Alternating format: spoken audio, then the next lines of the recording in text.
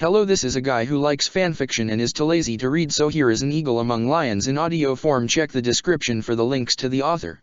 Chapter 70, Some Destinies Should Not Be Delivered. Edelgard had been unable to participate in the Black Eagle Strike Force's assault on Shamhala on her world, much to her regret, but she had read Shamir's report from the battle and taken notes, and she had memorized those notes and brought them as best she could to this world. The information gained from that conflict had been instrumental in crafting the plan White Fang was now using against Research Facility Omega. At Shamhala, Byleth had sent a small, covered force into the city to seize its citadel from within and neutralize its most powerful weapons, the Javelins of Light, the monstrous rods that fell from the heavens and turned cities into mere clouds of dust before sending the main body of the army in through the front gates. The same plan, writ small, was now in play here at Research Facility Omega. The facility had a control room in which the portal to the past was controlled and progress on its production floor was supervised. Among other security features, by seizing it, White Fang would take control not only of the portal, cutting off Thal's access to the bounty of the antediluvian world, but of the facility's doors and gate as well. While the personnel within the facility set their sights on retaking the control room, the advance team would open the front gates and let Geralt's team in. But that plan hinged on the control room being taken swiftly. Geralt's forces weren't far behind them, and they couldn't be kept waiting. Research Facility's floor plan had been described, roughly, in a prototype document Solon Zero and his fellow conspirators had seized from Shamhala, though deviations, of course, were only to be expected. The production floor stood 2 stories high, with the portal arch positioned at the northern end on a raised platform. To the east were barracks for the facility's engineering personnel and guards, and to the west was the facility's compact reactor that provided the fuel for its technology. The control room, north of the barracks, oversaw the production floor. The easiest way to reach that room without being spotted would be by traversing the ventilation ducts tunnels which ran in a circuit around the facility's second level and supplied clean air to every room, like an enormous and serpentine horizontal chimney flue.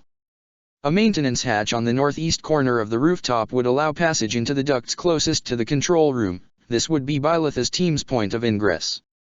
Or, it would be, but when her small advance team Vul, Felix, Edelgard, Hubert, and Ingrid finally traversed the rooftop, fortunately meeting no resistance along the way, and arrived at the northeast corner, they found a problem.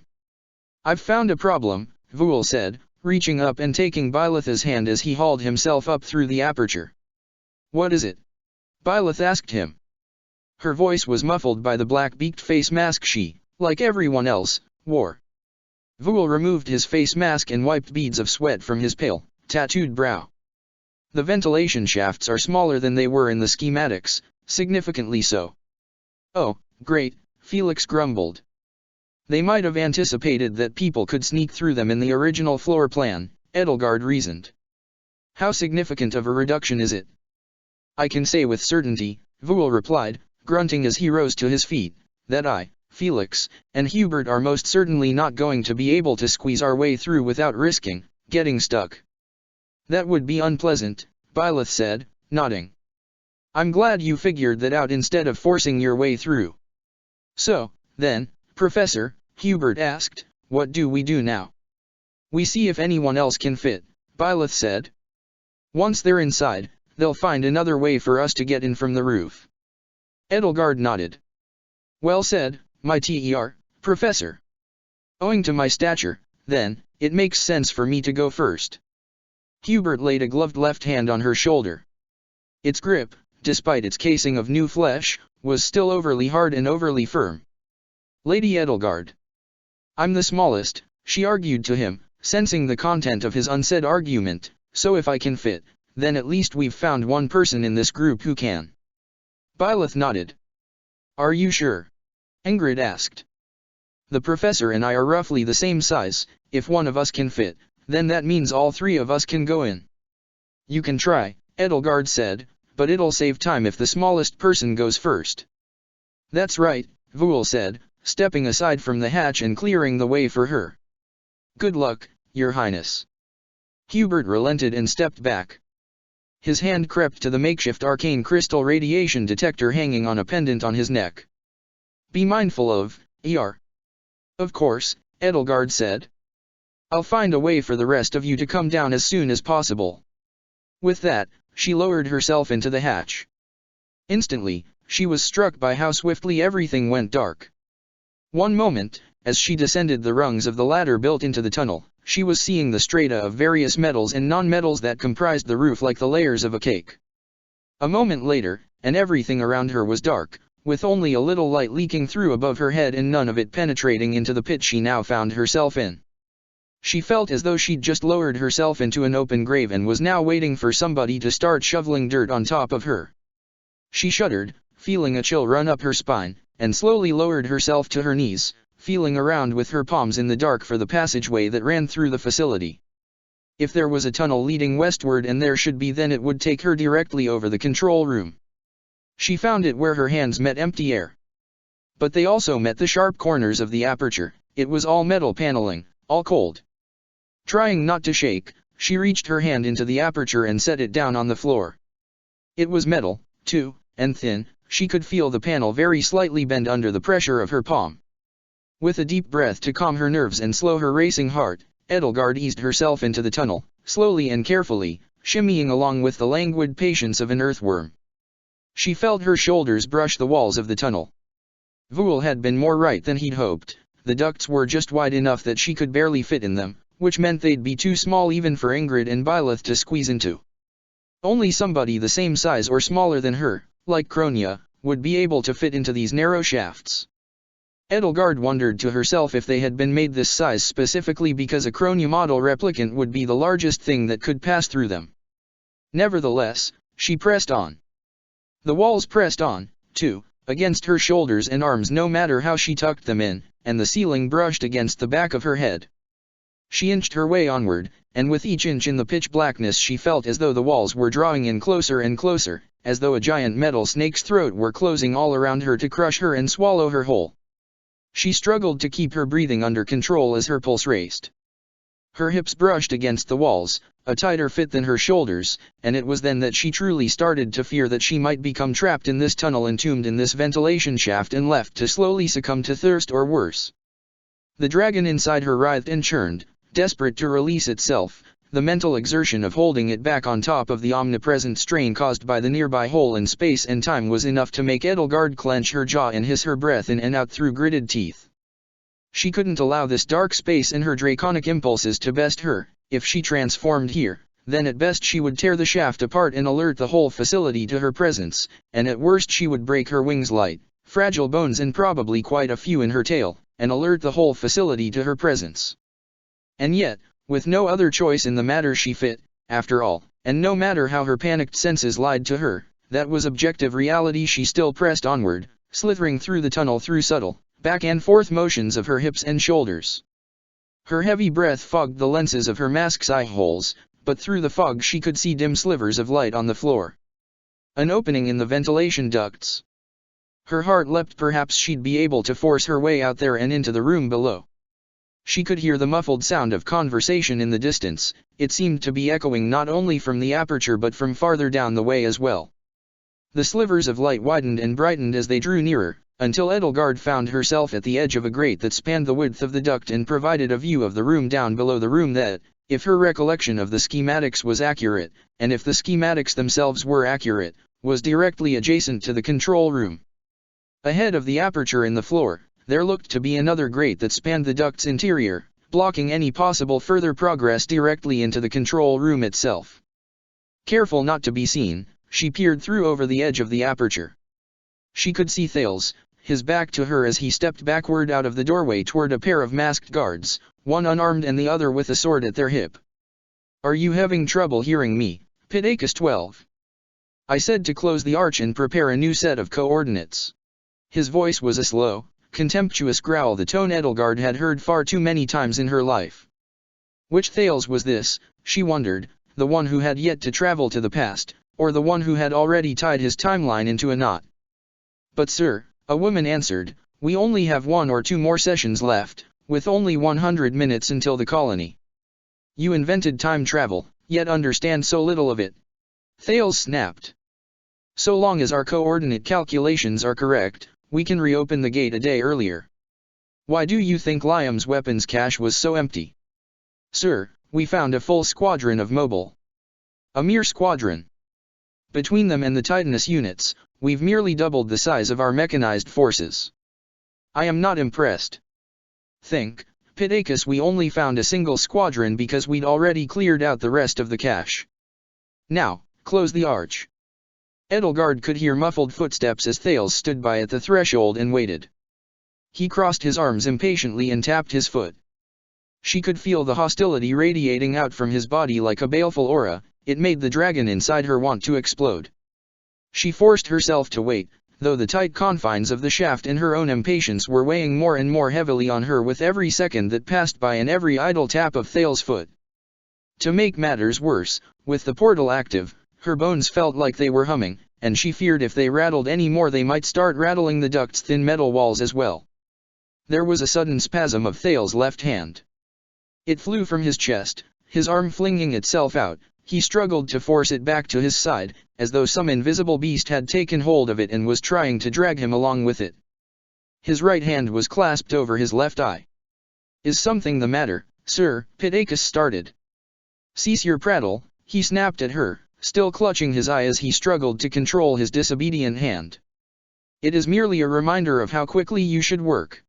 Grunting, he forced his hand down. And then, there was a low noise that slowly grew lower and lower until it vanished into an inaudible hum, and the odd, unearthly sense of pressure vanished. Edelgard forced herself not to breathe a sigh of relief, lest Thales overhear it. She was still stuck in this duct, and she was still tense, but she now had one less thing to worry about. The portal to the past, for now at least, was closed.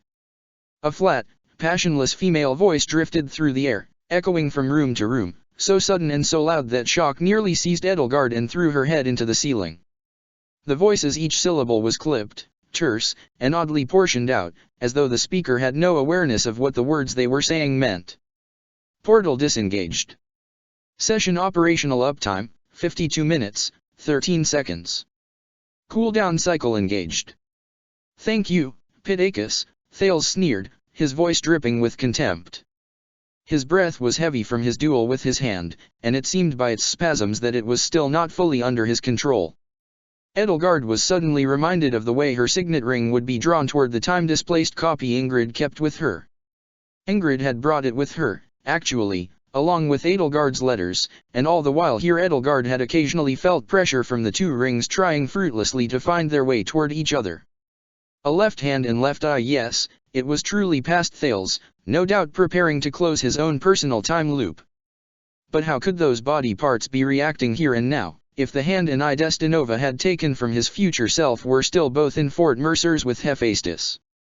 Something was dreadfully wrong here. Edelgard began to fear she'd trusted someone along the way more than she ought to have. "Now," Thales said, "load the spatial coordinates I specified, set the date to 4/13/1173, and set the time to 24/16/32. He grunted again as he forced his disobedient left hand into a tight fist. "Reactivate the arch as soon as the cooldown cycle is complete. I hate to leave you in command, but rest assured it shall be short. I can feel my past catching up to me. A little earlier than arranged, but I suppose there's a good reason for it." He turned on his heel and stormed off, his cloak swirling around him like living shadow as his footfalls rang out against the stone floor. The door to the control room slid shut with a deep, resonant hiss behind him. Then he paused. Edelgard felt her blood run cold as his head slowly tilted upward, his empty white eyes staring out from his pale, owlish face. As slowly and carefully as she could, she inched backward, trying to stay out of his line of sight as his gaze drifted to the metal grate she had been looking through. His head snapped back down. "You two," he said to the two guards who were in the room with him as he passed them. "Are you still awaiting word from the rooftop patrol?" Why yes, sir." "How long has it been since they missed their last check-in?" "A poor answer." "Too long, of course. Head to the barracks and send a full squadron to the roof." "A full squadron, sir?" Thales struck the guard across the face. "Yes, a full squadron. 16 units, in case you've suddenly lost the ability to count." "Better safe than sorry." Edelgard steeled herself. Those two guards were going to send men up to the roof, which meant they were going to reveal a new point of ingress for Byleth and the others.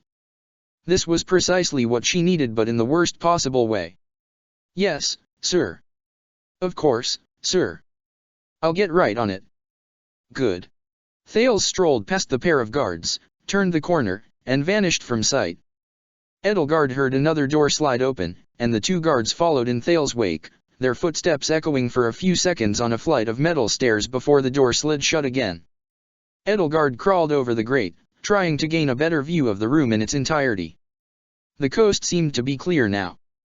She felt around the edges of the grate, put her weight against it, and pushed. It popped out from the bottom of the duct. She was quick to reach out and grab it before it could fall out of arm's reach, let alone hit the floor. She eased herself through the hole. She could feel metal scraping against her hips, the cloth of her uniform catching on the sharp edges, as she lowered herself down and suspended herself from one arm like a living chandelier. The sharp edge of the hole she'd made bit into her fingers. The floor was still about 4 or 5 feet below her. She figured if she dropped, she wouldn't make too much noise. She let go, tucked in her feet, and rolled as soon as she hit the floor. It wasn't a bad drop. She'd walked off falls from greater heights without even using her wings to slow her descent. At last she found herself free of the ductwork's claustrophobic interior, and at last she could finally breathe again. But there was no time to delay. She set the grate gently and silently down on the floor and cautiously approached the metal door Thales and the two guards had gone through, descending a flight of stairs with careful, silent steps to reach it. As she drew closer to it, she grew more and more perplexed. The door, she noticed, didn't have a doorknob or handle. Before she could start thinking about how she was meant to open it, though, the door split apart down the middle and both halves slid up into the ceiling and down into the floor, respectively, completely of its own accord as though it had sensed her presence. For a moment, she was startled, but with that problem neatly solved, she stepped over the threshold and into the next room. Thales, fortunately, had taken his leave of this one as well, and several more guards looked to be on their way out as well. Edelgard followed in their wake, keeping her distance, but not too much, so that she might look as though she belonged with them. The hall they traversed led to the barracks, and here she could see bunk beds crammed together more tightly than even on a naval ship. As large as this facility was, it did not afford its personnel much personal space. Flesh could be compressed, machinery could not. The strange, cold voice rang out again, cool-down cycle complete. All systems nominal. Portal is now cleared for reactivation. As she joined the other masked Agarthans filing out on their way to the roof, she felt a loud, low hum fill the air, rattling her bones, and while the hum slowly grew higher and higher until it became a subtle whine, the vibration penetrating deep into her bones continued. The portal was being reactivated. It seemed Thales was preparing to complete his own time loop. There was a pressure in her skull that made her brain feel like an overripe tomato. She raised a hand to her brow, forgetting the face mask that covered it. And again, the voice, new coordinates set. Portal reactivation sequence commencing in T-10, 9, 8. As the voice rang in Edelgard's ears, she felt a pair of hands light on her shoulders. "You all right there?" Edelgard nearly leaped out of her disguise. Fire was already springing to her fingertips before she realized that she was being helped. "I get it," her Agarthan helper said. She had Kronya's voice. "That portal does things to some people." Edelgard nodded. She put on her best imitation of the same voice. "Think why?" The Agarthan shoved her to the floor and delivered a swift kick to her ribs, knocking the breath from her lungs with the dagger-like strike of her boot. "Weakling," she sneered, chuckling as she went on to join her fellow soldiers, who were also laughing. There, Edelgard thought as she picked herself up, was that infamous Agarthan hospitality at work. She shrugged off the sharp pain going through her side and hurried to keep up with the others, zeroing in on the soldier who'd kicked her. While she had her back to her, Edelgard stuck out her foot and hooked it around her ankle, tripping her. She fell into her friends and they collapsed into a heap. "Turnabout is fair play," Edelgard sneered, striding past them. It felt sickeningly petty of her, but at least she was blending in with the other Kronyas. As the old saying went, when one was in bear, one followed its customs. She followed the rest of the squadron. She'd subtly inserted herself into up another flight of stairs to the second-floor barracks, to a door that led into a tunnel carved into the eastern wall of the cavern. The tunnel sloped gently up and around in what seemed at first glance that it might be a sort of U-shape. This must have been a hidden passage linking the facility's interior to the rooftop. It certainly hadn't been on Solin's schematics. The other opening must have been well disguised. It's probably nothing, one of the guards picked for the mission was saying. But at least there's plenty of space to stretch our legs up there. Like they'll let us stretch our legs if there's nothing there. You'd better hope some of those stupid beasts found their way down here again. The only way we're getting any exercise is if they put up a fight. As a few of the soldiers Edelgard had tripped clambered up behind her, the guard who'd been tasked with organizing the team counted out 16, including Edelgard, and handed swords, spears, and bows to them. "All right," he said, "all of you, move out. You four, go back to your posts." The soldier who'd kicked Edelgard was incensed. "Hey, that's not. First come, first served, asshole. Back to your posts." The latecomers grumbled among themselves, stared daggers at Edelgard, and trudged away. Edelgard followed the rest of the squadron into the tunnel, looping around and following its gentle slope. Her heart pounded against her ribs and her pulse throbbed in her ears. What would these soldiers do if they came across people dressed in their own uniforms on the rooftop? Perhaps their initial reaction wouldn't be hostility, and Byleth and the others could ingratiate themselves quietly into their ranks. From there onward, getting to the control room wouldn't take much trouble. The 16 of them came to the end of the tunnel at what was apparently a dead end, a sheer wall of rock. But the squadron leader laid his hand on the wall and pressed down on some hidden spot, and with a low rumble the entire wall slid up and away, revealing the facility's rooftop. At this angle, Byleth's team of 5 on the northeastern corner were fully visible, and so was Dimitri's team of 4 in the southwest, and Ignatz and Bernadetta at their sniping positions overlooking the production floor. This, Edelgard worried, was not going to go well. "Hey," the leader of the squadron called out.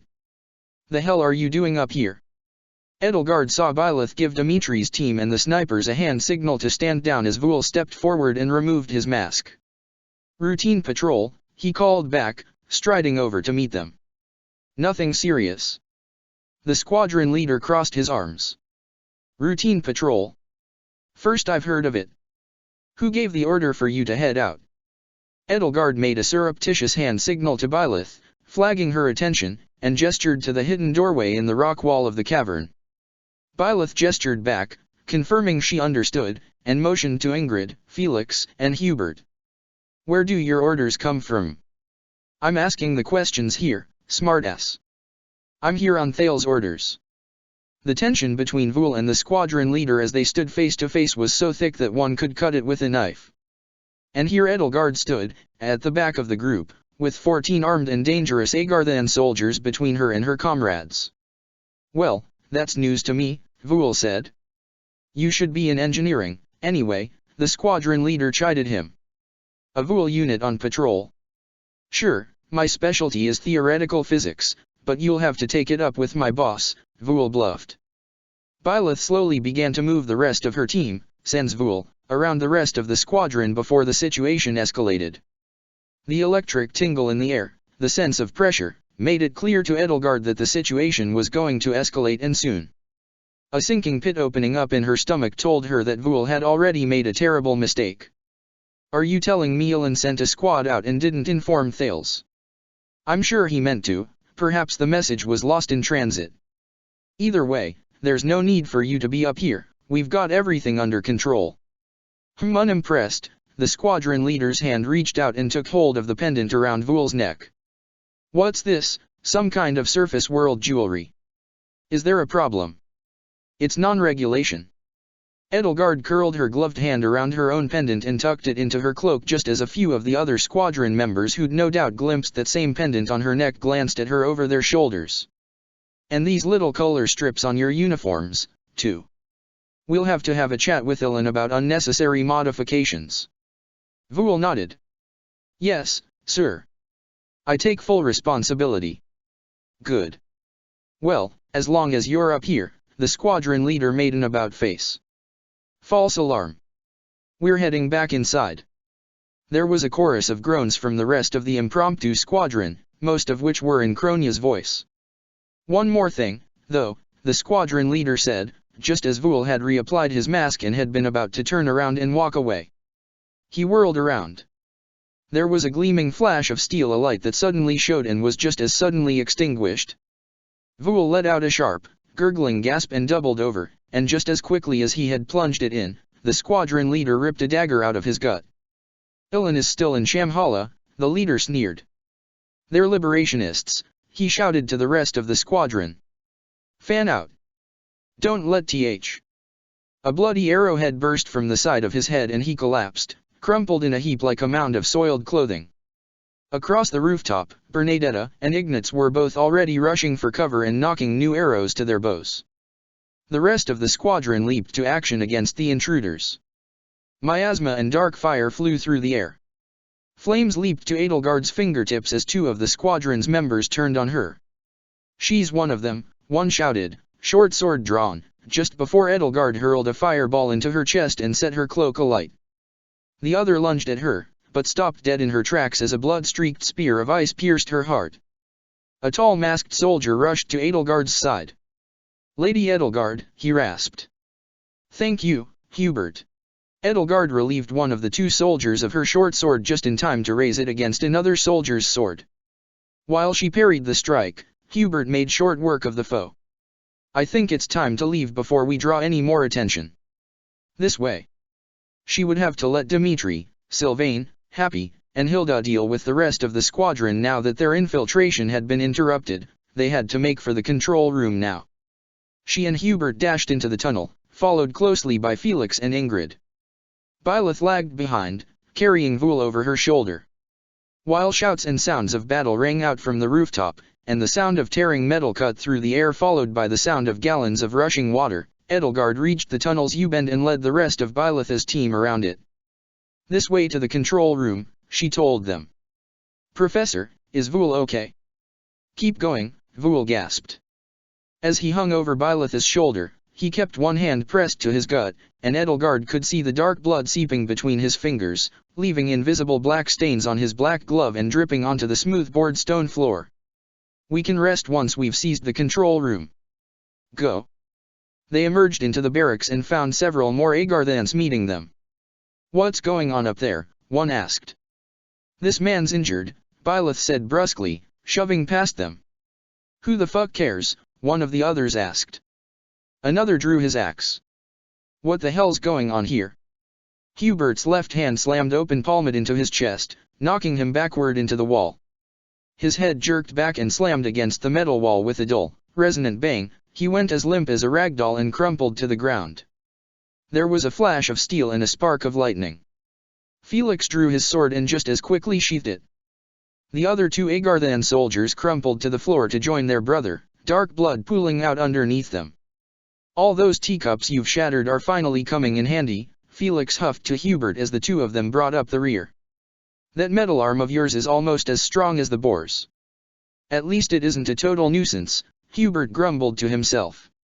He whirled around, casting magic with his right hand, and conjured a sheet of ice across the floor behind them as a trio of Agarthans rushed into the room to avenge their comrades. They exited the hallway through one of the sliding doors.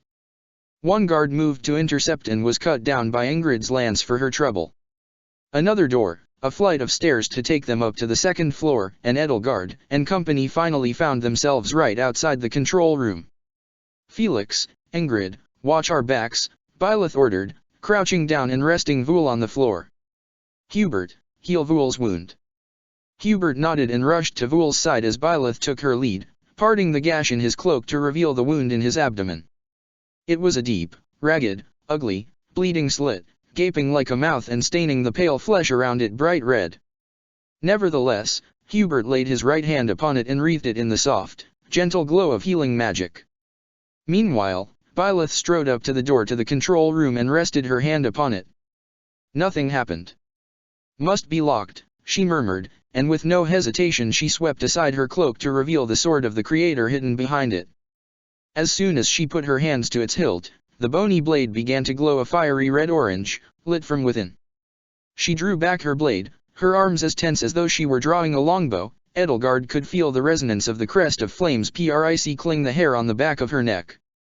With one sharp thrust, Byleth plunged the sword of the Creator into the door. The blade sank into the metal right at the horizontal seam which separated the sliding door's top and bottom half, and the metal around it began to take on the same glowing hue as the sword, first a dull cherry red, then a sunny orange. Bit by bit, Byleth began to force the blade upward, chewing through the metal with a horrendous squeal as she cut her path. At the bottom of the staircase, the other door slid open and another trio of Agarthans began to pour through, meeting Ingrid and Felix on their way up.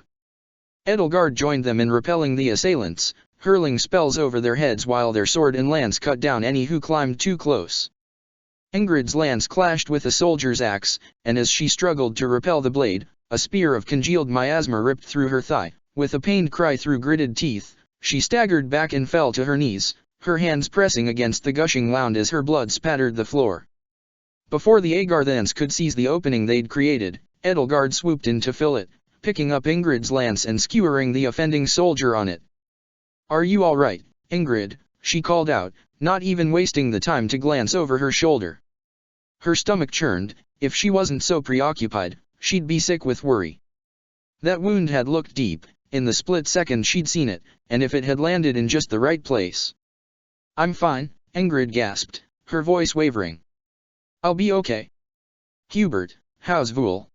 Edelgard called out to Hubert.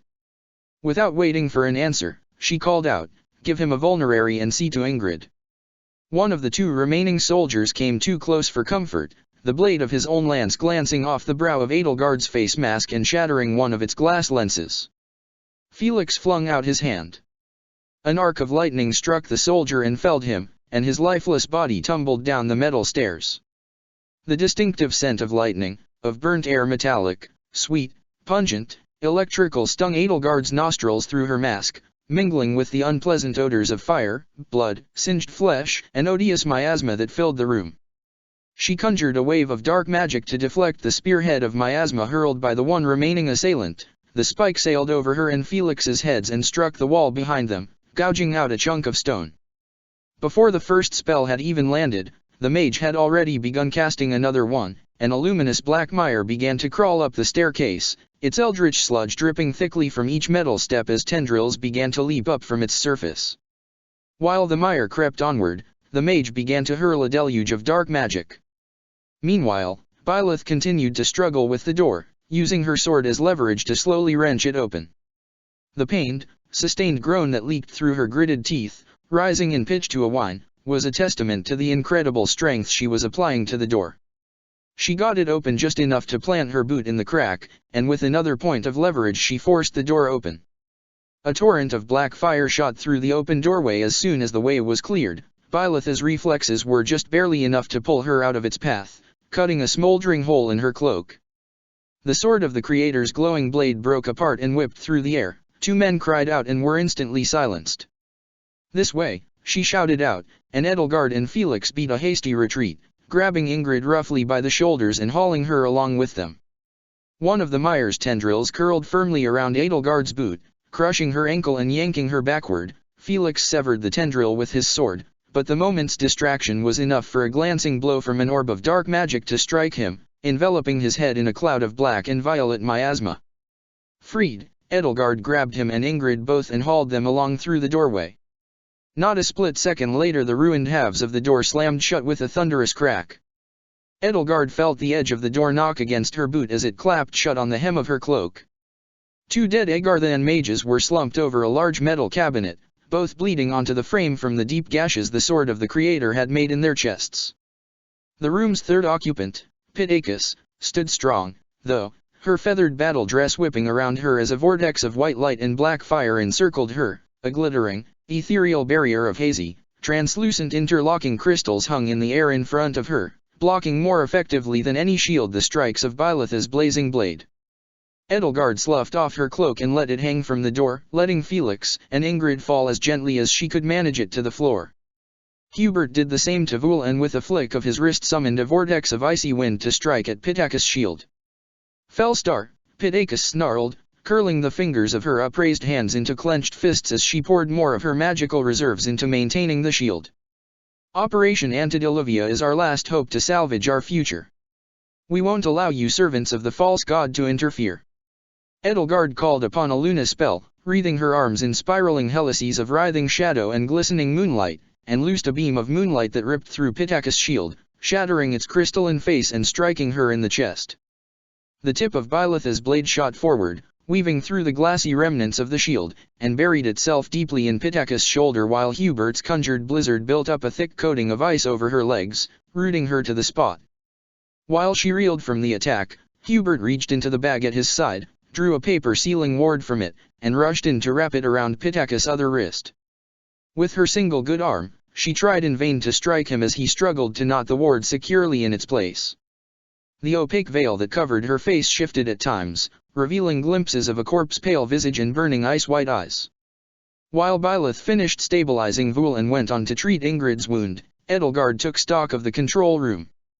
Two of its adjacent walls were single unbroken panes of glass stretching from floor to ceiling, and these windows gave a comprehensive view of the entire production floor including the 16 great armored golems the Agarthans had seized from their portal to the past, surrounded by the gargantuan machinery and equipment that cradled them. Great metal arms and hooks spanned the length and breadth of the ceiling between long, thin corridors of ventilation ducts. Water and, perhaps, something too dark to be just water trickled in little spouts from some of the hatches in the ceiling, pattering in puddles on the floor.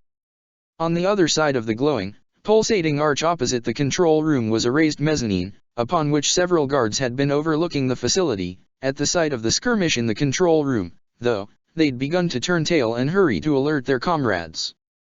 The golems, though, commanded the most attention about the size of Rhea's golems, but resembling far more armored humans writ large than the disproportionate, doll-like facsimiles Rhea had created. There was something uncanny about them in a far more different way, and the strange shape of their armored carapaces, angular lines etched onto curves, symbols, and labels in perfect lettering stamped and painted across them, denoted something at once familiar and alien. Rhea's golems, in a twisted way, resembled a distorted and misshapen mirror of the armor Fodlan's soldiers had worn to battle for over 1200 years, but these were more foreign in their designs and aesthetics than even the armor and battle dress of Almira, Srang, or Dada. They were a throwback to a long-forgotten age, a long-forgotten people perhaps even older than the Nabateans and Agarthans, and yet they all looked utterly, sparkling new. The strange voice rang out through the facility again, portal reactivation sequence complete.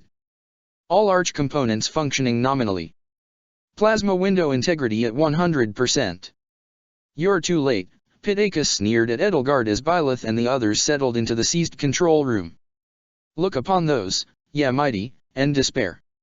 During the Felstar Wars, the people of Liam, our neighbor, constructed these mobile suits of armor to do battle with the false gods' spawn. You simple, primitive humans will be powerless against them, she coughed and hacked, specks of blood appearing on her veil. It's all over. Take this control room if you will, but you've already lost. You'll be crushed like the insects you are. Enough, Pitakus, Vul gasped, forcing himself upright onto unsteady legs with one hand still pressed to his partly healed wound, which still oozed blood through his fingers. He removed his face mask and tossed it to the floor. His face was paler now than usual, glistening with a layer of sweat. The surface world is a beautiful place, he said. We can't sully it with terrible weapons from the darkest days of its history. Darkest days? Pitakus scoffed. You've gone native, Vul. Too much time in the sunlight. Have you forgotten that we lived for the past 2 millennia in darkness? It was the Felstar that brought darkness to this world, not us. And these weapons will ensure that this darkness never falls upon the earth again. If sunlight softens us, Vul retorted, then perhaps we are obliged to be softer. From the windowed wall of the control room, Edelgard could see the massive arch that stood at the end of the production floor on a raised platform, its surface gently shimmering with pure white light. At this proximity, she could feel just how thin the world around it was.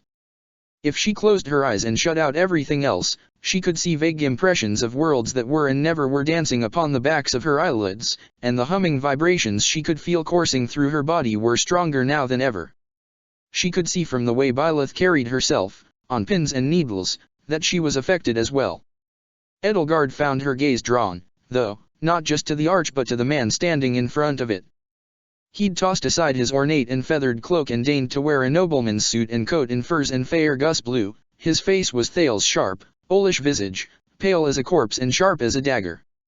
Again, Thales lifted his head and stared upright at her, into her eyes, and even from so high above him she could feel the cold, wicked sneer that his lips must have curled up into.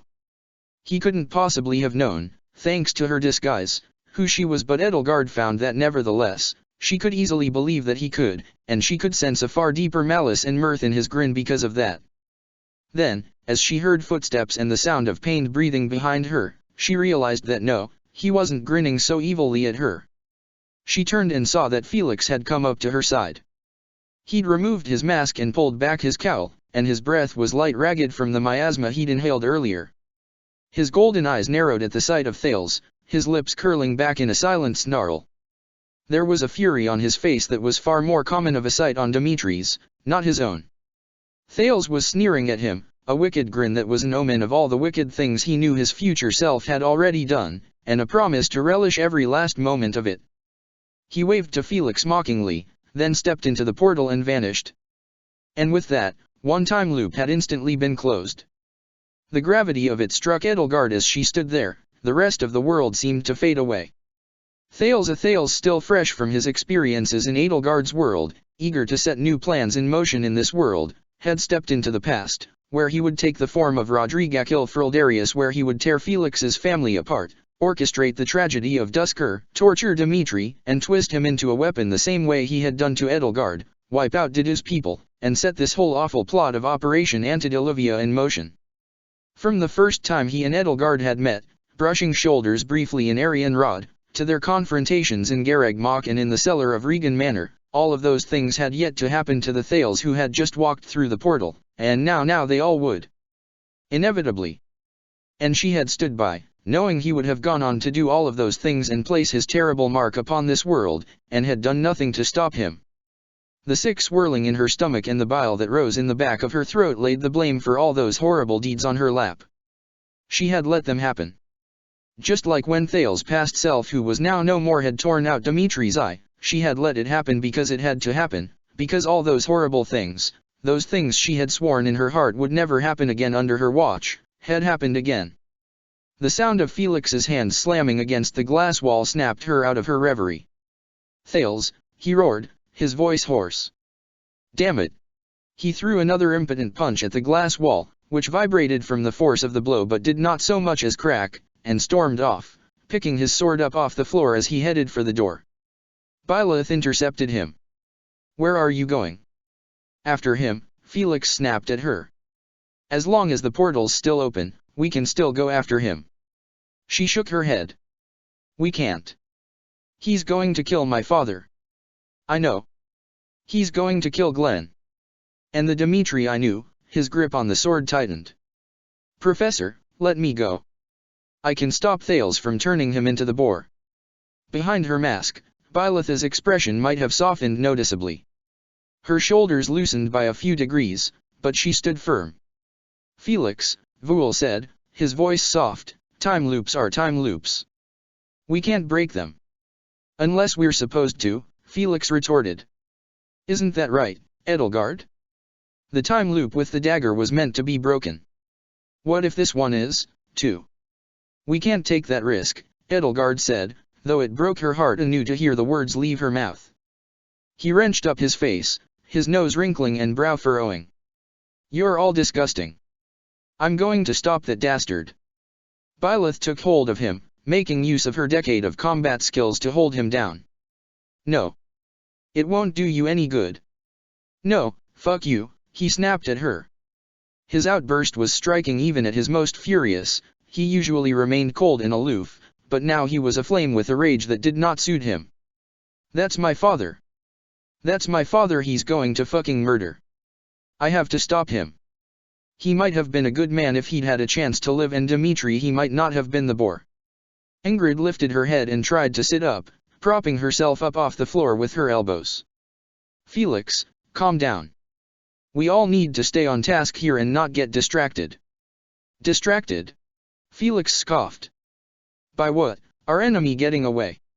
Sorry if that's distracting to you. He pushed his way past Byleth. Edelgard hurried to intercept him. Felix, I understand how you feel, she said, but you need to keep a level head. He whirled around and leveled his blade at her throat. Is that all you have to say, Edelgard? He asked, his voice trembling with fury. His hands, gripping his sword, seemed to be the only part of him that weren't trembling. Would you stand by if it were your family? Would you let Thales go on to kill Burkhard, and Joachim, and, what's her name, Hedwig?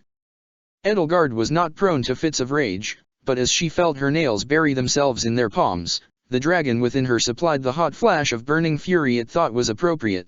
She could feel it tearing itself free of her, tearing through her purloined uniform. That's uncalled for, Felix, she said, as calmly as possible with the beast forcing its way up from her bones. Oh, I guess you did stand by, Felix sneered, you cowardly little bitch. Edelgard felt her talons take a firm hold of the blade in front of her, the steel resting gently against her scaly flesh, and swatted it aside. That is enough, she told him. Hubert grabbed him and helped Byleth force him down to the floor. I won't have any compunctions about misusing this left hand of mine if you insist on treating Lady Edelgard like. Shut it, you fucking dog. Felix snarled at him. And you, Professor, you're nothing but a stupid doll who just follows whatever order she's given, aren't you? Just like what Rhea wanted you to be. Felix, you need to calm down, Edelgard said, as Pitacus laughed at the drama unfolding in front of her. I don't like this any more than you do. You could have had me fooled. Felix bellowed, still pointing the blade at Edelgard even as Hubert and Byleth tried to wrench the sword from his grasp. You're a fucking coward, Edelgard. As long as we've known you, you've postured like this great leader, everybody's mother hen, you've given us all this talk about freedom and choices, but at the end of the day, you just want us all to be powerless slaves to our fates, just like you and Thales. Please, calm down, Felix. Ingrid protested. There's nothing we can do. Easy for you to say, lying there like a useless lump. If you really cared at all about being a knight, you'd pull yourself up and help me. We can stop him together, we can save Glenn. For once, Edelgard heard Felix's voice crack. Tears were spilling down his eyes as he struggled in vain to squirm out of Byleth's grasp. She wanted to scream to the heavens at how unjust this all was. She knew exactly how Felix felt, the powerlessness, the indignation, the feeling that the world itself with all its might was trying to break him like a twig over its knee. But she had better things to do than scream. They all did. She could see out of the corner of her eye through the massive floor-to-ceiling windows that the rest of the facility's soldiers were all heading to the eastern side of the building, toward the control room. In the distance, she could hear the pounding of a dozen footfalls drawing closer. Voul, she asked, what do you need to open the front door and let Geralt's forces in? Voul cleared his throat. Well, for starters, I need you to step away from that console, he said. Edelgard stepped away from the metal cabinet she had been standing beside and let Voul look over it. While he worked, she knelt down at Ingrid's side and inspected the wound in her thigh. It was nearly completely healed, leaving only a jagged streak of raw flesh, but the size of the blood stain around it on the trousers underneath her cloak was enormous. The wound had not always been shallow before Byleth had gotten to it. Are you all right? Edelgard asked her, reaching down and gently pulling away her face mask. Her golden hair spilled out from under her cowl. Underneath it, her face wasn't much paler than Voul's normal complexion. You've lost too much blood. I haven't, I just need to rest a bit. The bleeding's stopped, Ingrid said. Her voice was hushed, halfway to a whisper, and her eyes couldn't help but be drawn toward Felix. His shouts had petered out, and his face looked as wounded and sad as Edelgard had ever seen it.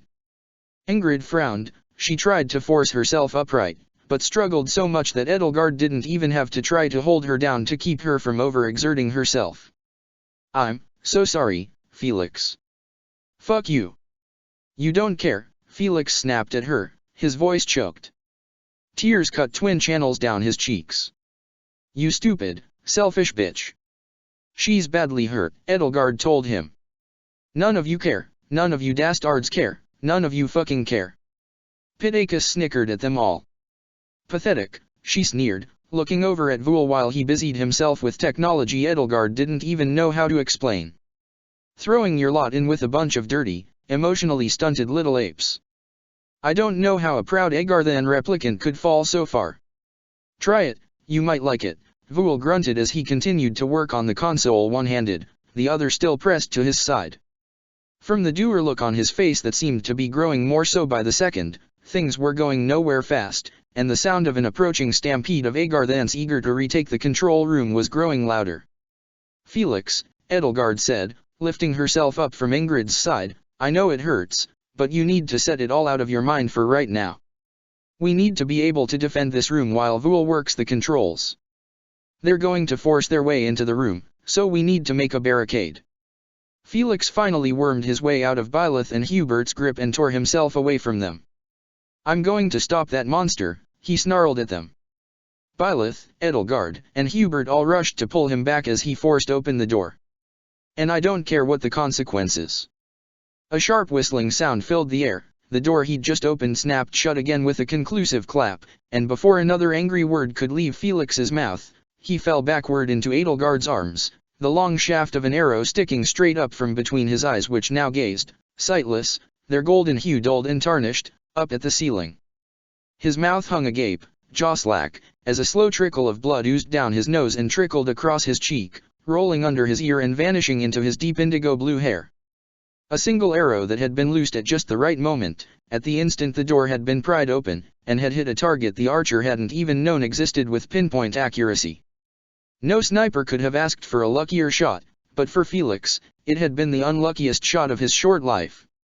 For a moment, the world seemed to have come to an utter stop. For a moment, Edelgard thought that it had, and expected any second now for everything to vanish and for her to be thrown back briefly into her own world. But then a horrible scream of shock and grief wrenched itself from Ingrid's throat as she stared at the sight of her old friend's already limp and lifeless body, wide-eyed, ashen-faced. Her scream was ragged and awful, anguished, and inhuman, more the screeching sound a wyvern or dragon would produce from a grievous and mortal wound than anything that could come from a human's throat. And then, finally, it came to an abrupt stop, still ringing in Edelgard's ears as the world around her froze and burned away. Edelgard's respite in her own world was but a brief few minutes, though longer than she expected, just enough time to let her catch her breath and think things through. When she returned to the other world and her other body regained consciousness, she awoke to the sound of Felix shouting. And though in her current circumstances it was the last thing she needed to hear, the sense of relief she felt at the sound of it made it music to her ears. She opened her eyes. Felix was still raving about Thales and Byleth was still trying to restrain him and keep him from leaving the room, a new sense of urgency in her movements as she tried to keep him from squirming out of her grasp.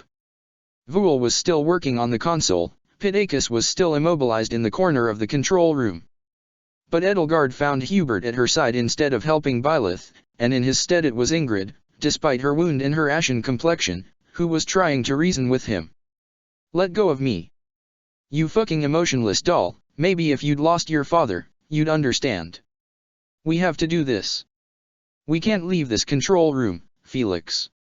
Let me go alone, then, we still have time. This is about saving the old man, the boar, and..." "Felix, that's enough. Shut up. Some knight you turned out to be, Ingrid, you stupid, ugly cow. Glenn would be ashamed. Stop. Listen to Professor Byleth. You'd have been better suited as a housewife and grateful any man would even want you."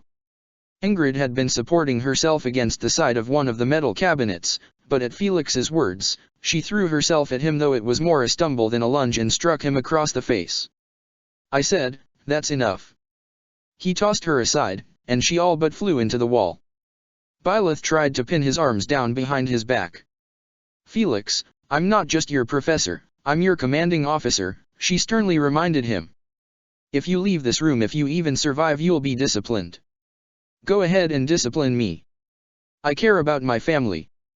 "A husk like you can't understand," Felix spat through gritted teeth as he fought back. Meanwhile, just as before, Pitacus snickered through the whole spat. Edelgard stood up. "I've heard enough," she said, raising her voice and letting it fill the room with her well-practiced authoritative tone. She glanced over her shoulder, out the window, at the glowing portal below the control room. Thales went off to meet his destiny, did he? She surmised. A part of her had been curious about whether Thales' past self would have been affected by Byleth's power the same way his future self demonstrably had, but it seemed only one Thales could be influenced by the reversal of time, and the cosmos chose the one furthest along on the path of his life. There was no time to muse about that now. She didn't wait for an answer. Felix, she said, striding across the room over to where Ingrid had crumpled to the floor, I understand how you feel right now. Felix shot her a skeptical glare as Byleth forced him to his knees. Then tell our professor to let me go. You know you're one of her favorites. Edelgard would have blushed, but now was not the time. I'm flattered. But it's precisely because I understand that I have to agree with everybody else. This facility's entire complement of soldiers is heading this way to retake the control room. If you leave this room, you will run into them, and you will die accomplishing nothing. Felix's lip curled. You think so little of me? If you're going to act so childishly, then I have no choice. Step outside this room and it will be a senseless, stupid waste of life. She turned her attention to Ingrid, who was trying to pick herself back up, if only for a moment. Stay down, she whispered to her. Let me handle this. We can change the past, Felix huffed, his chest heaving as he glared daggers as sharp as his favorite blades at Edelgard.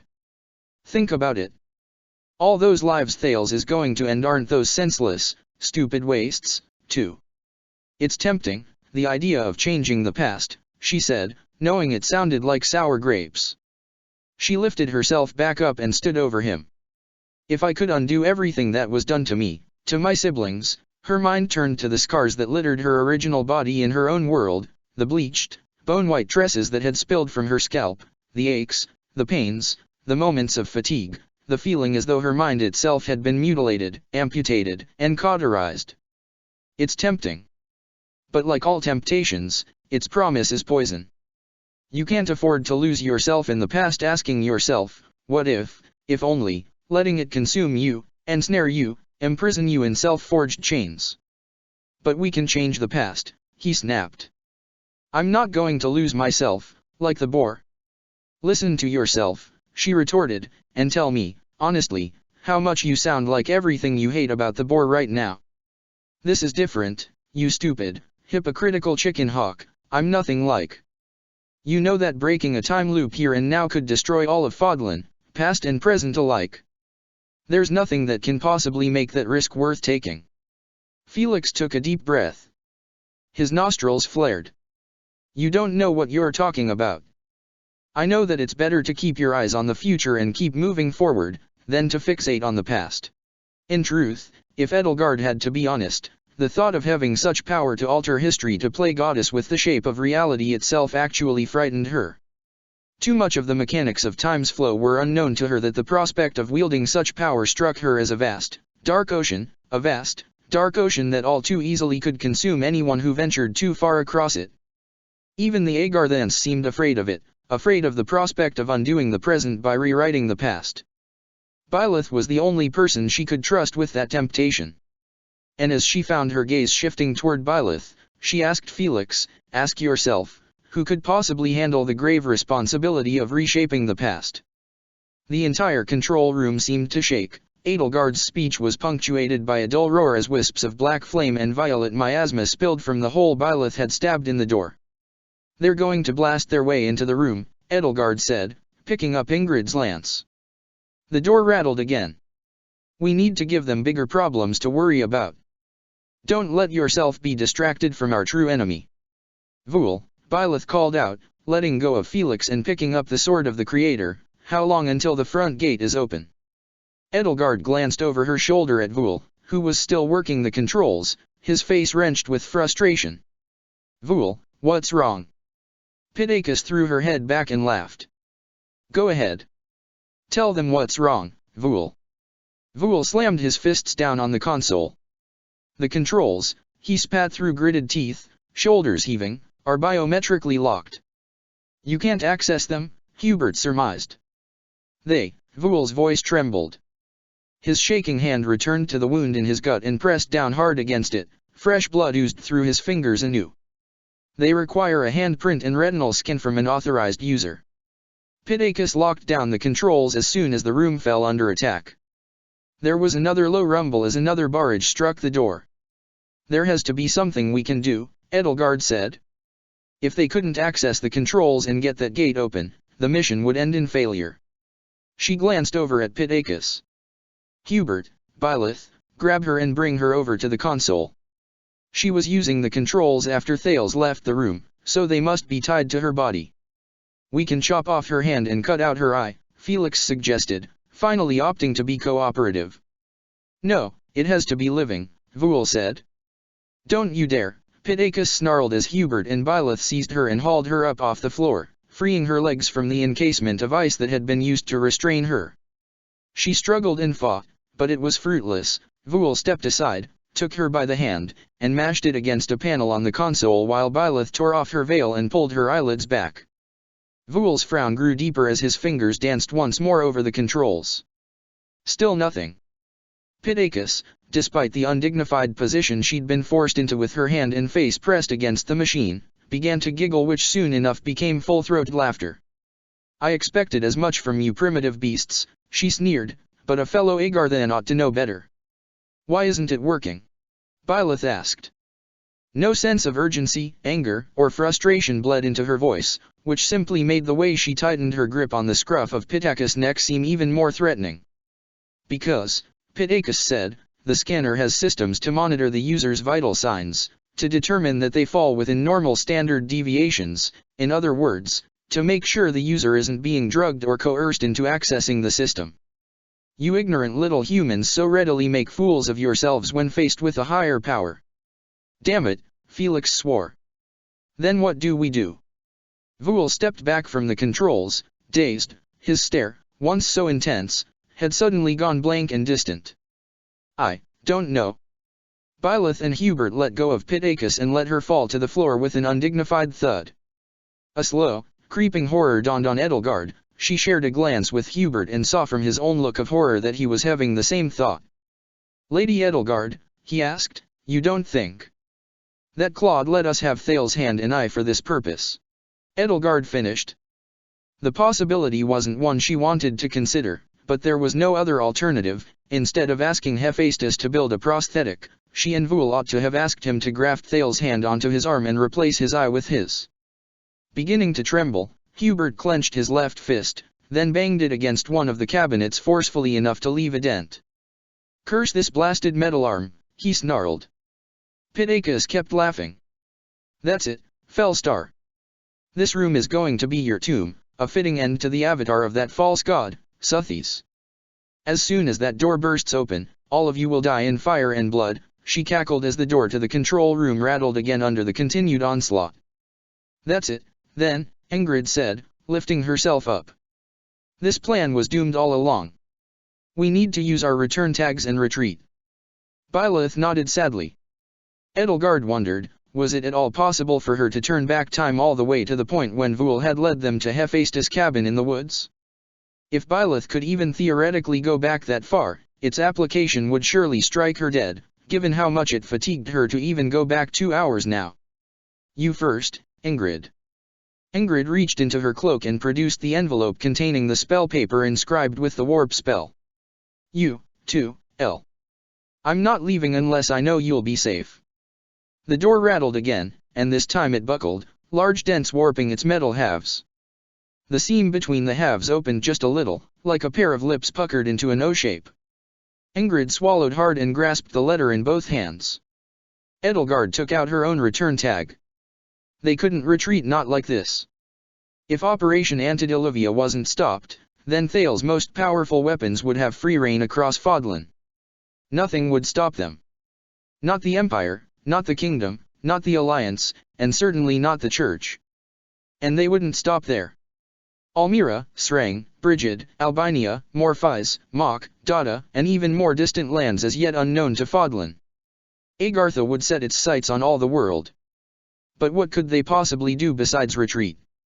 Dying here would do just as much to stop Operation Antediluvian as fleeing, and at least if they fled, they would live to fight another day. With a heavy heart rattling against her ribs, Edelgard tore the envelope, breaking its seal. Nothing happened. It's not working. Ingrid gasped.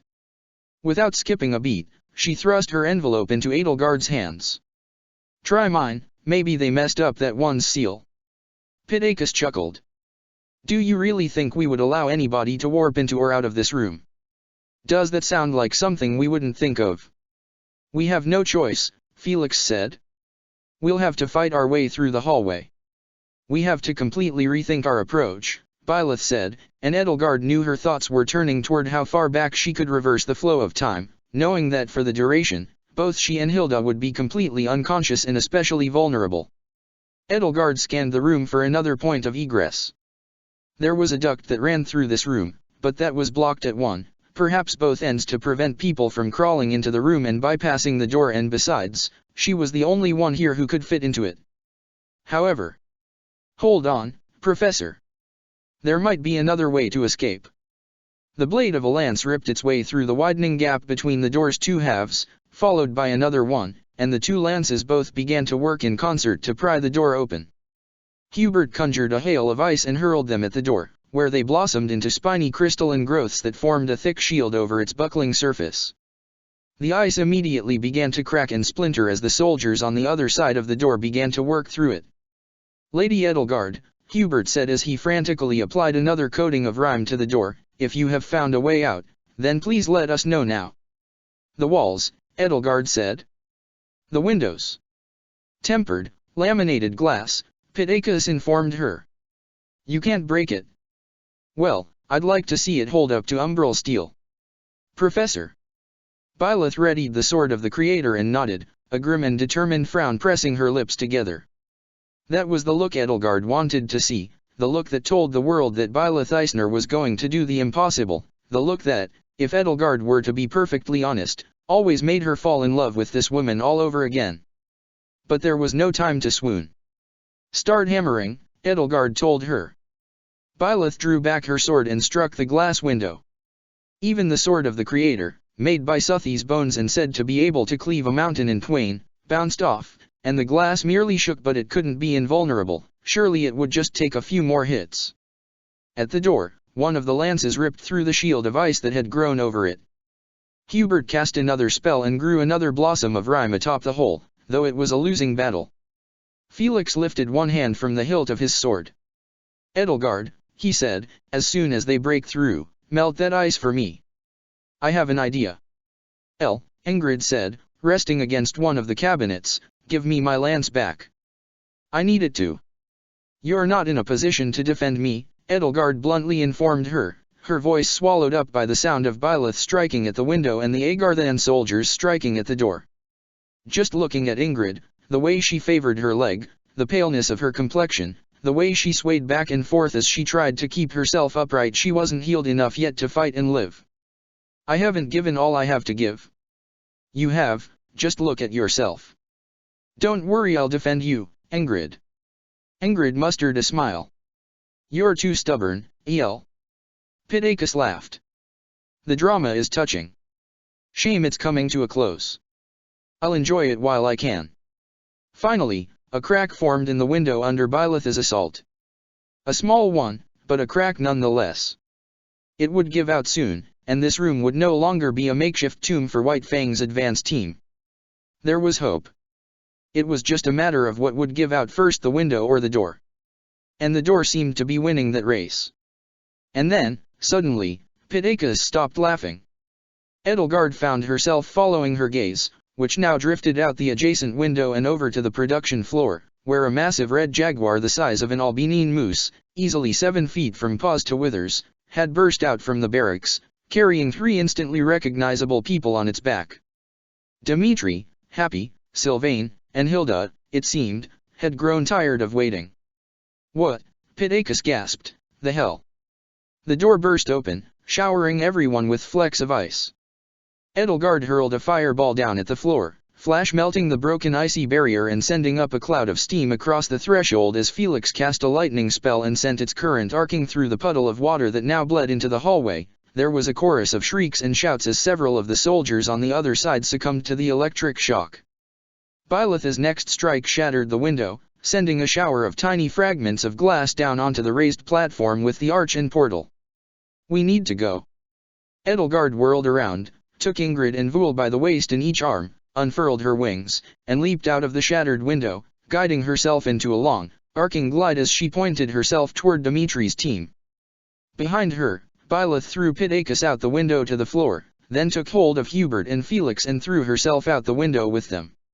She lashed out with the sword of the Creator, and its blade unfurled to its full length. The tip anchored itself to the ceiling and she swung from the breached control room to the mezzanine on the opposite side of the arch as Agartha and soldiers piled into the once occupied control room behind her. Edelgard felt her feet touch the floor and immediately retracted her wings, but a hair too slow. There were archers who had already trained their bows on her, and one of their arrows struck true and nestled itself in her feathers in the split second she still had them. The kiss of the arrowhead against her flesh was searing, burning, frigid, electric all at once, a poison-tipped blade, and when her wing fully retracted, the wound it had caused, having nowhere else to go, ripped through her shoulder. She hit the ground hard, and Ingrid and Vul with her, and though she righted herself as swiftly as she could, gritting her teeth through the haze of pain as she conjured her flames, the nearest Agarthan was closing in on her, raising their axe overhead. She wouldn't be fast enough. A scarlet blur flashed before her eyes. There was a swing of silver-etched steel. The assailant's chest exploded in a shower of offal. Happy came to a stop as Dmitri rested the haft of his blood-stained lance against his shoulder and offered his hand to Edelgard. A warm smile crossed his face, speckled with flecks of red and crimson, as his eye met hers. He breathed, his voice threaded equally with ribbons of relief and unease. Are you all right? It's just a scratch, Edelgard gasped, hissing the words through gritted teeth and a clenched jaw. She rose to unsteady feet and reached out, groping for his hand as her vision doubled and the room swam around her, and she considered it practically a stroke of luck that she felt her fingers brush against his and then felt his gloved, gauntleted hand take a firm grip of hers. Ingrid and Vul are injured. Sylvain and Happy had already dismounted and collected the two of them off the floor. Ingrid weakly protested Sylvain's attempts to help her out. Sylvain, hand me a vulnerary, Dmitri said, and he instantly obliged and tossed a small stoppered glass bottle up to him. He narrowly caught it. Mind the blind spot, please, he muttered, uncorking the bottle. Where's the wound, El? This should help a bit. Edelgard winced as another jolt of pain shot through the wound. Right shoulder. Happy suddenly bolted to avoid a wave of dark magic. Dmitri fumbled with the bottle, letting out a surprised yelp, but managed to apply most of its contents to the wound. Edelgard felt a sharp stab of pain, like lemon juice, salt, and whiskey all poured at once onto a gaping wound, and an instant later felt her entire shoulder go numb. I hope Professor Byleth will not be too mad at us for leaving our post, Dmitri said, holding on to Edelgard as Happy weaved across the production floor. We became worried when we saw the gate was still closed. We can't use the control room. We'll have to find another way to open it, Edelgard said, feeling sensation start to return to her arm and with it, the painful poison that the vulnerary hadn't entirely cleared out. She buried her hands in Happy's mane. I doubt Byleth will be upset at all. We need a new approach. Happy circled back to Sylvain, Hilda, Vul, and Ingrid. None too politely shrugged Edelgard and Dmitri off her back, and with a shake of her mane returned to her much smaller human form. Well, Brain, she said, ripping the cloak off of Sylvain's back and ensconcing herself in it, how'd your and Chatterbox's plan go tits up this time? Edelgard opened her mouth just as Happy conjured a wave of darkness and lobbed it at an approaching guard, the force of the blast hurling them into the shin of a nearby golem before they could draw near. Sorry, Happy said. Continue. We can't access the control console, Vul told her and the others as they rushed for cover behind one of the legs of the titanic golems looming over them. He still clutched his wound, which was bleeding more profusely now, it seemed, than when he had first received it.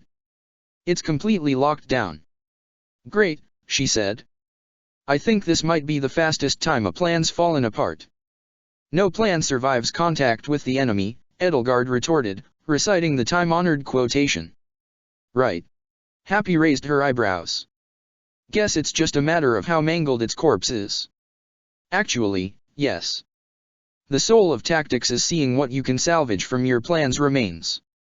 Sylvain stared up at the golem they'd all taken cover behind, struck dumb for a moment by its sheer size and its foreign shape. At first it seemed he was looking at the mass of exposed machinery that formed the golem's pelvis underneath the panels of armor that formed a protective skirt around it. But when Edelgard spared a moment to follow his gaze, she could see that it had come to rest on a series of white letters emblazoned across the olive-green armor plating on the golem's thigh. XENOS 117 Beta SS. XXNOS. Sylvain gawked, mouth agape.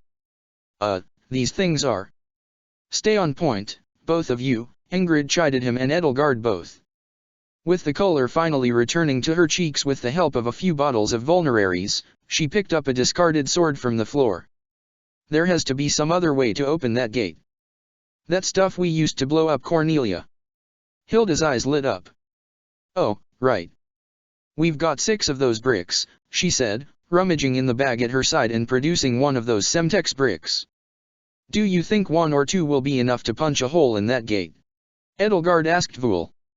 Vul nodded. I think so. 2, to be on the safe side. Hilda handed 2 bricks to Edelgard and a pair of blasting caps. So, you're volunteering to go and set them, right? Good luck, Godspeed. Don't be ridiculous, Ingrid said, prompting a groan from her. We're going as a group. The rest of you will cover me, Edelgard addressed the others. We'll have to put a lot of distance between ourselves and the bricks before they explode, and we'll have to keep the guards from finding and disarming them in the meantime. Happy, Sylvain, that'll be your responsibility. Vul, why are you still bleeding? Vul pulled his hand away from his wound. It must be the poison on the dagger, it's keeping the blood from clotting, he said, surprisingly matter-of-factly given his predicament. The vulnerary staunched the blood flow for a bit, but... Sylvain handed him another bottle. Maybe you should hide behind this thing's legs and rest up a bit. Vul nodded. I can at least provide some support from a distance. Just don't overexert yourself, Two-Face, Happy told him. You're the only Agarthan we know who isn't completely impossible to deal with. He smiled at her. Thank you, Happy. That means quite a lot, coming from you. Edelgard assessed the area. Byleth, Hubert, and Felix had just emerged onto the production floor, so the rest of the security forces were distracted, disorganized as they were in the absence of both their leader and his second-in-command. If they hurried, they could have a clear shot at the gate. Now, she barked, and the 6 of them minus Vul raced toward the gate. A pair of Agarthans drew near, but before they could come close, there was the whistling sound of an arrow and one of them collapsed, struck in the back. Edelgard briefly followed the arrow's trajectory up to one of the opened hatches in the ceiling and supposed that either Bernadetta or Ignatz were acting as a sort of guardian angel as they so often did in battle. How many times before had either of them saved her life from afar? They ran on, but as they drew nearer, a horrible mechanical noise tore through the air. The floor shook, shivered, and quaked. Edelgard glanced over her shoulder and saw, to her horror, that one of the 16 mechanical golems nearest to them had lifted its leg and taken one step from its resting place. Metal whined against metal and the whirring sound of incomprehensible machinery filled the air as the golem's joints slowly bent and it lowered itself into a crouch, reaching down and grasping with its massive hands a massive short-handled axe whose blade alone was easily the size of a wagon. It lifted itself up clumsily, taking more staggering steps as only a behemoth of its size could, almost drunken in its slow, inexperienced gait, and lifted the axe one-handed over its head. Behind the dark slit of its visor, a single red light blazed to life and swiveled from one side to another, almost aimlessly, before fixing itself on Edelgard with a malicious yet utterly impassive sense of terrifying purpose. Scatter! Edelgard shouted out to the others, dashing to the side as the golem's axe came crashing down. The smooth stone floor cracked and shattered under the axe's blunt head, not split in two as a sharp blade would have done, but rather crushed like a mace or flail. Flecks and chunks of stone flew through the air and fell in a hail of dust as the ground shuddered. Edelgard felt one particularly large projectile strike her in the ribs hard enough that she could hear one or more of them crack. She felt her boots lose traction on the rumbling floor and she fell hard on her shoulder. Before she even had time to pick herself up, another strong, firm hand had already taken her by the wrist and done half the work for her. Are you all right? Ingrid asked, hauling her to her feet. I'm fine, Edelgard said, dazed, just a few bruised ribs. Ingrid didn't have to know that they weren't bruises. Are you sure you should be carrying me? I'm fine, the extra vulneraries helped. I just want to make. I know. Scattered shouts were ringing out all over the facility from friend and foe alike, and while Happy was cursing up a storm, Most of the most vitriolic language seemed to be coming from the Agarthans as the golem lifted itself up again and pushed itself forward, lifting its axe again for another strike. This time, sparks flew from the surprisingly blunt blade of its axe, a low hum filled the room, and the edge of the blade began to glow first cherry red, then copper orange, then the same blinding, fiery hot as a hero's relic. Dimitri lifted up his lance, but Sylvain grabbed him by the scruff of his neck and pulled him away. Hell no! If you die parrying that thing, Felix will never shut up about it. The golem took one halting, staggering step backward. Edelgard instantly recognized its body language. It was the sight of every inexperienced young student in the first month of their term at the officers' academy trying to wield a full-size axe or move in full plate armor for the first time. This golem had no idea what it was doing. It reeled backward, waving its burning axe like a flag, reaching out with its other hand to grasp something to support itself and finding only the shoulder of one of its brethren, which gave way underneath it. The two of them began to fall backward together, and as one hit the floor with a resounding crash, the other narrowly managed to right itself and pitch forward, trampling on the ruined floor as it took another hurried series of steps toward the gate. "You fucking idiot," one of the Agarthans screamed up at it. "You're barely even forklift certified and you think you can pilot a Xeno mobile suit. Get out of there before you wreck the whole squadron." The sound of the golem's clambering drowned out the rest of the Agarthan's words as it brought down the now blazing axe upon the ground. Everybody scattered from the point of impact, Edelgard and Ingrid included, but even at a distance, the heat from the axe was sweltering. A rush of hot air, hotter than any furnace, slammed into them with the full force of a hurricane's winds. Even at this distance, Edelgard could smell burning skin and hair and realized with shock that it was her own. There were scattered screams as the blade buried itself in the floor and the solid stone around it began not to crumble but rather to glow, buckle, and bend like molten glass. And then the golem began to scrape it across the floor, uprooting warped and twisted globules of glowing stone, turning the production floor into Alelrit small. The flat of the blade rushed toward Edelgard and Ingrid.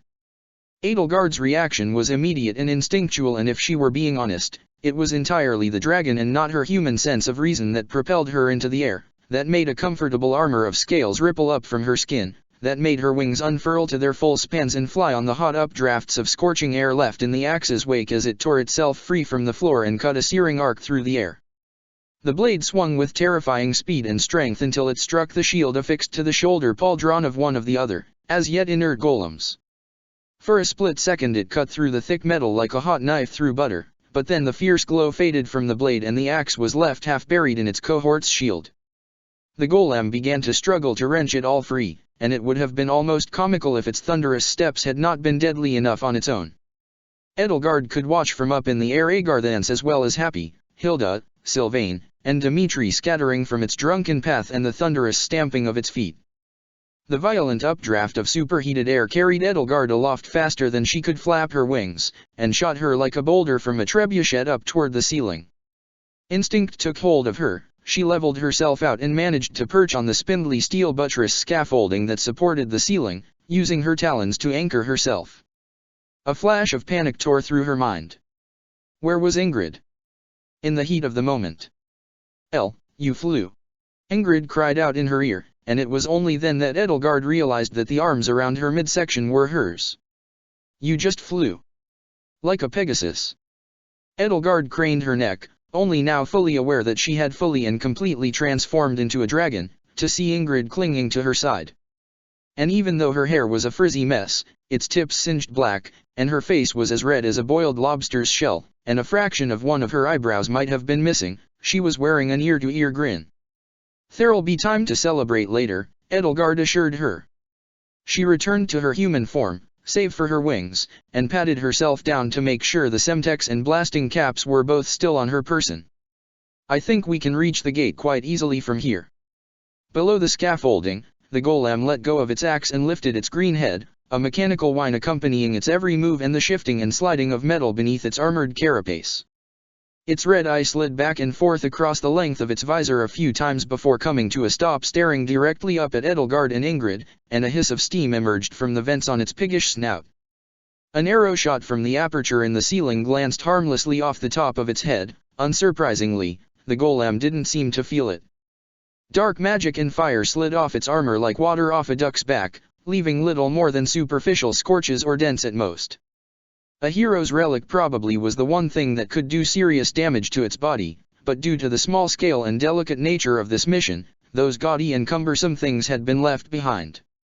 Two small hatches on the smooth dome of the golem's helmet opened up, and from them emerged two small tubes.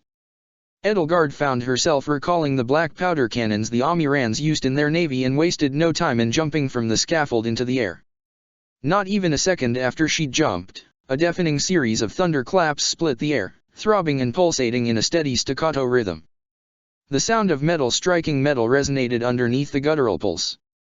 At the same instant, another explosion rocked the facility, and a plume of smoke and fire rose up from the golem's left leg. Its armor around its foot was crumpled and blackened, and streaks of olive-green paint had been stripped from the metal. The golem fell backward, flailing its arms for support as its head swiveled on its neck.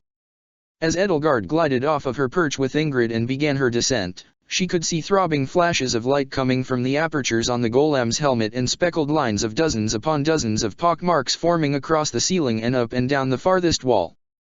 Sparks flew from machinery, metal supports sagged.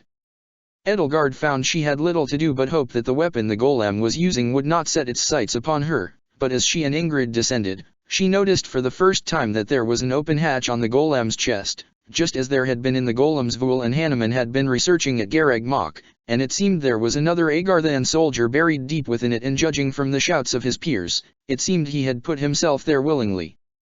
Edelgard hurled a Luna spell at the aperture while she still had a clear shot, and the spearhead of moonlight and shadow erupted into a black and silver blossom against the golem's chest. A degree to the right, she thought, cursing herself, and the spell would have erupted within the golem and killed the man who was controlling it. The golem bowed its head and the weapons cresting its helmet stamped dozens of pock marks into the floor around its feet before finally ceasing their loud, throaty roar. The silence was deafening. As Edelgard touched down on the floor in front of the gate, she could hear her ears ringing like never before, and nothing else. She couldn't even hear her own breath, only its pressure against her chest. Edelgard had scarcely picked herself up before she and Ingrid had been thrown back down again, the golem's leg crumpled over its ruined foot, plumes of acrid black smoke pouring from the machinery, and it collapsed with a resounding and frighteningly quiet tremor that reverberated through the floor. With the golem distracted, at least, and hobbled, Edelgard turned her thoughts to the task at hand. Though her sense of hearing hadn't yet returned, she could see some of the formerly disorganized and haphazard Agarthan soldiers rushing to intercept her. Not wasting a moment, she took out her 2 bricks of Semtex, inserted the blasting caps into each one, and set their timers to 1 minute. 1 minute? Ingrid mouthed silently to her, though Edelgard assumed that if she hadn't been rendered deaf, she'd have heard her speaking. She said something else, and Edelgard had a feeling her words were something along the lines of, "Are you sure?" Edelgard nodded and hurled both bricks as close to the gate as she could, and while she was no sharpshooter, she had to say that learning spell casting had given her a much more well-practiced throwing arm, then took off in the opposite direction. All the aches and pains in her body faded away as sound slowly began to return to the world, the alarmed shouts of the enemy as they tried to cut off her escape route, the frantic whining of machinery. She and Ingrid drew their weapons and fought their way through. In her head, as steel met steel and spells flew through the air, Edelgard could feel the seconds pass. The ground shook again and again. The colossal golem struggled to pick itself up again, but, no longer able to support its weight on 2 legs, instead of standing it simply knelt and began pounding its enormous fists against the ground. Edelgard could see flashes and arcs of fiery light darting around it, and realized it was Byleth, her sword blazing, her luminous mint-green hair shimmering. The golem lifted itself up, raised its hands above its head, and Edelgard saw Byleth leap down from its fist and land on its collar. Byleth, who resembled hardly more than a mouse or rat compared to the golem's massive size, wasted no time in driving the sword of the creator into the golem's neck, and though the blade, for its size, was little more to the golem than the sting of a wasp, it pierced its metal flesh like an assassin's poisoned needle. The light in its singular eye went out, and Byleth stood, triumphant, at the side of the beast's enormous head, wrenching her blade free in a shower of sparks. An arrow struck her in the shoulder and threw her off the golem at the same moment that a massive fireball engulfed the facility's front gate, tearing through the thick metal with a earth-shattering roar. Edelgard felt the heat and the concussive force of the blast strike her square in the back and hurl her forward. The world spun around her as she hit the floor and rolled to a stop. The dust had hardly settled before a new army poured into the facility, armed to the teeth and fresh for the fight. The cacophony of battle consumed the production floor again, the sounds of spells and arrows whistling through the air, swords and lances and axes clashing, shouts, roars of determination and screams of pain. While Edelgard struggled to get her bearings, she felt a pair of strong, thick, bearish arms take her up in a firm grasp and all but sweep her off her feet. Geralt looked down at her and let the hint of a proud, somewhat paternal smile cross his face. "Really kept us waiting, huh, kiddo?" "We had some complications," Ingrid croaked as Raphael helped her to her feet. "We knew you'd pull through," Raphael told her, but boy, was Kronya getting impatient. Now that Raphael mentioned it, Edelgard could hear a sprinkling of gleeful laughter amid all the fighting. "Let's get you two to Annette and Marianne," Geralt said. "Macule's sake, did you two get shoved in a furnace or something?" All of a sudden, before the words had slipped from his lips, he finally took notice of the 14 colossal golems lining the walls, and the two collapsed on the floor. "What the fresh hell are these fucking things?" "I think they're called xenomobile suits, or something like that," Edelgard said. "Son of a bitch. So, where's my kid?" Almost as though on cue, the felled golem, though blinded and maimed, began to lift itself up again, staggering and groaning as it forced itself onto its knees and propped itself up with one hand. Its right hand went over its shoulder to its backpack and detached from it a wicked, single-edged dagger which, like the axe from before, began to glow with a white-hot light. Sparks began to fly from it and fall like rain upon the battlefield.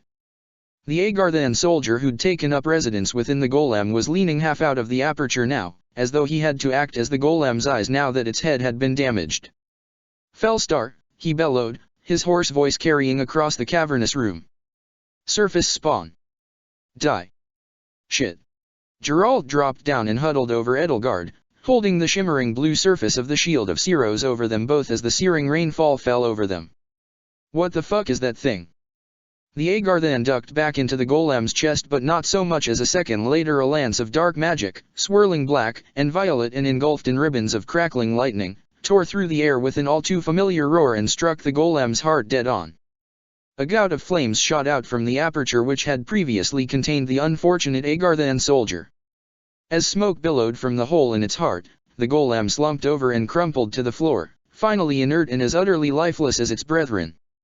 Mercedes, clad in a swirling cloak over armor that glowed an intense amethyst, all but glided across the floor, carried aloft by wisps of dark and light magic that encircled her in swirling helices and cast dancing patterns of light and shadow on her pale skin and alabaster hair. The massive modular crossbow that she had once wielded as the Death Knight clung to her right forearm, violet steam curling up from it as she slowly lowered her arm to her side. She drifted over to Geralt's side and lowered herself to the floor. "What a lucky shot that was," she mused aloud to herself. "Oh, hi, Ingrid." "Hi, Edelgard. Thank you so much for opening the door for us, we'd worried you couldn't hear us knocking." As soon as Geralt's blade breakers and the rest of White Fang had swept through, the battle became a rout. The Agarthans fought to their last breaths, with all the crippling fear of surrender that came with 1,000 years of poisonous zealotry, but a surprising few of them allowed themselves to be spared, not counting those who were only rendered unconscious in the battle. Those of the Agarthan soldiers who had survived, including Pitacus, were rounded up and restrained. The barracks were swiftly converted into makeshift holding cells for the defeated and medical facilities for the wounded. A detachment from the Imperial Mage Corps had traveled in Geralt's wake to lend its professional healers and physicians to White Fang, while Hubert, Annette, Mercedes, and Marianne were studious and well-versed in healing magic. None of them boasted the skill set of proper physicians. Over the course of the battle, Felix had fractured his leg badly in 3 places, and Annette and Mercedes both worked in tandem with a young former priest who joined the Blade Breakers after the fall of Garreg Mach to set and mend the bone and get him back up on his feet again. Bylitha's left shoulder had been badly dislocated and her right kneecap had been shattered when she'd been thrown off of the golem she had felled, and more than anybody else she was fatigued to the point where she could not stand unaided. And Vul still struggled with the wound he'd received on the roof. Those who had the skill to heal their comrades' wounds and those who had vulneraries, concoctions, and other medical supplies on their person had their work cut out for them, as did everyone who found themselves pressed into service watching over the prisoners and keeping an eye on the technological terrors Thales had unearthed. But thankfully, everybody was alive, and as they all checked their makeshift arcane crystal radiation detectors, found much to their collective relief that they were all still blue. Edelgard, Ingrid, and Hubert were swiftly and brusquely ejected from the makeshift infirmary area in the barracks as soon as they were well enough to walk again and assigned to join Sylvain in watching over the production floor, relieving Ignatz, Bernadetta, and Leonie of their duties. On their way down the hallway leading from the barracks to the production floor, Edelgard found the way blocked by Dimitri and Felix. Felix was using a broken lance as a makeshift crutch, but it didn't seem to be dissuading him at all. Dimitri, though, who stood in front of the door and loomed over him, was managing it quite handily. "Out of my way, boor," Felix snarled. "No," Dimitri said. He caught sight of Edelgard over Felix's shoulder, and Felix followed his gaze, glancing over his shoulder. "Hello, Edelgard," Felix said coldly, no longer so aflame in his passions. "Here to tell him what to say?" "Go ahead, don't mind me." "No, I want to know what Dimitri has to say," Edelgard said. A part of her was worried that Felix might be able to talk Dimitri into going into the portal with him. If anybody could do it, it would be him, and Edelgard didn't relish the thought of having to stop Dimitri from going after Thales a second time. "Felix," Dimitri said, "my words are nothing but my own. If they sound like my sister's, it is because she has taught me so much." Felix let out a bitter laugh. "Step aside and let her pass." "And let you pass?" Dimitri shook his head. "I understand how you feel, Felix. Don't pretend you understand anything, boor. My old man was my old man. At least your father just died, nobody pranced around wearing his corpse for 7 years. I understand that you want to change the past to change the future. Metaphysics doesn't suit you, boor. Stick to your strong suits. You're a beast made of blades, go cut something down. I did once, see where it has gotten me." Dimitri raised a hand to the patch that covered his ruined eye. "When I say I see more clearly now without it, I was not using a figure of speech." Ingrid stepped forward. "Felix, look at yourself, you're still limping." Edelgard placed an arm over her chest and held her back. She wanted to see Dimitri handle this himself. "Just because I'm weak doesn't mean I can't stab Thales in the back before he stabs my old man," Felix growled. "Think of everything that would fix, boor. Trust me, I have." Dimitri reached out to lay his hands upon Felix's shoulders. Felix flinched and backed away from him. "The past is filled with horrors that should never have happened. But the past is our past, and it has shaped us. To reshape it would be to destroy ourselves as they exist now. That does not feel like victory to me." "What are you saying?" Felix snapped. "That despite everything, I am happy to know the people I know." Dimitri smiled. "And the people I know, despite everything, are happy to know me. I think I understand now. You do not need to change the past to save the future, you only need to change the present. Because the present is all we have the power to change." "Humph. You don't know what you're saying, boor." Felix turned his back on him. "But I hope it was a good show for your handler. Maybe she'll give you a treat or a belly rub for it." With that, he stormed past Edelgard and company and stomped as best as he could manage with his limp into the barracks. On his way, Edelgard could catch a glimpse of his face. He was quiet now, impassive and withdrawn, the picture of somebody who was helpless and hated every moment of it. His stoic face, even from across the room, seemed more a mask than ever before. He didn't want anyone, let alone Dimitri, to see the anguished, grief-crazed version of himself Edelgard, Byleth, Hubert, and Ingrid had seen earlier. Now that she had time to breathe, and the rush of battle no longer numbed her analytical mind, the weight of Thales' deeds felt more heavy on her shoulders now than before, and the stain of the blood he'd spilled even more indelible. Perhaps it was even worse now for Felix, who now knew that limping through the portal to sate his lust for revenge, with his current injuries, would almost certainly get himself killed. Perhaps, in a sick way, it was better for him to be injured while the arch was still active, so that he could be more easily stopped and turned away. Dimitri's confident, serene smile turned into a self-conscious and self-effacing rictus as Edelgard strode over to him. Hope I did not sound like a fool there, he said, sheepishly combing his fingers through his alabaster hair. You're looking well. You and Ingrid both, and Hubert, of course. All healed? I suppose I shouldn't stand in your way. He stepped away from the door. You did well, Edelgard told him. Dmitri sighed. I doubt I have changed Felix's mind about anything, I think my stubbornness simply won out. Take victory where you can, Dmitri, Edelgard said, reaching up to pat him on the shoulder. I know this must be difficult for you. Knowing that a door to the past is not 5 minutes away. Dmitri closed his eyes and took a deep breath. Rodrigue and Glenn and, yes, Goddess, everyone, his voice cracked.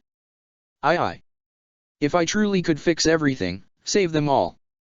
Perhaps it is selfish of me, but right now, I am trying my hardest to think of what I have built despite my past. Marianne, Professor Byleth, Didu, Bernadetta, you. I should not throw away all of our lives and the journeys we have taken. That is what I am trying to tell myself. It seems to be working, Ingrid admitted. Thank you, he said, shifting uncomfortably on his feet, evidently unsure of how exactly to receive a compliment from her. I should not keep you from your posts. I assume you are on duty watching the production floor. If Annette is busy, I suppose I should keep an eye on Felix for her. He sidled past Edelgard and slipped down the hall the way she, Ingrid, and Hubert had came. With nothing impeding them, Edelgard and the others stepped onto the production floor and relieved Ignatz, Bernadetta, and Leonie of duty. They returned to the barracks to deal with the wounded and the prisoners.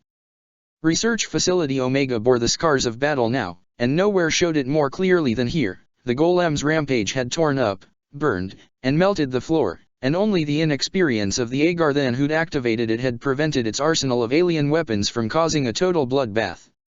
In the aftermath, the production floor had fallen silent, save for the humming and shimmering of the portal to the past that still stood at the farthest end.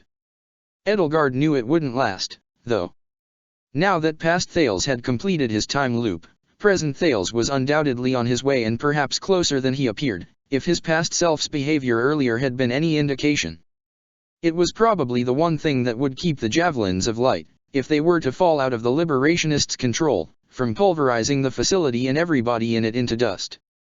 This was only the intermission in the play, a momentary lull in the battle. When Thales arrived here, he would have to be captured. Only that would end the threat that Operation Antediluvian and Shamhala posed to Fodlan.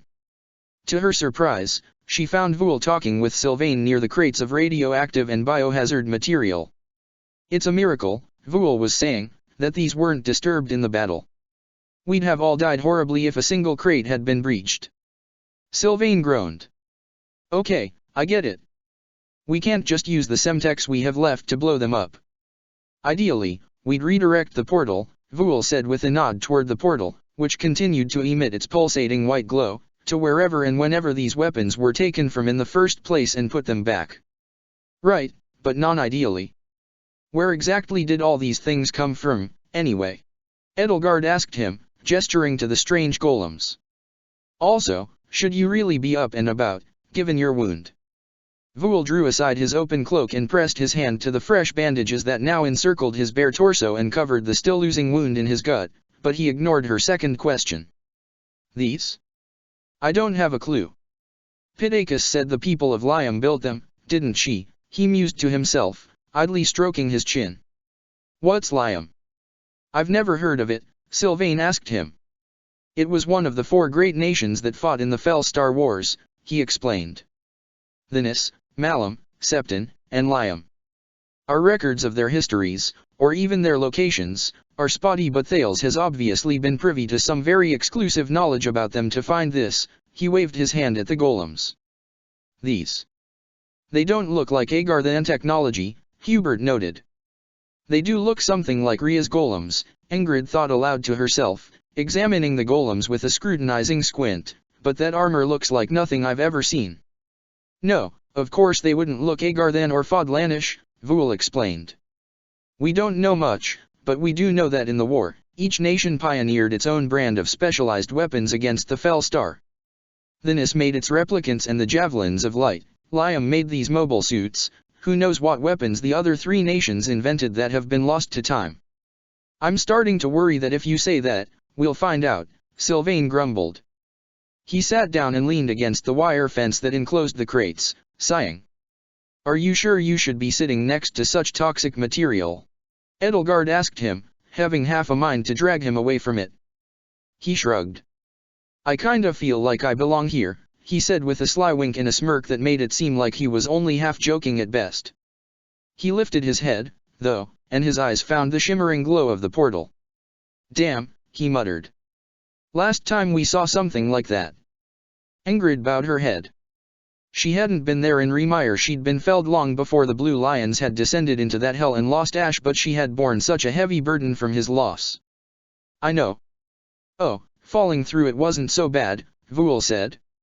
It only cost me an arm and a leg. She stared at him, her gaze hardening. At least it's stable, he said. Has anyone poked their head in to see where it goes? Happy did, but only because Kronia dared her to, Sylvain said. It looks like it just leads to an empty field outside a manor at about midnight. Frildarius, I'm guessing, he huffed darkly. No wonder Felix isn't happy.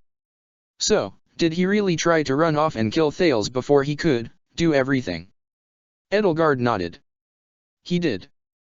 Byleth, Hubert, Ingrid, and I had to hold him back. It was like he'd suddenly turned into Dimitri, Ingrid muttered. He was so. He wasn't cold, or bitter, like he usually is, just burning. It's hard to imagine him losing his cool like that. But with everything Thales has done, or will do, or will fucking time travel, Sylvain muttered. Do you think you'd have wanted to do the same, if it were you? Edelgard asked him. He looked up at her and gave her another mirthless smirk. Fuck no, he said. My father, honestly, if Thales had replaced him, it might actually have been an improvement. We can't all have decent dads like the professor. His brow furrowed then, his brandy brown eyes hardening. Say, Edelgard, you said Thales replaced your uncle in your world, right? I may have mentioned that on occasion. She crossed her arms. So, yes, I have some idea of how Felix felt then. But did you know Felix's dad in your world? Well, I crossed blades with him. Aside from that, before the war I'd probably met him once or twice, here and there. What kind of a person was he? I can't say he and Felix got along well, from what little I knew of either of them, Edelgard admitted. He seemed to have a better relationship with Dimitri than with his own son. Sylvain threw his head back and laughed. And Dimitri, he was still the boar, he asked, drawing out Felix's preferred epithet with a mocking lilt. Yes. So he couldn't have saved any of them, anyway. Sylvain bowed his head and stared down at the floor, his false mirth draining out of him. Damn. Poor Felix. Their conversation was rudely interrupted by a cold, impassive voice that rang out across the facility. Edelgard had heard the voice before, when Pitacus had been in the control room. Alert. Session operational uptime now past 70-minute safe operational threshold. Plasma window integrity is at 98% and falling. Cooldown cycle must be engaged within 3 minutes to prevent automatic hard system shutdown. Disengage portal session immediately. There was no passion or sense of urgency behind the mysterious voice, but Sylvain remembered Remire just as vividly as Hubert and Edelgard did. He shot to his feet. Oh, goddess, fuck, what do we do? Stay calm, Edelgard said. Voul, do you or your new friends know what this means? Voul took a deep breath. It means that the portal is going to close in 5 minutes, and we might not ever be able to get it back open even if we gain access to the control room's console. What do you mean, not ever? Sylvain asked. I've built one of these things before. If it runs too long or too hot, the machinery starts breaking down, and a hard shutdown can do a lot of damage. If we don't get that cooldown cycle engaged, it might be too broken to work again. Edelgard looked over at the arch. There were small, winking red lights on the machinery that clung to the ring's arc like barnacles, looking for all the world like some sort of pox on a living metal creature. Parts of the machinery were beginning to rattle, and the hum filling the air had taken on the tone of a hard-edged, metallic buzz. The portal was a supremely dangerous piece of technology, a weapon against the past, present, and future. Even the Agarthans didn't dare do anything more with it than what they had just done, but there was potential that Felix and Dmitri recognized of an even greater power it possessed.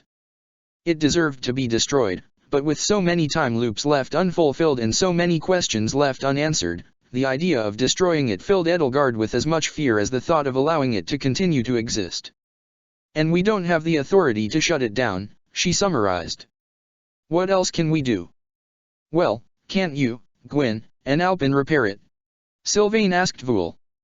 "Maybe," Voul said, and it was one of the more threatening maybes Edelgard had heard to date. "That woman, Pitacus, is still in charge of the system, is she not?" Hubert wondered. "Perhaps she can be coerced." "She can't be coerced," Voul reminded him, "or the system will reject her. And at this point, there's nothing for her to lose by allowing the portal to close, or worse," Edelgard said. "That's the thing about reasoning with zealots, you can't. We have to focus on," she sighed, realizing that a long road had come up to meet her. She'd hoped and hoped there would be a way out, but we have to focus on what we have to do right now. Ingrid was dumbfounded for a second. "You mean?" Her face fell. "We have time loops to close." Sylvain, recalling his lecture on time loops, began to sputter. "But if we can't control where or when the portal goes to, we can't close all of the time loops we know about. That portal only goes, 8 years back in time right now? And there's the jars that are supposed to be 100 years old that we don't even have, and the key that was with them, and Did's spy ring, and whatever the hell happened with that machine that sent Edelgard and Hilda here in the first place. That's 4 that are out of our hands right now," Edelgard interjected, trying to remain calm even though it was the last thing she wanted to do, but one. She reached into the bag at her side and withdrew her signet ring. She could feel it wobble between her forefinger and thumb, magnetically attracted to its older self. In turn, the pendant Ingrid was still wearing around her neck lifted itself up, held aloft by the attractive force of the identical signet ring hanging from it. Edelgard looked to Ingrid and nodded. Knowing it was now time, Ingrid went into her bag and withdrew the letters Edelgard had written, all bundled together with twine. "Someone," Edelgard announced, "needs to go back in time to deliver these letters. It's the only loop we have the power to close right now, so we need to take this chance." She held out her hand. Ingrid stared at it, then pressed the letters to her chest and shook her head. "Wait, Edelgard, you're not." "Someone has to go back," she said. "I have to go back." Of course she didn't want this. Of course the prospect of being trapped in the past for years, powerless to move forward, powerless to affect change, powerless to alter the future, powerless to see either this world's Byleth or her own, bereft of all the friends she'd made in 2 worlds, frightened her. It terrified her. She could already feel herself shaking, and the dragon inside her writing as though to say, "No, no, no." But who else but her? Looking upon Ingrid, Hubert, and Sylvain, her friends, who could she possibly consign this miserable fate to if she were not willing to take it upon herself? "This is crazy, Edelgard," Sylvain said. "You can't. I mean, it's insane." Ingrid glared sourly at him. "Give me the signet ring, El. El." The name cut like a knife, the way she said it so sternly. "Ingrid." Sylvain gasped. "Hey, if you want to get away from me that bad, I get it, but it won't be any time at all from your perspective," Edelgard reasoned. "As far as you know, my future self is already here. You'll probably meet her as soon as you head back to Garreg Mach. The only one doing any waiting would be me, and I can handle it." She was lying. She couldn't. She couldn't, and she knew it. But what kind of a leader would she be if she didn't put herself forward? If she didn't spearhead this, the way she'd spearheaded the Black Eagle strike force and forced herself to take the same risks as all those under her command? She'd always had to do that. It had been what had kept her grounded, tethered to the people she fought for, not like some distant tyrant who reaped the spoils of conquest without braving any of its perils. That was the difference between her and Thales, between her and Rhea. She'd been dreading, avoiding this fate even, for so long, but it had finally caught up with her. She wanted to face it with the pride of an innocent man standing before the gallows. "Ingrid, give me the letters," she said. Ingrid shook her head and pulled off the pendant from around her neck, stowing it securely in the pouch at her side and handing it to Felix. "No," she said. "Ingrid, give me the letters," Edelgard repeated. "No. Give me the signet ring," Ingrid insisted. Edelgard knew full well the hard, stubborn look in her green eyes. "I can do this. I know. But I can't let you. Ash lived in the past, I can do it, too. But you're not meant to live in the past, Ingrid. You're meant to look to the future, you need to look to the future. Ash was Faerghus past, but you, Ingrid, you're Faerghus future. You're the voice it needs. And I can be that. I won't be spending my whole life in the past. But the years will be hard. You'll age, you'll grow older, you'll live alone for all those years, however many they are, without any of the people you know or care about, without your name or your noble title. You'll be completely alone, Ingrid, with no one but yourself to rely on. So would you," Ingrid retorted, clenching her fists. "Don't you dare condescend to me, Elle. Don't act like I can't handle this." "Ingrid," Edelgard said, "I'm half Nabatean." Ingrid went quiet. "Like Captain Geralt, I've received a powerful boon from Archbishop Rhea, whether I like it or not," she continued. The words seemed to be trying to cling to her lips as she spoke them, as though desperate to not be said. "Like him, I likely won't age a day, no matter how far back into the past I go. But unlike him, as a Nabatean hybrid I have the ability to enter a state of hibernation like they do. It would be easy for me to wait, easier for me than anybody else. Not even a day might pass." She was rationalizing it to herself as much as she was to Ingrid. She hardly knew if she was capable of sleeping the way her world's Byleth once did.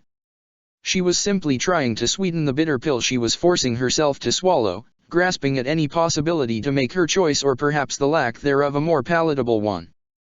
Alert. Cooldown cycle must be engaged within 2 minutes to prevent automatic shutdown. The shimmering curtain within the arch began to waver and shudder, as it once had underneath Rhymire. Like a pot rising to a boil, its surface began to bubble and whirl, and the world around it began to drip and run like watercolors. Edelgard could feel time growing thinner around her. Sounds from 1,000 worlds were ringing faintly in her ears. Time itself is weeping, Suthies had said the last time this had happened, and Edelgard could feel it again. She could feel the cry of what was, what had been, what may have been, what could never have been. Was this a consequence of a broken time loop like the dagger in Rhymire? She could feel 1,000 worlds swirling around her like voices of the damned. If time was going to tear itself apart here, and the only way to stop this place from becoming another Rhymire was to send someone through the portal like those silly tales of human sacrifice in foreign lands, offering living flesh to appease the appetites of Leviathan gods and avoid calamity. "Why doesn't Vul do it?" Sylvain spoke up. "He's immortal." Vul looked down at himself, and Edelgard and the others, now that they were paying attention, could see under his open cloak that there was a fresh blossom of dark blood blooming on his bandages. "Oh, not again," he muttered just loudly enough for them to overhear. "It still won't stop bleeding." "Vul, how many bottles of antitoxin have you gone through?" Edelgard asked him with dawning horror. "Vul," Ingrid scolded him. "This is why you shouldn't be out here. If the situation wasn't so urgent, I'd be dragging you by your ear back to the infirmary. If you go out there," Edelgard said to Vul, "without medical aid, you'll bleed to death by dawn. Am I correct?" Vul nodded. "That seems likely." He mustered a weak, self-effacing little grin. "And to think, I was worried about radiation poisoning." Edelgard sighed. "Which brings us," she said, "to our earlier dilemma. We need to stop bickering." "Ingrid." "No," Ingrid said for the umpteenth time. "Just give me the ring." "Ingrid," Sylvain said, "you can't. I mean, that's crazy. This whole thing is crazy. Why don't we just run into the barracks, grab one of the leftover bricks of Semtex, and blow up the gate like that time? We need to close this time loop while we have a chance, otherwise, we could damage the past," Edelgard said.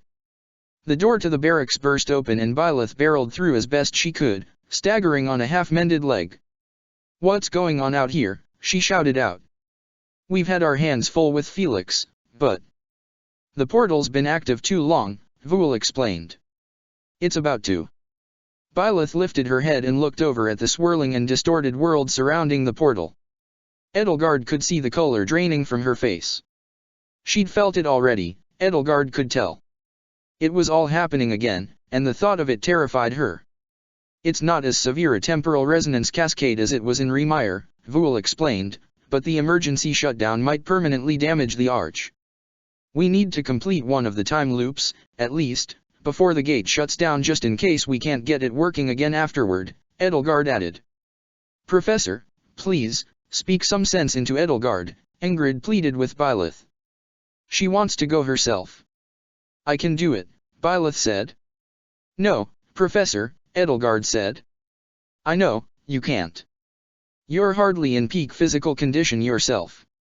And your power, the crest of flames, who knows how it will react to your personal timeline doubling back on itself." "Damn it," Sylvain said, "why don't we just all go together? Then we won't be alone. Then we'll all have to take extra care not to run into our past selves," Edelgard said. "The more of us go into the past, the more we run the risk of something going horribly wrong. Even the Agarthans seem afraid of significantly altering the past we should be, too." "You're not right in the head, Edelgard," Sylvain snapped back. "Remember what happened with Cornelia? You were talking some real nonsense there, too. I think you need to step back." "This is nothing like then," Edelgard retorted. "We don't need to debate, we're running out of time. I'm the best option. I've known all along that it would have to be me. So don't you all try to convince me that it would be right for me to lay that fate upon any of your heads. Ingrid, please, give me the letters." Byleth laid a hand on her shoulder. "Why are you so eager to do this?" Edelgard felt herself falter. Echoes of other worlds drifted through the air, flickers of people around her fading in and out of reality, ghostly after images of 1,000 infinitesimal variations of Byleth shimmering in front of her. For a moment, she could have sworn it was her Byleth. The dragon inside her, having never felt such a storm before, writhed and roiled, confused, and afraid she was confused and afraid. "Because this time loop it's my responsibility. It isn't about eagerness, or abdicating it to somebody else's just." She shook her head and tried to ground herself in reality, closing her eyes, but then she only saw more of the infinite worlds that never were.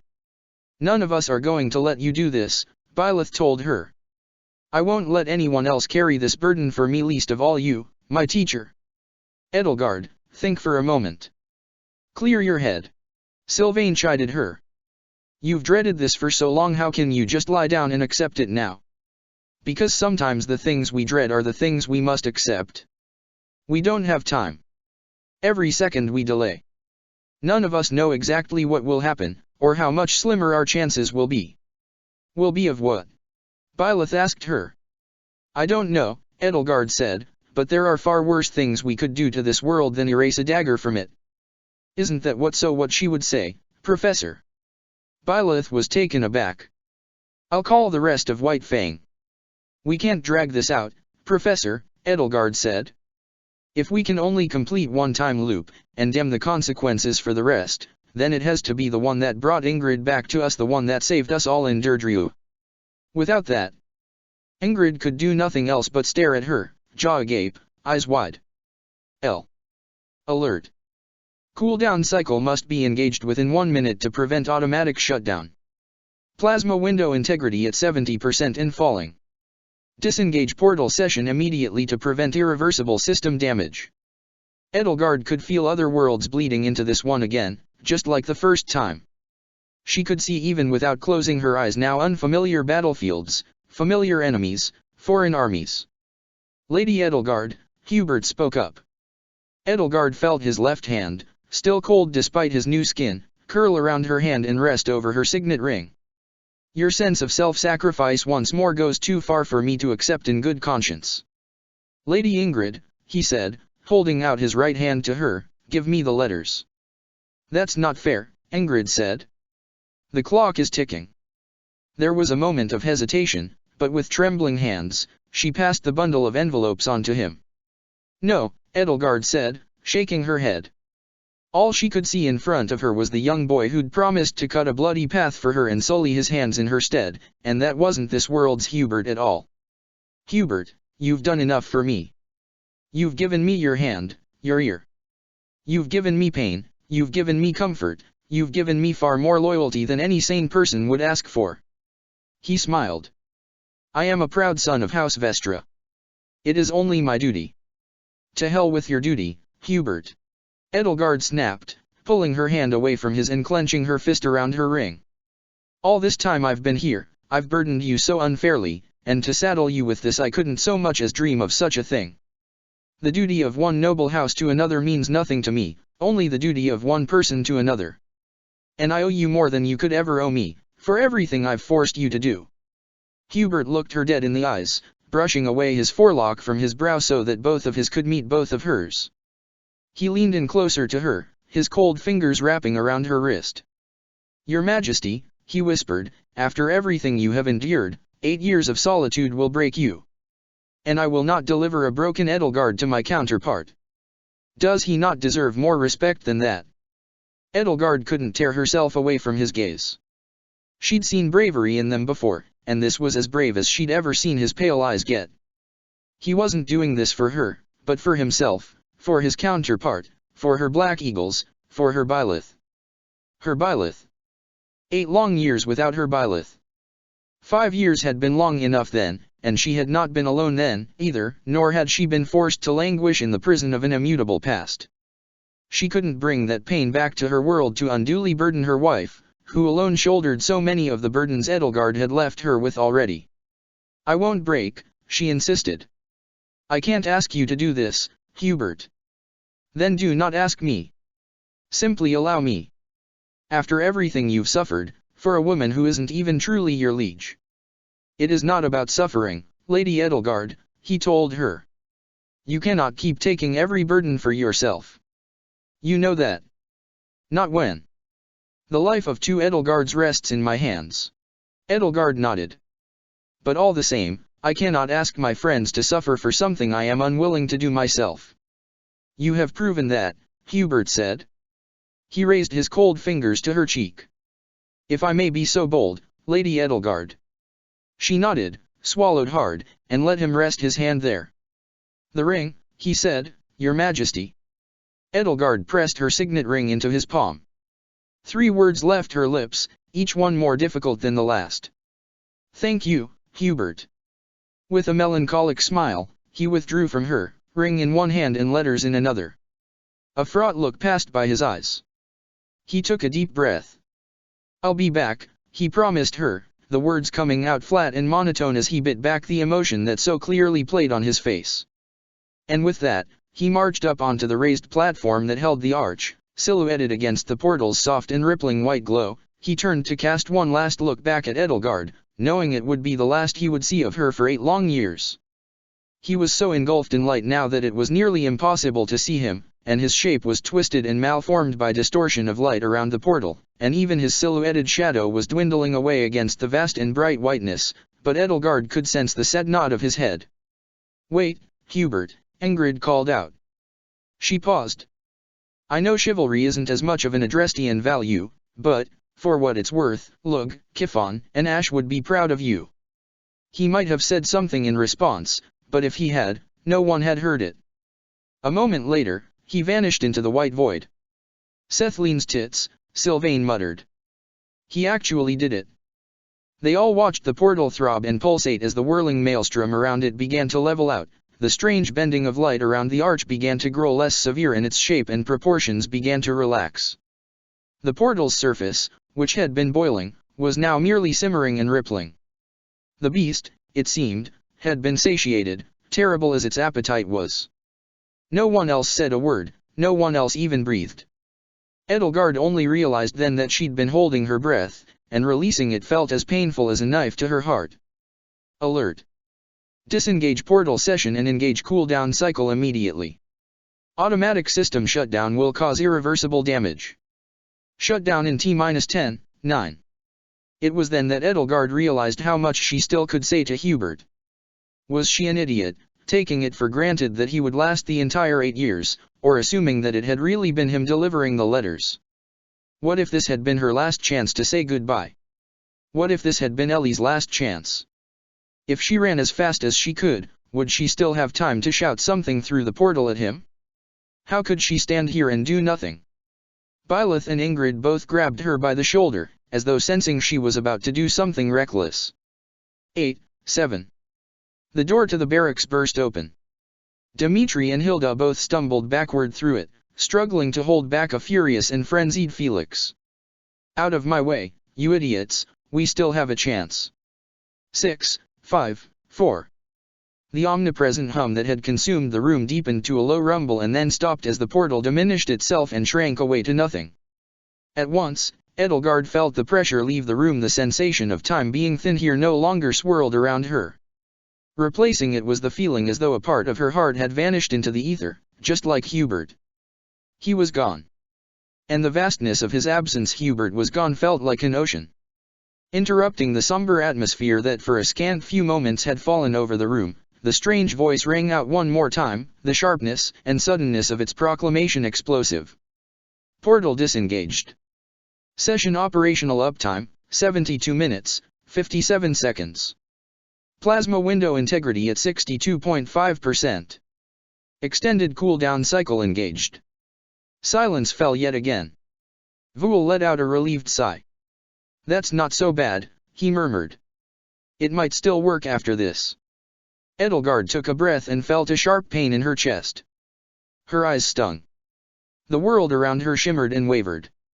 She tried to quash the irrational feelings, the fear, the worry, the aching loneliness welling up within her. Ingrid put an arm around her shoulder. I'm sorry, she said, her voice cracked, her green eyes brimming with tears. It'll be okay. Byleth rested a hand on her back. There, she assured Edelgard. If Byleth hadn't still been recovering from her injuries, Edelgard may have allowed herself to fall into the solace of her arms, even if this wasn't her Byleth. Her legs felt weak, her heart felt frail, her throat was raw, her eyes stung. Ingrid took her bag from Sylvain and pulled her pendant out, then removed the signet ring that had been strung along its chain.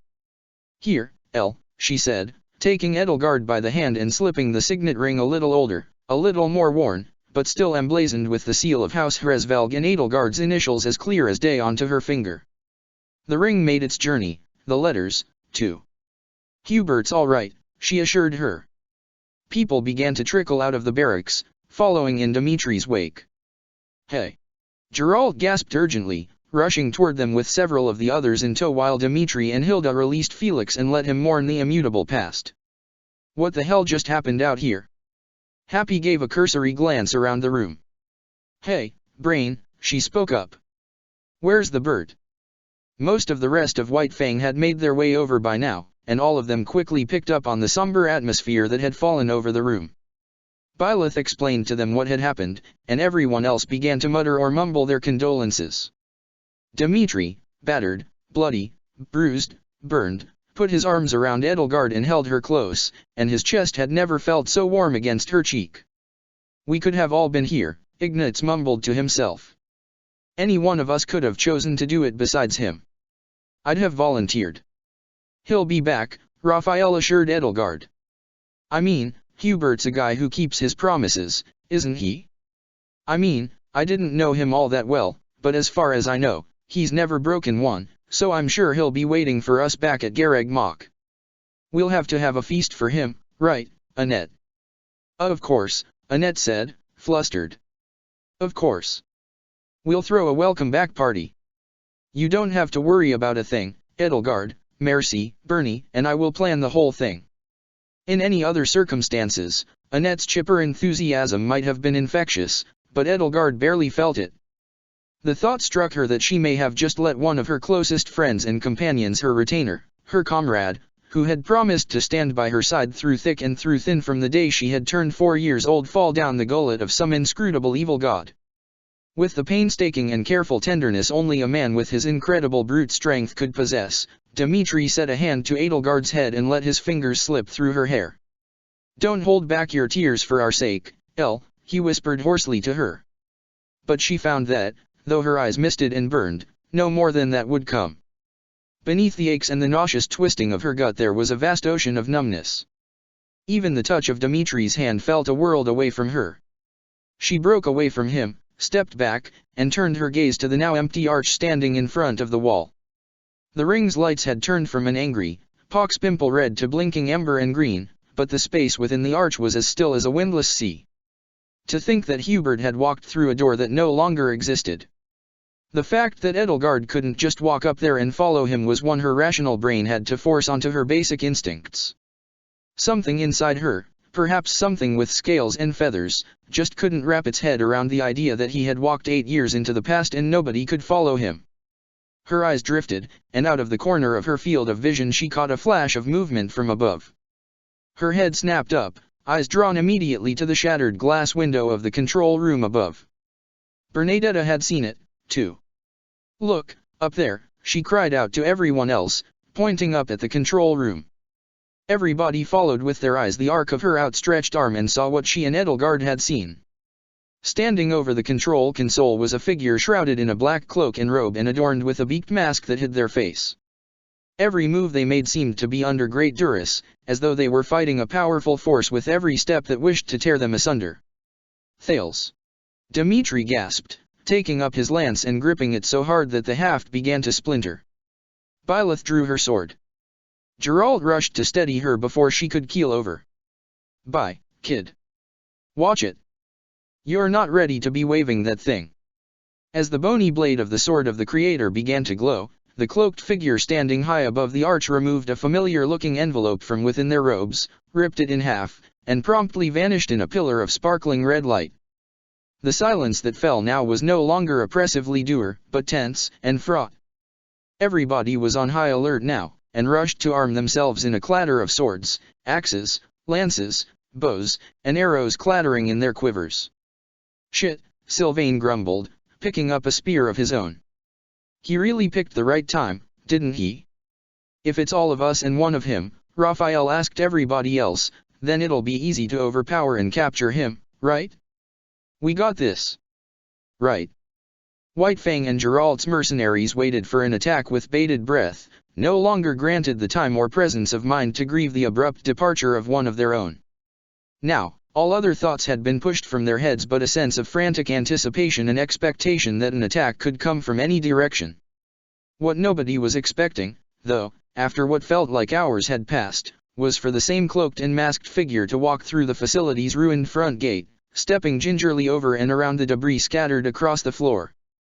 The figure's footsteps echoed throughout the cavernous room as they slowly advanced upon White Fang. Byleth stepped forward and thrust the sword of the Creator forward, still poised at a moment's notice to drop into a combat stance even though the exertion of her shoulder and knee, neither of which were yet fully healed, was evident in the gritting of her teeth and the clenching of her jaw. "Identify yourself," she called out. The cloaked figure came to a halt, reached up with their left hand, and slowly, carefully removed their face mask, hooking it onto a loop on their belt.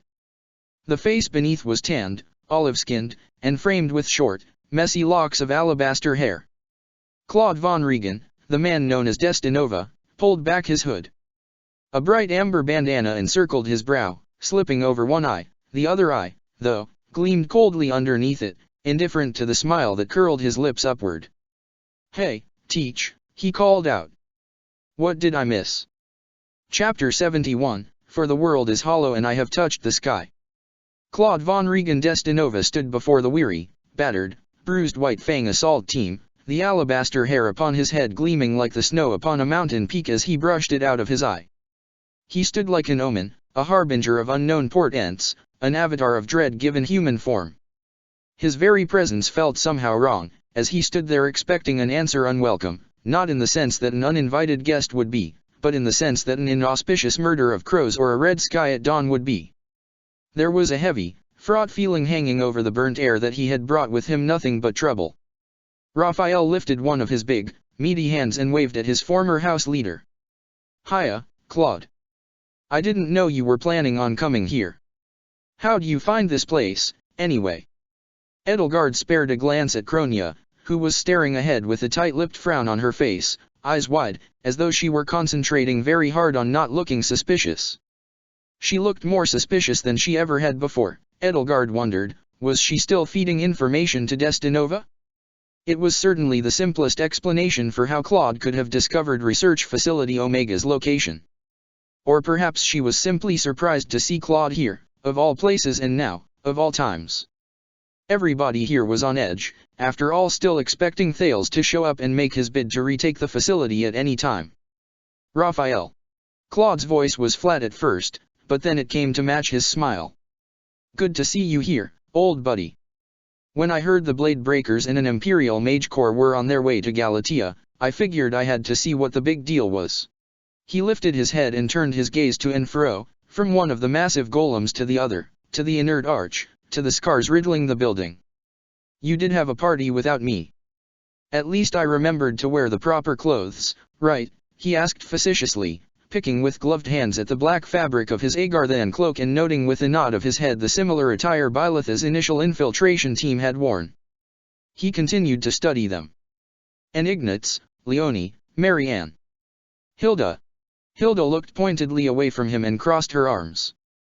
The turn of her head brought her gaze to Edelgard, and out of sudden self-consciousness she whipped it in the other direction.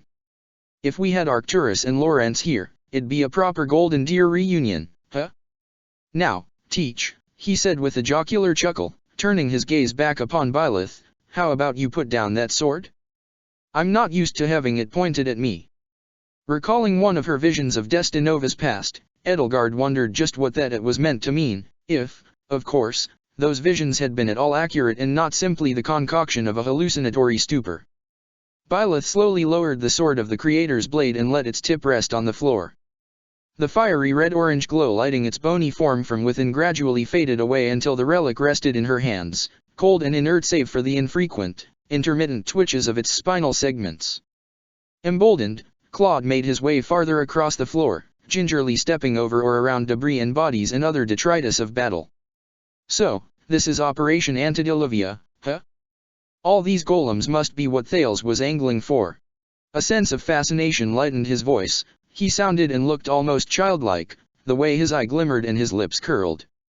They're a bit cute, in an ugly sort of way. Speaking of Thales, where is the guy? Are you still expecting him? Dimitri's eye narrowed. Should we be? Of course. He's not going to just let you have this place all to yourselves, and he's hardly about to destroy what he's worked so hard to achieve. Claude clapped his hands. Looks like I came at just the right time, then. Let me help you defend this place. Byleth cocked her head, considering the offer. She looked to Geralt, then Dimitri, then Hilda, then Edelgard. What do you think? Hilda made a pouting frown when Byleth's eyes met hers. Thales isn't going to bring anything less than his best when he arrives here, Edelgard said. He'll hardly have an army with him, I don't think, but his most elite subordinates wouldn't be unexpected. Cronia looked nervous. He might bring Ilan, Odes, Periander, or Bias with him. Or all four of them. And that's bad? Sylvain asked. That, Vul added while Annette and Mercedes redressed his wound, would be incredibly bad. I don't think Thales would bring more than one or two of Shamhala's highest-ranking replicants with him on the off-chance we managed to kill most of Agartha's remaining leadership, but if he does, we're gonna need all the help we can get, Geralt noted. As uneasy as she felt about this, Edelgard couldn't disagree with him. Whitefang was down one person, sorely missing Hubert's skill and dedication, Vul and Byleth were still badly injured, and Felix still had a noticeable limp no matter how he tried to hide it. And Thales, with some of Agartha's strongest by his side, would be more than a match for them even at full fighting capacity. It is too difficult to tell whether you are friend or foe sometimes, Dimitri told Claude coldly. Oh, come on, your kingliness, Claude scoffed, crossing his arms. Do you really think I'd stab you in the back as long as our goals align? Yeah, it's not that we're worried about, Claudister, Happy muttered under her breath. Still, we can hardly turn away good help, Edelgard said, though she couldn't shake her unease. It wasn't just Claude's sudden and fey-like appearance that bothered her. She felt her mind drawn to the last time when this world's three bearers of the Crest of Flames had been united in the same battle, and her mind's eye lingered on the nightmarish, bony shape of a Leviathan of the abyssal darkness, glaring up at her with eyes as countless as the stars in the sky as the world around her shattered into fragments. "They're right," Byleth said with a sage, but wary nod. "Welcome to White Fang, Claude. Or, should we call you Destinova?" "Claude's fine," Claude assured her with a dismissive wave of his hand. "So, what resources are we working with here?" "You're not looking too good yourself, Teach." Geralt gave Byleth a firm, paternal pat on the shoulder. "You still need some time with the healers," he told her. "We'll get Claude up to speed for you, okay, kiddo?" Her shoulders slumped and she let out a resigned sigh. Edelgard had to agree with Geralt here. Byleth was their strongest combat asset with the sword of the Creator at her side, and more attention from the healers on site would be the only way to get her strength back swiftly enough. Leonie took Byleth by the arm. "All right, let's go, Professor," she said, leading her back to the barracks with all the enthusiasm of a younger sister eager to prove herself as responsible. "Come right back, okay, Leonie," Claude called out after her. "You're the brains of the Golden Deer, you know." While White Fang settled in to begin planning its defense of the facility, Gwyn and Alpin, Voul's twins, emerged from the west wing of the facility onto the production floor. "You there," one shouted out. "The plain one and the pink one." Hilda turned her head. Me." "Yes, you," the other said, and, he pointed to Edelgard.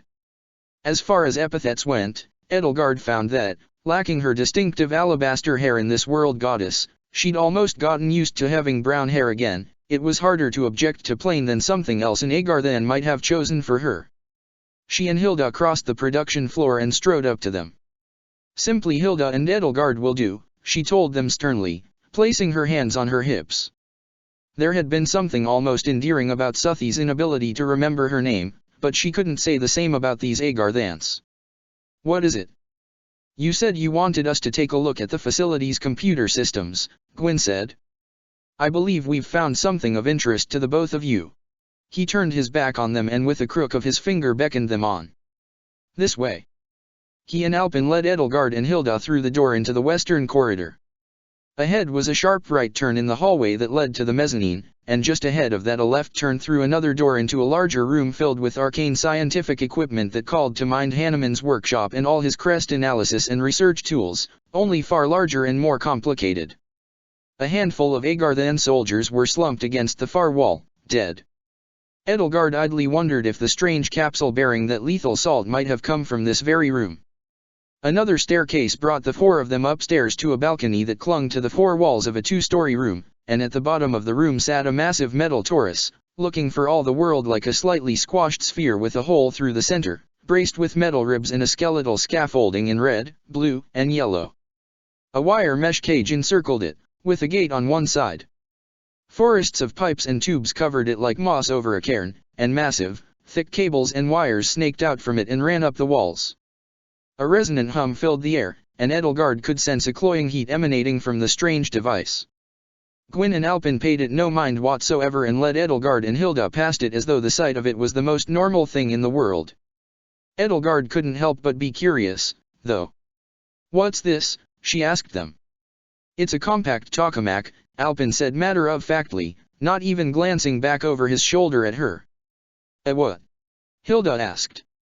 "It's what keeps the lights on," Gwyn added with an exasperated sigh, gesturing up at the cold lights embedded in the ceiling that shone with such a steady light. In appearance, he and Alpin were exactly identical to Voul's true form save for the shape of the markings on their faces, and in terms of behavior and mannerisms they were also nearly identical, though they lacked the softened edges and wiser demeanor Voul had gained from his 400 years spent among humans. It was uncanny how similarly the two of them both carried themselves compared to him. "Oh. So it supplies the energy for the arch and portal," Edelgard said. That was right, she'd heard Agarthan engineers use that word, tokamak, before. And Voul had mentioned the strange sort of fuel it used as kindling. "And it burns tritium and determinum, is that so?" "Deuterium," Hilda and Alpin both corrected her in unison. Hilda wore a smug smile on her face, as though eager to lord it over her that she'd remembered something Edelgard hadn't. "And it doesn't burn," Alpin added. "Chemical combustion is such a primitive form of power generation." "Right. It looks like quite a feat to build, Edelgard said. You two are engineers, aren't you? Have you built things like these? We've done repairs, Gwyn said, but there's not much to build in Shamhala. Edelgard recalled Hephaestus echoing the same sentiment. We do more of our work on paper, anyway, Alpin said. It's the typical goetic-chthonic divide. Edelgard wasn't entirely sure what that meant, but supposed it gave her something to consider about Agartha and society. You must both be excited about changing things down there, then, she said. Alpin nodded. It'll be a change, he muttered noncommittally. This way. He and Gwyn led her and Hilda down a ladder from the balcony to the floor, and then through another door to another room filled with equipment, including metal cabinets similar to the ones that stood in the control room that stood on a raised platform in the middle. The two of them led the way up the short flight of metal stairs to one of the cabinets. It had a pad of small levers with letters and symbols printed on them, like the Enigma machines, and a faintly glowing window that showed blocky, simple shapes and words. This is called a computer, Gwyn said, gesturing to the screen. A computer, Hilda repeated, nonplussed. So, it computes. It does math. It's primitive compared to what we have in Shamhala, Alpin grumbled, resting a gloved hand on the cabinet's top. But yes. It does math, and much better and faster than even a replicant can do on their own. That must be why your dark magic is so advanced, Edelgard mused, staring into the window that was somehow both black and luminous, if you have these devices to handle all the calculus. Indeed, Gwyn scoffed. I haven't taken the integral of a sum by hand since I was first calibrated. Let us get back on track, Alpin lightly scolded his counterpart.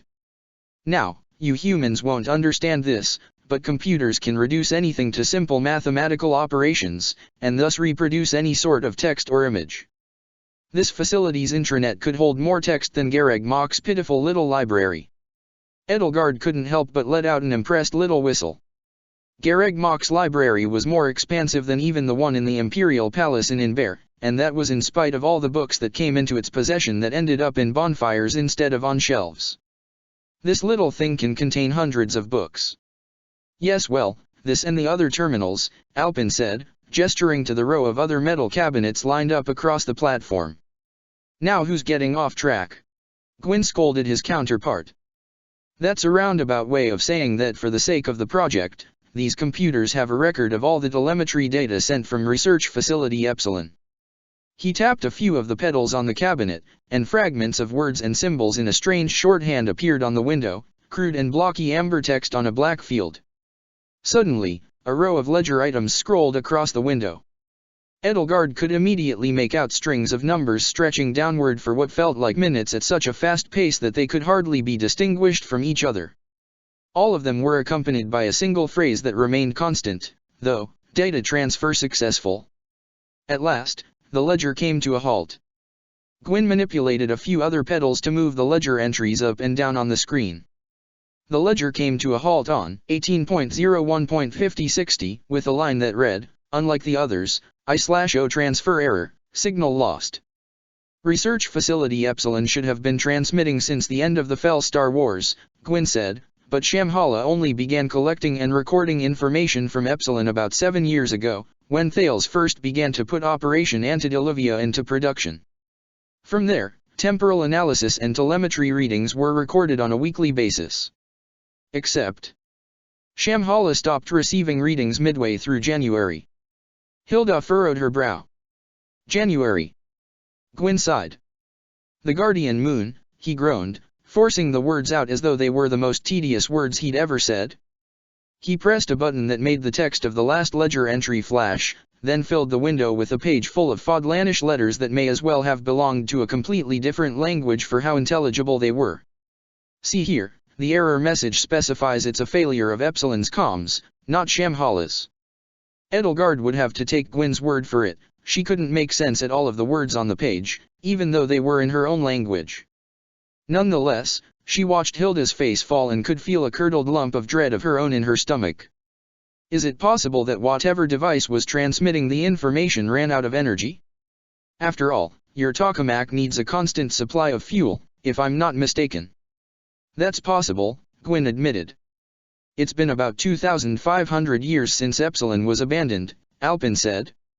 I'm honestly shocked it could have kept its sensors and its transmitter running all that time. Hilda frowned. Edelgard could easily guess at what was troubling her. All other things being equal, the facility had remained operational in their world up to the present day. All it had taken for Hilda to send herself, Edelgard, and Thales across worlds had been a simple slip of her hand on the controls. So, to make certain I understand, Edelgard inquired, Epsilon has been sending weekly messages since the Fell Star Wars to anyone who would care to listen? And it was only once Thales began Operation Antediluvian that Shamhala cared to listen. Gwyn nodded. The broadcast was at a low power, long-range frequency that none of Shamhala's communication systems were tuned into. Think of it all like different channels on a television set, Alpin said. He shook his head. No, wait, never mind, he added before either Edelgard or Hilda could ask what a television set was. It's like the messenger owls kept sending letters to a rookery no one was watching, Edelgard surmised. Oh, I get it, Hilda said. And it was just a matter of Thales figuring out where the rookery was. I guess, Gwyn said with a roll of his eyes. But the point is, Edelgard sighed, hard heavy, we've been told that at some point, recently, Thales sent someone to Epsilon to render its devices non-functional. It sounds like that account is seeming more and more accurate. With an increasing frown pursing her lips, Hilda tapped on the screen. Hey, so, this date, that means the 18th of the Guardian Moon, right? Isn't that soon after we fought Solon in the sealed forest? Do you think Thales arranged for us to dispose of Solon for him? Edelgard asked, recalling something Mycen had inadvertently told her at Gaspard, so that he wouldn't be around to learn that the facility had been sabotaged. Hilda nodded. I guess. Why does it matter if the facility's been destroyed? Gwyn asked. We have time travel. We can just go to a time before the facility was destroyed. He tapped a few more levers, and the window's view shifted again and again. I can probably get the coordinates from the intranet, and we can program them into the arch at the control room. If we manage to get access to the control room, Edelgard said. I agree, that's probably the best way to move forward, and I'm sure that's what Thales is planning on doing, too, and why he's definitely planning to seize this facility back from us and not just destroy it outright. Hilda groaned. If we manage to get access to the control room? The same control room that's completely locked out to us. Alpin shrugged. Well, Solon Zero's no slouch when it comes to hacking. Once we stop Thales, we'll bring him up here, give him a week, and I'm sure he'll unlock it. 2 weeks if we're unlucky, Gwyn said. The Liberationists chose to make a Solon model as their leader for a reason, you know. Solons are the clever ones. Edelgard could believe that. Solon in her world and this one had remained hidden in Garag Mach without the slightest hint of anybody realizing something was amiss, unlike some of his fellow infiltrators, and while his decision to shed that disguise had seemed abrupt and a forced error if ever there was one, it had served a calculated purpose. Solon always had a plan, always knew exactly what he was doing and why, and always did it well. That really is the way home, then, Hilda breathed. A relieved sigh lightened the invisible weight upon her shoulders.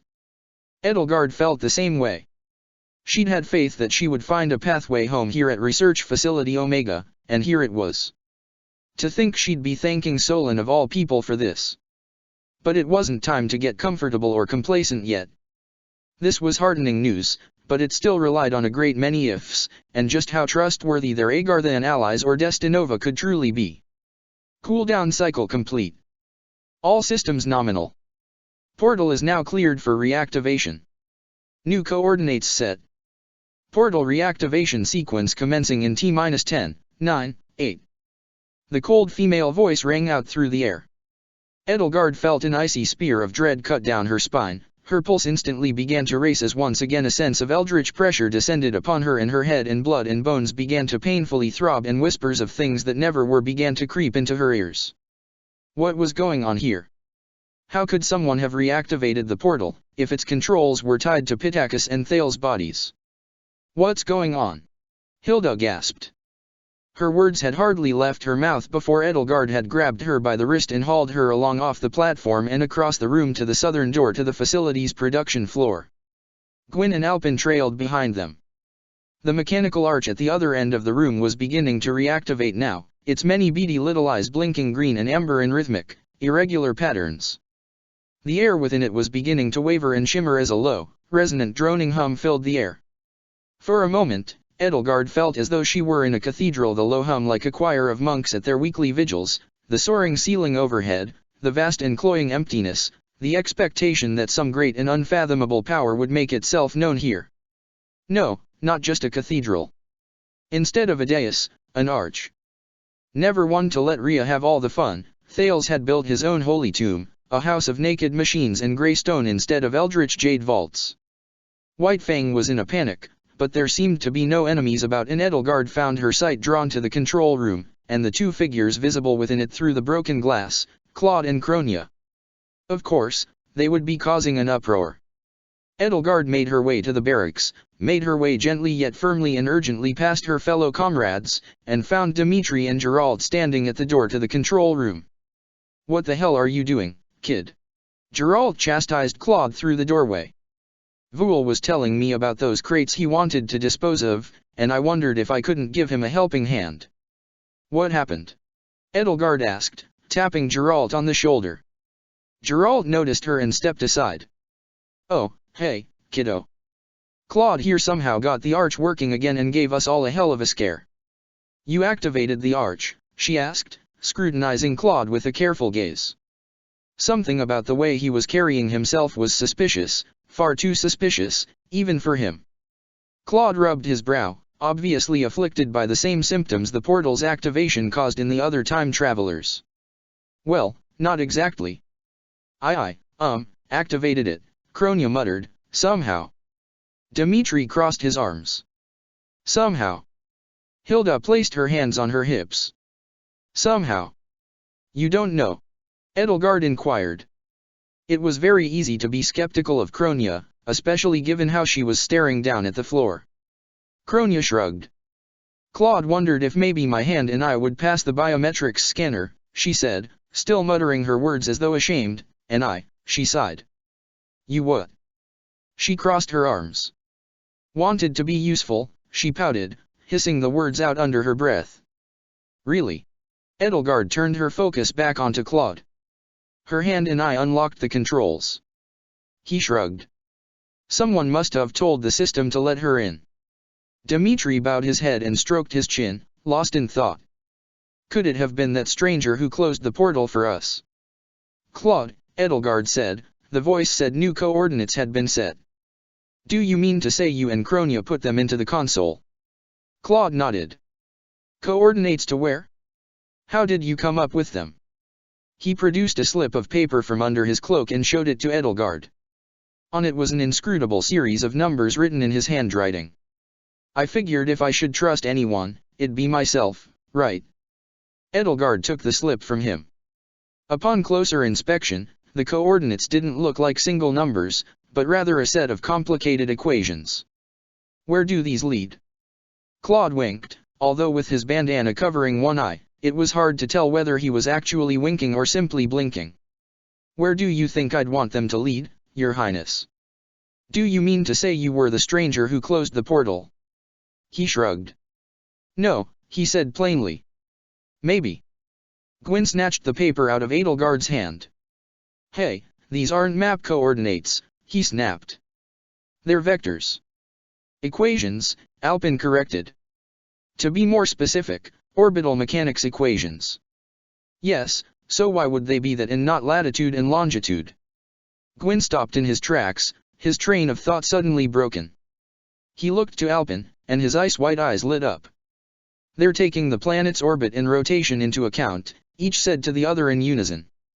"Of course," Alpin said, nearly leaping out of his cloak in excitement. "If they didn't, the other end of the portal would come out in empty space." Gwyn's excitement, though, quickly dissipated. "You wrote all these, boy?" he asked, wrinkling his nose and his brow and studying Claude with a suspicious glare. "By the looks of it, my future self did," Claude said. "And where did he get the numbers from?" "Well, my past self must have remembered them." "So, these numbers didn't come from any sort of computational effort or any actual observation of nature?" Gwyn asked, but rather were, to use an old saying, creatio ex nihilo. Claude was nonplussed. Creation out of nothing, Alpin translated. Although, Gwyn, could nothing merely refer to an unstable quantum vacuum? Gwyn rolled his eyes. Oh, don't you start with that again. I'm going to look at these on the computer. You'll forgive me if I don't trust the scrawlings of a time-traveling mud person. Claude crossed his arms. I can forgive you for not trusting me, he said testily, but I can't let calling me a mud person slide. Gwyn stomped off, paper in hand, and Alpin followed him back down the staircase. Where is this new portal going to lead, Claude? Dimitri asked. Thales could arrive here at any moment. We do not have time for your bizarre tangents today. His hands curled into fists. He may not have been far from striking Claude, and if Edelgard could be honest with herself, she was close to feeling the same way. Think about it, Claude said. Thales has left some dangerous toys lying around here. Do you want him to get a hold of them when he comes here? He glanced back over his shoulder, reaching up and idly twirling his braided forelock in his fingers. Or do you want to put those horrible things back where they came from? Edelgard had to admit, he had a point. The Kreitzvool had spoken of with such a genuine sense of awe and horror had to be disposed of without any risk of spreading the monstrous materials within, and returning them to their proper places in the antediluvian world was an ideal outcome. The cold voice spoke once more, portal reactivation sequence complete. All arch components functioning nominally. Plasma window integrity at 97%. A slow, sly smile crawled across Claude's face. You're not, Edelgard said, reaching out for him as soon as it dawned on her what he was thinking. Claude, don't. Dimitri shouted out as Claude turned tail and dashed across the room to the open window, leaping through it onto the platform below. Claude! Hilda shouted out, running after him but stopping short at the ledge. Edelgard was a second behind her. Beneath their feet, upon the platform below, the arch and its shimmering white curtain stood alone. Claude may have been many things, but stupid was hardly one of them, nor as much as he might have otherwise given the impression was impulsive. He wasn't called the master tactician because he didn't think before rushing into an outrageous plan, but rather, in many cases, because he did such a good job of tricking people into thinking he didn't that they ended up underestimating him. Still, Edelgard couldn't help but worry as she stepped through the portal that on its other side might be a solid rock wall or the bottom of the ocean. The ghoulish sights of Operation Antediluvia's test subjects, protruding from the solid rock walls of the Red Canyon's ruins, briefly haunted her like the once faceless phantoms of her dying siblings for a moment that felt like an eternity. The curtain of light caressed her skin. It felt almost like stepping into warm bathwater, if the water had the consistency of jelly, and yet at the same time it felt as permeable as a cloud, or like stepping through silken curtains not through them, through them. There was a tingling in Edelgard's skin that reached down to her scales, down to her bones, down to her brain. It seemed to pass right through her and tickle her very soul with omnipresent tendrils of light that somehow felt all the more malevolent the gentler it brushed against her. And in an agonizing instant, it was over. Edelgard found herself standing somewhere new. There was no one else but her, standing alone before a disembodied curtain of shimmering light that hung behind her, separating one world from another, the past from the present. She caught her breath and regained her bearings, gripping tightly the haft of her axe. She'd have been a fool to come here without a weapon to ground herself. She felt lightheaded, turning or lifting her head too quickly made her feel dizzy. Her stomach still churned uneasily, and her head throbbed. But it wasn't just from the effects of the time portal. There was something about this place that didn't feel right beyond those bone-rattling, skull-pounding side effects. She just couldn't put her finger on what. The dragon, perhaps, could sense it more acutely than she could. Something about the air, perhaps? Maybe it was thinner. Perhaps this new place was high up in a mountain range, nestled in its snowy peaks higher up even than Garreg Mach or Fodlan's Locket. Perhaps the air, like time itself, was thin here. She heard footsteps behind her and whirled around to find Dimitri standing in front of the portal, or, rather, hunched over with his head bowed, one hand on his knee and the other planted firmly on the haft of a bloody lance as he righted himself. Hilda and Ingrid both appeared from the curtain of light soon afterward, stepping out from behind it even though there was no behind for them to step out from. Hilda squeezed her eyes shut, her brow furrowing, and gingerly rubbed her temples. Well, that was. Ingrid shuddered, but at the sight of Edelgard she allowed herself an uneasy smile. Of course, you had to be the first person through. I had to know what I'd allowed Hubert to endure, Edelgard replied as matter-of-factly as she could. Dimitri, are you all right? He raised one hand from his knees and clasped his lance with both hands, supporting himself upon its haft like an old man with a cane, with his white hair. For a moment he suddenly did look old, or would have if not for the youth of his face. I must merely catch my breath. He lifted his head. I think I must agree with Hilda. That felt awful. But we are here, and... He trailed off as his single eye roved around the room. Edelgard studied her surroundings with them. They found themselves in another windowless room, seemingly underground. But it was much larger than Research Facility Omega, and more golems lined the walls. 2 rows of 8 each on either side of the room, 32 of those mobile suits in total. And in the distance, at the far end of the room, were 2-story-tall weapon racks with sabers, broadswords, axes, spears, and lances built to the Goliath scale of these behemoths out of gleaming gray-black metal. Another weapons cache. Ingrid noted. Her hand unconsciously roved to the hilt of the sword at her hip, as though it would do any good if any of those giants were to somehow come to life. And more of those golems, Hilda yawned, though not from boredom. The very sight of these things in such large numbers was as exhausting as it was unnerving. Sheesh, these Liam people built a lot of them. And to fight transformed Nabateans, Edelgard mused. Then each of these, in skilled enough hands, must be as powerful as a hero's relic. So if we all had our relics, Hilda asked her, the 4 of us would be a match for 4 of these things. Those are good odds, right, Dimitri? Ingrid's nose wrinkled. You had a relic, Elle, she asked Edelgard. But, how is that possible, if... Oh, goddess. It wasn't a real relic, Edelgard quickly assured her as her face blanched. It was forged of Agarthum and artificially tied to the crest of Ceros. A little gift from Thales. I'm sorry you did not have the chance to behead him with it, Dimitri said. We should try to find Claude. Hilda, Edelgard said, you go back through the portal and have Geralt gather a few other people to bring those crates of nuclear and biohazard material back through. The sooner, the better, like Claude said, we don't want Thales to get his hands on them. Hilda pursed her lips sourly. Well, if you find Claude, bring him back here so I can have some words with him. It was unusual to hear her speak so sternly. But Claude, and especially Destinova, brought out a side of Hilda that was rarely seen: bitter, betrayed, forlorn. She truly had a deep sense of loyalty to him in her own way, as deep as did his for Dimitri or Hubert's for Edelgard. Edelgard thought, and her heart ached, and everything Destinova had done had repaid that loyalty with little more than spittle in her face.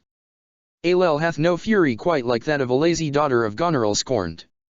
Oh, we'll drag him back, if we have to, Edelgard assured her. Dimitri, Ingrid, let's go. We'll have to make sure not to get lost. Just remember, Ingrid said, we have about an hour before the gate has to be closed again. Then we had better make haste, Dimitri said, and with that, he stomped off down the length of the massive chamber, flanked on either side by towering golems that stood silently at attention like soldiers before their king. Edelgard and Ingrid hurried after him. Something's wrong, Ingrid huffed. Short of breath? Edelgard inquired. I think we must be somewhere very high up, the air is thin. Ingrid shook her head. Not just that, she said. She frowned. Do you? I can't explain it. No, it's silly. Edelgard came to a stop, fidgeting with the 8 years older signet ring upon her finger. What is it? It must just be me, Ingrid said with a shake of her head, but, do you feel lighter? Lighter? It's nothing. Like I said, it's just silly.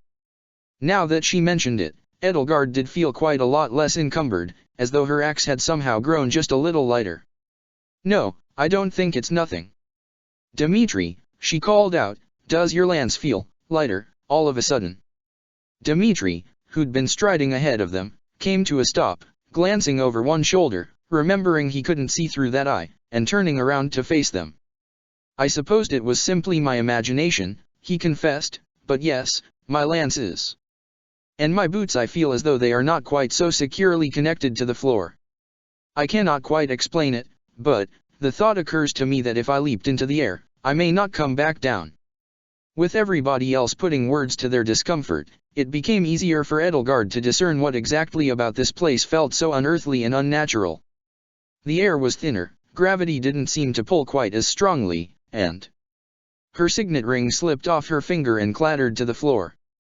She bent over and picked it up. "Wait," Ingrid said to her, as she stood up and slipped the ring back onto her finger. "What is it?" "Drop that ring again." "Why?" "Just," Ingrid frowned pensively. "I thought I saw something strange when I dropped my ring." Edelgard inquired.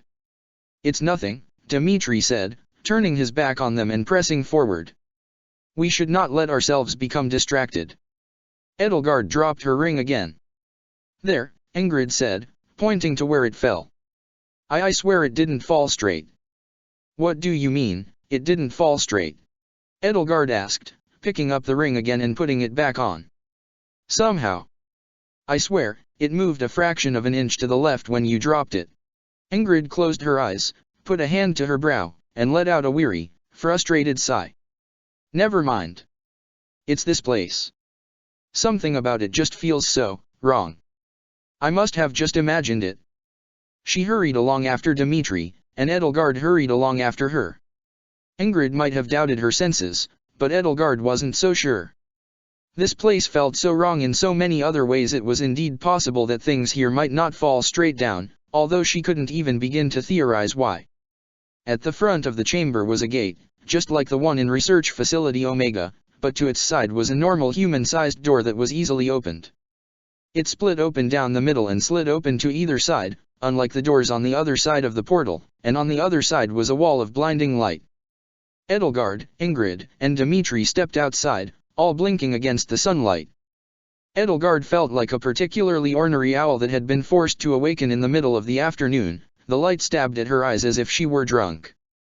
Her head pounded, the world seemed to swirl around her. She could hear sharp gasps from Ingrid and Dimitri at her side, and the sound of their weapons falling from their hands to the ground, and when her eyes adjusted to the light and she craned her neck skyward, she could see why. There was sunlight, but no sun and no sky. The three of them stood at the crest of a great hill, devoid of anything but rough dirt and gravel beneath their feet. Great stone and steel buildings, far wider than they were tall and utterly nondescript in their architecture, were sunk into the ground all around them, connected by dirt roads and partitioned off by wire fences. Ahead of them, a pastoral green landscape stretched onward, dotted with patches of forest and lakes bare brown earth like tilled soil, with veins of rivers slithering through them. Here and there were tight clusters of white buildings, like pale little mushroom caps sprouting from the forest floor, linked by long, straight black veins. Sparse, lonely wisps of cirrus clouds drifted overhead. But the landscape before them did not stretch out to the horizon. There was no horizon. Instead, the land rolled out like the carpet in a palatial hallway, coming to an abrupt stop ahead of a great circular wall of gleaming metal. To the sides, the land curved gently upward, then came to an abrupt stop at the shore of a massive lake of periwinkle blue, blue as sky and gleaming like glass. The lake, like the shore of the land, was perfectly straight, a perfect, long rectangular strip of sky, and it curved as well as the land, and at its distant shore was another long, straight strip of land that climbed upward, in defiance of all that was possibly natural. Even the clouds climbed upward in a gentle arc to match the arc of the land. The land gave way to another patch of sky, streaked with a band of black speckled with twinkling stars, then another long island. In all, there were 3 long strips of land and 3 long strips of sky, alternating and wrapped around each other, and the occasional bridge spanned from one shore to another. Edelgard felt as though she were an ant, standing upon a map that had been rolled into a cylinder. Except the map was real, impossibly real, as green, and blue and brown and as streaked with clouds as any landscape she had ever seen, more real than a map, more real than a painting. When she looked up she could feel herself looking down upon forests and rivers and lakes from a dizzying height, and though she was not given to vertigo, she felt a wave of sickness wash over her at the incredible sight that greeted her. It was a world unlike any she had seen before, unlike any she had dreamed were possible, utterly unnatural in its shape and design. She could feel her heart pound against her chest and her pulse race at the sight of it, the terrifying alien vista of a world that was in every way simply and utterly wrong. Her axe slipped from her hand. She found herself speechless. None of the questions racing through her mind right now could make it to her lips intact, let alone at all. If she'd had the presence of mind to speak her mind, nothing coherent would have come out. The dragon inside her withered and cowered. Her breath was stifled in her lungs, she could feel it coming in and out of her, shallow and rapid and ragged. Shadows flickered out of the corners of her eyes as the world seemed to recede down a deep, dark tunnel. Under all this, a world turned in on itself. She felt as small and as weak as she had ever felt, stricken with a primal, almost childish fear. Ingrid grasped for her hand and squeezed it so tightly it felt as though the bones might crack, jolting her back to reality.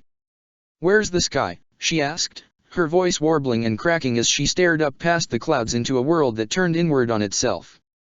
Where's the sky, L? Where is it? Where in the goddess name are we? A low moan tore itself through Dimitri's throat, and he fell to his hands and knees, heaved, retched, and vomited onto the dirt, his gloved fingers curling tightly into the soil as though to grab hold of something, anything, solid, to remind himself that something in this terribly fantastic world was real. Edelgard found the strength to gather her wits about her and forced herself to catch her breath and slow her breathing. "Look down, Ingrid," she managed to say to Ingrid, taking her by the shoulders and lowering her to her knees. Ingrid was shivering, not from the cold wind that howled through the strange world that stretched out before them but feverishly. Edelgard's own hands were shaking. "Don't look up. Just focus on the ground." Ingrid bowed her head. "Where are we, El?" "I don't know." Edelgard stripped off her cloak and draped it over Ingrid's shoulders for warmth. She turned her attention to Dimitri. Dimitri let out another wretched-sounding dry heave. I am fine, El," he croaked, gasping each word between wads of bile he spat from his mouth. "I think." In the distance, but nearby, the three of them could hear the sound of Claude von Regen's bitter laughter. Edelgard stood up and turned her head in the direction of the noise, trying not to let her eyes linger too long on the impossible vista that stretched before her. "Mockery doesn't suit you, Claude von Regen. Or is this a behavior unique to Destinova?" Claude stood a few paces down from them, the wind whipping at his cloak and tugging on his tousled, feathery nest of white hair. He shook his head and stepped closer. "Mockery? That's not the impression I mean to give," he replied with a chuckle. "But there's something here I'm happy about." "Oh." He stared up at one of the long strips of sky. His lips curled, twitching, as they struggled and ultimately failed to pull themselves up into a smile, and as usual, the smile he tried to make didn't reach his eyes. But his eye wasn't cold right now. That brilliant jade didn't have that shrewd and calculating glint to it, but rather wide, almost wild, and brimming with fear that belied the forced nonchalance he tried to put into his voice. "If I were the only one here who was utterly terrified, I'd be embarrassed." "Where is this place, Claude?" Dimitri gasped, his voice hoarse from the bile that had burned his throat. He coughed and pulled himself up on weak, shaky legs, using his lance to steady himself. "I don't have a clue," Claude said with a helpless shrug. "All I know is when.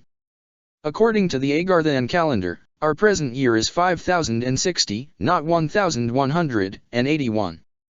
Here, right now, it's the year 2479. We've stepped roughly 2.5 millennia into the past," Edelgard said. "Before Ceros, before Nemesis, before even Suthies flooded the world. But why does it look like this?" She turned around and saw that the hill kept going up, terminating at the sheer face of a massive circular metal wall. This strange world printed on the inside of a cylinder was tightly circumscribed by those two walls. In terms of its acreage, these three strips of land combined couldn't be more than half the size of a smaller noble house's territory. The world couldn't possibly have been this small, or so strangely shaped, back then. And there were no cities or even villages she could see from this vantage point in either direction, up the cylinder's length or down it. This had to be some sort of strange facsimile of the world, placed into this enclosure like a model ship in a bottle. But why? To preserve it from the wrath of the fell star. Was this place buried under the ground so that it would survive the world's perdition, like Shambhala? But what strange sort of magic could possibly have held the land overhead upside down to the inside of the cylinder? Why build such a strange place? Edelgard understood why Dimitri and Ingrid had reacted so strongly. She herself could feel her stomach churn in a sick swirl just looking at this sight, and she wasn't even usually affected by vertigo. If Hubert were here with them, he would probably have been more of a wreck now than anybody else. Claude looked down at Ingrid with a sympathetic furrow to his brow.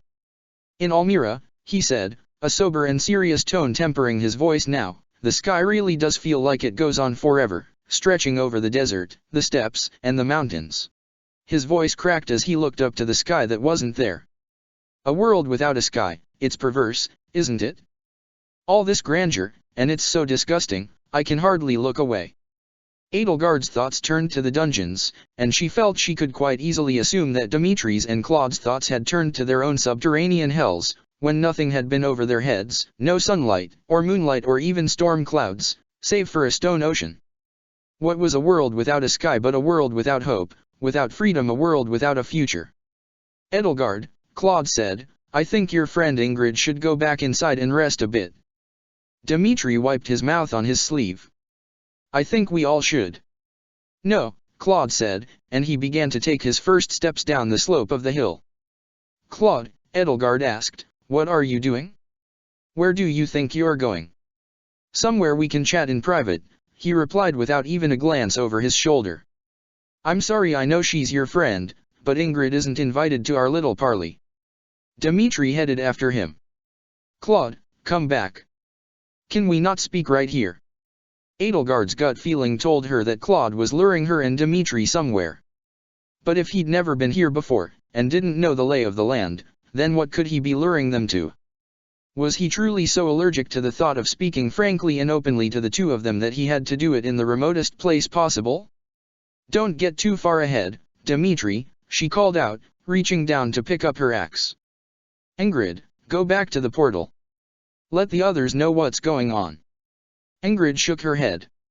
I can handle this, she insisted to Edelgard, though her voice was fraught and her trembling was so severe that her teeth were chattering. Go back and help the others. You need someone to look after you. I don't trust Claude. Neither do I, Edelgard said. I don't like this. But he's made it clear that whatever he has to say is for our ears only, and if he has anything up his sleeve, Dimitri and I will be able to take care of each other. I can stay, Ingrid insisted, pushing herself to her feet, though her head remained bowed. I am sorry, Elle. I didn't mean to, fall to pieces like that. It's all right, Edelgard assured her. Ingrid was still shivering against her chest, her breath still coming out in ragged gasps. Look at me. I'm a Pegasus rider. I've never been bad with heights in my entire life. I shouldn't feel as though I look up at that ceiling and I feel like I'm about to plummet all the way down to it. I'll just keep my head down, and I'll be fine. Edelgard looked over down the hill as Dimitri and Claude drifted farther away. They were most certainly out of earshot now. Ingrid, she said in a low voice, I'm going to leave a trail behind myself. Go and get Happy, Leonie, and Geralt. Have them follow the trail at enough of a distance that they aren't spotted. If something bad happens, go to Byleth and tell her immediately. At last, Ingrid relented. All right, she said. Of course, you have this all figured out. I just hope you know what you're doing. They separated, and with her axe in hand, Edelgard hurried off after Dimitri and Claude. Her other hand slipped into her cloak and felt for the hilt of the dagger she'd stowed under her clothes. If Claude were willing to speak candidly here, then she had to take advantage of the opportunity. But she couldn't allow herself to be played for a fool. At the base of the hill, past a dirt road stamped with strange, wide wheel ruts and a wire link fence which Dimitri easily tore open with his bare hands, he, Edelgard, and Claude entered a forest. Edelgard trailed just behind the two of them, carefully hiding her dagger and carving a slit into the bark of every tree she passed. She'd done similar things before in her world with Dimitri's dagger, of course, which she didn't have here so that Petra could hunt her down in case a clandestine meeting with Thales or some other Agarthan agent under his command went south. And while she didn't have Petra here, she was confident that Geralt and Leonie's skills as hunters and trackers, and of course Happy's honed animal senses, would more than make up for it. There was something odd, though, about the forest they walked through. Of course, everything about this artificial world was odd, but... "Have you noticed something weird about these trees?" Claude called out to her from the front. Edelgard swiftly slipped the dagger she'd been using to draw an X into one of the tree trunks up her sleeve before he could turn around and catch sight of it. "I have," she said. "They're all thin." Most of the trees had spindly trunks and twiggy branches, few were thicker around than her waist, let alone Claude's or Dimitri's. They were short, too, a majority of them were no taller than 8 or 10 feet. Here and there were some that were twice as tall as Dimitri, but they were an incredibly slim minority. "And young," she added. The trees were so thin, so short, so diminutive, there were no old-growth trees, no mighty oaks, no large hollowed-out logs littering the forest. In fact, there was an unnerving lack of death. So much of a forest's sense of vibrancy and vitality was a product of its great age, of the layers upon layers of death and decay that life grew and fed upon as it stretched toward the sun. This forest felt as artificial as the thin, painted wood of a theater's set dressing. "Yeah," Claude said. "None of these trees here can be more than a few years old. And where did they come from, if there aren't any old trees around for them to have been born from?" "This couldn't be what you brought us here to talk about," Dimitri said testily. "No, but I thought it was interesting. Everything in this world is new. As though humanity wanted to try its hand at creating a world from the formless ocean, the way the gods, or your goddess, did. A human endeavor to become a god." Dimitri shook his head. "That sounds like Thales to me." "Or Suthies," Claude said darkly. Dimitri opened his mouth to object. "If the Nabateans could raise new land from the sea," Claude continued, "who's to say humanity might not one day be that capable? Maybe that's why these fell Star Wars happened." He shook his head and sighed. "But I'm getting away from myself. The real reason I brought you all the way out here to talk to you." He came to a stop and gingerly rubbed his wrist, wincing, as though he had hurt it recently. "King Dimitri. When the dust settles here in Fodlan, the kingdom of Faerghus is going to be ascendant. Adresja's wounds won't heal swiftly, no matter how the civil war goes. And as for Leicester," he chuckled. "Let's be honest.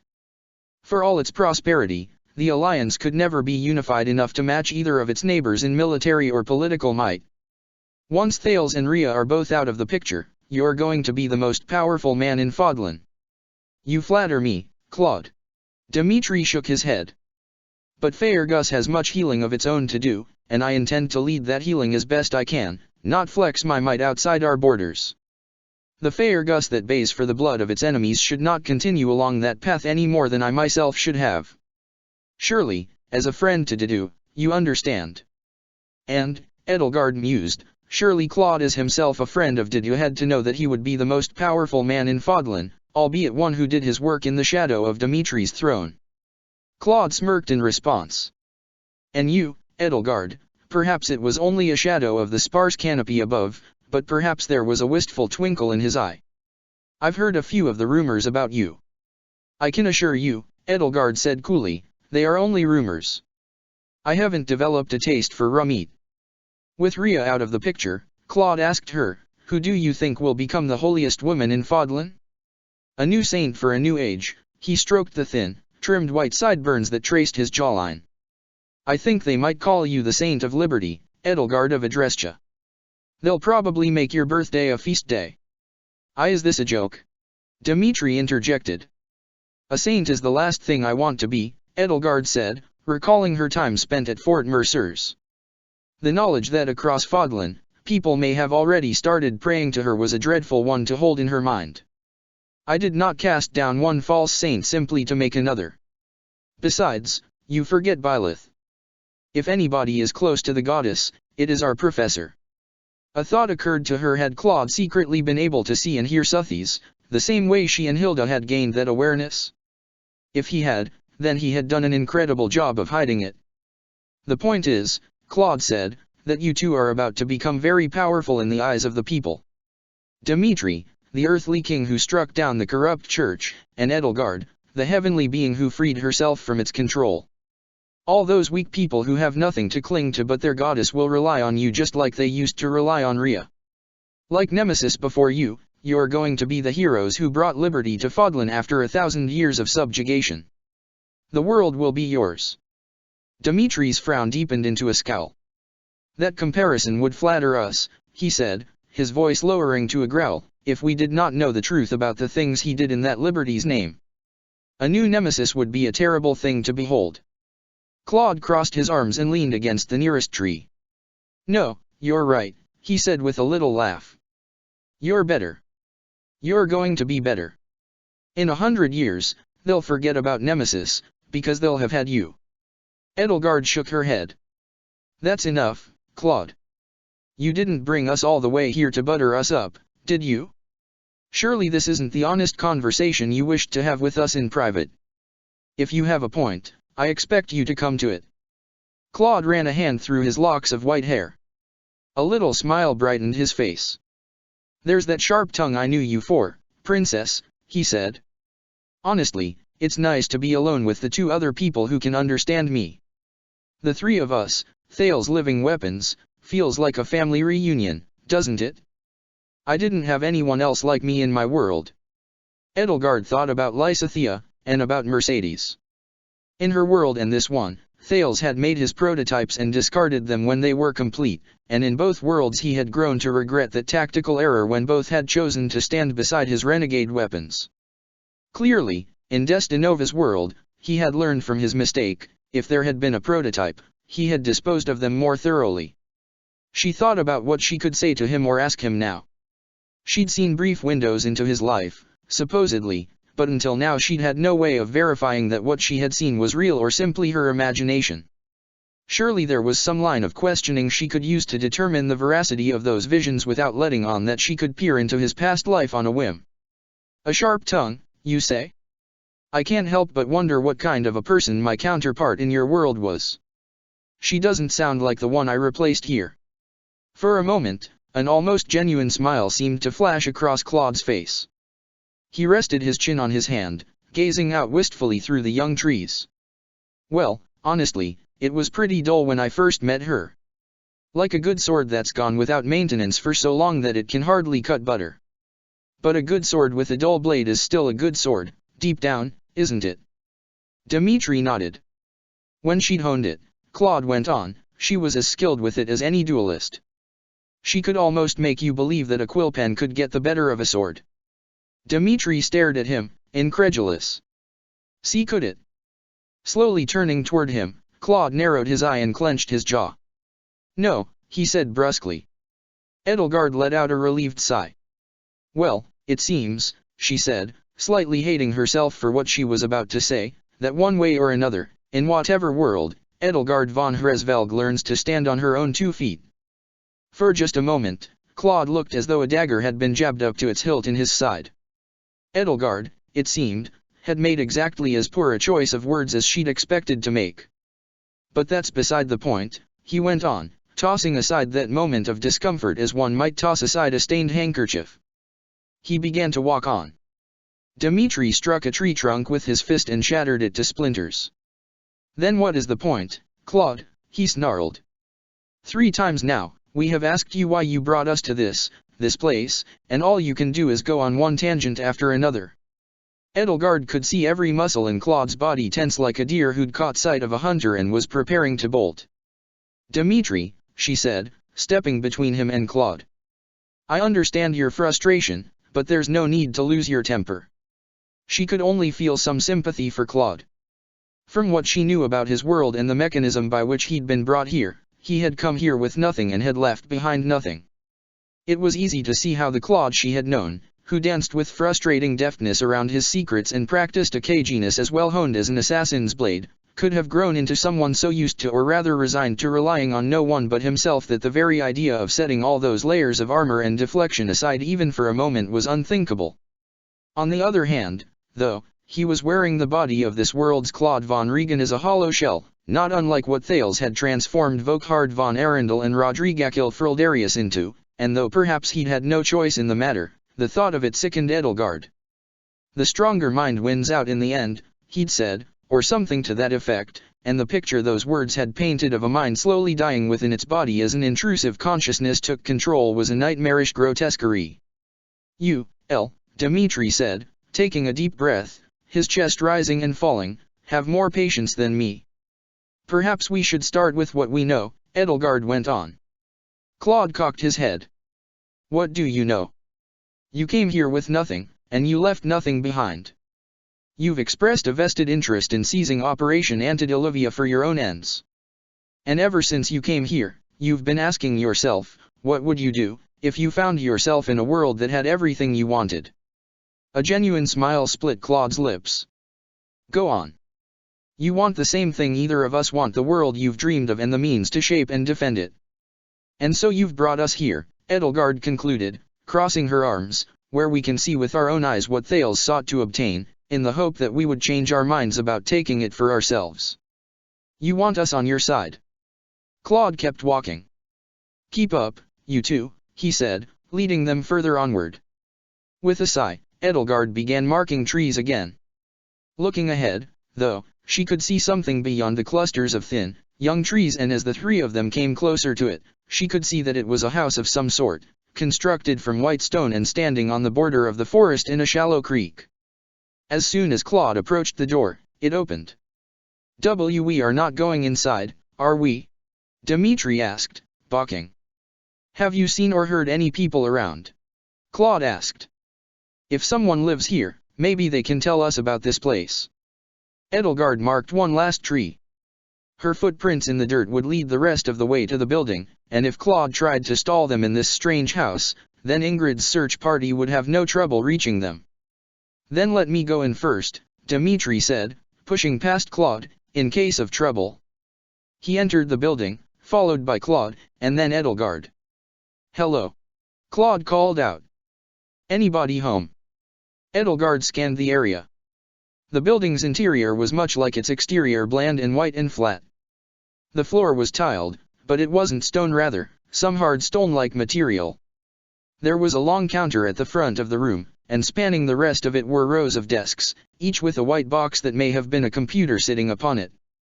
It looked like a classroom, or perhaps Gareg Mach's library, though it didn't have any books. Perhaps they all were kept inside those computers. In the center of the room was a square metal platform with a waist-height gate encircling it. The wall facing the creek had long, thin windows stretching from floor to ceiling, and shafts of artificial sunlight streamed through them. Edelgard couldn't help but feel deeply and viscerally relieved to have a ceiling overhead, something to hide the sight of the world without a sky, and from the way Dimitri's and Claude's shoulders slackened she could tell that they felt the same sense of relief. She went to the front counter. There were just a few personal effects sitting on it, a mug half filled with oversteeped tea, a little painted statuette, and a jar full of multicolored candies next to a strange-looking model bird of some sort made from multicolored interlocking blocks. There was a little notebook resting open upon the countertop, its pages bound with a coil of metal wire. On each page were printed ledger lines and handwritten notes, and at the top of the left-hand page, the last page to have any writing on it, was a date, 26-12-78. But on the desktop clock next to it, luminous letters beneath the clock's face spelled out a different date, February 1st, 79. Claude picked up the mug. There were words painted across its side. You don't have to be crazy to work here, he read, but it helps. He set it down again. All right, he said, moving over to one of the empty desks and planting himself upon the spindly metal chair behind it. We can talk here. Edelgard and Dmitri both pulled up chairs and sat themselves down. Edelgard found herself struck by how uncomfortable they were. The worst wooden stool she'd ever sat on had been a plush throne compared to this. Claude rapped his knuckles on the desktop. These people seem kinda boring, he said. I wonder where they all went. Claude, Dmitri said sternly. You brought us here to speak to us. So, speak to us. I know it is difficult to extend your hand to one another, especially for people like us. When I first came to Gareg Mach. Claude threw his head back and laughed. There's His Majesty I know, he said. Dimitri's nose wrinkled. Excuse me. Nothing, Claude said to him with a dismissive wave of his hand. It's been nice to see you and Edelgard getting along, though. Did we not in your world? He asked. You did at first, Claude said cryptically, and he left it at that. What Dimitri means, Edelgard said, is that for iconoclasts such as us, who seek to reforge the world, speaking freely and candidly to the wrong person can be a death sentence. I can imagine that for a man from Almira with Regan blood, on top of the cruel purpose Thales placed upon you, it would be doubly so. You always were the imaginative one. So, let's talk about Operation Antediluvian, she went on. Dimitri was all too happy to seize on that. You can forget about using it for your own ends, he told Claude. These weapons we have seen, these golems, boxes of plague, dust that kills you from the inside out, ought not to exist. It is good that they were destroyed in the war. I would be happy to help make this world a home for you, but when we are finished here, when the time loops have been closed and Edelgard has been sent back to her world, we will destroy the portal, and we will not rebuild it. We will leave the past where it lies. A sly smirk crawled across Claude's face. Does Dida know that? He will understand. He must. Besides, what use would he or his spy network have for an army of golems? It isn't about golems or plague, Claude said. This is our only chance to understand the past and plumb the depths of its secrets. Thales has only scratched the surface. There's so much else we can learn from this place about our origins, about the heights humanity reached before the war struck us down. In Fodlan, you all believe that Suthes created the land, the air, and the plants and animals and people upon it. In Almira, we have different origins for our gods and our land. We have stories of no-eyed men who turned the desert sands to glass, and floods that washed the mountains away. While Fodlan was nurtured by the children of the goddess, Almira built itself up on its own. Scattered survivors of the war became nomadic tribes, and over nearly 2,000 years, those tribes grew, fought among themselves, united, and built an empire all their own on the blasted land, with their own hands and their own strength. We brought the land back to life ourselves. The same thing happened in Dada, in Brigid, in Albania, in Mok, and in Morphais. I want to know what we were like before then. How our societies were shaped, and the tools we used to do it. I want to know where we came from, and where we're going. I see, Edelgard said. And yet, do you truly believe that the future is not ours to decide? Do you believe the path humanity is on can be changed, or only observed?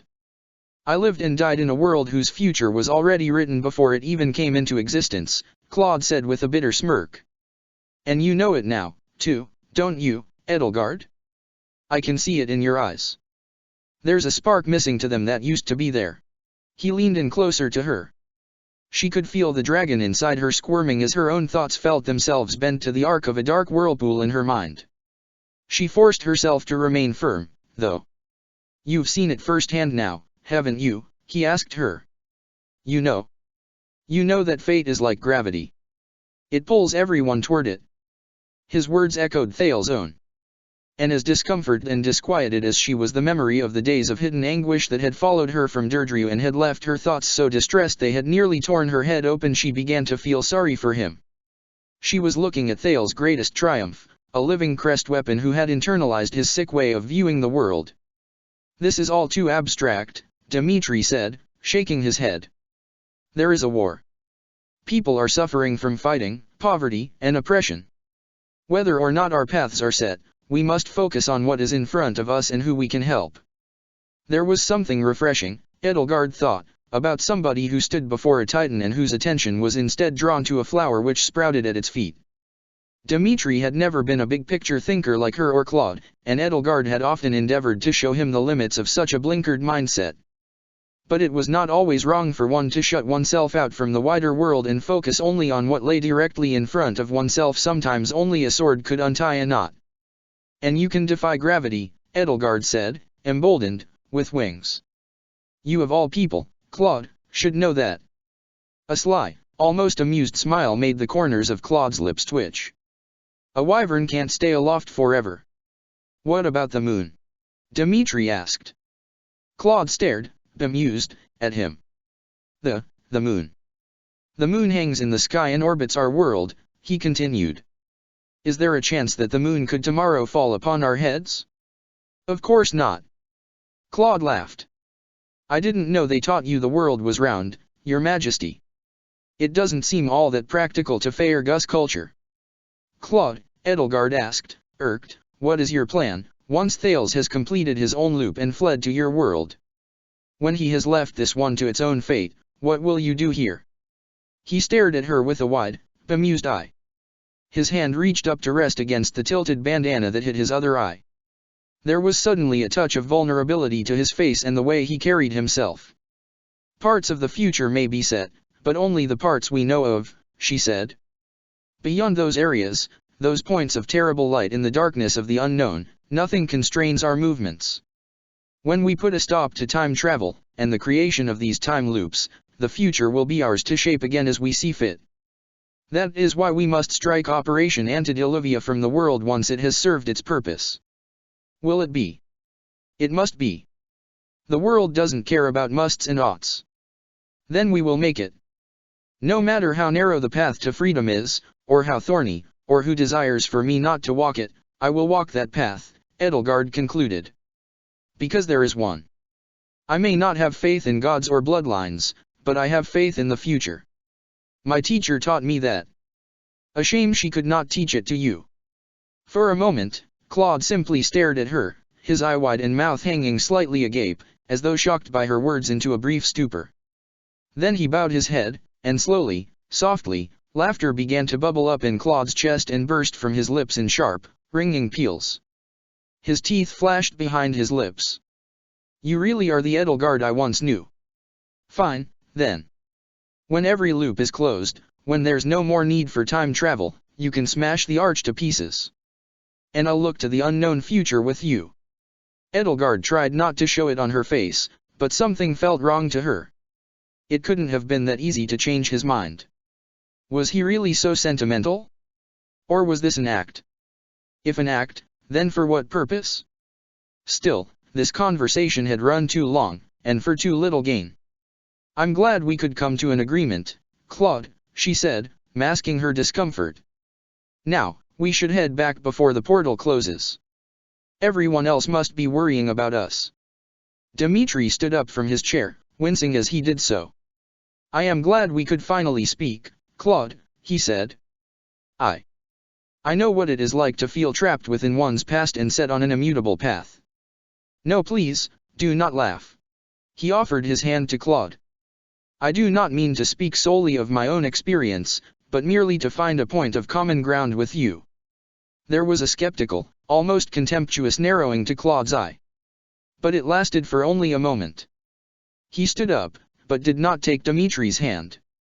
You're all right, Your Royal Majesty, he said.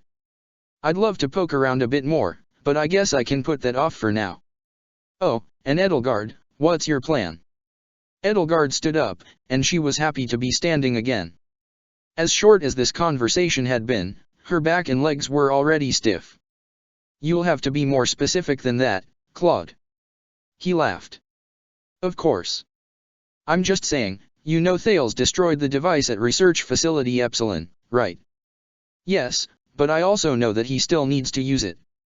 For all my distaste for it, time travel does have its benefits. Still dead set on going home again, then. Claude stretched his arms and cracked his back, then rubbed his wrist. Best of luck, then.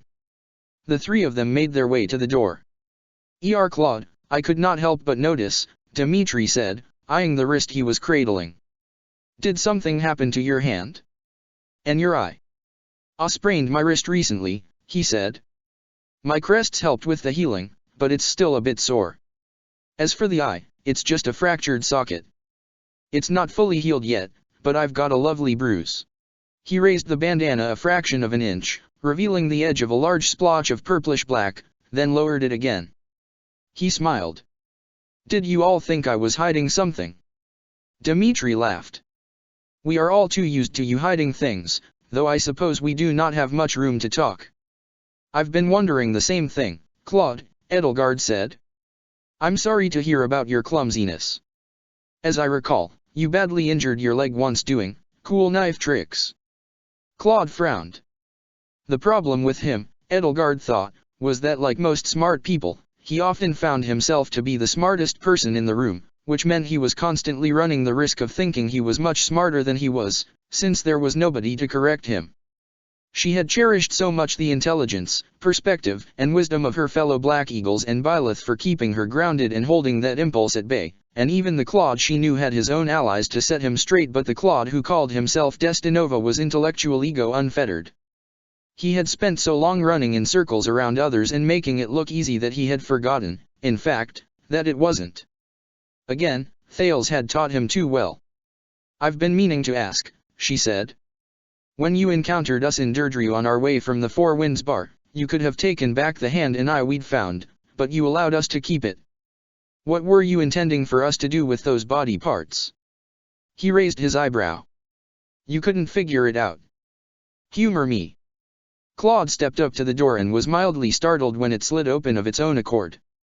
"Those things would have really come in handy to access the control room's console, huh?" he asked as he stepped outside.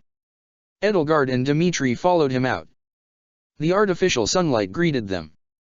The forest's spindly trees and the ground's low elevation hid the non-existent horizon, but the curve of the land and strips of false sky overhead could still be seen. It was not quite so nauseating a sight as before. "Did you intend for us to have those body parts grafted onto one of our own?" Edelgard asked Claude as he stood on the grass. "Would have been a really smart thing to do, huh?" he asked, yawning and stretching his arms into the air. "Such a smart thing to do." He pushed his bandana all the way up. His eye socket was deeply bruised, as he had demonstrated a cavernous black splotch on his face, like the gaping socket of a skull. And set within that socket was the white pearl of his eye, entirely featureless, staring up from the bottom of the pit. A sly grin split his lips. "I should have thought of it myself." Edelgard and Dimitri both gasped. Edelgard's mind raced. How in blazes had Claude done this to himself? "I've got to thank you, though, Edelgard," he said, placing the bandana back in its original spot to cover the transplanted eye. "I couldn't have done it without you." There was a flicker of movement in the forest across the creek. Tightening her grip on her axe, Edelgard's focus snapped toward the shadow flitting past the corner of her eye. There, among the underbrush, were 5 soldiers dressed head to toe in strange, slim black armor. Their helmets gave them brutish, ogreish faces, eyes peering out from behind the grotesque masks through amber glass visors. "You, over there," one shouted out, his voice sharp and gruff. "Don't move." Finally, Claude said, his eye lighting up. "People."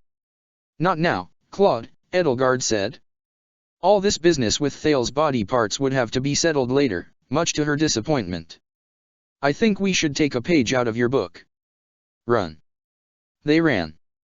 The young forest sped past them as Edelgard kept track of the markings she'd made on the trees to guide her way. She could hear their pursuers' boots splashing in the water as they crossed the creek. "Hold your fire," one of them shouted. "Take them alive." Claude sped ahead of the others and soon slipped away into the underbrush, vanishing from sight. "Claude, it's this way," Edelgard chided him, but it was too late. He'd gone in a completely different direction, and with the pounding of the soldiers' boots drawing nearer, changing course to follow him would be utterly foolish. Of course he'd seen fit to separate himself from them, she thought, cursing herself. He wasn't in the mood to answer any more questions, it seemed, and she wasn't in the mood to withhold hers from him. She felt a gloved hand clamp down on her shoulder. She lashed out with her leg and caught the man square in the solar plexus. He staggered and doubled over but remained upright and had enough breath left to pull a gleaming black baton from his hip. Cobalt blue arcs of electricity jumped across its length as he swung it at her. Edelgard ducked under the arc it made and swung her axe into his side.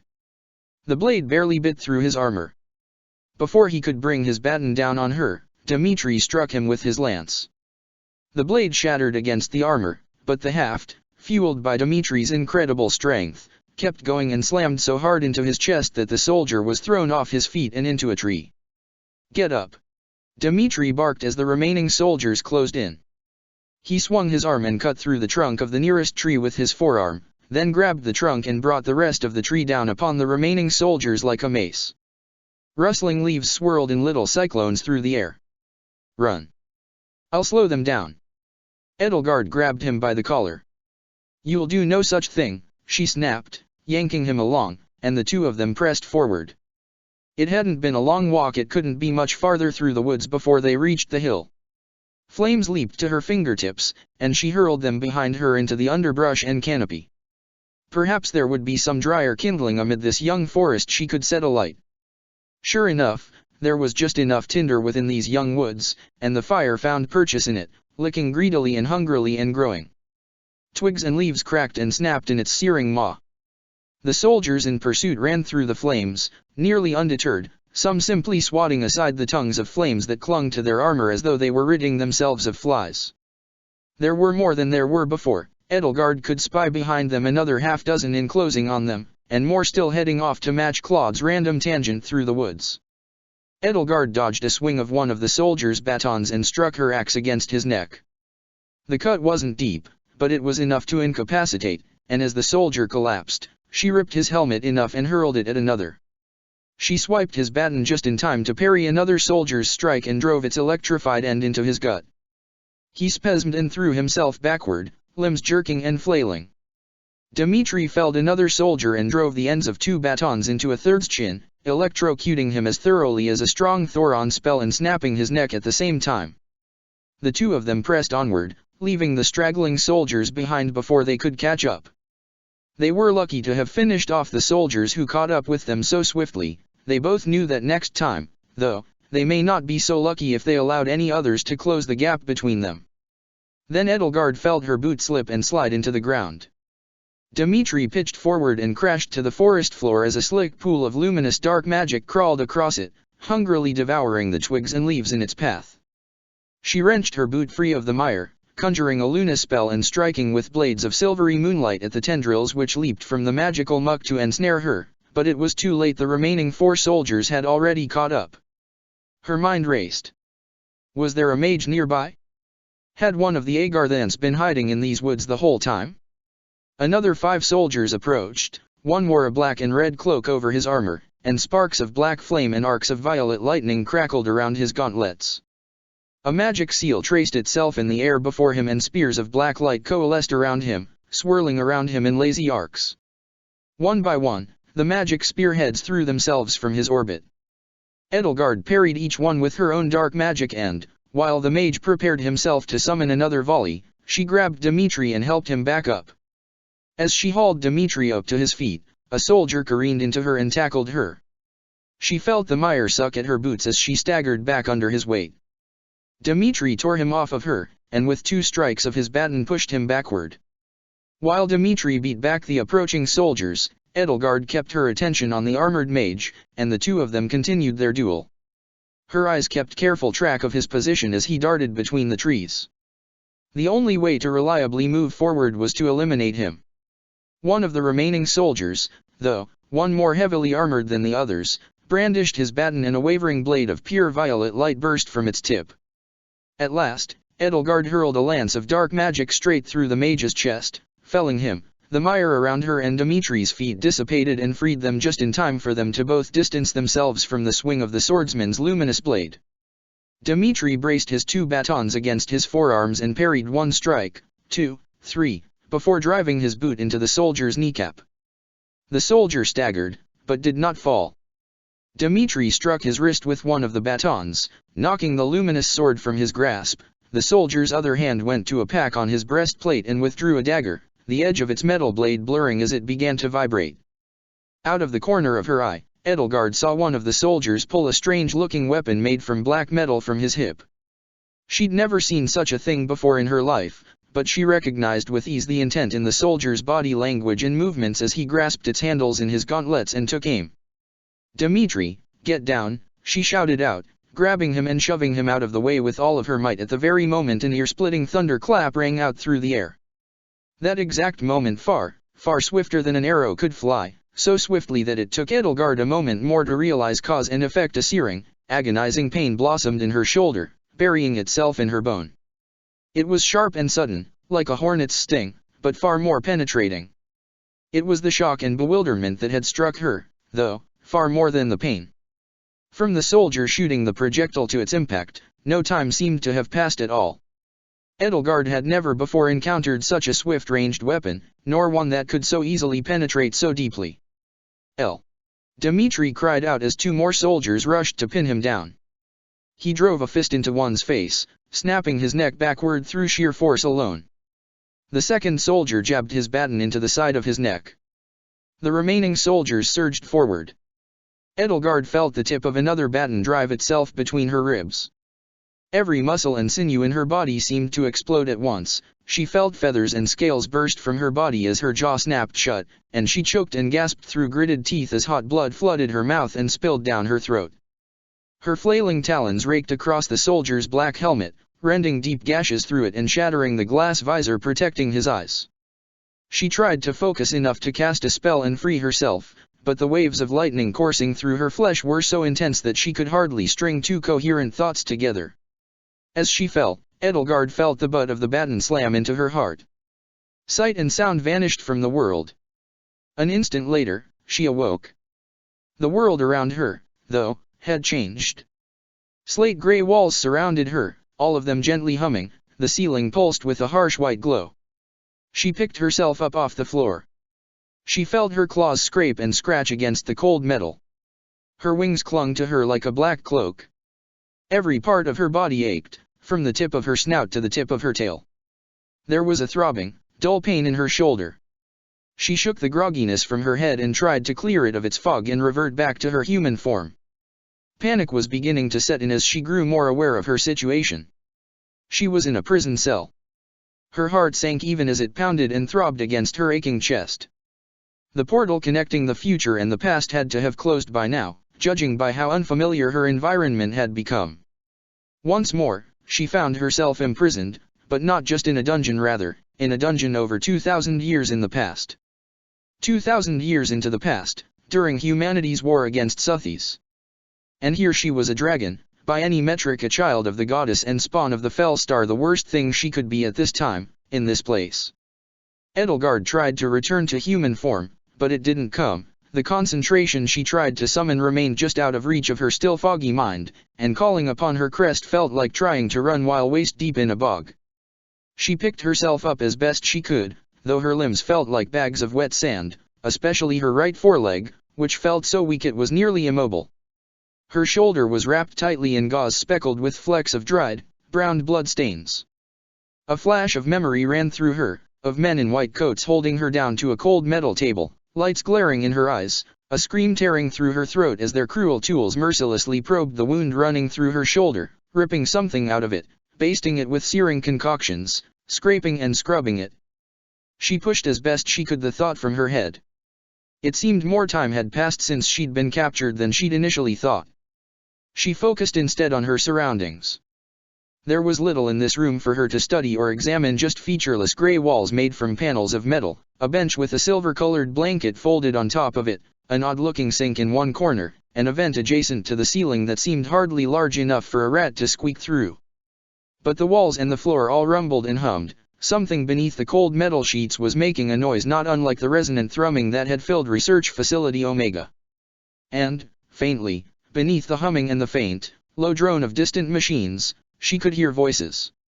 She followed the muted, muffled sounds, and pressed her ear to the adjacent wall. Far smaller than even a juvenile xenomorph. And our instruments can't detect the presence of a core, either. What about the other? Well, that's an even stranger case, sir. Don't waste my time, explain how. He's human. His flesh isn't heteromorphic, bone density normal, but his blood work gives us the same readings as a Nabatean core, just in very small trace amounts. Was this the one who threw a tree at you? Yes, sir. Interesting. And you have no idea what these intruders were doing in the colony? Edelgard strained her ears to better hear the conversation.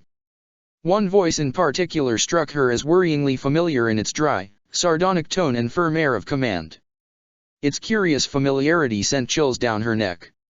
But how in blazes could a man who had lived and died 2,500 years ago sound so damned familiar? None, sir. They tried to run when we questioned them. There was a third among them, but he escaped.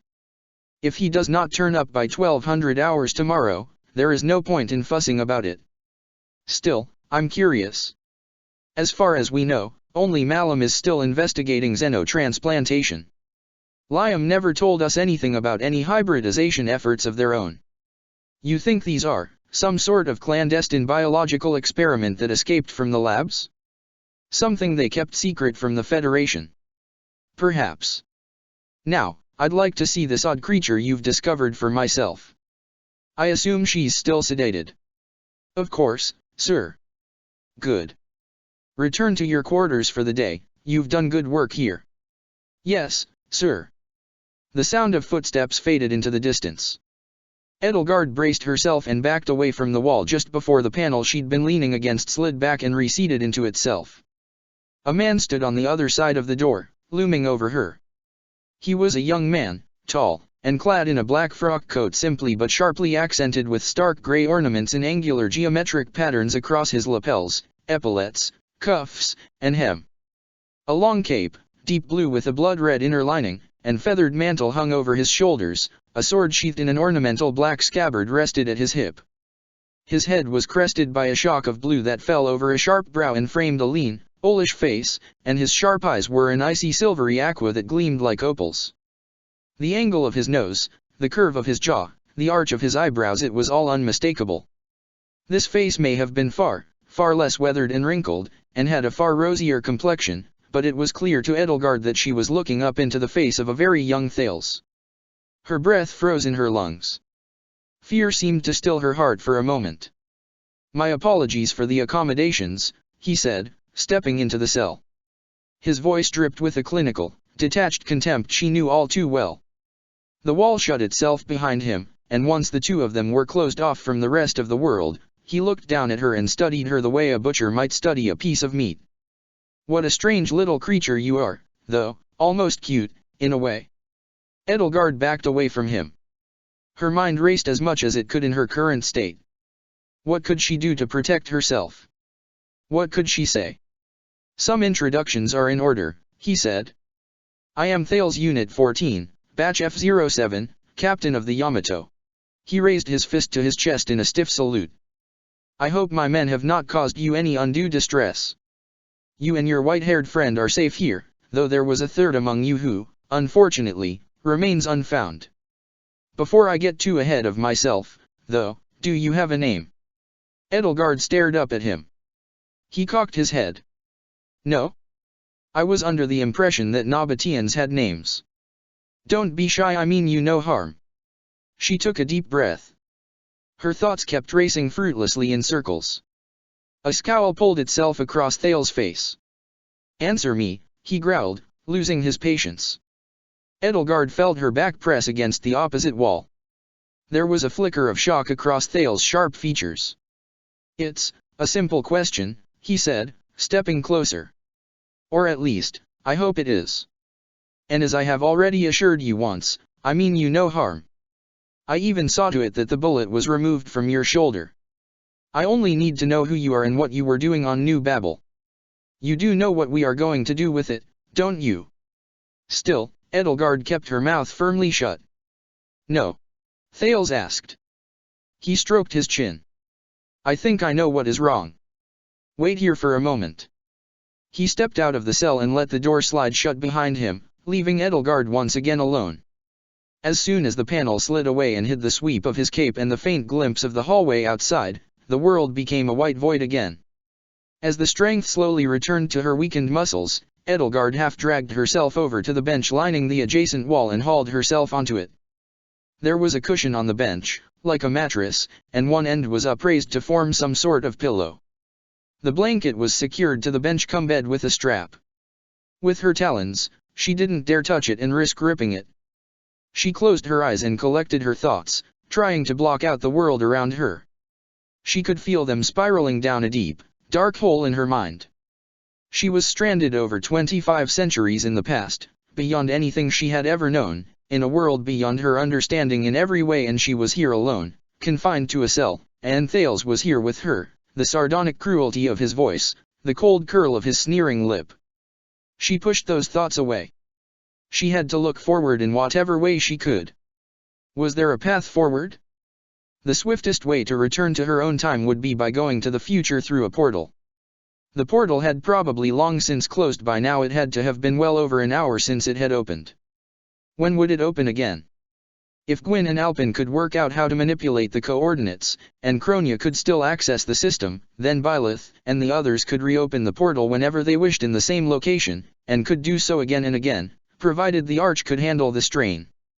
Come to think of it, that had been what the Agarthans had been doing to clear out the weapons cache. The weapons cache had been empty when Thales had last closed his portal to this place, but had been full when Edelgard, Dimitri, and Claude had gone through their own. Did that mean the portal Thales had created to the past had yet to appear? That would be the simplest route forward, the surest bet to make.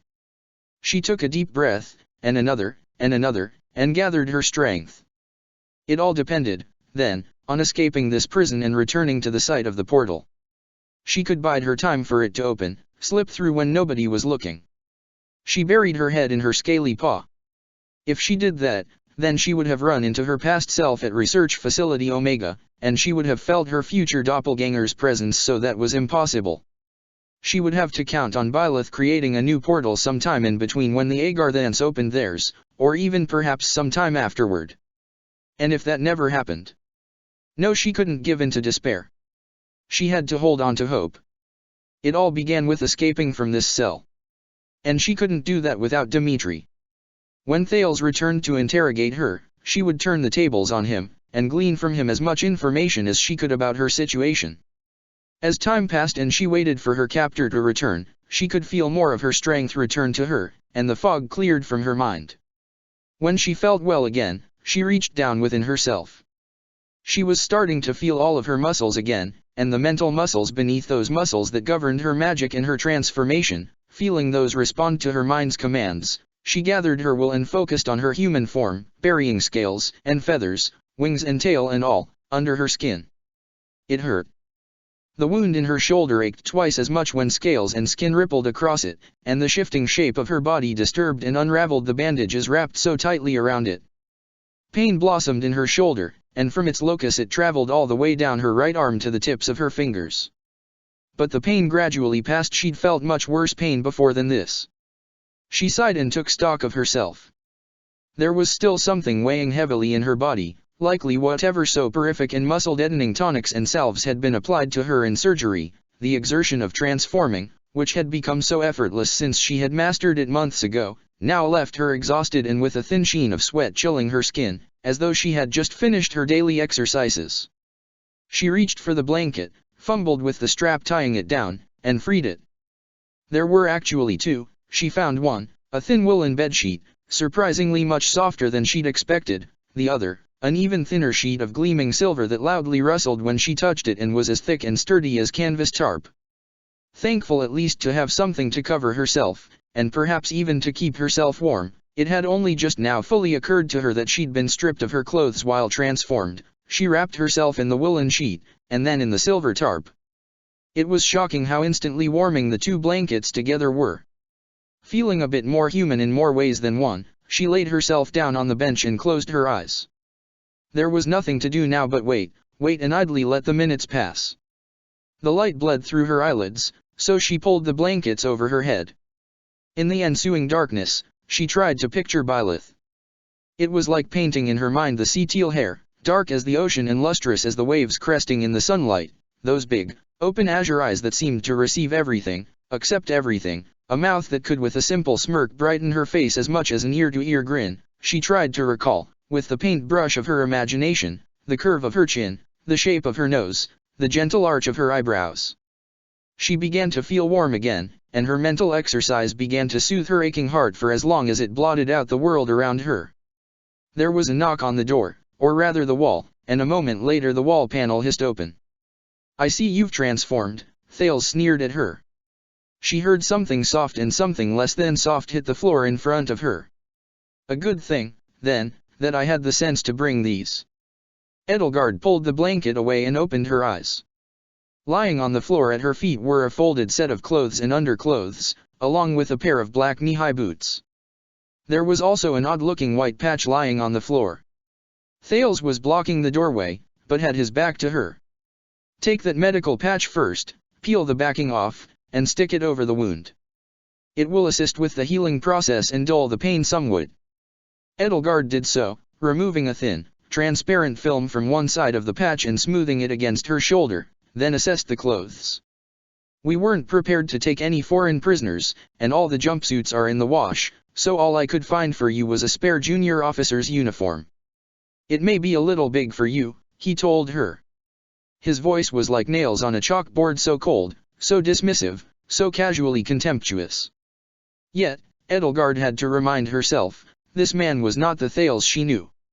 He merely had the potential to be the Thales she knew. Just as Dimitri had the potential to be the king of delusion, Ingrid the knight who died pointlessly in his service fighting for a lost cause, herself an emperor with a heart of ice. She stood up, unwrapped herself, and took to dressing herself. The uniform was not unlike Thales' own, only olive green where his was black. The coat was shorter and less decorated. It was a bit big for her, but only by a few inches. "Thank you," she said. The idea that Thales of all people would take in a prisoner and give them a uniform in his faction's own colors didn't sit right to her, but she wouldn't look a gift horse in the mouth. "It all fits well enough," she said, cinching her belt and rolling up her sleeves. It still hurt to move her right arm, but it wasn't entirely dead. He turned around and stepped into the room. The door panel slid shut behind him. "You aren't Nabatean," he said, sizing her up with his cold eyes. "How do you figure?" she asked.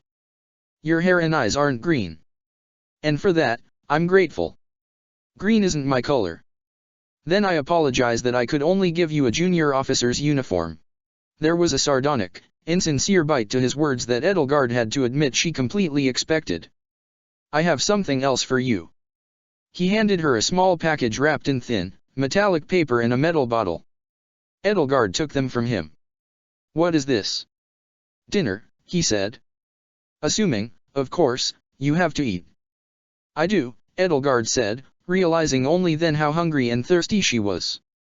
She hadn't eaten since before the assault on Research Facility Omega, and that had been hours ago, perhaps many hours, depending on how long she'd been unconscious. "Thank you. I must admit, given the men of yours my friend and I placed in your infirmary, I hardly expected such treatment." Thales let out a cruel laugh. "You hardly expected to be clothed and fed?" he sneered. Edelgard couldn't help but flinch, as much as she tried to swallow her discomfort. Thales frowned. "Your friend did not react so kindly to my hospitality either," he said. "Where is he?" "I'm sure you can understand that we couldn't have given him a berth anywhere near yours," he said.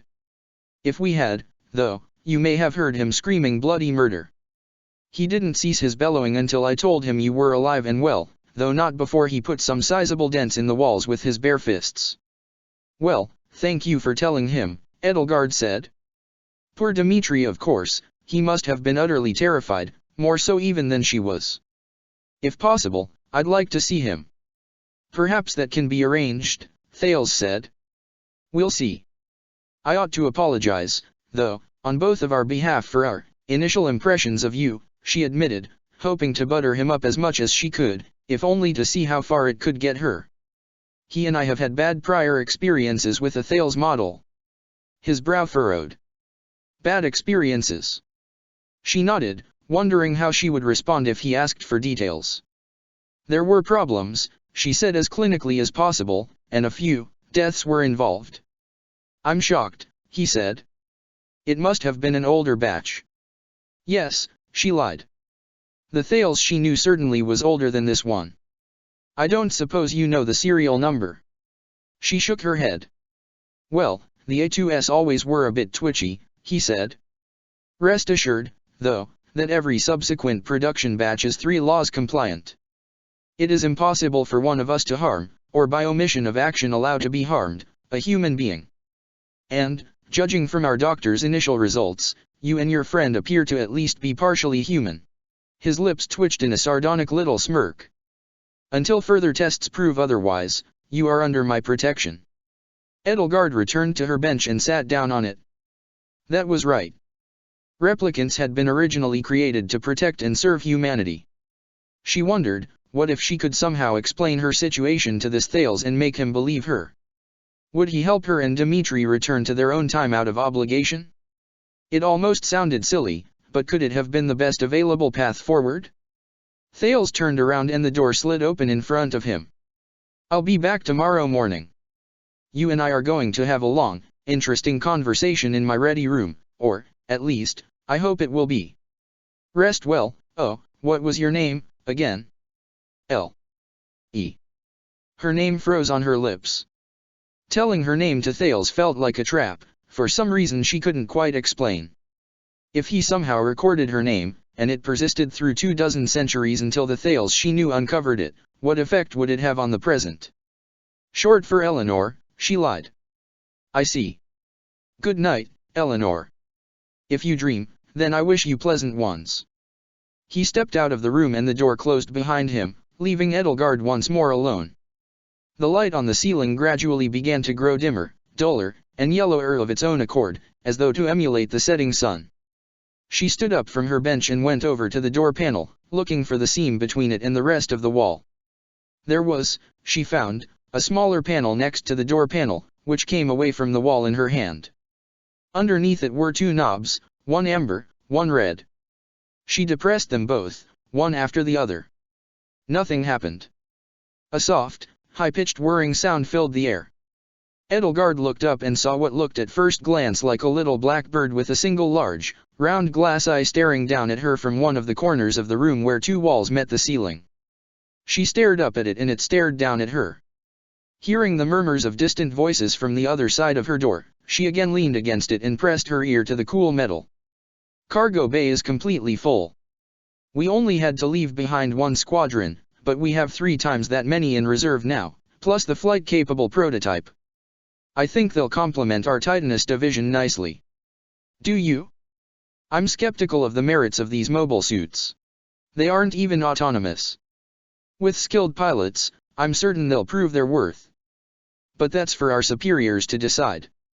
I'm certainly glad we can lock that colony down now. Yes, the salvage crew could use the rest, as can we. This operation has been nothing but trouble. Oh, and Commander, before it slips my mind, I did notice something curious about the mobile suits, though, something I think High Command might find most intriguing. Oh. These mobile suits were designed for terrestrial combat and limited atmospheric flight. But the equipment we found in the factories included vernier thrusters for space combat. It's no wonder the mobile suit project was kept a secret. I see.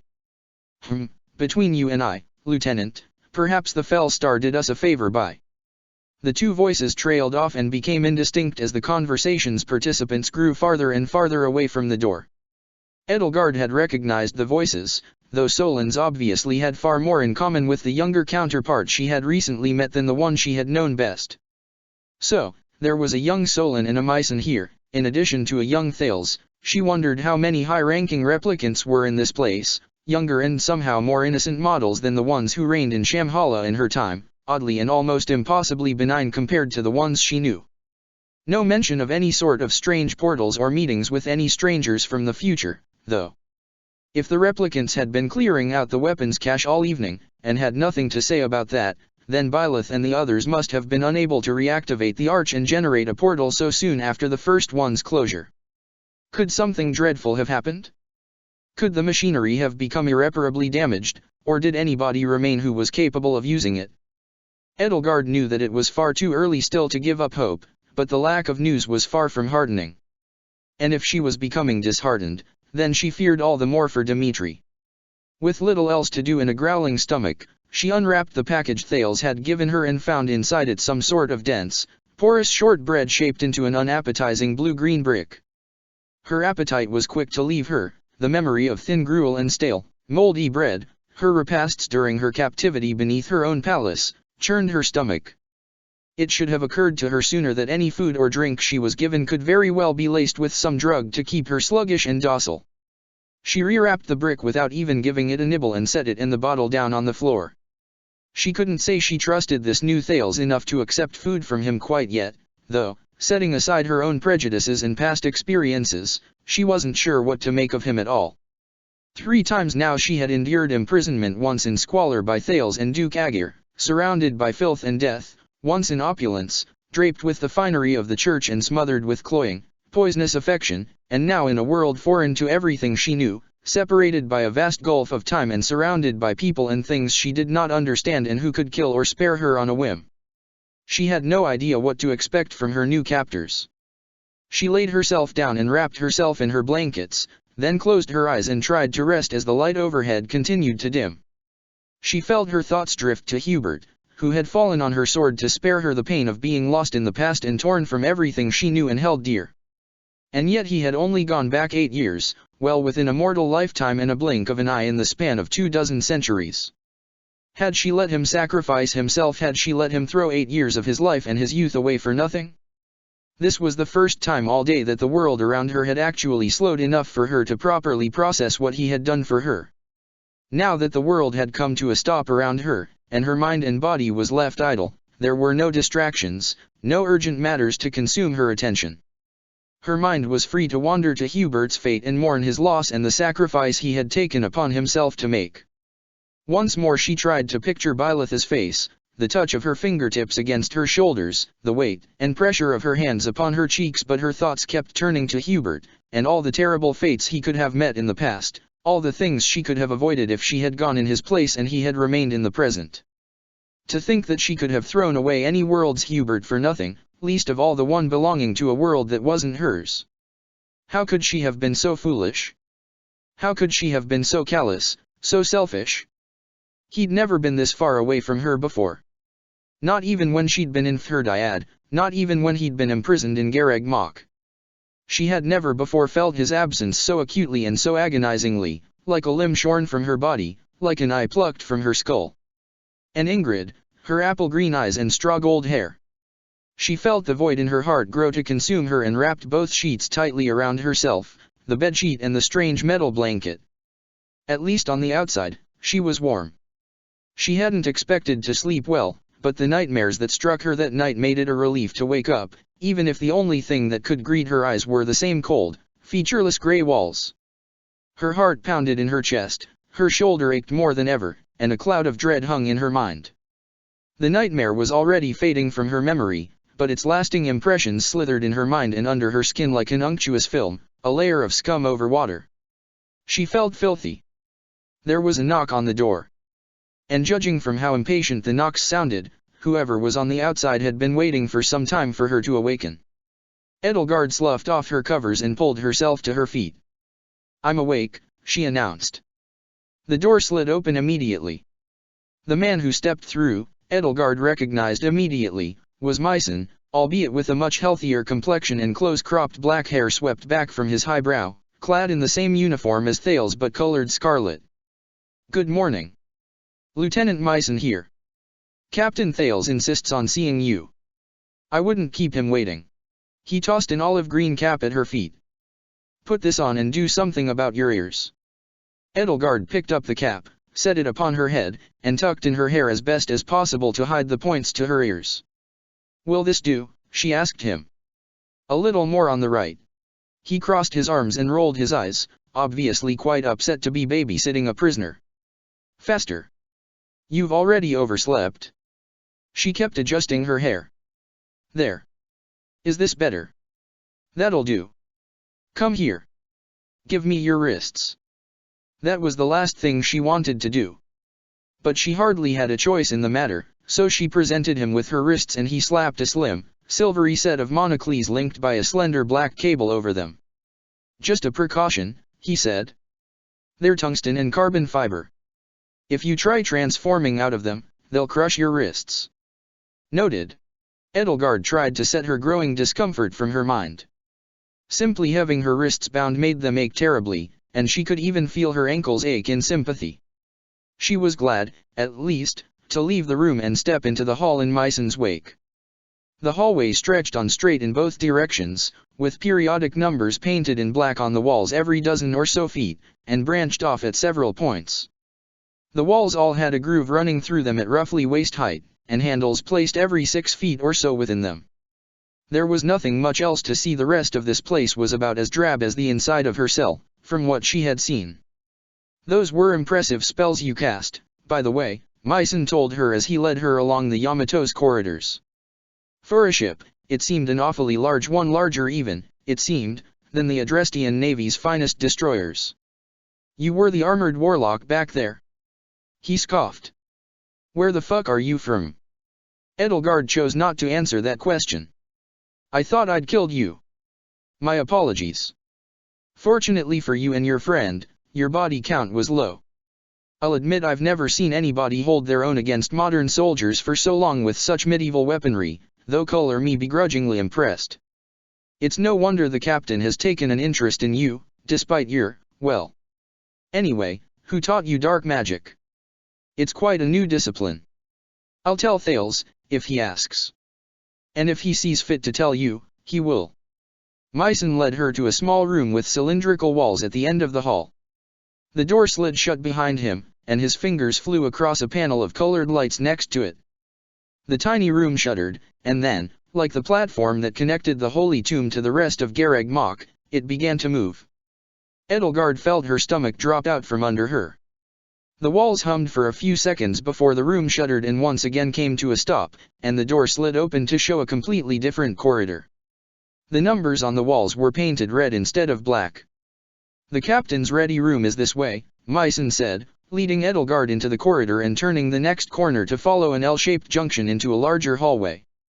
There were windows set into the walls on both sides. Through one Edelgard could see dozens of crew members crowding around long tables in a dining hall, and through another she could see a room full of strange machines that several crew members, stripped down to their underclothes, appeared to be using for exercise. A few people caught sight of her from the other sides of the windows and gave her dirty looks, which she hoped were solely because of the monocles around her wrists. They came to a stop before a door at the end of the hall. Mycen pressed a button on the wall beside it. "Captain Thales, your guest is here. Please let me have breakfast now." "L? Is that you?" The sound of Dimitri's voice carried down the hallway. Edelgard turned around and found him coming up behind her, wearing the same uniform and same colors as her and accompanied by a tall and burly man in red. "L," he cried out, taking a few more excited steps forward before his chaperone grabbed him by the scruff of his neck and hauled him backward. "You're okay. Are you okay? Did they hurt you? I see they put you on prisoner nanny duty too, Lieutenant Ilan," Mycen sneered at his taller, bullier counterpart. "Welcome to the club." "I was so worried," Dimitri said, ignoring the two replicants as he set his sights, his weary eye glistening and shimmering with relief. "I'm glad you're all right, D," Edelgard said as he tried to hug her, momentarily forgetting about the restraints that bound his wrists. She couldn't help but notice that Ilan had put several pairs of monocles around them, just in case one wasn't enough. Since he couldn't hug her, she chose to hang her cheek upon his chest. The solid warmth of his breast and the beat of his heart underneath his uniform was reassuring, even more than she'd expected it to be. "I've been worried for you, too." The door to the captain's ready room slid open, and an older man clad in the same uniform and same colors as Thales stepped out. His hair and beard were snow-white and his weathered and tanned skin was marred by long, ragged scars. He turned around. "Moving forward, it would do well for you to consult me regarding this incident," he spoke, presumably to Thales. "The Federation Navy has never put a Thales unit in charge of a ship of this class, let alone staffed one entirely with replicant commanding officers. You know I wish you the best, but I also must be impartial in my judgment and vigilant for any erratic decision-making on your part." "I understand, Captain Noah. I'll have my full report for you no later than 1200 hours, and shall entrust you with the confirmation of my decision," Thales replied from within the room. "See to it you have it within the next hour," Noah corrected. "Your work has been exemplary so far, Mart. Do not become lax and complacent in this final stretch. I want as much as you do for the replicant fleet to become standard practice." He turned around and caught sight of Dimitri and Edelgard, eyeing first their monocles, then their faces with a sour, skeptical glare, especially Edelgard's. Dimitri stared him down. "A pleasure to meet you, Captain Noah," Edelgard said, not responding at all to his withering look. Evidently, Thales' decision to treat her and Dimitri even half as kindly as he had been wasn't a popular one among the ship's human crew. He forced a smile that did not reach his hazel eyes. "I hope the pleasure proves to be mutual, ma'am," he said with a neutral doff of his cap, and with that, he strode off down the hall and vanished into the adjacent dining hall. "I do apologize for that," Thales said, stepping out of the room after his superior. "It seems I am not so prepared to make unilateral decisions as I thought." His tone was neutral, belying the sardonic smirk that shaped his lips. Mycen crossed his arms. "He's only harsh on you because he loves you, Mart," he sneered. Thales wagged a finger at him. "I can still put you on sewage duty for the rest of our time here, Lieutenant. I think Captain Noah would not disagree with that decision." "You too," he told Edelgard and Dimitri. "Inside. As for you, Mycen, Ilan, you've done good work. Have yourself some breakfast." His two subordinates were more than happy to trace Captain Noah's path to the dining hall, and with a sweep of his arm he beckoned Edelgard and Dimitri into the room. The door closed behind the three of them. "It is a sign of my desire not to throw you both out of an airlock," Thales said, waving his hand across Edelgard's and Dimitri's shackles and unlocking them all with merely a touch, "that I'm doing this. Prove to me that desire is not foolish, or I'll cut you both down where you stand. Understand?" Edelgard was happy to have her wrists freed, as was Dimitri. The first thing he did upon being freed was wrap his arms around her, and from the strength of his embrace it was clear that he would not be letting go any time soon. The pressure against her shoulder sent a sharp stab of pain through it. "Mind the shoulder," she hissed through a clenched jaw. He was quick to release her. "They didn't heal it," he gasped, staring daggers at Thales. "It's healing," she assured him. "Captain Thales, we thank you for your kindness."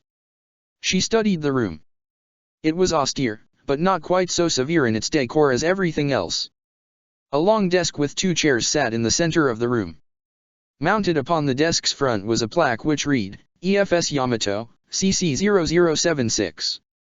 In one corner of the room were a few potted succulents hanging from the ceiling, and in the other stood a locked glass cabinet filled with large bones, horns, and claws polished to the same metallic sheen as a hero's relic dragon bones. Edelgard felt her own bones rumble and quiver as she took in the sight. Thales made his way to one of the seats and beckoned her and Dimitri closer. Edelgard approached the desk, and with markedly more trepidation, Dimitri did the same. His eye never left Thales, and he seemed to be struggling to keep the neutral expression she wore with ease. His fists kept clenching and unclenching. "Let me do the talking," she whispered to him. "Gladly," he whispered back, taking a deep breath to calm his nerves. She stepped closer and studied Thales' desk. Most of the personal effects resting upon it, or rather, she noted, nailed or otherwise firmly attached to its surface, seemed not to be his but rather his handler's. There was a small painting so incredibly detailed that it almost looked like a window into real life upon the desk, depicting a man who must have been a younger and significantly less scarred Captain Noah accompanied by a woman about his age and a young adolescent boy with a mop of cerulean hair and an intense, serious expression that did not match his parents' smiles. "I will have questions for the both of you, I'm afraid," Thales said with a sly little smile.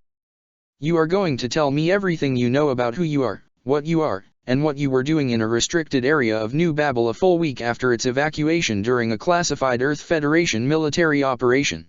His owlish eyebrows furrowed intensely as his stern gaze met theirs over his steepled fingers. "And if your answers to those questions are nothing, then you will have to do a damn good job of convincing me of that fact.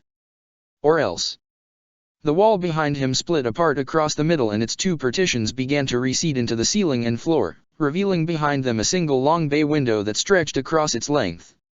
What Edelgard and Dimitri saw behind that window was as shocking and alien to them as the sight of the skyless world that had greeted them yesterday, yet more than terror, it inspired an overwhelming sense of awe. Beyond the window was a night sky, infinitely black, with no clouds to obscure it and no land beneath it, a vast sea of stars, all shining with a cold and unfaltering light. A metal deck stretched out beyond the window, ending at the bow of a ship far larger than any sailing vessel of Fodlan, Almira, or Dada. Above that deck, an enormous metal cylinder laid itself out before them like the body of a leviathan.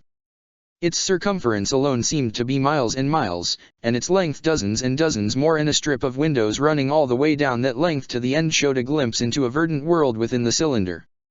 Edelgard realized that the cylinder she and Dimitri were looking at was the same one they had found themselves inside. A massive mirror split off at an angle from the cylinder's end, showing on its face a double of the sun.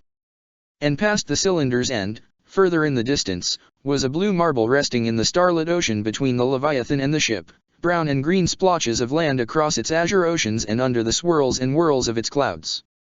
A crescent sliver of it was wreathed in shadow, like a gibbous moon, and in that sliver amber lights dotted the darkness and traced spiderwebs across its unseen land. The shapes of its continents were unfamiliar to Edelgard, but as she further studied them she could see the telltale signs in bits of coastline here and there that one of them may have eventually become what she knew as the dragon's head shape of Fodlan. She and Dimitri were staring out at their own world, in its totality, as it had existed 25 centuries ago, a single orb upon which lived every human being who had ever lived, who would ever live, who would ever be born, who would ever die. And from this distance, its clouds, and seas and land masses looked so still and so placid that one would hardly think that its surface was embroiled in a war that would soon prove cataclysmic beyond anybody's imagination. The world floated in a vast and unforgiving sea of night, and from here, its sky seemed as fragile as the shell of an egg. "We'll see," Thales said, the world resting above his head like an earthly halo, "just how well your heteromorphic bodies handle the vacuum of space." Chapter 72, Romance of the World's Perdition. The world as it met Edelgard's eyes, from what must have been hundreds of thousands of miles away, sat small and fragile in a sea of star-speckled black velvet. No lines traced the borders on its green and brown land masses, no names denoted which parcels of land fell under whose rule and banded together under which allegiances. As awesome as the sight was, for once the vast expanse of the world looked small. To see the land from the peak of a mountain, or a city from its tallest tower, made the works of humanity and their lives, nestled within the vastness of the land around them, seem small and petty. And now, it was not only humanity, but the very land on which they all lived and the oceans upon which they sailed and the very air they breathed that all seemed so small that one could almost reach out and pluck it from the sky like a ripe fruit. The massive cylinder above the EFS Yamato, which itself contained an impossibly fragile world of its own, was pointed at the world like a dagger. The shock of such a sight left Edelgard speechless and her mind an utter blank. She couldn't have spoken if she wanted to, let alone thought of any words to speak. Suthes had once descended from the blue sea star. Was this what the world had once looked like to her? Could Rhea, too, have once known this sight? Again, Thales said, rudely tearing her away from her reverie as his cold gaze assessed her from under the furious arch of his eyebrows, "You are going to sate my curiosity, otherwise this sea of stars will be your grave." Edelgard realized that she hadn't been breathing. And neither was Dimitri. She squeezed his hand as tightly as she could to shake some sense into him. He was still gawping at the view from outside Thales' window, his eyes wide and blank, jaw slack. She trod gently on his toe. He blinked vigorously, gave his head a little shake, and finally emptied the stale air from his lungs. He took a deep breath and raised an accusatory finger. A quiet stammer fell from his lips. "I is th that. Whatever questions you have," Edelgard spoke to Thales, "ask them." She had no idea how to play this. The truth would sound absolutely ridiculous to him. But she and Dimitri were also complete strangers to this world, understanding as much of the ship they'd been taken to and the fleet it was part of as a visitor from Brigid might have on a Dresches shore. Their only consolation was that, unlike Petra when she had been taken from her home to Inver, they at least knew the language of their captor. Bluffing to his satisfaction would be nigh impossible and wouldn't help either of them find a way back to their own home and their own time. The question was, what could she possibly say to convince him of the truth, and that she and Dimitri needed his help? And how could she possibly trust him? She had no hard evidence at all that he wasn't preserving her life for some sinister ulterior purpose. "Well," Thales said, "Miss Eleanor, I suppose my first question is for you." Dimitri finally tore his eyes away from the window long enough to glance quizzically at Edelgard.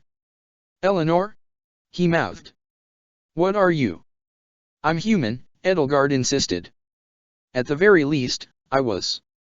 My hybrid state is the result of experimentation, conducted on me when I was a child." It was technically the truth, even if she was conflating two separate events. Thales lifted his eyebrows. "Why?" "To create a weapon, sir." He looked to Dimitri. "And yourself?" "Your hybrid state appears to be another beast altogether." Dimitri's attention was torn away from the sight of the window by Thales' question. His jaw clenched and his lips curled back into an animal snarl. Edelgard gave his hand another gentle squeeze, a reminder to him not to lose his cool. Similar experiments, she answered, were conducted on him to introduce samples of xenomorph blood into his veins. Obviously, they did not have so pronounced of an effect. I asked him, Miss Eleanor, Thales snapped at her. Dmitri glared daggers at him. Oh, those eyes, Thales cocked his head. Such hatred. Wherever and however you met that other Thales unit, what a piece of work he must have been. I can't help but feel offended by him. Edelgard immediately regretted having told him that. His sneering sense of pride felt particularly insincere, it dripped from his lips like blood. So, Eleanor, he continued, returning his icy gaze to her, go ahead and tell me how you and D came to find yourself on New Babel, a full week after we assisted the Aracalum and Plutonia in evacuating every soul from that place. She braced herself. One misstep could spell death for her and Dmitri, or perhaps something even worse. She could try to bluff, or she could tell him the truth, knowing he couldn't possibly believe her, and try to buy some time to think of something, anything, to prove that she and Dmitri were time travelers from so far in the future that they may as well have been from other worlds, or at the least take her leave of this ship and get back to New Babel. Something that could prove that they were from another world. Before I answer that question, sir, Edelgard said.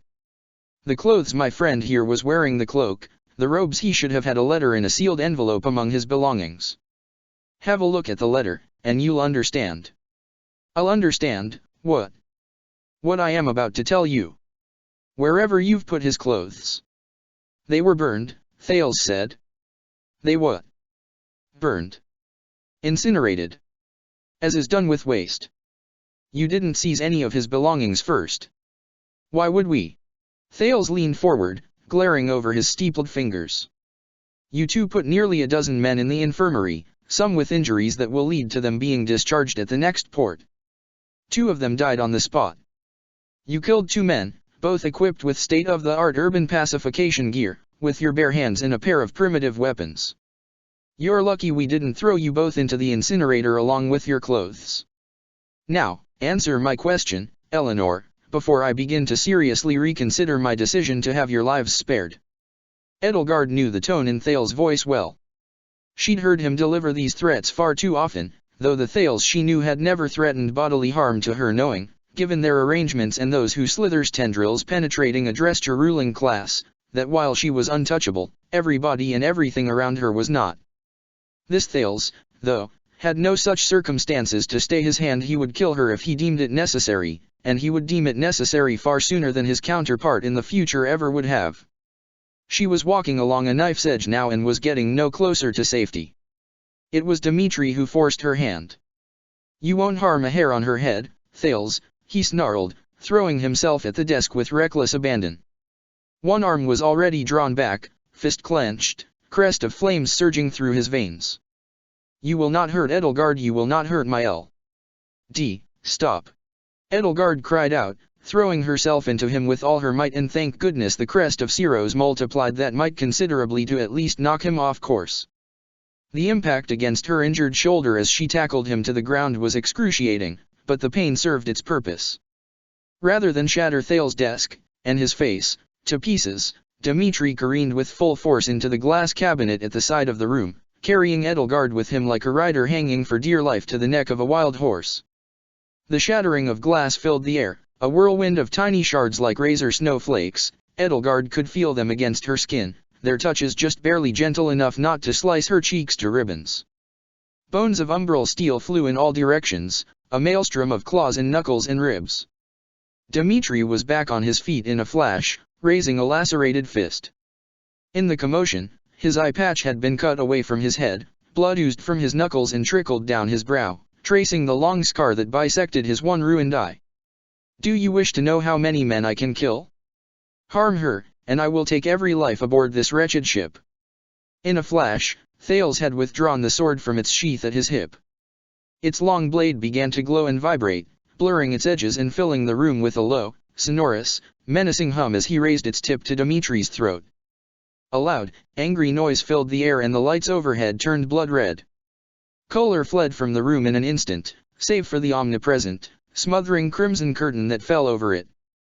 Shadows turned black. The blue of Dimitri's eyes and Thales's hair, and the green of Edelgard's and Dimitri's uniforms, all turned black. Dimitri's own snowy hair and his face both took on the color of fresh blood. "This," Thales said, his voice a low and threatening growl melding with the baleful thrum of his weapon, "is a tempered high-carbon spring steel blade, reinforced by a powerful alternating current to resonate at extremely high vibration frequencies. The oscillation weakens the molecular bonds of anything it comes into contact with, enabling it to cut through any form of body armor with ease. It's one of the only blades capable of matching the strength of xenomorph cortical bone. Imagine what it can do to your flesh." Edelgard couldn't remember a time when she'd been angrier at Dimitri. He'd meant well, of course, he'd meant well, and it was understandable that he could only take so much of hearing Thales growl death threats against a loved one, but for Mikul's sake, couldn't he have controlled himself for just a few seconds more? "Dimitri," she barked, "that's enough." Dimitri stared down the length of Thales' sword, both his living and dead eye wide and wild and hateful, the cords of his neck and veins of his brow bulging against his flesh, his teeth gritted and lips pulled back in an animalistic snarl. In the light, he and Thales both looked as though they had been drenched in blood from head to toe. "I've kept you both alive," Thales said, "for the sake of my curiosity. But my curiosity, like my patience, can only be stretched so far before it snaps in two. Now, Dimitri. Edelgard, are you going to talk? You said yesterday that you were forbidden from harming or allowing harm to come to a human," Edelgard pointed out. A lie she'd been stupid to believe. Thales cocked his head. Yes, I did," he said, and if he were at all embarrassed to have had his bluff called so quickly, he didn't show it at all. "But harm is relative." He lowered his blade, resting its humming tip level with Dimitri's kneecaps. "A captain must be able to discipline his men with force, after all, should the situation call for it, and to protect himself with force if necessary. Yes, I cannot kill you myself, Dimitri. But if I were to sever your legs at the kneecaps, you would still live, and a decent quality of life would still be quite possible, given proper technological intervention, though you'd be quite helpless to harm me in the meantime." Dimitri could do little more than growl at him. Of course. Edelgard had indeed been foolish. How could she have not put two and two together with Mycen? He hadn't had any problems attacking her with magic, despite himself being a replicant, because if such conditioning even existed at all, his orders had been to subdue her and Dimitri with non-lethal force. Threatening to hobble Dimitri could still have been a bluff, but it was a bluff she no longer felt willing to call. A tinny voice emerged from Thales' lapel. "Captain Thales. The cameras show a disturbance in the captain's ready room. Shall we send security in?" Edelgard sank to her knees and bowed her head. If there was one thing she was well practiced in, it was showing deference to Thales, even if she had to bite her tongue all the way through it, even if she had to layer her words in so much passive aggression that they were positively dripping in it. "Captain Thales, I deeply apologize for the actions of my step-brother. He means only to protect me, and like I said, we both have fresh memories of being deeply harmed by a Thales unit in the past. I'll tell you the truth about what we are and where we come from, and all I can do is ask you to believe me." The words that came to her lips made her feel pathetic, and all the way through she tried as best she could to bury her frustration. She couldn't even bear to look at Dimitri, even while she tried with all her might not to blame him for his irrational behavior. She had no time to delay or bluff. She had to forge ahead with the truth and hope that her story would be convincing. The threat that beyond the window was a sea of vacuum that, unlike the ocean she so feared, could kill in an instant, left her shaking. Thales put his free hand to his lapel and spoke into it. "Belay that, Lieutenant. I have the situation under control. I'll have somebody sent in to clean up the mess when I am done." "Are you certain, sir?" "Don't question my orders, Lieutenant. I can handle this." The lights overhead returned to normal, the sudden brightness of the floor and walls stinging Edelgard's eyes as the full gamut of color returned to the admittedly colorless room. The sword's vibration ceased, its menacing hum went silent, and Thales slid it back into its sheath. "Your names, then. Your real names. And explain to me why, when I opened the window, you both gawked at it as though you'd never seen Earth from space before." Edelgard took a deep breath. Thales was the last person in all the world and beyond it that she would put her faith in, and yet here she had no choice. "My name," she said, "is Edelgard von Hresvelg, 9th Princess of the Adrestian Empire. My step-brother is Dmitri Alexander Bladdid, King of the Kingdom of Faerghus. You haven't heard of either of these places, because they won't exist for another 1300 years, at least. The two of us come from the year 5060 according to your calendar, 25 centuries from now. A gateway to the past brought us to New Babel from our own time, and we were stranded there." A befuddled look took to Thales' face, furrowing his brow, his nose wrinkling and lip curling in confusion. It was so quiet in the ready room, save for the sound of little bits of glass falling off of the ruined cabinet's frame, that Edelgard could hear quite clearly that nobody in the room was even breathing anymore. She took a deep breath and placed her palms against the metal floor to steady herself, or perhaps to make herself look more demure to Thales. "The gateway," she continued, "was created by a group of people intent on seizing weapons from the past so that they could control the future. If you send an exploratory team down to the weapons cache near where we were found, you could find them stealing the mobile suits you didn't have room for in your cargo hold." The bemusement had left Thales' face. He stared down at her now with stony, impassive eyes and an expression that betrayed no emotion whatsoever. Edelgard felt her heart sink in her chest. "It sounds like an unbelievable story, does it not? Unfortunately, since you destroyed our possessions, we have little in the way of proof," she admitted. Thales crossed his arms. "It would seem so. Quite convenient, that. But if you send someone to New Babel, near where you found us." "New Babel has already been sealed, Your Highness." The epithet fell from his lips with mocking derision. "Nobody is going in or out. How else can you prove your absurd claim?" She thought about crests. Those unique symbols associated with each one, with each Nabatean clan, they did not come out of nowhere. They were products of scientific investigation, as Hanuman's equipment so aptly demonstrated, and their shapes had to have been known to the Nabateans who bore those crests. And with antediluvian people being so scientifically advanced that they could build little worlds beyond their own, surely they would recognize those symbols even if crests did not yet exist in this world. Would they recognize that the crest of flames was a symbol borne by Suthes? Would it be something that set Dmitri apart from everyone else, in a world where even Nemesis had yet to exist? "Dmitri," she said, "please, show Thales the crest of flames." Dmitri stared at her, eyes still wide. "Please," she said. "If this is proof that your story is true, then I would like to see it," Thales said coolly, turning his attention to Dmitri. "Well, then, Your Majesty. Go ahead. Show me this crest of flames your sister speaks of." Dmitri stared at him now. He held out his hand, palm facing upward, and his hand began to shake. Edelgard knew that what she was asking him to do was difficult. She knew how painful it had been, how much it had hurt, when in the aftermath of those horrible surgeries he had been asked by Thales again and again to produce the crest of flames to make certain that it had taken. She knew because she had lived through the exact same thing once, and because she knew Dmitri. If it were her in his situation, the pain would be unbearable. All those wounds, dredged up from the depths of her mind onto her body. Do it for me," she said. "It's something we can prove. Without it, we only have our word." Dmitri's chest heaved. He squeezed his eyes shut. "Don't think about Thales," she consoled him. "Shut him out. Think about me. I'm asking you to do this, Dmitri. El is asking you to do this, not him. Reach into yourself for the strength I know you have to move forward. Do something right for me just this once," she added silently, and felt ugly for it.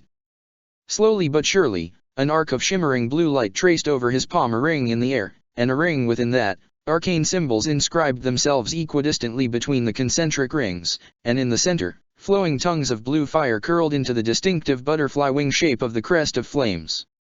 Thales stared at it, transfixed. "My brother," Edelgard explained to him, "was given the blood of the Fell Star, so that he would manifest even a fraction of her incredible strength." He took a halting step back. "The blood of the Fell Star," he gasped. Suddenly, the confidence and cruel condescension had left his voice. That's impossible." "This is proof," she concluded, that nothing I have said to you is a lie. We come from a time and a world that does not yet exist. An uncomfortable silence filled the room. He frowned, then raised a hand to his lapel again. Commander Pittacus, he asked, speaking into his chest. This is Captain Thales. Send Myson and Ilan up to escort my guests back to the brig. And have a cleaning crew brought up to tidy up the floor and sort out Captain Noah's trophies. He sighed and let go of the lapel. Edelgard allowed herself to feel a modicum of hope, just a little. She and Dmitri had escaped his ire, for now. As you have probably heard, I have a report to write up post-haste for my handler, he grumbled, who will no doubt be inconsolable as to the loss of his fine glass cabinet, though, fortunately, xenomorph bone does not mar easily. As for the two of you, this is perhaps the most spectacular case of folie à deux in recorded history. You two are going to make some doctor somewhere extremely famous. Edelgard rose to her feet. She had no idea what folie à deux meant, but she could discern context clues easily enough. No, Captain, neither of us are mad. If you send someone down to New Babel, I'm certain you'll run into Agar thence from the future stealing mobile suits from the weapons cache. Go look. You'll see for certain. Unfortunately, I have more pressing matters to attend to, Thales said, walking back behind his desk and sitting down at one of its chairs. Operation British will not conduct itself, and we are on a very tight schedule. You have been fascinating guests, though I will give you that. I thank you for the intriguing story. The door behind them slid open. Dmitri, sloughing off the cloak of fear that had weighed him down, whirled around and grabbed Edelgard by the arm. He whispered, we will have to fight. A dart struck him in the throat, cutting him off mid-sentence, and not even a second later his eyes rolled up and he crumpled to the floor, and another second later, the same thing happened to Edelgard. The world around her instantly turned into a blurry swirl of colors, a wave of fog rolling through her brain and deadening every thought and every nerve in her body. She was asleep before she could even hit the ground. While Edelgard slept, her dreams were of Byleth and Ingrid storming a palace's dungeons to rescue a child, only to be cut down before they could so much as draw their swords by weapons that roared like thunderclaps, again and again, each time collapsing in bloodied and burnt heaps mere inches from the bars of the child's cage atop the remains of their previous attempts, their bodies piling up against themselves like refuse. She awoke in her cell to the sound of her stomach whining and growling desperately, and found herself resting on the makeshift bench bed attached to the wall. She couldn't have been asleep long enough for unnerving and restless dreams, but not long enough to feel even remotely rested. Her body ached and her head throbbed, her mouth was dry and felt full of cotton. She lifted her head and rubbed her eyes. You're awake, Dmitri mumbled from across the room. She sat up and let her blankets slough off her shoulders, the silvery one rustling and crinkling loudly as it settled. Dmitri was there, huddled in the corner, with his own set of blankets folded untouched at his side. A little bit of dried blood stained his white hair and crusted his brow. His head was bowed as though in penance. You're here, Edelgard pointed out dumbly, still struggling to pull herself from the smothering cloak of fatigue that still pressed down on her. Thales must have been so kind as to place them both together, for some reason. Dmitri weakly lifted his head and looked up at her, then just as swiftly looked away. I'm sorry. You deserve a better cellmate than I. Have you been waiting for me to wake up to tell me that? She asked. He didn't answer. There is no point in apologizing for anything else, is there? He croaked. I lost control back there. I ruined everything. Whatever I could say about that would be hollow and meaningless. His chest heaved, and a sigh escaped his lips. I apologize and apologize, but I never get better. I never do better. I make the same mistakes. Eventually you must realize I am only pretending to feel sorry. Edelgard cradled her head in her hands.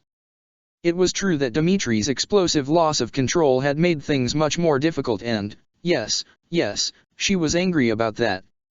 Yes, she was upset at him, and infuriated by their worsening circumstances. They were trapped here in an unpredictable, unimaginable world with no resources save for their word, and if he had just kept his fear and rage under control, then maybe the two of them would not be consigned to this cell, awaiting, what, exactly? Would they be executed for assaulting the captain of the ship? or sent to a prison or lunatic asylum to languish while the war that had once destroyed the world raged on around them. Her breath hitched. Her eyes stung. With every breath she took, the walls seemed to inch closer and closer to her, the ceiling seemed to shrink, her heart pounded more frantically against her ribs. She dug her fingernails so deeply into her palms that she could almost feel them break the skin. It was seeming more and more likely that they would be trapped here forever, that the darkness would only grow darker. She squeezed her eyes shut. She tried to ignore the walls around her and imagine a room. With a door. A bedroom. Her bedroom at Garreg Mach. She could trace the whorls on the wooden beams that braced against the ceiling by heart, and count the mortared stone bricks that made up the outer walls. She tried to push it all out. I really am a beast, Dmitri muttered to himself. I cannot be tamed or trained. I can only hide my claws. You are ashamed of me, aren't you, El? You ought to be. His voice cracked. Rodriguez laughing. She tried to push it all out. She tried to push it all out, push it all away, but his voice, will you just sh? She bit off the snarl that was struggling to tear itself from her lips. She took a deep, deep breath. Just stay calm, she told Dmitri. Just stay calm, she told herself. She kept breathing. The scars she didn't have ached. She kept breathing. It was all she could do to hold herself together. It was a struggle to brace herself against the darkness, but Edelgard was accustomed to that struggle. Even at her weakest, she knew how to push back against it. Even a weak person could overpower a strong person if they only had the right leverage. She and Hubert had learned that early on, scrabbling for whatever power they could claw back to themselves in the years they spent under Thales's eye. As bleak as it all seemed, she couldn't consign herself to hopelessness. Dimitri's outburst hadn't ruined everything. She had still managed to speak her piece, and it was possible this world's Thales could still be reasoned with. He'd deigned to keep them together this time, after all. Reason with Thales?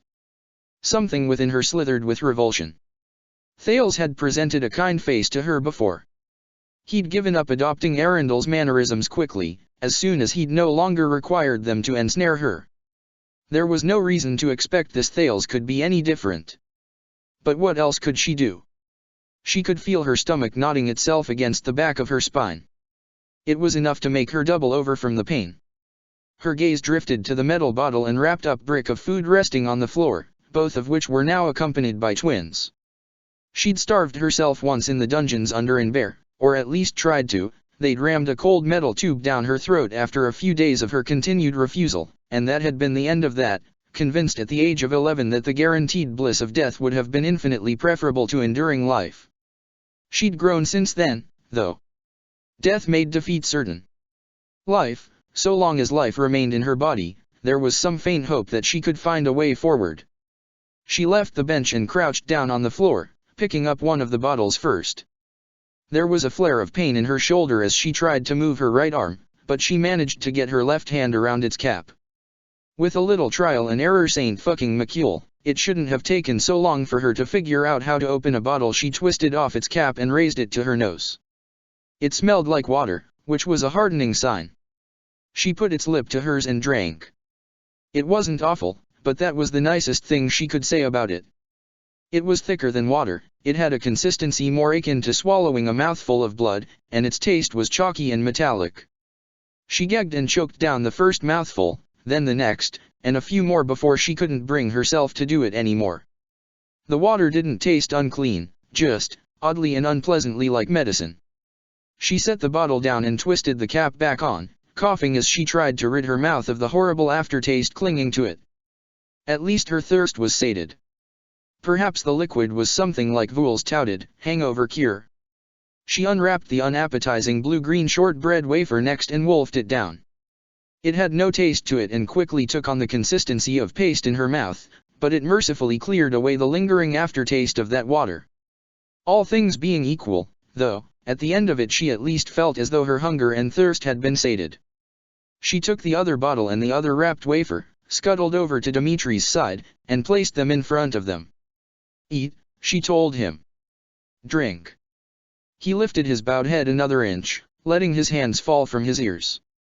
His one good eye stared dully out at her from under the alabaster bangs that fell over his brow. He looked down at the offering Edelgard had placed before him and licked his cracked lips. "Is it good?" he asked hoarsely. "No," she told him.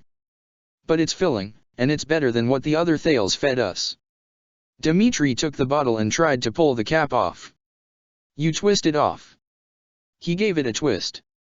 "No, counterclockwise." He got the cap off, raised the bottle to his lips, and drank. One after another mouthful went down his throat until at last the bottle was empty. He dropped the bottle to the floor and coughed. "Awful," he sputtered. Even without a sense of taste or smell, the texture alone was apparently sufficiently revolting. "The food is better." "What does it taste like?" "It doesn't, so you're not missing anything." He started to eat the bread. Each mouthful was laboriously chewed. Edelgard sat down next to him. "All in all," she said, "I think there's a chance we got through to Thales." "You think so?" "In spite of." "If anything, your outburst may have only lent credence to my story," she reasoned, though she knew she was trying to convince herself as much as him. Her right shoulder throbbed again, and she held her left hand over it to put some dulling pressure on the pain. "He thinks we are mad." "Perhaps. But if we stop trying to convince him otherwise, there will be no hope for us. If we stop trying, we'll die. And if we die here anyway, at least we tried." Dmitri set down the uneaten half of his brick of food. "If only Claude had not run," he muttered, resting his head in his hands, his fingers burrowing through locks of his bloodied and matted hair. "If not for him," he cracked the back of his head against the wall. "Damn him. Damn that dastard. He ought to be trapped in here with us, at least." "Do you think he planned this?" "I don't think he possibly could have," Edelgard reasoned, putting her hands to his shoulders to steady him before he could more severely hurt himself. He couldn't have known what was behind the portal or what would happen, unless, his future self told him at some point, it was, she realized to her horror, shockingly possible. Had Claude done this on purpose, to get rid of the two of them? Had he pretended not to know where the portal had led, feigned shock at New Babel's artificial vistas, and had she really allowed Destinova to play her like a fiddle? She shook her head and rubbed her brow. "That's a problem we can figure out later. For now, finding our way out of here." "How?" "We'll think of something." "How?" Dmitri let out a frustrated huff. "We ought never have agreed to speak with him. We ought never to have strayed from the portal. He played us both for fools. He played you for a fool. If we'd only just dragged him back right away." In hindsight, Edelgard admitted, "We made a mistake. But I'd asked Ingrid to send a team to tail us in case we ran into trouble. I thought that would be enough. But why weren't they anywhere near us when those soldiers attacked us? Something must have happened. Perhaps she couldn't muster a team to go after us because Thales' forces attacked the facility before she could. It's the only reason I can think of that explains why no one would have gone after us." "Oh, no," Dmitri moaned. His shoulders heaved. "And here we are, trapped here," he pounded a fist against the wall, the impact resonating through the metal sheets. "Damn it all." His voice cracked. "I cannot protect anybody. Not even you, El. I feel so useless." "You're not." "I am. Look at me, Edelgard. Look me in the eyes and tell me I am of any help to anybody," he snarled. "What use is a king," he muttered, burying his head against his arms, "who cannot even govern himself? And after everything I said to Felix," he took a deep, shuddering breath. "I truly am the worst kind of hypocrite, am I not?" "When you spoke to Felix, to stop him from becoming a bore of his own," Edelgard asked, "did you believe your own words?" "I thought I did.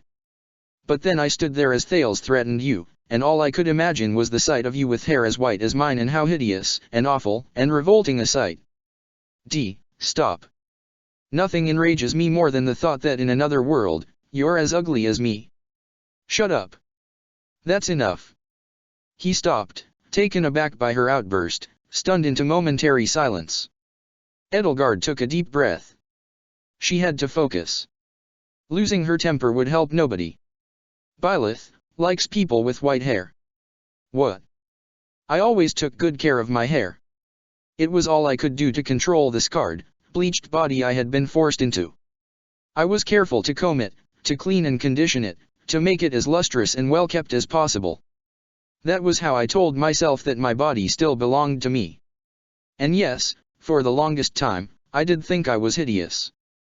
That for all I did to make myself look the part of a beautiful princess, it was only skin deep, and only from the neck up at that. Byleth taught me that I was beautiful, inside and out.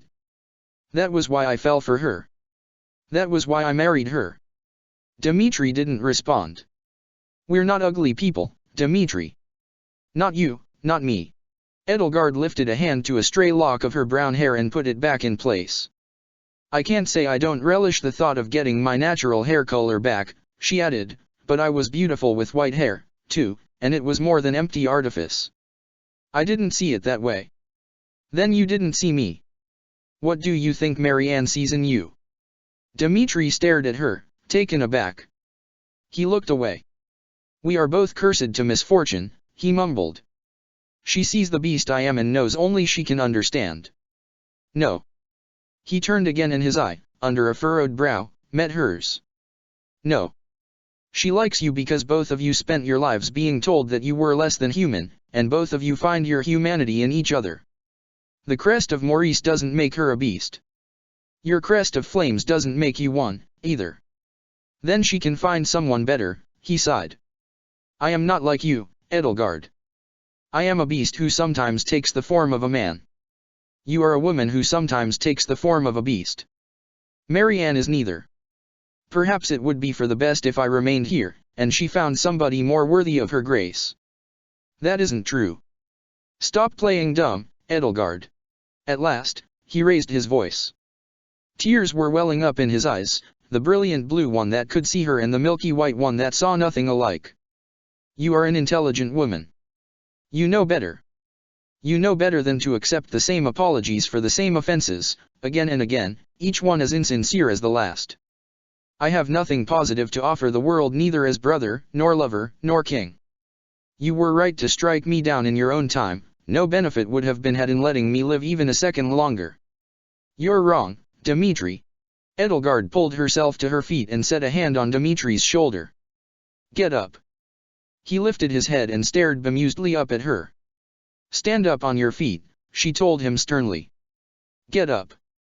Confused, he gingerly lifted himself up, rising above her. If you can't believe in your own apologies, then what use does your self-flagellation serve, she asked him. Do you think you can beat the guilt and shame out of yourself? You're only replacing one pain with another. Becoming a better person is difficult, Dimitri, and we all struggle with it, and we all stumble and fall backward sometimes, no matter how hard we try. But whether you harm yourself with a knife or a sharpened tongue, you're doing no good to yourself or anyone else. Yes, you lost control of yourself back there, and yes, you've done it before, and yes, you might do it again. But you try, I know you try, I've seen you try, and as long as you try, you can one day succeed. As long as you try. If you wallow in your faults and your failures, though, you never will. But one way or another, we're going to free ourselves and find a way back to our time. You are going to come with me. And you are going to do good things for Fodlan. I believe it. But right now, I need you, not the boar, to be my support.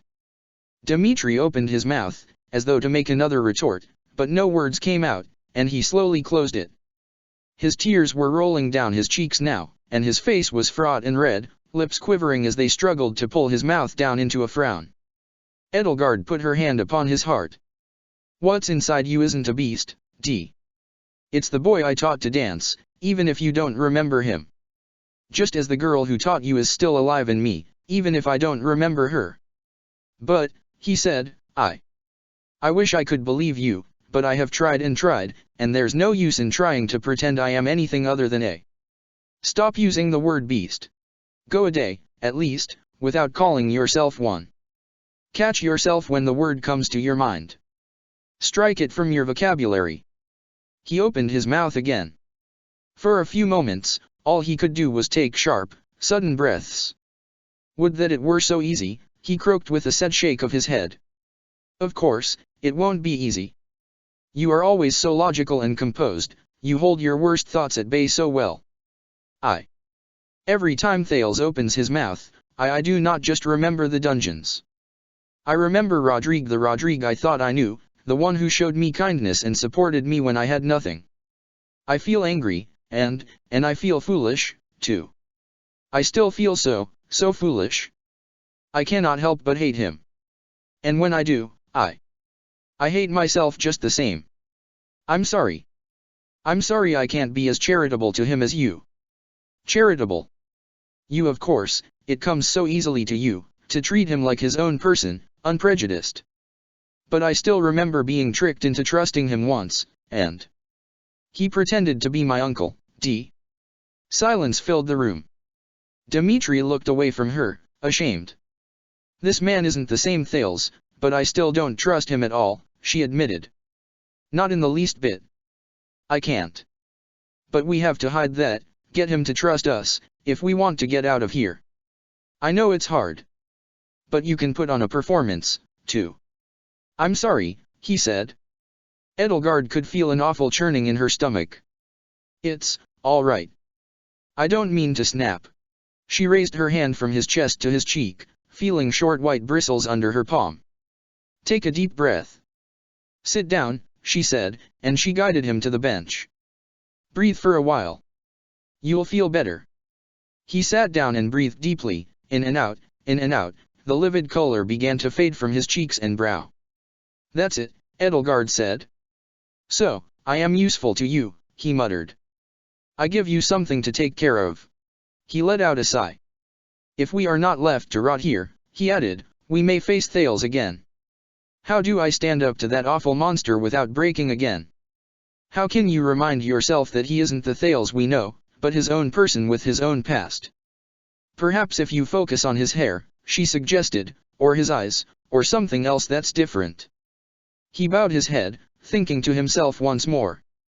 What was that name Captain Noah called him, again, he asked her. Mart, I think. Mart. In my head, I am going to call this Thales by the name Captain Noah used, he decided. If I wish to see him as his own man, I will need a different name for him.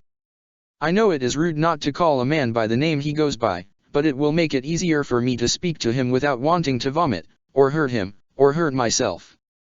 That's the spirit, D. Edelgard said, patting him on the shoulder. But whether I call him Thales or Mart. 3 loud knocks on the door rang out through the room. The knocks on the door were merely, of course, to provide the barest illusion of courtesy, whoever was on the other side would come in anyway. And exactly as Edelgard had expected, not more than a second later the door slid open. Once more it was Thales on the other side, as though he were a baleful spirit that had been summoned by their words. Good morning, my dear lunatics, he said. Dmitri's face wrenched up, and Edelgard could tell how deeply Thales' tone rankled him and how much he was struggling to keep himself calm. You two need to wash up while you still have the chance. Edelgard felt a pang of dread. What do you mean, while we still have the chance? You'll find out, he said. Come with me. Dmitri took a deep, long breath. Mart, he whispered to himself, and he rose to his feet. Thales led them out into the hall and took another route down it than the one they'd traced this morning. They passed a few crew members on the way, and each one gave a sharp, contemptuous glare to Edelgard as soon as they thought Thales couldn't see them doing it. Even if she hid her ears, word that she could transform into a diminutive dragon had probably spread quickly through the ship's crew. She nearly felt more unsafe among them than she did around the ship's captain. What do you mean, she repeated to him, while we still have the chance? You two put on quite a convincing act that you've never been in space before, Thales replied with a derisive little chuckle to demonstrate just how little he believed their story. I shudder to think of what horrible backwaters your so-called kingdoms must be if you don't know these things. Am I to presume that in the year 5060, civilization is no more? Edelgard didn't answer. She'd already had more than she could take of his mockery. She scanned the monotonous corridors of the ship for a way out, but there was almost nothing she could use to get her bearings or a sense of where in the ship she was. She noticed that he was no longer wearing gloves. Both hands were bare, showing a great deal of recently healed scar tissue across the knuckles, and wrapped heavily around the palms with white gauze. There were splotches of fresh blood stains blossoming on the bandages, and Edelgard could glimpse the edges of ragged burns just barely uncovered. It seemed he'd burned himself badly while she and Dimitri had been in their cell. They took another moving room, which Thales called an elevator, onto another deck of the massive ship and followed the corridors to a long white room broken up by rows and columns of booths separated by head-height partitions. Long, silvery pipes snaked across the ceiling like the branches of trees from trunks positioned between each booth. The pipes must have carried water, Edelgard mused, like aqueducts. This was a communal shower. Gareg Mach's showers were more well-decorated, she thought, though this place most certainly looked cleaner. Just being in this room and recognizing what it was suddenly made the day-old sweat and grime on her skin feel twice as thick, and her hair feel twice as stiff. And she wasn't even the one with any appreciable amount of blood on her. The three of them had hardly gotten clear of the door before another member of the ship's crew stepped inside. This one wore a uniform like Thales, with a long coat and a sheathed sword at her hip, but lacked his ornamental cape. A stripe of red traveled up the front of her coat from its hem at her knees to her right shoulder epaulette. Her hair was a feathery snow white, short and falling just to the tip of her chin. "Captain Thales," she said, turning her head to him as she walked into the room. "An odd place for a meeting, I think." Her ice-blue gaze shifted to Edelgard, and then to Dimitri. She cocked her head curiously and narrowed her eyes. "This," Thales said, "is Lieutenant Commander Pitacus, Chief of Security." Thinking back to Research Facility Omega, Edelgard found it hard to imagine that this model of replicant was a twin to the same Pitacus who'd been in charge of the facility. With a healthier, less corpse-like tone to her skin and a face not ravaged by centuries of age and hate, she actually cut a rather handsome figure, and her curt and frosty demeanor stood in stark contrast to her future counterparts ranting and raving.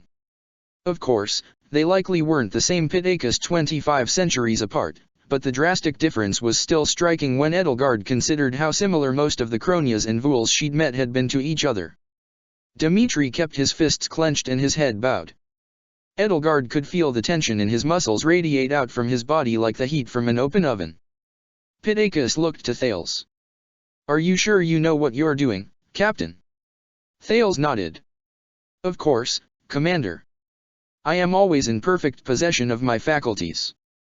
"Captain Noah doesn't seem to agree," she said. "Well, this enthusiastic young man here hasn't laid a finger on me yet."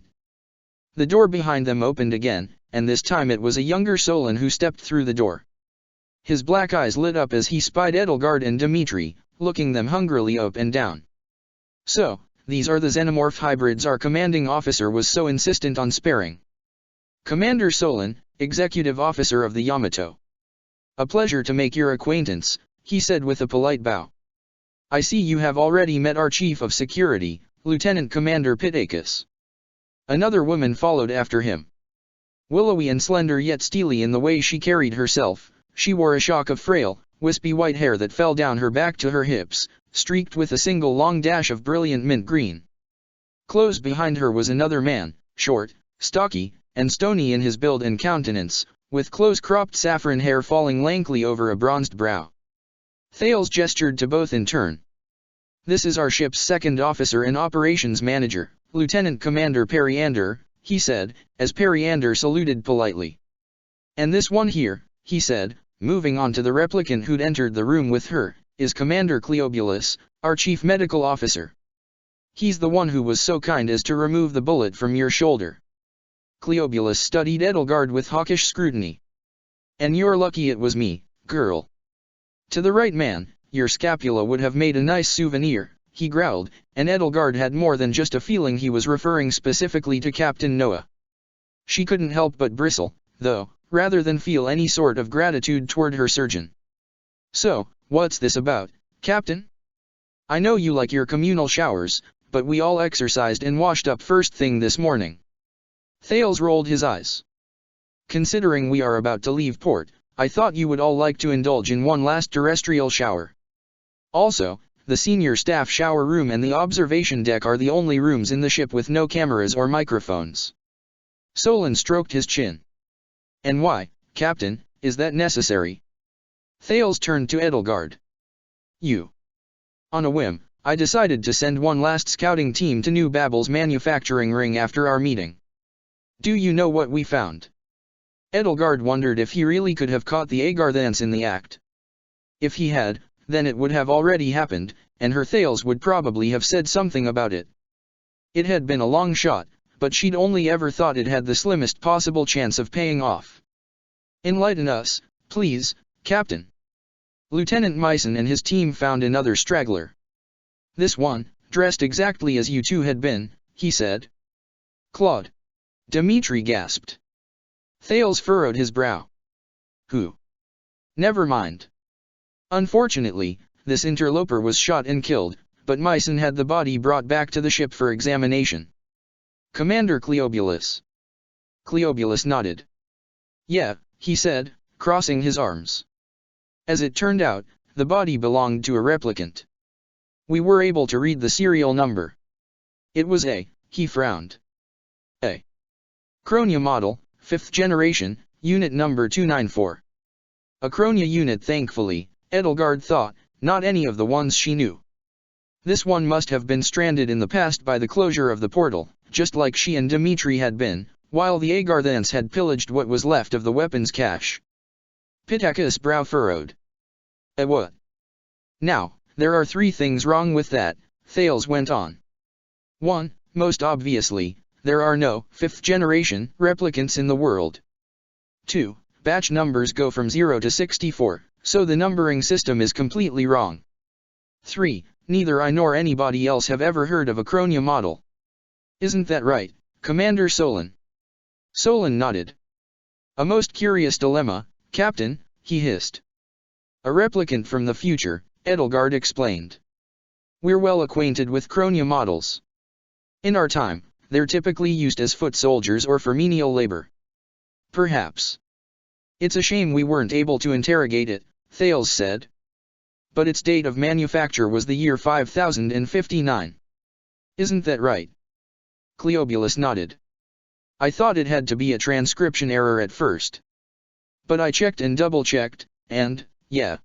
He shook his head. Damn thing was built 2500 years from now. And there were quite a few weapons missing from the hangar bay, as you predicted, Thales added. So you believe us now?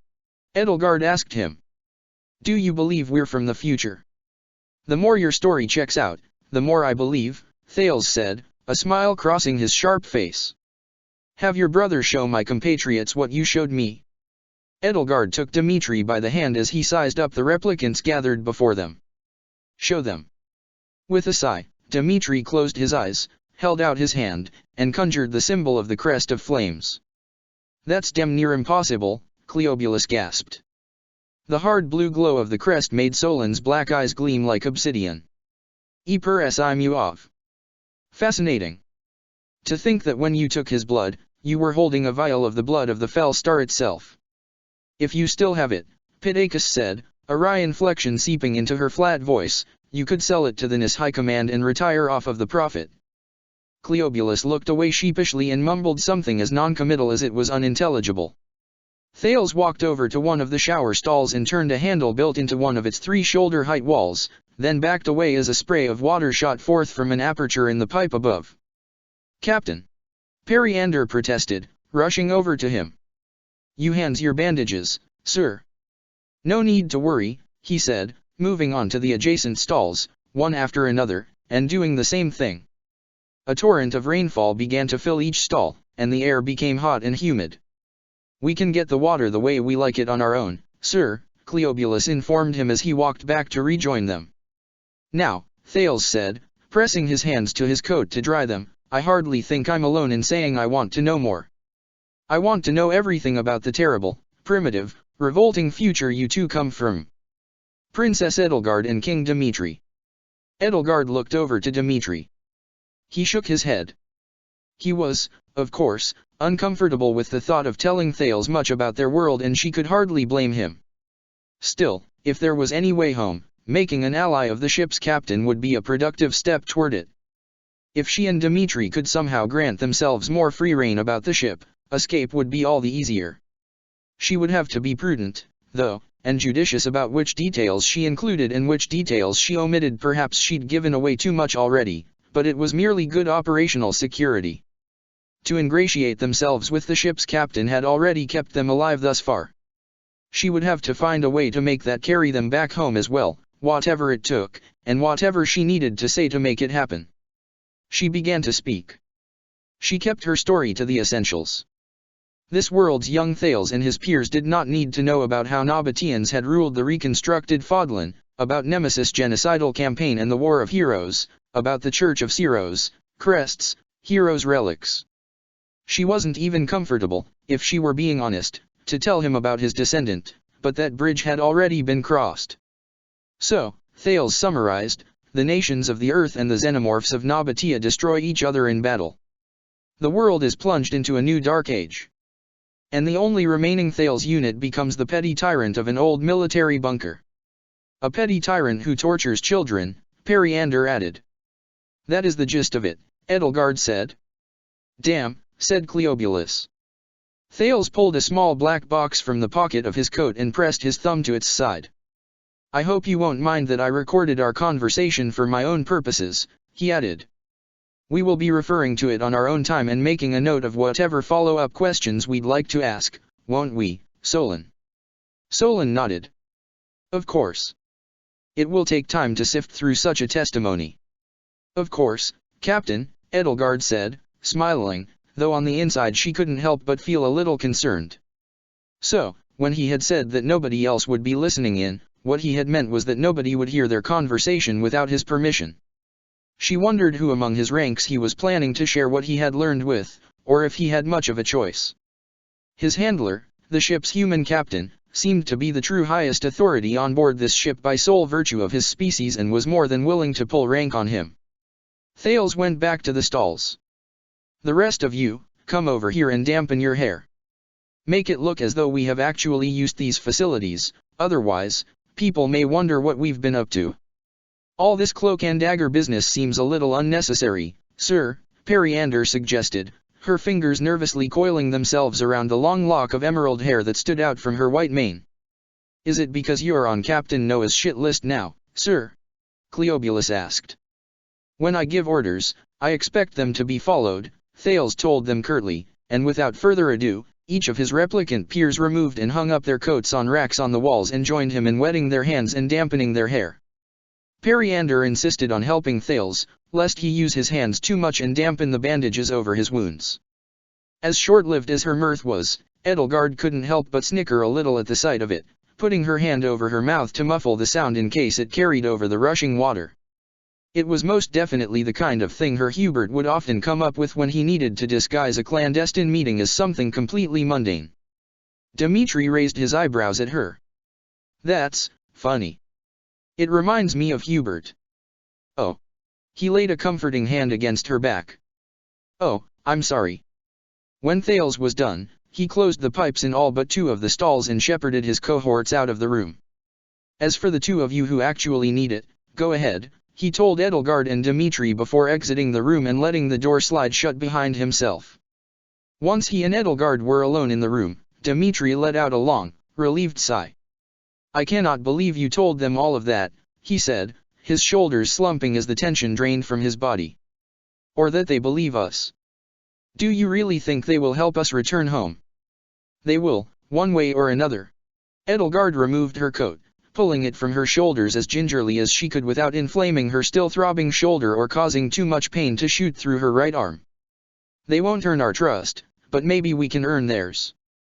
You think so? He asked, taking her coat from her and helping her ease herself out of it so that she didn't need to strain her injured arm so much. I know you are well practiced in stabbing Agarthans in the back. Yes, she said, though she recalled Arianrod and remembered that it could come at a heavy price. If we have any advantage against him, it'll be his youth. He may be Thales, but I can sense that he's much younger than he looks, she said. There's something almost naive about him. Naive? He crossed his arms, a skeptical frown creasing his lips. It's like how Cronia is only 3 years old, she said. It was naive of her, probably, to think that a version of Thales could be a good man simply because he let her take a shower. She couldn't allow herself to be fooled by him so easily. Look at everything he's done for us. I might be wrong. But as for right now, Thales is giving us an inch, and we need to take that inch and go an extra mile. She finished undressing herself, hung her clothes on the rack on the wall, and walked into one of the 2 shower stalls, stepping under the torrent of warm rain spewing from the pipe above her head and drawing a curtain across the missing 4th wall of the stall to spare herself her dignity. The sensation of the water beating down on her soothed every ache in her body almost immediately. She could feel it run through her hair and down her face, stripping the dirt and filth from her skin, pooling in the drain at her feet. Dmitri likewise took to the adjacent stall. So, what do we do? He asked, letting the warm water engulf him. We take our time here, Edelgard said, enjoy ourselves, regain our strength, and when we leave, at our first opportunity to flee into the corridors, we'll take it. Since we have those uniforms, once we've put distance between ourselves and them, there's a good chance we'll be able to blend in with the ship's crew. Dmitri frowned. Why did he give us these uniforms at all? He wondered aloud as water trickled down his brow from his damp darkened hair. I know, it doesn't make sense. But let's not look a gift horse in the mouth. Keep thinking of a way forward, she told herself, never taking too much time to dwell on the past, and she might just live through this yet. Once she and Dmitri had showered and dressed themselves, they stepped out into the hallway to find Thales and his fellow senior officers waiting for them, though Thales was preoccupied. The white-haired Captain Noah had strolled out from behind a corner into the same corridor and was fast approaching, his footsteps ringing out against the metal floor and walls of the ship. Ah, Mart, there you are. I was wondering where you had gotten to. He saluted. Edelgard looked to the opposite side of the corridor. Dmitri tensed, ready to leap into action, but she held out her hand to steady him. Though Thales was preoccupied, the others were watching them like hawks, and Noah had caught sight of them as well. This wasn't the right time. Thales raised his hand sharply to his brow. Captain Noah. Does something require my attention? Noah studied Edelgard and Dmitri, raising his eyebrows and stroking his beard between his forefinger and thumb. The prisoners should be in their cells, he pointed out. Thales glanced over his shoulder at them. They needed showers, he explained to him. There's no need to waste your sentimentality on the enemy, boy, Noah said, no matter how much of them is human. These 2 may only be part human, and may be violent lunatics completely detached from reality, Thales retorted, but I didn't think it was right to consign them to sitting in their own filth before we leave port. Yes, but you could have tasked Commander Pitacus with that, Noah pointed out to him, casting a glance at Pitacus by his side. He pressed a finger to Thales' chest. You must learn to delegate, Mart. A man who thinks he can do everything by himself waters the seed of a tyrant. Anyway, I did wish to speak to you about your report, in the ready room.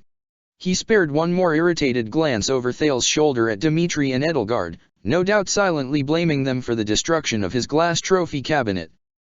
At least let me bring these 2 back to their cell first, Thales said. They would get lost if they went off on their own, and there's no telling what might happen to the crew. I can't allow that, for our sake or theirs. Noah curtly shook his head. Come with me, he said. No tarrying, Mart. I mean it. With that he did an about-face and strode back the way he'd came. Just tell him they're from the future, Cleobulus teased Thales, rolling his eyes. Unfortunately, unlike us, he wasn't born yesterday, Thales shot back, rubbing his brow. Edelgard knew his tone all too well. While it was rare for the Thales she knew to chafe under a higher authority, she had impeded his operations or otherwise stood in his way enough times to hear him express his frustration. But the Thales she knew couched his frustration in passive aggression and thinly veiled threats. This one, however, seemed more to be simply disgusted by his own impotence. Damn it all, he let out a sigh and briefly scrutinized his fellow officers. Lieutenant Commander Periander. Periander saluted. Yes, sir. Keep an eye on our prisoners. Keep them out of danger.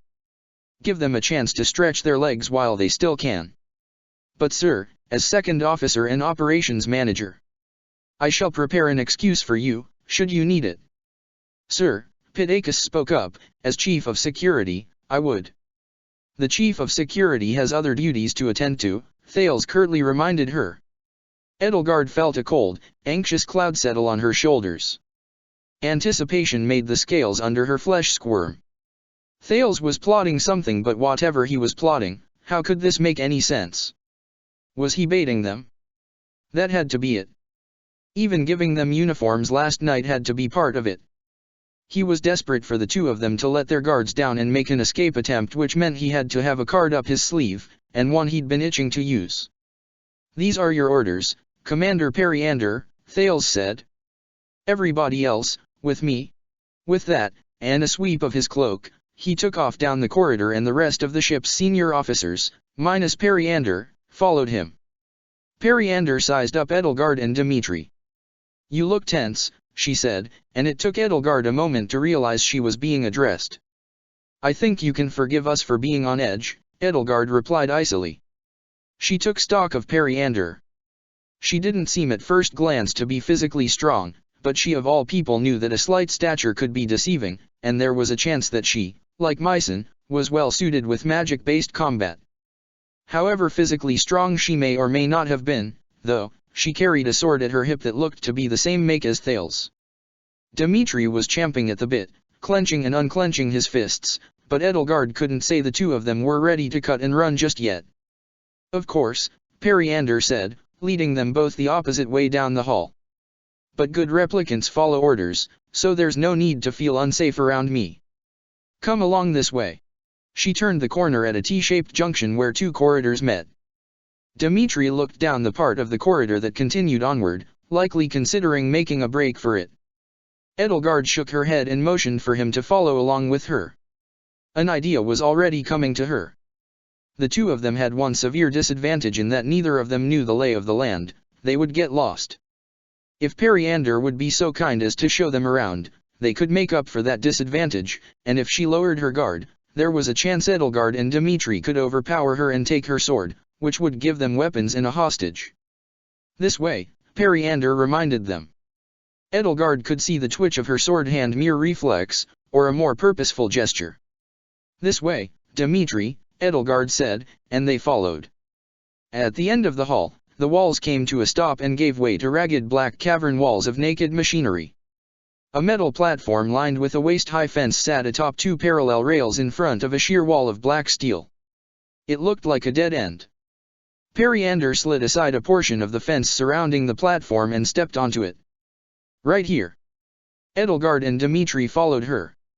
With a jolt, the wall ahead of them opened up and the platform began to slide forward on the rails, emerging onto a bridge that spanned above a massive cargo hold, its walls angled and bent to form a squashed hexagonal shape between the floor and ceiling. The floor below was packed with rows of the mechanical golems that had been removed from the colony, racks of giant-sized weapons and armor, and towering piles of metal crates.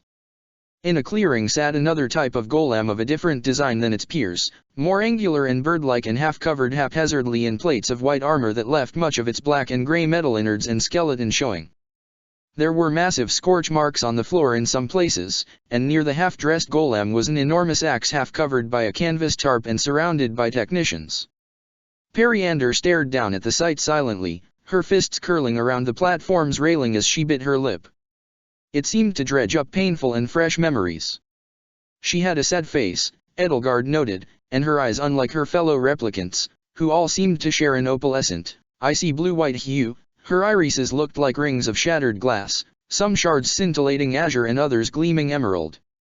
They rode the platform across the cargo hold in silence, and when the platform approached the opposite wall, another aperture opened to let it through into another long hall. This time, the rails sat on the floor, flanked by raised platforms upon which sat odd-looking carriages of metal and glass shaped into vaguely bird-like forms.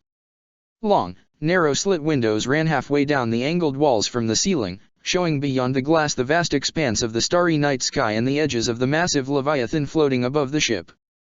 "This all must be so new to you," Periander said, looking up with Edelgard and Dimitri at the exotic sight. To her, it must have been completely mundane. "It is," Edelgard admitted to her. "All of this, it's all fallen into a dark age in our time. Everything further back than 12 centuries has sunk into an abyss." "That's awful," she replied with a sad shake of her head. "You two really have never seen the Earth from space," have you? Is that what you call it? Edelgard asked her. She wasn't sure what was going on, but if Thales' cohorts were pretending to be cordial and waiting for her to let her guard down, then two could play at that game. What? Space. Everything outside of the world. You call it space. Just space. Periander gave her an irritated look. I didn't name it. Why you call the whole world Earth? Dmitri asked, tentatively trying the same strategy to manage the simmering fear and discomfort their situation engendered within himself. A nervous, forced smile worked its way onto his face as he pulled his hands from the railing and let them, fists unfurled, rest at his sides. It didn't seem to be working. Earth, as in, dirt? The whole world. You call it dirt. If you dislike it, then time travel to the 1500s and tell them to think of something else, Periander sighed. Lieutenant Commander, Edelgard asked her, studying the sight out the windows and watching the metal carriages, each one the size of a wyvern with wings unfurled, at least slowly pass her by. How large is this ship? 487 meters, Periander replied, a note of pride tinging her tone. Nearly a third of a mile from bow to stern. The Yamato is the longest ship in the Federation fleet. Edelgard was shocked. A third of a mile, the longest ship of the line in Adresja's naval fleet was only about 300 feet long and could carry over 300 sailors and 400 soldiers. This ship was 5 times that, and for all she knew, its crew may have been scaled up to match. It could have had the population of a port town. That many soldiers, and few of them, she thought, would prove as accommodating as Thales and his replicants apparently were. And New Babel, as you can imagine, neither of us quite understand what it is, she added, as a sliver of the strip of window running alongside the cylinder above came into view. Can you tell us more about it? I would be interested in knowing, as well, Dmitri said. His face blanched. How you got the land onto the ceiling like that? It's a space colony, Periander explained. The people of Liam constructed it shortly before the war started.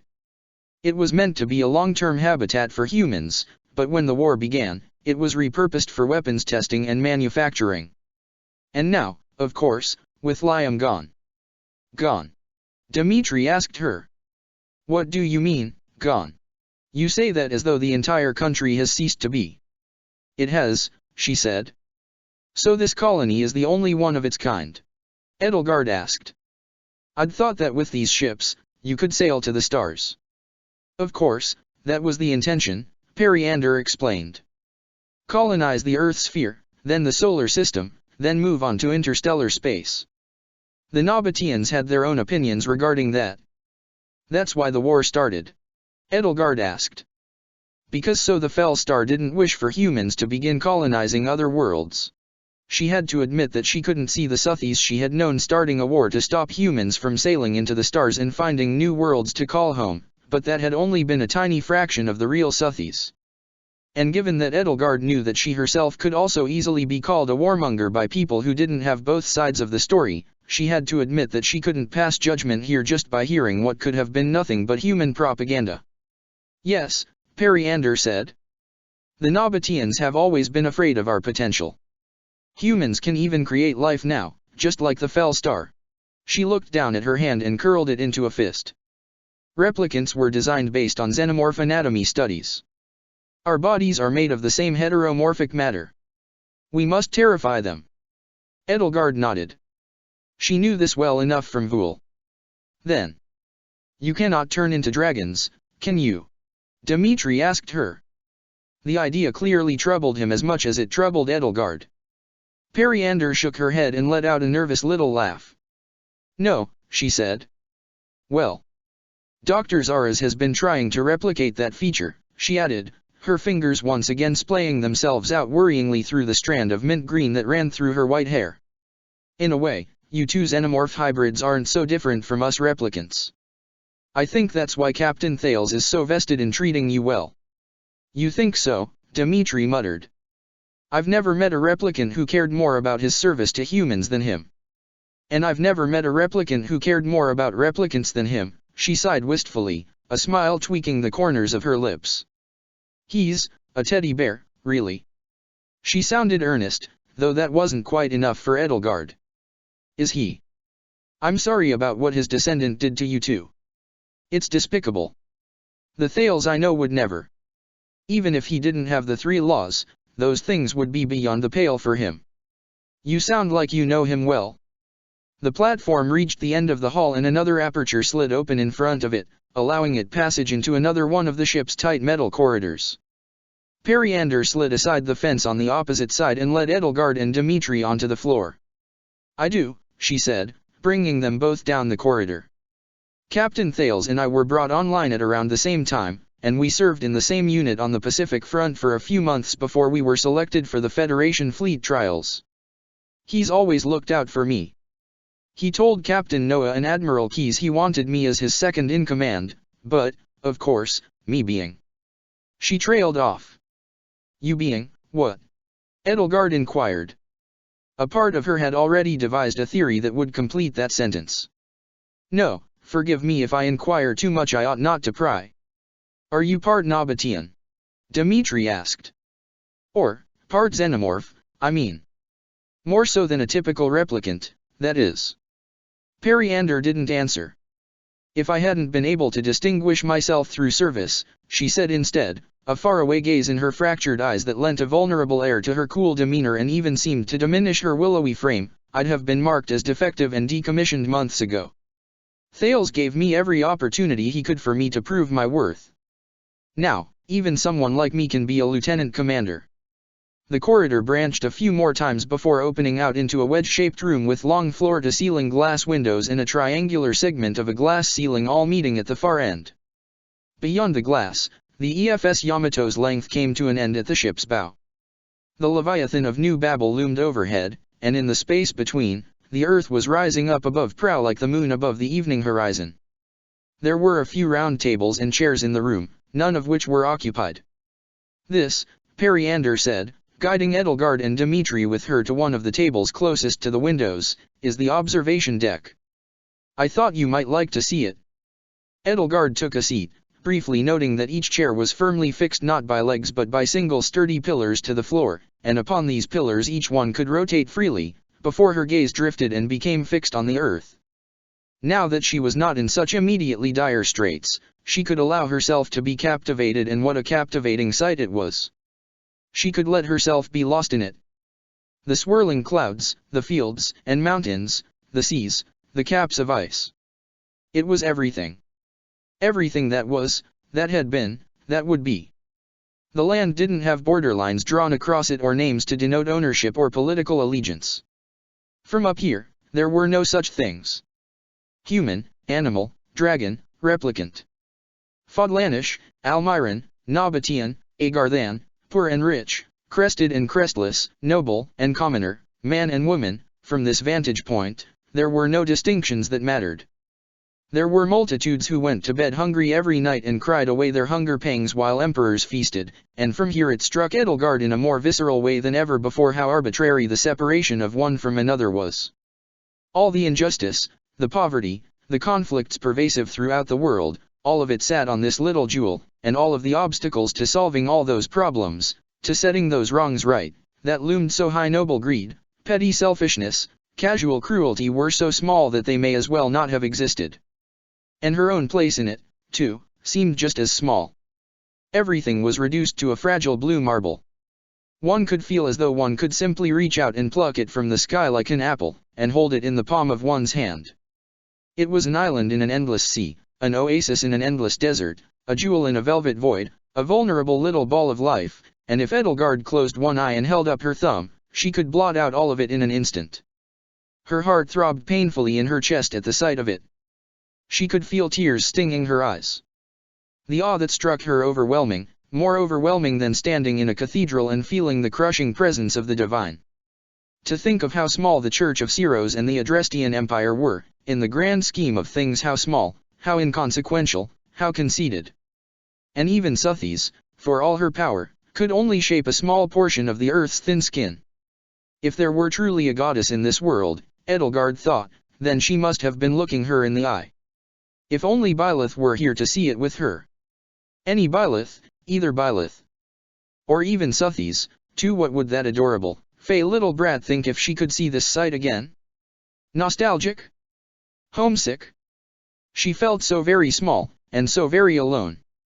That's everything, Dmitri gasped. Tears were rolling down his cheeks. That's the whole world. It's round. A little laugh escaped his lips, a little smile tugging at his mouth. It's silly. I don't have many memories of Mother, and the ones I do have feel like they belong to a different person, he said, sniffling. But one I still remember vividly. I remember she was the first person to ever tell me the world was round. Apparently, I told Felix and Sylvain the next day, and neither of them believed me. I told Gilbert, to Gustav, then, and he told me that kings didn't need to know silly, inconsequential things like that. His voice cracked. He dried his eyes on his sleeve. But look. That is the world, and it isn't inconsequential or silly at all, he said, shaking his head. It's round, and small, and, how can anything be more important than that? I know, Edelgard said, fumbling for his hand and squeezing it in her grip as she fought back her own tears. It was all she could do to keep from sobbing. I know. All those petty nobles, who'd rather help themselves than others, who don't care who they hurt or kill so long as they advance themselves. It makes you all want to grab them by the scruff of their necks, haul them up here, and say, look at that, you dastard. She laughed. Yes, she told him. Yes, exactly. But just like that, the spell was suddenly broken. The sobering realization hit her that if it were so easy to create a world without conflict, then the world would not be at war at this exact moment. Suthies, who had come from another star, would not be fighting this war or letting her children wage it, nor would humanity, who could sail around the world in these immense vessels and see this same sight for themselves. There were no magical solutions to the world's ills, just people, doing what they could with whatever power they had. People like her. That was what the earth said when it spoke to her. Dmitri sighed. If we could only see the dragon's head, though. This looks so unfamiliar. Edelgard rested her head upon his shoulder. This must be what things were like, she said, before the flood. It would have changed the coastlines completely, even before Suthies healed Fodlan. The what? Periander asked, sitting down beside her. Edelgard felt a chill run up her spine. For a moment, she had to wrestle her inner dragon back into submission. A bristling wave of embarrassment flooded her mind, reddened her cheeks, banished her feelings of sentimentality. She'd been so entranced by the sight of the entire world that, for however briefly, Periander's presence had slipped her mind, and so, it seemed, had Dmitri. And she felt as though she'd just been caught doing something intimate or profane by a complete stranger. In that moment, she'd been vulnerable and naked in the presence of an enemy. There was a flood, she said, still searching for her words before she could quite make sense of what she was even saying. The war ended with the shape of the land completely changing. Periander stared up at the earth, and Edelgard realized that though everything here was new and difficult to accept for her and Dmitri, the replicants, too, were struggling with the difficult truth that the war would end with two great civilizations being laid to ruin and the beautiful world that hung in the night sky before them being brutally scarred and irrevocably reshaped. She stood up from her seat, eyes still fixed upon the earth with an entranced, reverent gleam in them as though she were seeing it for the first time. Oh, she said, and that was all. She sat back down and cleared her throat. Would you like some water? Coffee? Tea? She asked, her voice as strained as the smile she tried to force her lips into making. Bergamot tea, if that's possible, Edelgard said, taken aback. I would have the same, thank you, Dmitri croaked, still drying his own eyes. Bergamot. A black tea, with cornflower petals and bergamot peel. It's a citrus fruit, something between a bitter orange and a sweet lime, she explained. Or the closest equivalent. As long as it's hot, I won't mind, she added, still flustered. Periander nodded and withdrew a small black tablet from under the table. Tea, Earl Grey, hot, she murmured to herself as she tapped on it with her fingers, and then she set the device back. It was the worst cup of bergamot tea Edelgard had ever drunk. She was certain a good cup of this tea could be brewed somewhere on Earth, or perhaps in New Babel, but most definitely not aboard this ship. It tasted at once oversteeped and understeeped, the citrus flavor was weak and the black tea leaves overly bitter. The nicest thing one could say about the cup of tea that she held in her hands was that it was warm, which was, all things considered, what she needed more than a decent taste. Still, it was bergamotish enough that she could feel at home with it, and that was all she needed. She, Dmitri, and Periander were not alone for much longer before the door to the observation deck opened again and a handful of familiar faces strolled in. There was Pitacus, with Myson and Ilan, Cleobulus was there, and Solon was alongside him, followed by another replicant who had yet to be introduced. "Lieutenant Commander Periander," Solon said. "We thought we would find you here." Periander stood up. "Am I needed somewhere?" Myson sat himself down at the table beside her and slouched casually in his seat while the other 5 took to the adjacent one. "Not as far as I know." "So, babysitting the captain's new exotic pets while he's off getting his daily reaming, Commander," he sneered. "That's more than enough out of you, Lieutenant," Solon said. "Need I remind you how much I would enjoy overseeing Commander Cleobulus conduct a neural reprogramming operation?" "As much as I'd enjoy performing one," Cleobulus growled through a sadistic grin. Instantly ceasing his flippant behavior, Myson sat up as straight as a lance and folded his hands on the table. "I believe you have met Lieutenant Myson and Lieutenant Ilan already," Solon said to Edelgard and Dmitri. "Oh, yeah, we have," Myson grumbled. "Would that it had been under happier circumstances," Edelgard sighed, taking another sip of her disappointing tea. She ought to have been grateful to have tea at all, she knew. "All you had to do to make those circumstances happier was surrender," Ilan pointed out. "We didn't want to be, murdered," Dmitri said coldly. "Now," Solon said, gesturing to the 6th replicant, who'd taken her place on the far side of the table from him and seemed far too absorbed in the contents of what looked like a large hand mirror which she occasionally tapped at with her fingers to be paying much attention to her surroundings, "this is our Chief of Engineering, Lieutenant Commander Bias." Bias continued to ignore him, absent-mindedly brushing a lock of vibrant pink hair from her brow. He cleared his throat. "And this," he repeated, "is..." "Heard you the first time," she said, not even sparing a glance at him. "Excuse me, Commander. I'm busy making sure we don't accidentally hit Australia by mistake. If I get the acceleration off on those thrusters by even a little bit, or the angle wrong by 1/100th of a degree, we might even miss Earth entirely. So you'll forgive me for wanting to double-check all my calculations." "We have computers for that, ma'am," Myson reminded her. "Much like yourself, they're only as smart as what I give them," she argued. "A single missed operation. You have an entire engineering staff who are more than capable of doing their jobs," Solon scolded her, rapping his knuckles against the tabletop. "And if you are so conscientious about your work, you ought not to have waited until the literal last minute to do it. Eyes up front, Bias." Frowning, Bias slipped the tablet into a satchel at her side. "Yes, Commander," she grumbled. Myson rested his hand on his cheek as though bored and rolled his eyes. "Elbows off the table, Lieutenant," Periander barked sternly at him, a sharp glare taking to her fractured eyes. "You're representing the NIS and the Federation." "Here, I'm representing a hungry replicant," he retorted, producing one of the tablets from under the table and tapping on it. "No need for that, I put in an order ahead," Solon scolded him.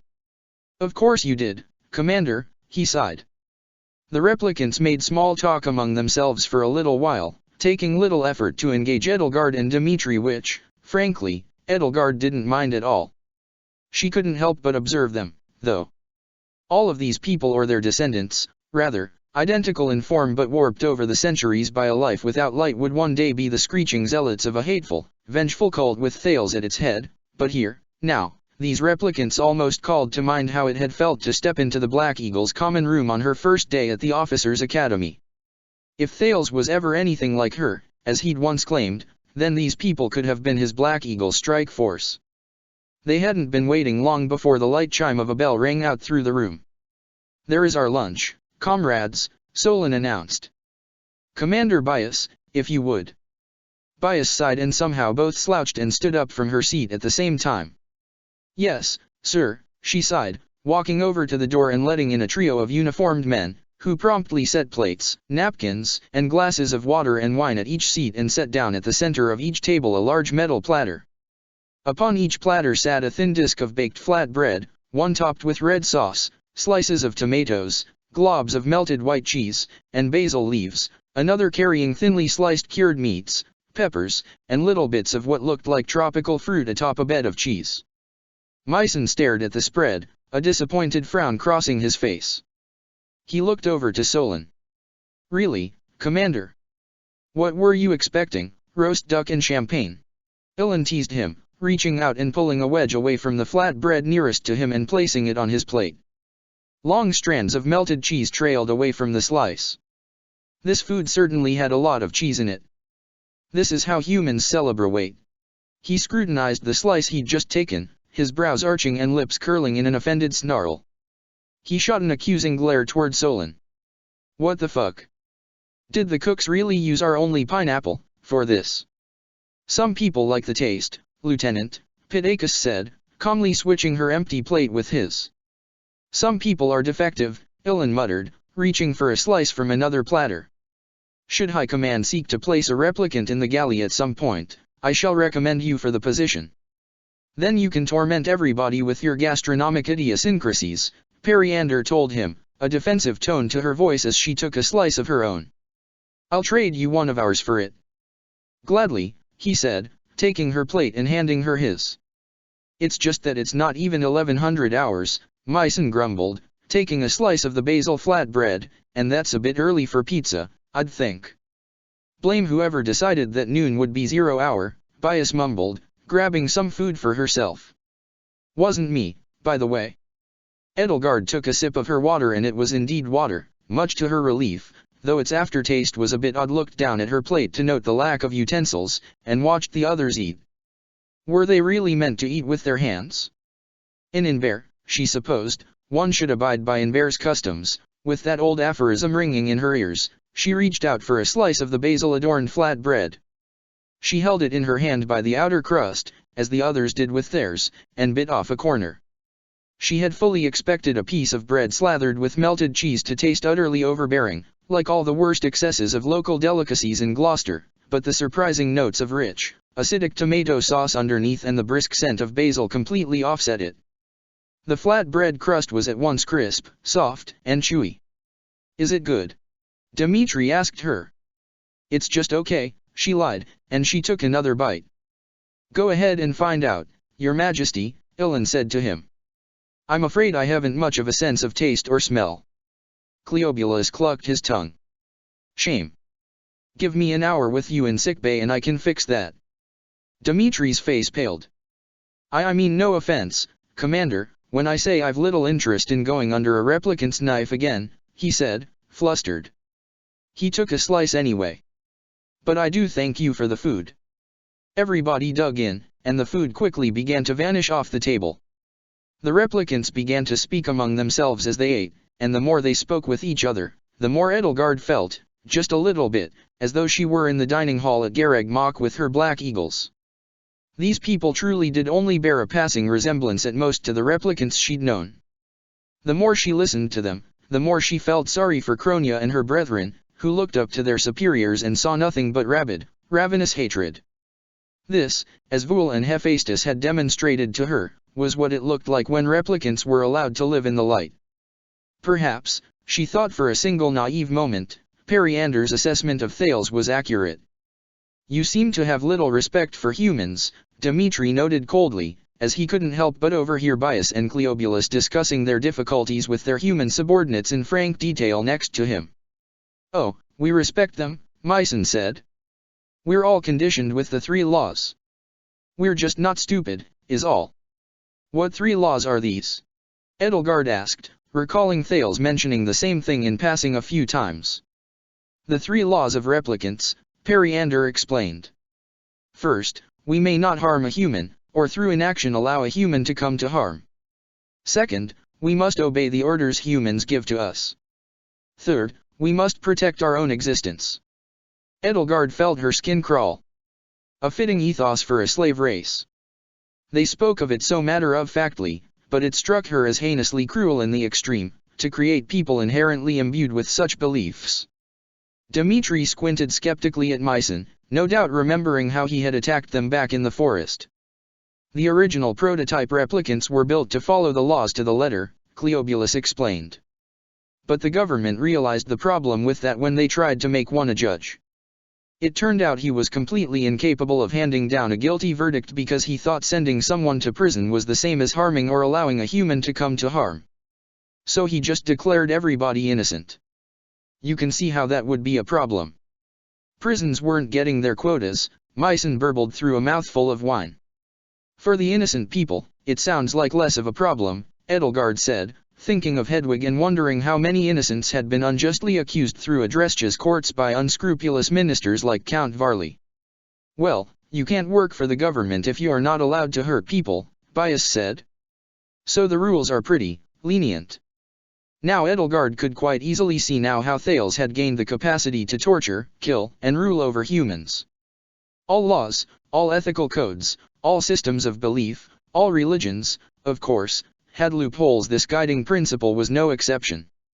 After all, even the Book of Siros commanded not to kill, harm, lie, or steal, unless such acts were committed by the will of the goddess. A funny little loophole, that. She couldn't imagine the life one would live, though, not just indoctrinated to serve another but literally built for that purpose. That little loophole might have led to the replicants in Shamhala becoming tyrants, but the alternative sounded absolutely hellish. Even these replicants' present reality sounded like an utter nightmare. Replicants turning on their human masters and binding them to their wills may have been a terrifying experience for the humans, but she couldn't say they hadn't earned it for creating a slave race to do their bidding. However bad Nabateans of this time may or may not have been, humanity couldn't have been much better. So they are really more like 3 guidelines, Dmitri said. It seemed he was coming to the same conclusion. Don't get us wrong, none of us mind serving humans, Bias said. Humans are great. They're just irritating sometimes. Periander knows what I'm talking about.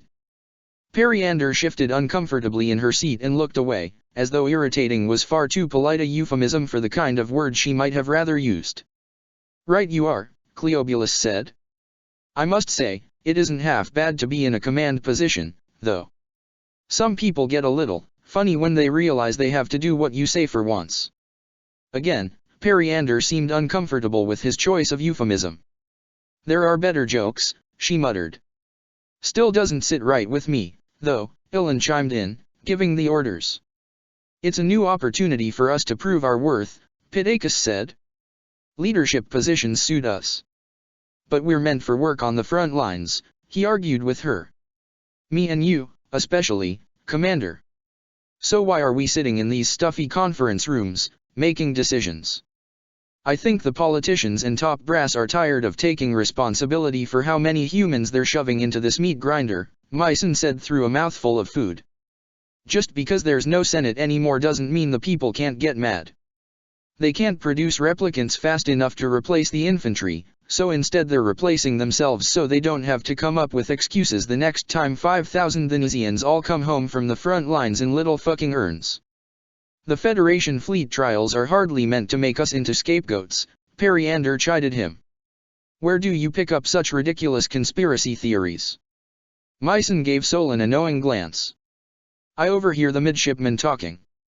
The midshipmen also believe that the Supreme Chancellor of Septon died 5 years ago and was replaced by a hologram, Solon sneered, bristling at the way Myson stared at and implicated him. Don't get swept up in their fairy tales, Lieutenant. Well, maybe that's how the future happens, Ilan pointed out.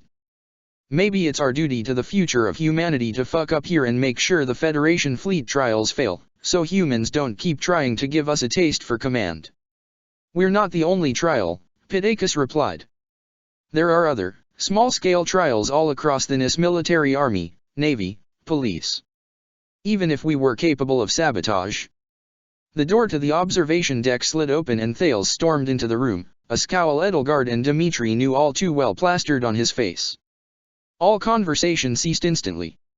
Edelgard reached under the table and took Dmitri's hand in hers. Mart, she reminded him, though it was as much for her own good, perhaps, as him. Intellectually, It would have been nice if she could fully trust Periander's testimony. Emotionally, that voice still irritated her scales and ruffled her feathers, and she didn't believe for a second that she could extend a trusting hand toward him. At any rate, Periander concluded, we should all strive to live up to our captain's example and take our positions here seriously as part of our duty to humankind. Leadership is just another form of service. Captain. Myson saluted. How's your ass, sir? We saved a few slices for you, sir, Ilan said. Thales surveyed the few morsels of lunch that remained on Solon and Ilan's table. They all had pineapple on them. He grumbled something unintelligible, walking around the table to his seat and swiping one of the last slices on the way. He took a morose bite of it. You have all been excellent company for our time-traveling guests, I hope. They have been, Edelgard told him. Once again, you and your men's kindness humbles us, Captain. I hope your superior wasn't too harsh with you. Fortunately, Thales said, circumstances demanded he be brief. A voice boomed through the room. Captain Noah's, Edelgard noted. Attention, all crew and personnel of the EFS Yamato. This is Captain David Hathaway Noah speaking. It is now 1100 hours. As of now, we have 30 minutes remaining before we leave port and 60 until Operation British enters its final stage. See to it that you all make the necessary preparations for departure before we disconnect from the docking ring. Are these the circumstances? Myson asked. Periander and Pitacus shushed him. Before we begin, I'd like to say a few words on behalf of the Earth Federation, and in particular on the behalf of Fleet Admiral Jacob Keyes of the NIS High Command. All of your hard work and dedication over the past few weeks, and the combined might of the 3 remaining nations of the Federation, has made this glorious day possible. Today, at precisely 1200 hours, New Babel's thrusters will engage, driving it toward Earth, toward the seat of Nabatia's power, the city of Xanadu. With this one fell swoop we shall bring a swift end to the war which has in 3 short years taken half of our brethren from us. Edelgard turned her head to the image outside the panoramic windows of the long cylinder of New Babel, pointed at the tiny and fragile Earth like the bolt in a ballista. And with that image came the sight of rays of light streaking through the sky and falling upon the land, erupting into blossoms of fire and dust. Today, somewhere, from heaven or from hell, the souls of the people of Liam are watching us. The dead demand their tribute, and by our hands they shall have it. Those of you who survived, take solace in the destruction of your enemy, who stole the lives from your mothers and fathers, your sisters and brothers, your sons and daughters. We shall take from the beasts that wish to subjugate our world their own mother as our payment to the restless dead. She looked to Dmitri next, and he stared up at the ceiling, ashen-faced, with a horrified look in his eyes. It was dawning on him, too, what this entire operation was about. This was why the Agarthans had only possessed a limited window of opportunity to collect the weapons they sought. Once New Babel began to plummet toward Earth, their portal would no longer connect to it. Thales had obtained the coordinates for its current location and its orbit, knowing that nothing he took in the scant hours before the colony began to fall would be missed. There are still some cowering in the deepest parts of the Earth who call the fell star a god. In ancient mythology, we once built a tower named Babel, which we hoped would reach so high that we could stand at the same height as our own god. However, he struck us down and cursed us to speak in many tongues to weaken and divide us as punishment. Now we stand once more a united people, and it is only fair and just that now the very Babel which our God once destroyed shall fall upon this false god's head like a hammer of divine justice. This, my men, is the day that shall mark the beginning of the end to this miserable war. I thank you all for having the courage to do your part. It has been my honor to preside over this ship's crew, its operations, and its command replicant trials. You all have your orders. You are all hereby dismissed. The disembodied voice at last fell silent. Edelgard's heart had long since fallen into her stomach. Noah was right. Today was the beginning of the Fell Star War's end. It was the end of the Earth Federation, of the Nis, Malum, and Septon. It was the end of the reign of humanity upon the surface of the Earth. This was what had flooded the world and sent scattered survivors of its grandest civilizations underground to rot in pits of their own hatred. This was the opening curtain on the final act of the world's perdition. Thales stood up from his seat. Now, he said, we must prepare to leave port. Wait. Dmitri stood up. You cannot allow this operation to go through. How many people will die when this colony falls from the heavens? No people are going to die, Solon told him. Xenomorphs are going to die. Once their queen is destroyed. No.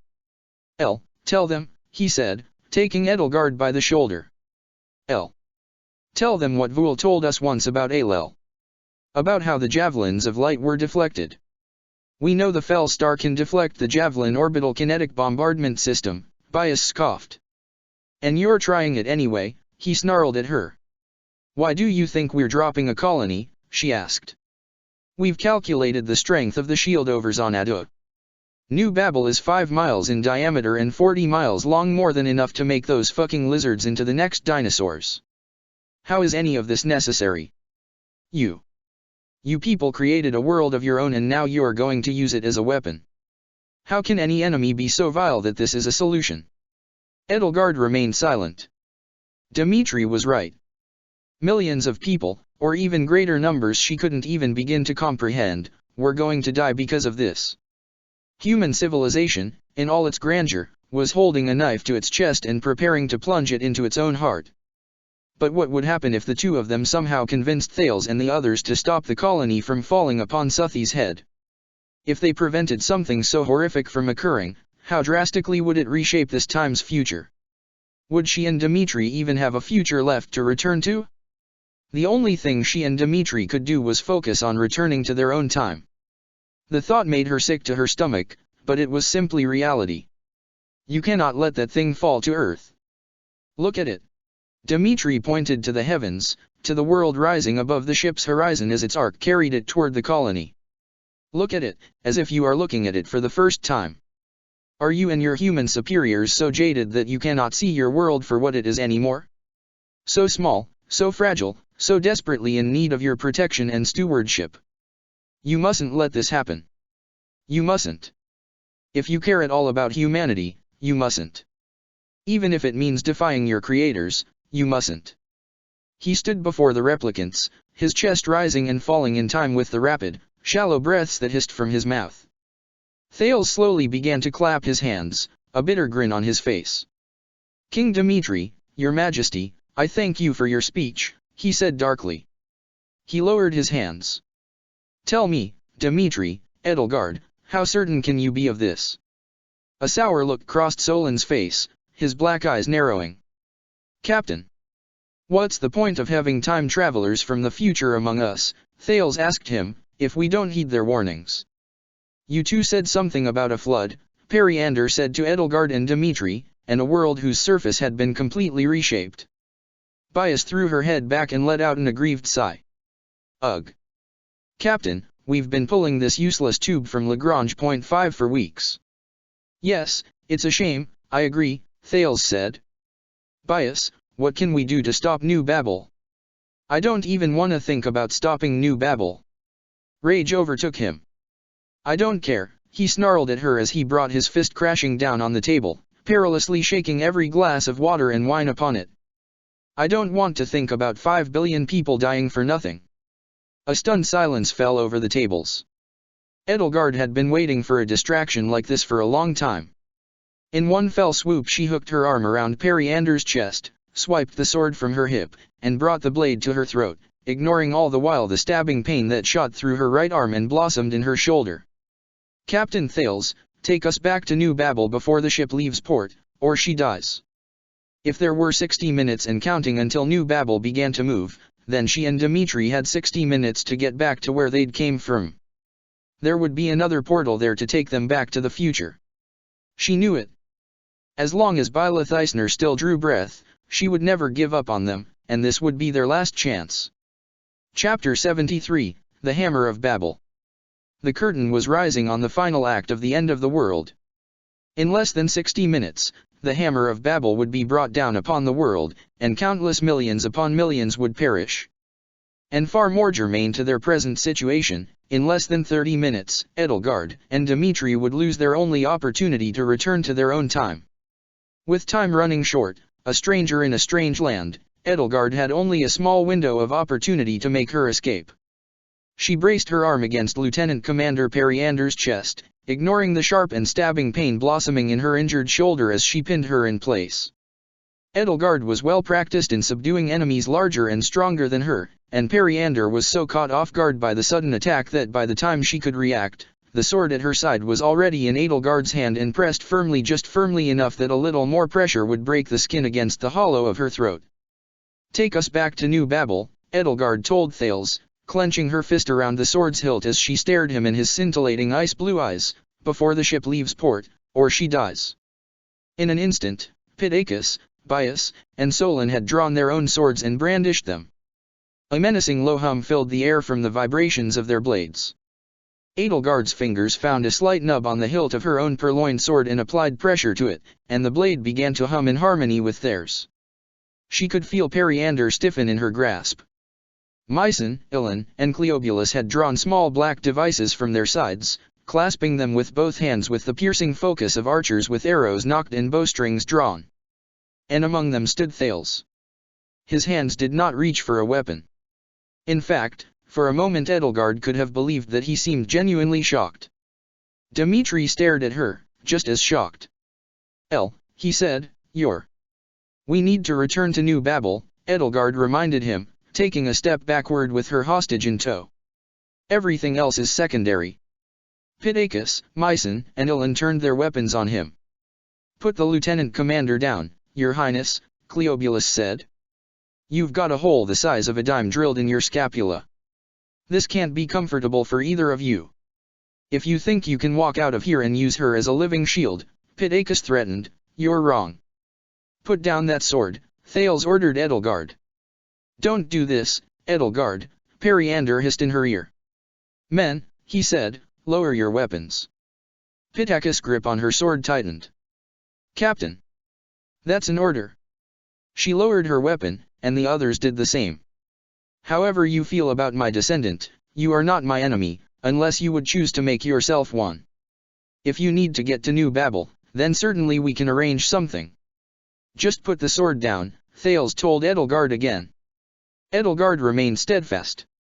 She couldn't lose her bargaining chip. If Periander was truly as valuable to him as she believed.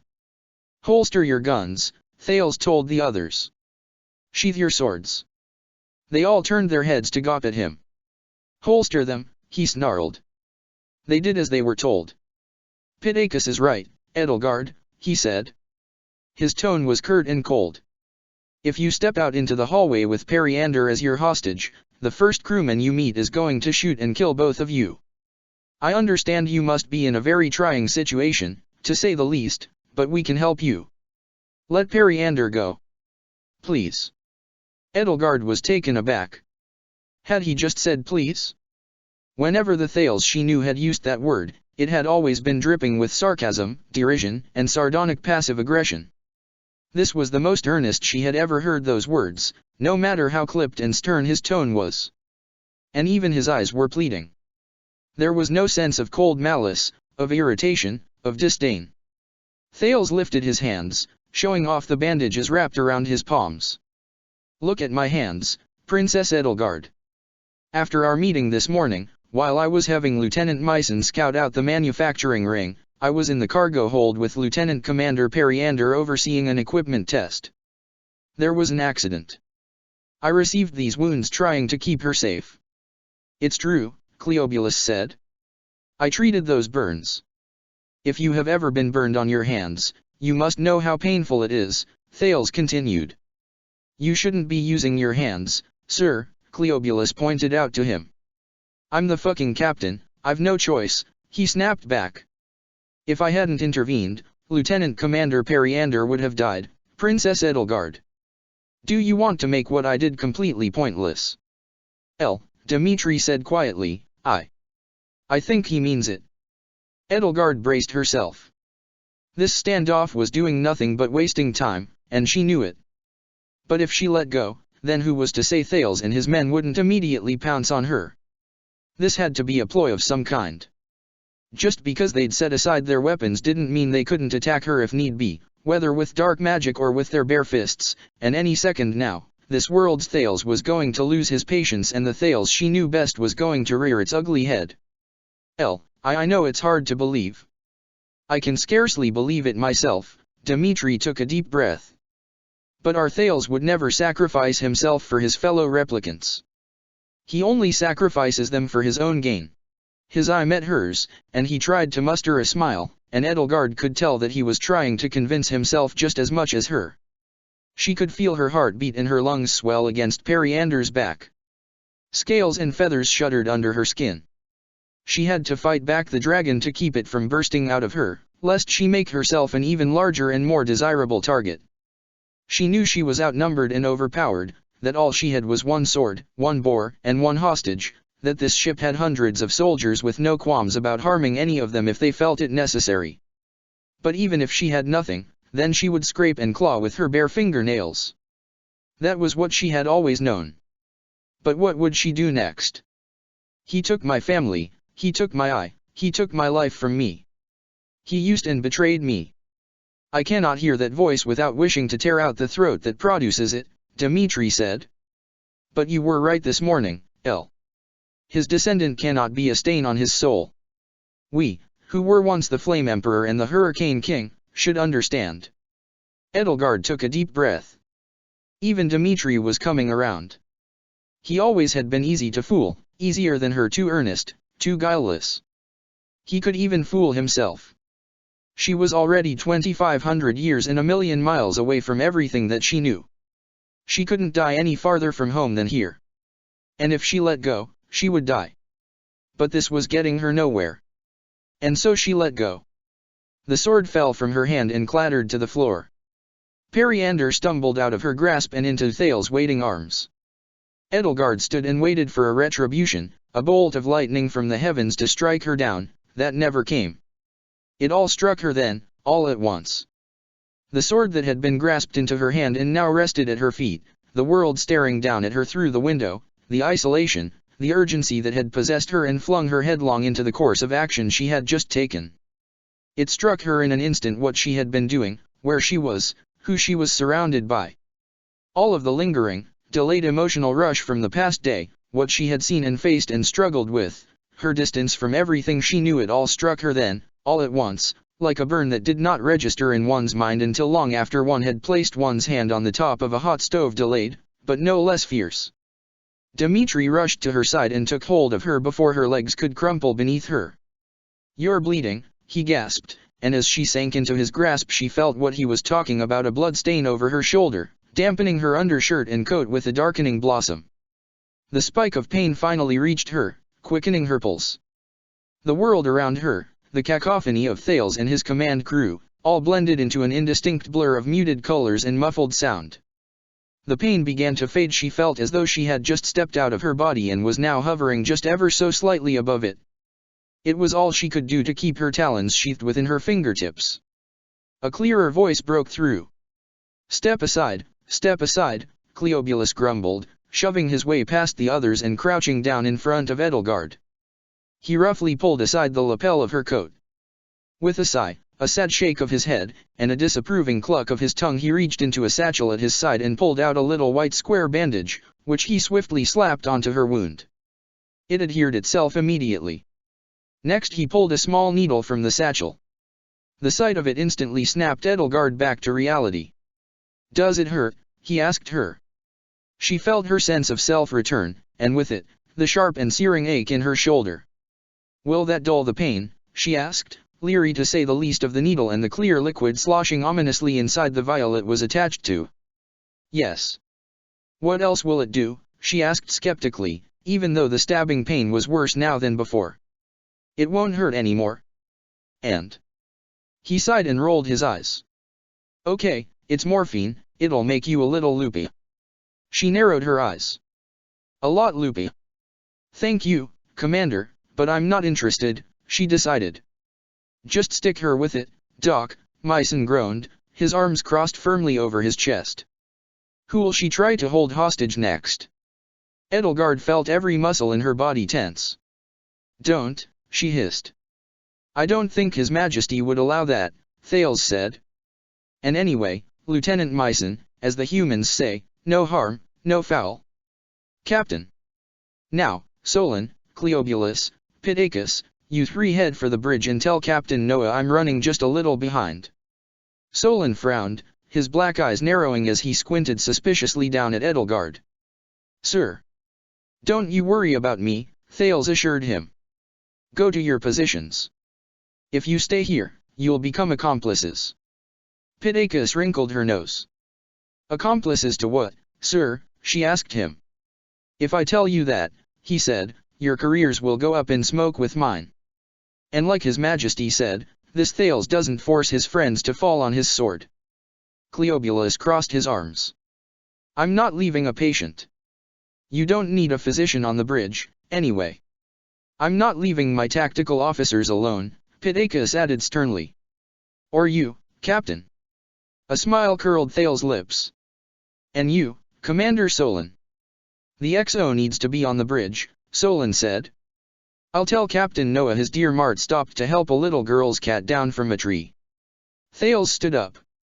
Commander, as your superior officer, I order you to spend your trip to the bridge thinking of a better excuse. Yes, sir. Solon saluted and made for the door. You, too, Periander, Thales added, taking the second officer by the shoulder. I'm not leaving your side, sir, she responded curtly. If you insist, he sighed, as though he knew right away that any argument was pointless. Bias. Bias stood at attention. Yes, sir. Go to engineering and check those vector calculations one last time, he said. Are you sure the force of impact will be greater than the shield's strength? Are you certain the colony's trajectory won't bring it crashing down on the High Chancellor's palace? As I recall, we still have until the ship disconnects to make remote adjustments to the rockets. A slow, irritated scowl crossing her face, Bias nodded. Oh, she said. You really believe these two? If there is a chance that humanity could kill the world, I'll do whatever it takes to see to it they don't bloody their hands. I can't abide by a senseless waste of human life if I have the power to stop it. But all that hard work for nothing. Perhaps it would help, Lieutenant Commander, to think of the human lives you'll be saving. You have your orders. Make it so. And if you get in trouble, tell them you were only following orders. With a sigh, she saluted and went off after Solon. As the command crew's ranks dwindled, Edelgard felt stronger and stronger pangs of nostalgia stir her heart. These replicants really were like all of her friends. Through a distorted mirror she could see little bits here and there of Hubert, Linhard, Sylvain, Lysithea, herself. A man who had just met her couldn't have been conducting himself as she herself would have, as a ploy to ensnare her in a trap, on purpose. Goddess, no wonder Dimitri had figured it out first. Unlike her, he already knew what Edelgard looked like from the outside in a way that a mirror could never show. She felt a wave of shame dash itself against her, nearly bowling her over once more. All that hospitality, it hadn't been meant to lower her guard. Thales really was curious, and compassionate. Periander really had just wanted to look after them. Now, Thales said, turning to Edelgard once more, why are you so hell-bent on returning to New Babel? Dimitri answered for her. Because we need to get home, he said. To our own time and place, that is. And you think it's there? Ilan asked, scratching his head. The gate in our time was connected to a specific location in the colony, Edelgard explained, pulling herself up to her feet. The words tumbled swiftly from her mouth, her tongue as aware as the rest of her of how little time she had left. Coordinates with the colony's rotation and orbit taken into account. Oh, gods, the math, Periander muttered to herself. Once the colony's position shifts, the portal will be unreachable. This is our last chance. I see, Thales said. We'd better not delay, then. Wait, Captain. Myson protested, shooting a dirty look at Edelgard and Dimitri. We're just going to let them go?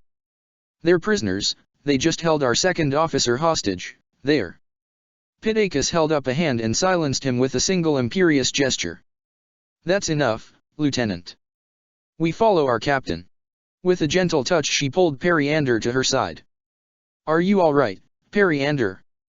Periander brushed away her hand and offered her a reassuring smile. I'm fine, Pittacus.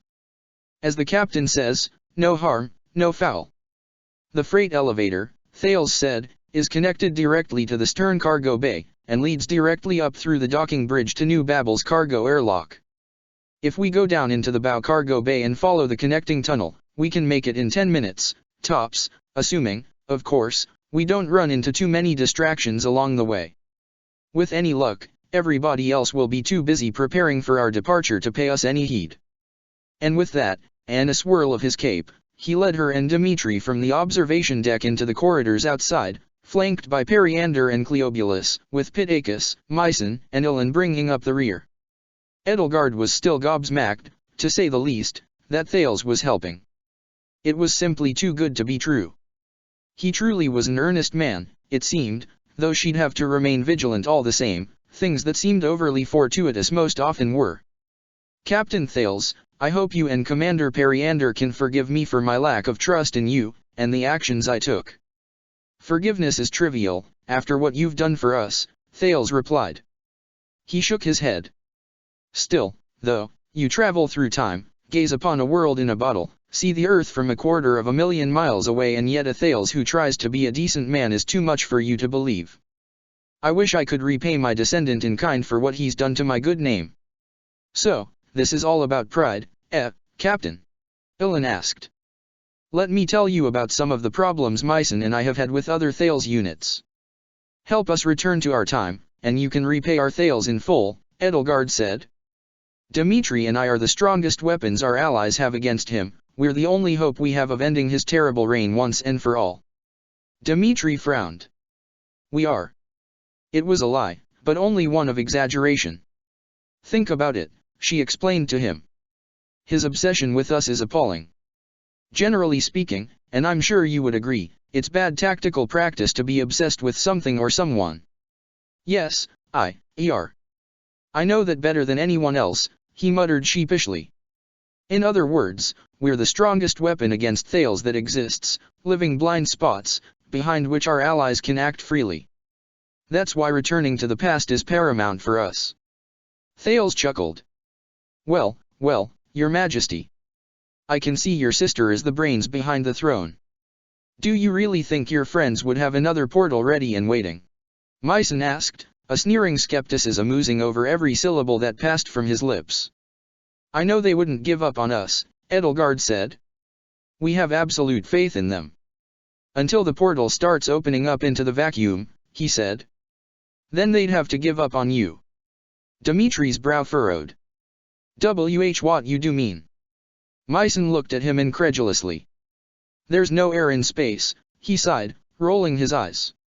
If your friends open a portal into space, the pressure differential will start sucking all of the air out of the room. Blowing, Ilan corrected. It'll start blowing the air out of the room. That was a disturbing possibility. Edelgard thought for a moment. But if there were a plasma window across the portal, she asked.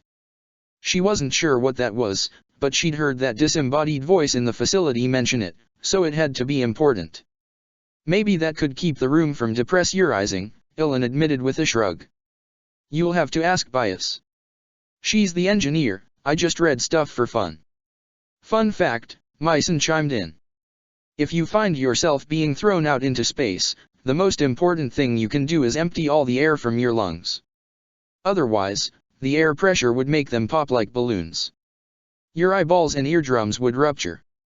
Dimitri's face was taking on a sickly greenish cast.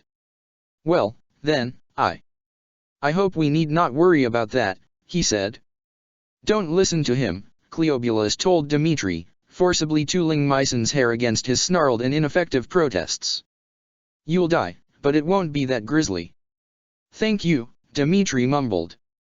Thales held up a hand to silence them. There may have been no eyes and ears in the observation deck, but there doubtless were in the corridors, and the command crew couldn't be heard humoring their captives' fantastic delusions any more than absolutely necessary. Striding down the halls at a brisk pace, they made their way to an elevator that sank down to the lower decks and stepped out to find themselves in the bow cargo bay, the same cargo bay Periander had led Edelgard and Dimitri through via the moving platform that crossed over the ceiling. Here, the massive mobile suits collected from the colony stood like grand statues, their pristine armor gleaming in the harsh white lights that studded the ceiling up above. At the other end of the room, A large and wide gate marked the entrance to the tunnel that ran down the spine of the ship, wide enough for two of the massive flat-backed horseless carriages that sat in the cargo hold to drive through it side by side. The sheer scale of this ship truly was a sight to behold. And the cargo bay was bustling with crewmen scurrying like ants over a morsel of food over every vehicle and piece of equipment in the hold. Their chatter rang out and echoed through the vast room. Edelgard noticed that they seemed to be using sturdy cords and chains to firmly stake everything to the floor and walls. These preparations must have been to prevent the cargo from sliding around and causing damage when the ship set sail. Which raised an interesting question. Edelgard mused, what was it like for a ship to sail through space? Was this starry sea ever turbulent, like the choppy waves of an ocean under the gales of a tempest? She hoped she wouldn't have to find out. This ship would have been a wonderful place to explore at her leisure, with someone like Linhard at her side. Goddess, how Linhard would love this place, but current circumstances demanded she take her leave of it quickly, and she was more than happy to do so. Thales brought them to a gate, manipulated a small panel on the wall at its side, and opened a small portion of the gate just the right size for people to travel through 2 by 2. The rest of the iron gate, stretching on for 24 feet and 12 feet high, remained closed. And 2 by 2, he and his retinue entered the tunnel. As they stepped into the tunnel, Edelgard hewed close to Dmitri and took him by the hand. She whispered, keeping her voice as low as she could, I need to thank you for what you said to me. He smiled at her. Everybody needs help believing their own words sometimes, he whispered back. I know that better than most. After everything you have done for me, all the times you have stood by my side when I feared keeping anybody close and brought me back to my senses when they had left me. What could I do but the same? I was long overdue to repay you. That's too sweet of you, she mumbled self-consciously. I ought to be glad for this, really, he joked, his smile widening just a little. If, all this time, you had never needed me once, then whenever you left, I would have felt a little ashamed. Never needed you once. That's not true, Edelgard said, letting out a self-conscious little laugh. I am just saying, Dmitri retorted. It is nice to be strong for you, for a change. It must be a weight off your shoulders, having me lift you up for once. She rested her head on his shoulder as best she could without unduly aggravating her freshly bandaged wound. She couldn't say she liked the idea that he was happy that he could swoop in and save her from a momentary bout of moral weakness, but it was that moment of weakness she'd had, not his protective instincts, that bothered her in the first place. She knew how much it took for her to snap like this. Hey, Captain? Ilan asked. Yes, Lieutenant, he answered. Evidently, this tunnel was another safe place to speak freely. So, I've been thinking, he said. If we were to, hypothetically, stop Operation British, then, aren't we changing the future? I mean, 2,500 years from now. Who knows what the world will look like if we win the war instead of bombarding ourselves back to the Stone Age. These two, he gestured to Edelgard and Dmitri. I mean, I hate to say it, but they might not have a future to go back to. The thought had already occurred to Edelgard, and it filled her with dread. A world where the ancient Agarthans, the people of the Nis and the allied nations in this federation, won the war against Suthies could look like anything. She couldn't possibly imagine what shape that world might take, but nobody she knew would exist in it. Everything would be far too different. The thought that she might step through a portal and find herself in another incomprehensible land with no way to return to either Dimitri's world or her own made a knot of dread form in her stomach, and the dragon inside her writhed and coiled itself in kind. Periander glanced back expectantly at her, her fractured eyes alight with a sort of sympathetic, melancholic gleam. I cannot even begin to guess how time travel works, Edelgard admitted, but if we travel to our future before you change yours. Who knows? Perhaps we can go home, and you can still have a chance to set this world down another course. She doubted it, but there was no use in speaking authoritatively about something which, admittedly, she knew nearly nothing. If I were in your situation, I would not let my and my brother's testimony dissuade you. I would strive to do as much as I could to achieve my goals, no matter how unattainable they might be. Dmitri nodded. I have grappled with the pain of inevitability and foreknowledge myself to know that you are heading toward a terrible fate and know that you are powerless to change it. But there is always more to the world than there seems to be. And maybe you cannot change your future, but there is no harm in trying. Not when so many lives are on the line.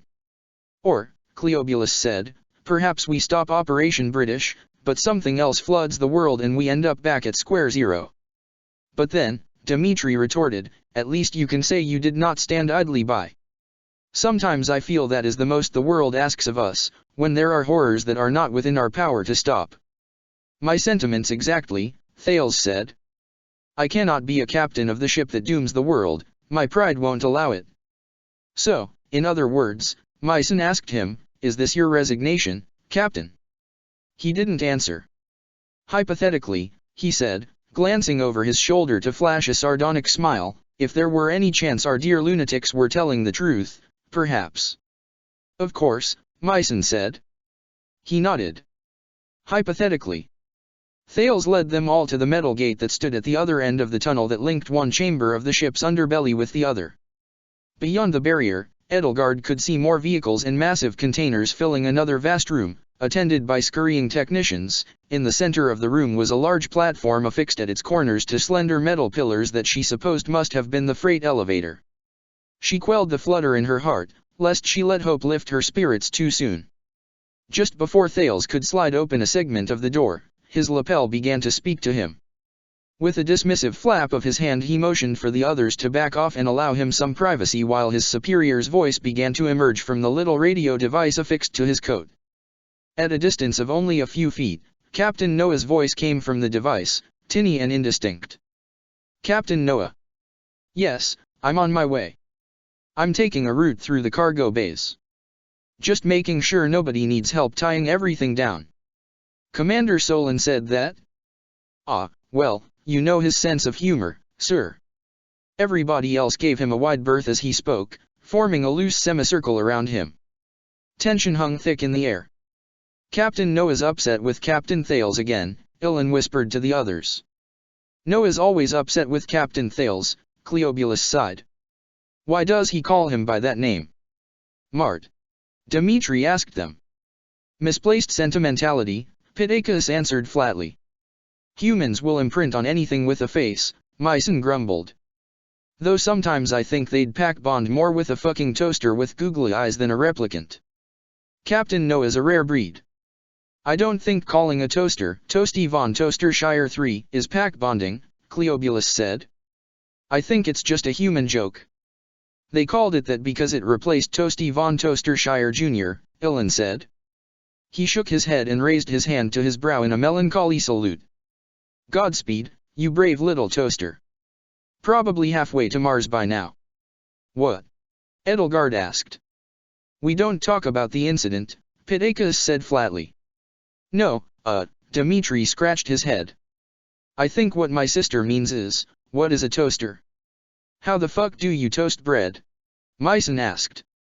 Is that a trick question? You hold it over a fire, or you use an oven. Do you have devices for that, too? Captain, it is my opinion that we should stick to our schedule. Besides, Lieutenant Commander Bias wishes to run one last confirmation of those calculations. She said something doesn't sit right with her. What do you mean? She hasn't shown up in engineering yet. While Thales continued to speak with Captain Noah, Edelgard sidled up to Periander, feeling surprisingly nervous. Periander had been quiet since the incident on the observation deck, understandably. Edelgard worried her own desperation had spoiled her and Dimitri's relations to the kindest of their captors. Excuse me, Lieutenant Commander, she said, keeping her voice low. Periander glanced at her and nodded. Edelgard found herself studying her throat for any sign of a telltale scar. Of course, I owe you an apology, she told her, for that. I panicked, and I understand, Periander replied.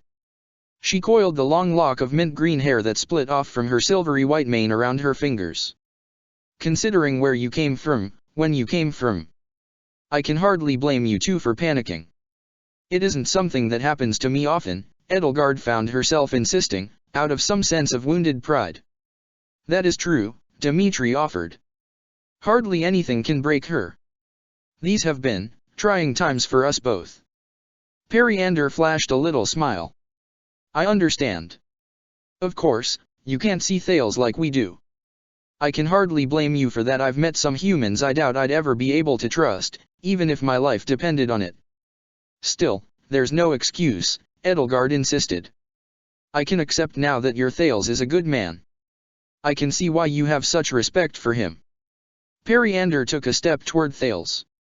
Captain, she hissed. Is everything L? Thales held up a finger. I'll be on the bridge in just a few more minutes.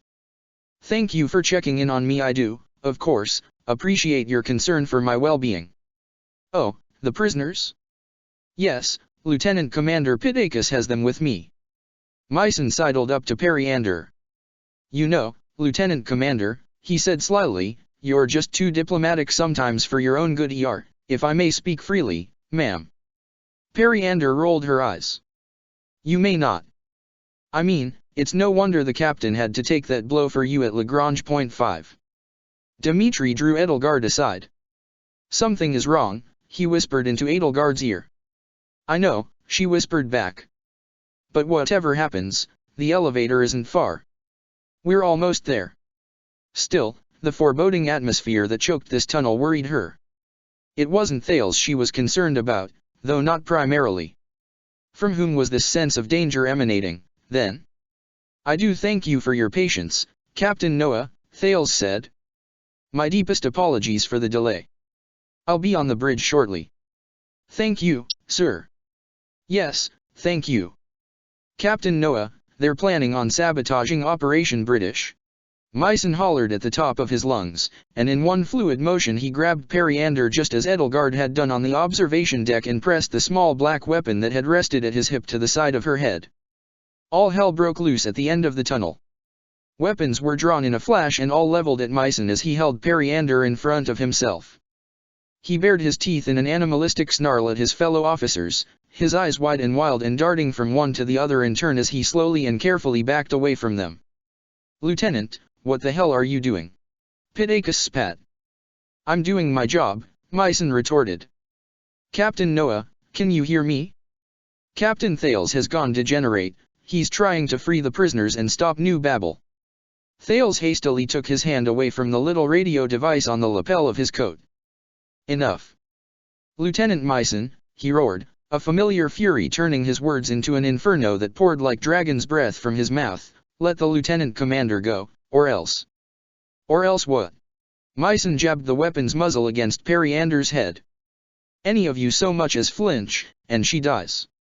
We've all seen plenty of replicant brains splattered against walls in our time, Captain? I don't think our second officers will look any different. Mycen, Ilan said, aiming his weapon with trembling hands. This isn't funny. It's not supposed to be, Mycen snapped back at him. What do we do, El? Dimitri hissed into Edelgard's ear. We dare not take a chance with these strange weapons, but there must be something. Edelgard took a quiet step backward.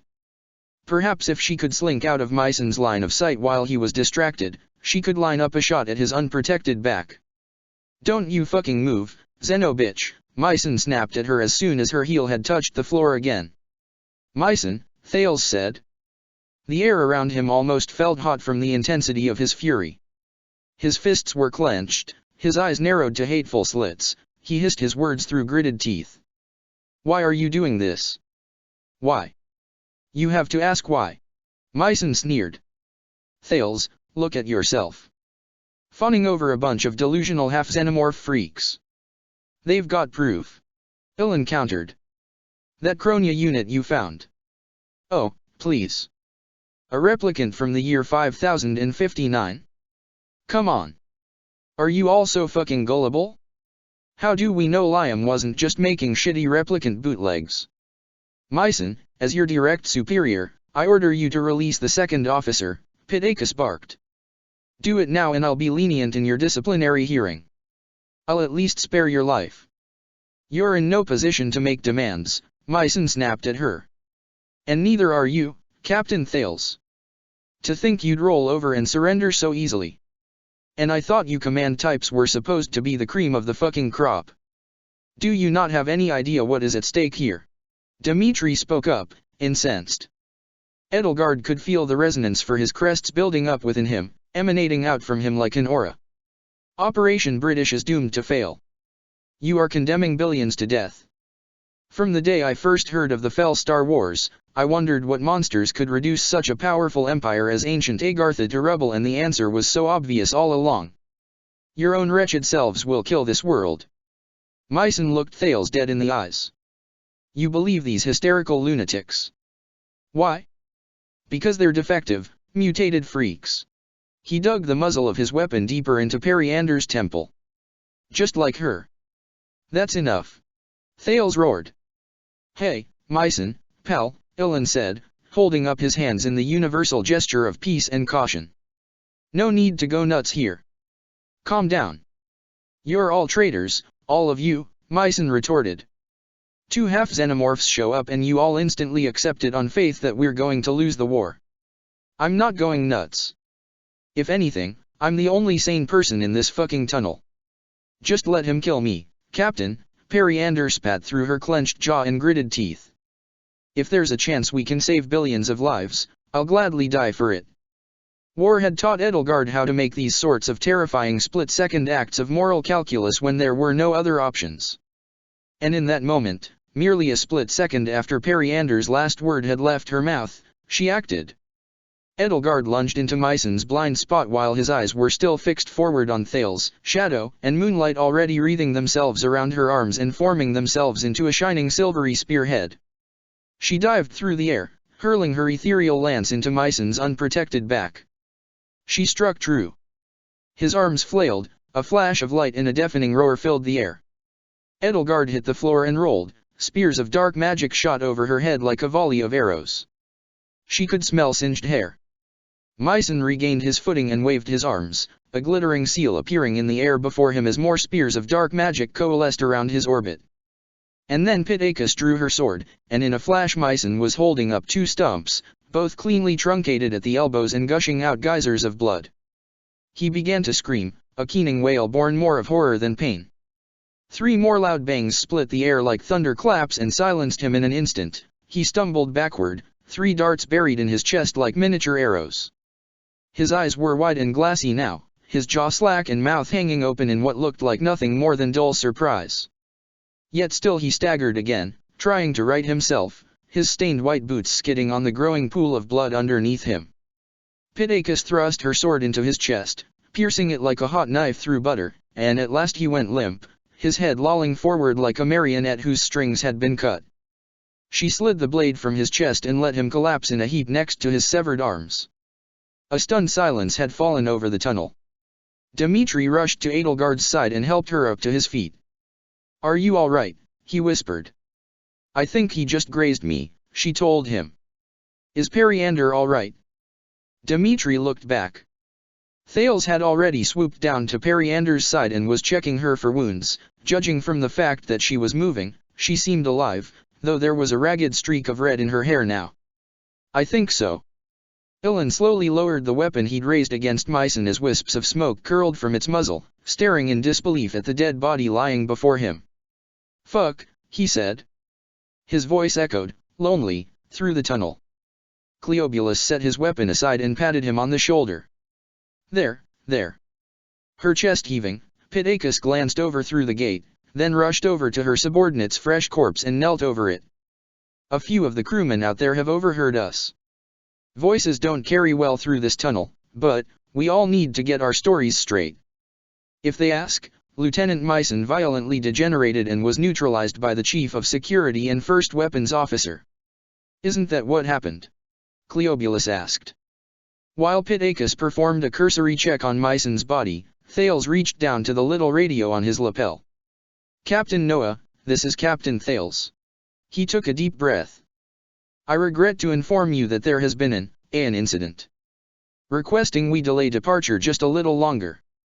A few of the crew members who'd been preoccupied with securing their equipment rushed over. "Captain Thales? What's going on?" one called out. Thales held up his hand. "Unfortunately, I'll be delayed just a little longer," he spoke into his lapel.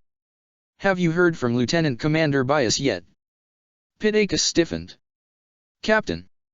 Lieutenant Myson's comm was on this whole time. The bridge heard everything. Thales paled. For a moment his complexion was as ashen as his descendants. Then, after a dumbfounded split-second pause, he ripped the radio from his coat and crushed it in his fist. "Damn it all," he snarled. "So, what do we do?" Ilan asked. "Am I to assume the penalty for treason is death?" Edelgard asked. "If you're lucky," Thales growled. "Stand back," he barked at the crew members who'd been drawing nearer. "This situation is resolved, finish your work and return to your quarters." "They'll send a security team next," Pitacus said. "We can't stay here. They'll block off both ends of the tunnel." She removed a leather harness of some sort from under the corpse's coat and pried the weapon from his hand. Myson had a second harness and a non-standard lethal sidearm under his coat, she informed the others. He must have swapped it with his tranquilizer just before taking Periander hostage. "As his superior, I take full responsibility." "Damn," Ilan mumbled. "Catch," she said, and she threw the harness and weapon at Edelgard. Edelgard caught and fumbled with them. The weapon was cold, black steel, blunt and hard, its handle making an L shape with its body. The harness had a sort of sleeve that the weapon seemed to fit into. The pain in her shoulder flared up anew at the sight of it. She'd held weapons that possessed a malevolent will of their own before, and while this one was not of once living steel as the hero's relics were, she could sense a similar sort of malevolence, but a malevolent emptiness, not a will. It sent a chill up her spine. "This is a gun. You've never seen one before." She shook her head. "Dmitri, you take this," she said, handing the gun and its harness over to him. He gawked at it, nonplussed. "I can use magic to defend myself at a distance, you can't." "I've never been one for ranged weapons," Dmitri protested, shaking his head vehemently. You know what happens if I try to use a bow. I would probably just break it." "I think such advanced weapons will be sturdier than a bow," Edelgard reasoned. Before he could protest any further, Pitacus was already upon him, and as she guided him with the weapon he bore the same flustered expression he once had, long ago, when he had been a little boy being taught to dance by a little girl. "Take off your coat. The holster goes on underneath. Now tighten the straps here, here, and here. Hold the gun in both hands, like this, with a wide stance, and put your finger on the trigger here. Squeeze it to shoot. Keep your finger off the trigger unless you are 100% certain you need to shoot. If you run into a human, aim for the kneecaps. Does that make sense?" Dmitri took a deep, apprehensive breath as he internalized her instructions. "There are 17 rounds per magazine 16 for this one. Make sure to count your shots." Pitacus went over to Edelgard and handed her a belt with a holster attached and another gun. This was Myson's tranquilizer. Its magazine holds 8 tranq darts. Standard issue to command crew. 1 dart will put a human to sleep in seconds. Edelgard gingerly took the weapon and the belt. This was an unfamiliar weapon to her. It was hard to even think of it as a weapon, it was so small and so light, but it did give her some comfort to be bearing arms again. She'd have preferred an axe, or even a dagger, but beggars could not be choosers. "Are you certain about giving Dmitri and me your weapons?" she asked. "If you turn them on us again, we'll kill you," Pitacus answered. A rare little smile tugged at her lips. "With any luck, you'll just ride that elevator straight up to New Babel. Bring those guns into the future and kill your times Thales with them for us, please." Thales went to the panel on the side of the gate and jabbed his fingers at its controls. Nothing happened. "Has Captain Noah already suspended your credentials, sir?" Periander asked him, rising to her feet and drawing her sword. "He's quick on the uptake." With a frustrated growl, he drew his sword and cut a hole of his own through the gate, kicking his makeshift door aside. "This way," he said. "Unless the rest of you have any problems with my orders." Edelgard watched Ilan, Cleobulus, and Pitacus shoot furtive glances among themselves. "A bit too late for that, Cap," Cleobulus said. A pair of crewmen met Thales at the gate, shouting out in shock and disbelief. "I do apologize," he told them, raising his voice, "but it appears the gate has malfunctioned, my credentials won't unlock it anymore." "It never rains but it pours," doesn't it, men? Edelgard could see them scrutinizing his story by the furrows of their brows and wrinkling of their noses. We heard shouting and gunshots, sir. One of the replicants who was with me, degenerated, Thales said, stepping to the side to make sure their line of sight to Myson's body was blocked. His words were even more clipped and curt than usual, and Edelgard could feel something brimming on the edges of his tone like fought against tears. No one important, thankfully, just one of the service workers. Ah, you know what, said fates can befall my kind. The two crewmen looked at each other, each sizing up and confirming the other's skepticism. You should both head back to your quarters immediately and prepare for undocking, Thales told them. I'll handle the gate. Both of them saluted. Yes, sir, they said in unison, and both turned around and left. Thales sighed. Let's go, he said. He climbed through the circular hole he'd cut in the gate, and the others followed one by one. As Edelgard went through, a hand fell on her shoulder. Wait, Periander said. There was a smear of drying blood around a shallow furrow that had been dug through her brow by the gun's projectile, curving up into her hairline where her bleached locks had turned a matted and sticky red. She held a green cap in her other hand.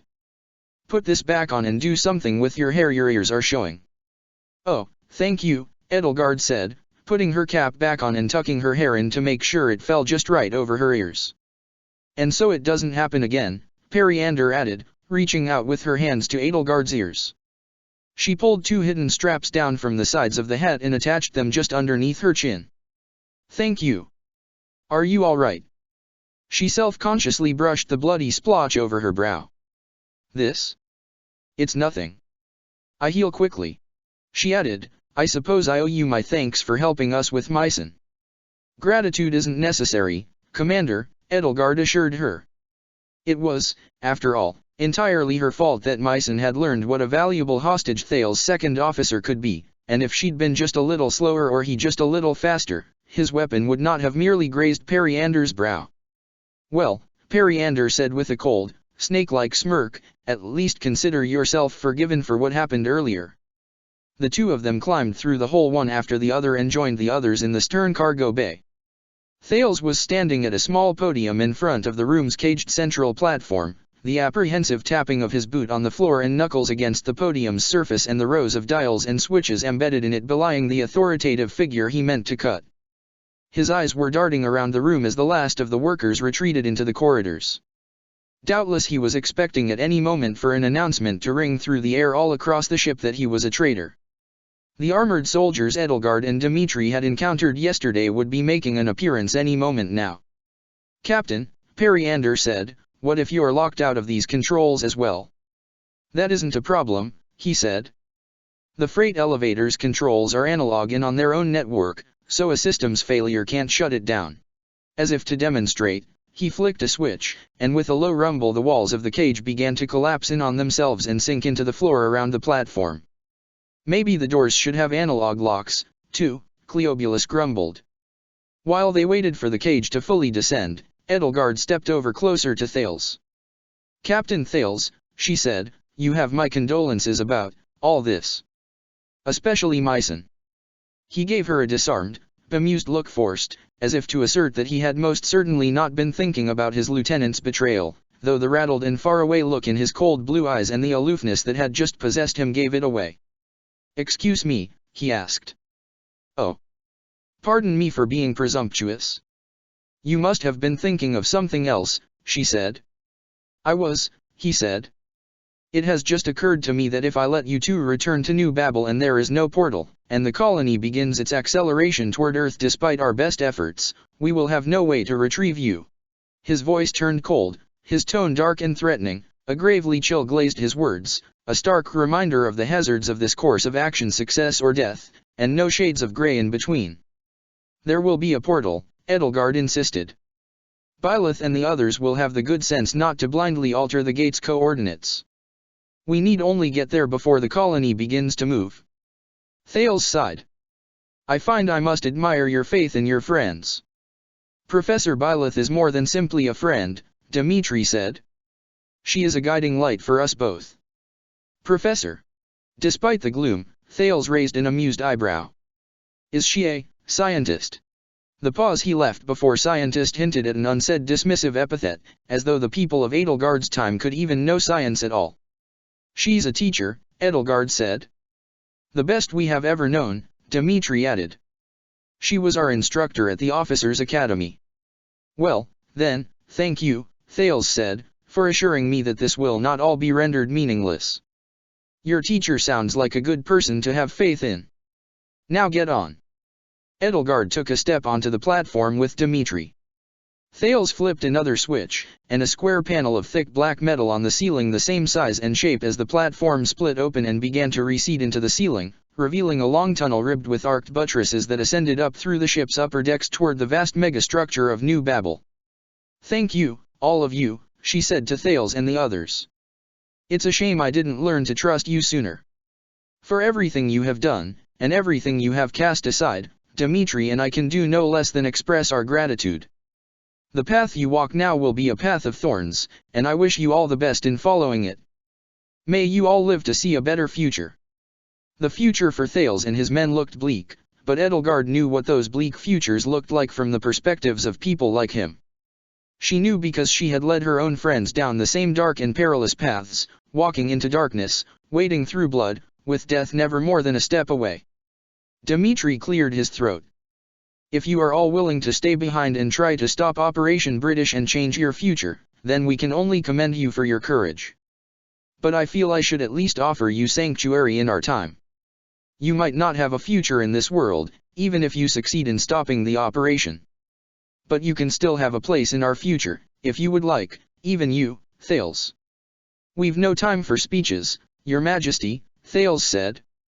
He flipped another switch on the podium and with a low rumble the cage that had once surrounded the platform began to rise from the floor once more. I do appreciate your sentiments, but we have a duty to all of humanity, to save it from itself. You're a good person, Thales, Edelgard said, shocked at how easily the words rolled off her tongue without a hint of sarcasm or passive aggression. Even Dimitri looked shocked, to say no less of Thales. Flattered, Thales grumbled darkly, putting his head down. Pitacus, Ilan, keep your eyes on the exits. You all know how slow the freight elevator is. Goodbye, Edelgard, Dimitri, Periander said, raising her hand to her brow. Give our regards to our descendants. Show them what real replicants stand for. The cage's walls rose up to waist height and onward, erecting a partition of fine iron mesh between her and them. The entire ship shuddered violently. All of the lights illuminating the cargo hold and the tunnel flashed blood red as the ear-splitting tolling of an ugly bell rang out. With a thunderous clang the gate in the hold ceiling snapped shut. A cold, disembodied voice echoed from a dozen sources through the ship's underbelly. Undocking process initiated. Cargo airlock sealed. Passenger airlock sealed. Air pressure at 90% and falling. Electromagnetic seal disengaging in T-3 minutes. What? Thales gasped. Enraged, he pounded his fist against the surface of the podium. As the cage's walls continued to rise, Edelgard and Dimitri vaulted over them. What's going on? Edelgard asked. They're undocking the Yamato, Periander explained. You mean they're pulling it out of port early? Yeah, Ilan said. Even if we could force that door open and send the elevator through, it'd just send you right into space. Where we would promptly die, Edelgard said. Like raising a castle's drawbridge, Dimitri surmised. What do we do then? He asked, crestfallen. Edelgard's heart sank. What other way was there off this ship? She racked her brain, remembering everything she knew about the Adrestian Navy. Like any other warship, the EFS Yamato should have had. Captain Thales. A shout rang out through the cargo bay. The tunnel gate was being forced open, and on the other side were a half-dozen men in black armor brandishing long, two-handed guns. Captain, we have orders from Captain Noah to neutralize and detain you and your men. Put your hands above your heads and step away from the elevator. Don't make this difficult, another one of the men called out. We've been authorized to use lethal force. Captain? What do we do now? Ilan asked. Along the mezzanine that ringed the cargo bay's high walls, another half-dozen armored men poured out of the door and lined up against the railing. The exits are all blocked, Captain. Step away from the elevator and put your hands where we can see them, now. Your orders, Captain? Pitacus asked, nervously eyeing Thales as he stood, silent, still, and spellbound, at the podium. Don't make us shoot. Don't move. Step away from the elevator and put your hands up. Thales' silence was as loud as any order he could give, and spoke just as much. There was a glint in his icy eyes that must have been terror. In his young life, he had never been so insubordinate toward humans as he was now. Akin to a young boy standing up for the first time in his life to a tyrannical parent, he had no idea what to do now or how to move forward. Edelgard took stock of the cargo bay. There were plenty of opportunities to take cover. Vehicles, metal crates the size of horse-drawn wagons. Pitacus, she whispered to the security officer in the absence of Thales' command, give us a distraction. We can run for shelter. Make them come to us, and we'll have the upper hand. Pitacus wrinkled her nose. Then a flash of black lightning arced between her hands and a fountain of miasma burst from the floor at her feet. Scatter! Run! Edelgard shouted to the others as the muzzles of the armored soldiers' guns began to flash and the cacophonous thunderclaps of gunfire filled the air. The cloud of miasma that settled around them blotted out their sight, and she could feel it stinging her eyes and nose even as it provided a shield to cover her escape. As she grabbed Dmitri and hauled him along after her, she felt several searing projectiles graze her back like arrowheads made of white-hot iron. She and Dmitri threw themselves behind the bulk of a large horseless carriage with 6 enormous, puffy wheels. Cleobulus, too, dashed into their hiding space with them, pressing his back to one of the carriage's wheels. Are you all right, D? Edelgard asked, gasping each word as she panted for breath. She spared a furtive glance over the vehicle's flank and saw Periander sheltering Thales behind another one of the carriages, and Pitacus and Ilan had taken to the backs of one of the large crates. The soldiers in the tunnel and on the mezzanine were fanning out and making their way onto the floor in pursuit of their enemy. And you, Cleobulus? I am all right, Dmitri said. He drew the gun from its holster under his coat and held it in both hands as he caught his breath, his chest heaving. And you, L? My shoulder's on fire, but it's just overexertion, Edelgard admitted, ducking back behind the carriage as its window shattered under a hail of gunfire. Cleobulus cleared his throat. Am I the only physician you flagrantly disobey, princess? He asked Edelgard. And I'm fine, thanks for asking. Humans don't usually care. I'll have you know, Edelgard told him, that my friends Manuela, Dorothea, and Linhard also share that dubious distinction. She reached for her own weapon as gunfire continued to strike the carriage's flank opposite them with high-pitched pings. The trank Pitacus gave you? Don't bother, Cleobulus said. Won't penetrate their armor. He reached into his own coat and withdrew another gun, distinct from the one he'd raised against Mycen with Ilan. Don't tell anyone, but I've been carrying some non-regulation ordnance, too. 44 Magnum, the most powerful handgun in the world. 6 shots more than enough to kill anything that moves. Edelgard set down the tranquilizer. She couldn't help but feel somewhat disappointed that Pitacus had given her a weapon that proved useless against these enemies. Instead, she fell on her old standby, conjured a ball of roiling flame, and hurled it over the vehicle toward the soldiers marching down the staircase from the mezzanine. So, you can kill humans, Dmitri said. I mean your conditioning, your religion, allows it. The war isn't against humans, Cleobulus said. He offered his gun to Edelgard. Trade, yeah. Edelgard took his gun and offered him the tranquilizer. A pacifying weapon does seem more appropriate for a physician. Though you might be surprised how good Manuela and Dorothea can be with a sword. Cleobulus chuckled. Your friends sound fun. If there's a way back to your time, and your offer still stands. Dmitri stood up and whirled around, gun in hand, and fired 2 shots. A soldier screamed and abruptly fell silent. He ducked behind the carriage as a hail of bullets zipped overhead. The sounds they made cutting through the air weren't unlike arrows in flight, though much more higher-pitched of a whistle. Of course it does, Edelgard responded once her ears had stopped ringing.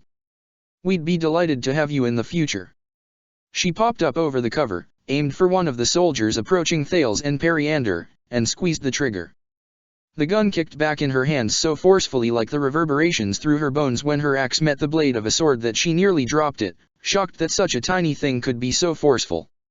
Her shoulder wound screamed and seared. Across the room, a spray of blood and bone burst out from the soldier's helmet and he fell to the floor. At the same moment, she felt something hot and sharp tear through her ear just before she could throw herself back down to the floor. She hissed out the pain through gritted teeth as she ducked for cover. "L." Dmitri cried out, setting his gun down and taking hold of her. He pressed a hand to her left ear. Edelgard could feel blood trickling down her neck and jawline, hot and wet. Let me see," Cleobulus grumbled, taking her by the arm and hauling her toward himself. "Count yourself lucky they only put a notch in your ear," he said, prying Dmitri's hand off and slapping another adhesive bandage against her ear. "Unfortunately, they make a pretty big target. Now, you two are gonna want to hold on to something." "Why?" Edelgard asked. Cleobulus sighed and rubbed his brow, brushing his saffron hair away from his eyes. "I keep forgetting," he muttered, "that you don't know anything about space." She needed little more than that ominous statement to curl her fist tightly around one of the woven steel cables holding the carriage's wheels down to the floor. "Two of them went over here," one of the soldiers called out. "The ones in ensigns' uniforms. Get to them before we undock." Edelgard braced herself, hooking her elbow around the cable so she could anchor herself and keep two hands on her gun, as the sound of a soldier's footsteps drew nearer and nearer. Cleobulus flattened himself against the side of the carriage, his chest heaving as beads of sweat trickled down his dark brow. The soldier rounded the corner and leveled the muzzle of his gun at her. "Hands up!" Cleobulus' boot slammed into his ankle and swept him off his feet. As his gun jerked upward and a hail of gunfire buried holes in the ceiling far above them, Edelgard lined up a shot and fired, striking the soldier in the hollow of his unprotected throat. His head jerked back and he fell to the ground. "There's three of us, asshole," Cleobulus spat at the corpse. Edelgard took the body by the leg and dragged it toward them. There was a short black baton affixed to his belt, like the hilt of a sheathed sword, terminating in two long prongs. She took it, found a trigger on the hilt much like the one on Periander's vibrating sword, and pressed it. A translucent blade of pure lavender light shot out from the hilt, extending to a good 2.5 feet, a decent length for a one-handed sword. She put her gun back into the holster at her belt. She'd be much more comfortable with this weapon. Before she could lead Dmitri and Cleobulus out to lend support to the others, the ship trembled and shook once again. The walls quivered. The lights flickered and flashed red again. The sound of distant, muffled machinery filled the air. Again, a cold, disembodied voice spoke, "Undocking process in progress. Airlocks fully depressurized. Electromagnetic seal disengaging in T-10, 9, 8. "Dmitri, take hold of something," Edelgard said. Dmitri took hold of her. "Will this do?" "That'll do," she said. "Cleobulus, what exactly is going to happen?" Cleobulus grinned. "Fun," he said as he took a firm grip on the door of the horseless carriage. 0. Electromagnetic seals disengaged. A horrible tremor shook the ship. Edelgard felt a sudden and forceful jolt strike her entire body and throw her off the floor. She just barely caught the cable she'd wrapped her arm around with the tips of her fingers and managed to curl a fist around it. She could feel her feet leave the floor. Suddenly, she felt lighter, like she was falling. Dmitri let out a surprised shout as he began to ascend into the air, tightening his grasp on Edelgard's arm and hauling himself down just as a hail of gunfire grazed the solace of his boots and perforated the wall behind them. "What's going on?" he gasped. "L." Edelgard looked down at herself and noticed that her feet still weren't touching the floor. Neither were Cleobulus' feet. And the slain soldier was also beginning to rise off the floor. "What?" She tried to right herself and place herself back firmly on solid ground, but couldn't. Her feet wouldn't stay. A wave of dizziness and panic washed over her. She was falling, yet staying in one place. The dragon inside her tried to unfurl its wings, desperate to slow her descent, a descent that her eyes clearly told her, even if her stomach didn't, was not happening, and she fought to hold it back. "What is this? What's happening to us?" "Zero gravity," Cleobulus explained. There's nothing in space to keep you on the ground. On Earth, it's gravity. On New Babel, it's centripetal force. As long as the Yamato was tethered to it, it was subjected to the same force, and the same fake gravity, and now it isn't. There's no gravity, she and Dimitri gasped in unison. You'll get used to it. For now, be careful and keep your grip on something solid. Edelgard heard the sound of bolts of dark magic streaking through the air overhead, and carefully looked over the top of the vehicle. The armored soldiers were in disarray, and many of them were scrambling for weapons they'd dropped that now floated aimlessly around the room, all the while trying to hold on to chains, tethers, or the walls of the elevator cage to keep themselves from tumbling away. Pitacus and Ilan flew upward to the mezzanine above, conjuring spearheads and sparks of dark magic to ward off the soldiers. Thales and Periander were doing the same. This way! Pitacus shouted out. All right, Cleobulus said to Edelgard and Dimitri. Follow my lead quickly, before the soldiers get their bearings. Push yourselves off the truck toward the wall, then push off the wall. The way space works is, you'll keep going in the same direction until you hit something. The words had hardly left his mouth before he braced his feet against the carriage's door and kicked off it, righting himself as he glided his way over to the wall. Ready, D? Edelgard asked. Keep holding on. We'll do it together. Dimitri nodded, though the greenish cast to his face said otherwise. She mirrored Cleobulus' movements and pushed herself off the carriage's side. Can you use your crest without transforming? Dimitri asked her. If you put its strength into your legs, then when you push off. Edelgard nodded, braced herself, and let her crest burn through her veins. Her feet met the wall, she could feel her own momentum catching up to her. She kicked off the wall and propelled herself upward in the opposite direction, after Cleobulus. The sound of heavy staccato gunfire rang out, but the shots all went wide. Edelgard could almost feel their searing heat on her skin as she sailed through the air. As the soldier fired, the force pushed him backward. The more he fired, the more erratic his trajectory became. From up on the mezzanine, Pitacus and Periander hurled spikes and spearheads of roiling miasma and rippling flames down on the scattered soldiers, keeping them scattered and disparate even as their shots rang out across the cargo bay. This way. Over here. Ilan shouted out from the balcony as Cleobulus reached them and swung himself over the railing. Behind you. Dimitri shouted out. Edelgard struggled to whirl around and right herself, feeling nauseating dizziness and vertigo wash over her. One of the soldiers was flying through the air toward her, gliding with the same ethereal ease. She swung her sword and brought it down on his helmet just as his hand reached for the hilt resting on his belt. The helmet's glass visor shattered into floating shards, and globules of crimson blood leaked out, rippling and glistening in the light. Something dug itself into her leg, a sharp wasp sting bite. It yanked her down toward the floor a length of cord, affixed to some sort of barbed miniature harpoon. She followed the cord's length down with her eyes to one of the soldiers, who'd affixed the other end to the floor and was reeling the cord in hand over hand as though she and Dimitri were fish. She brought her sword down on the cord. The blade flickered, wavered, and clanged off of it with a shower of sparks. Again. Again. Finally, the cord snapped, but the damage was done. Her momentum had been reversed. She was sailing down right into the soldier's path, as he let go of the cable and took aim. At last, Edelgard decided to throw caution to the wind. She let her wings tear their way through the back of her coat and unfurl, and with a single flap she felt the air under it push her backward. Another prudent flex of her left wing sent her off course, and she found herself hurtling in the opposite direction at enough of an angle that the soldier's shots went wide. Zero gravity was like swimming, she thought, except the air was too thin to swim through, though that hardly helped her, considering she couldn't swim. But because the air was too thin to swim through, she could fly.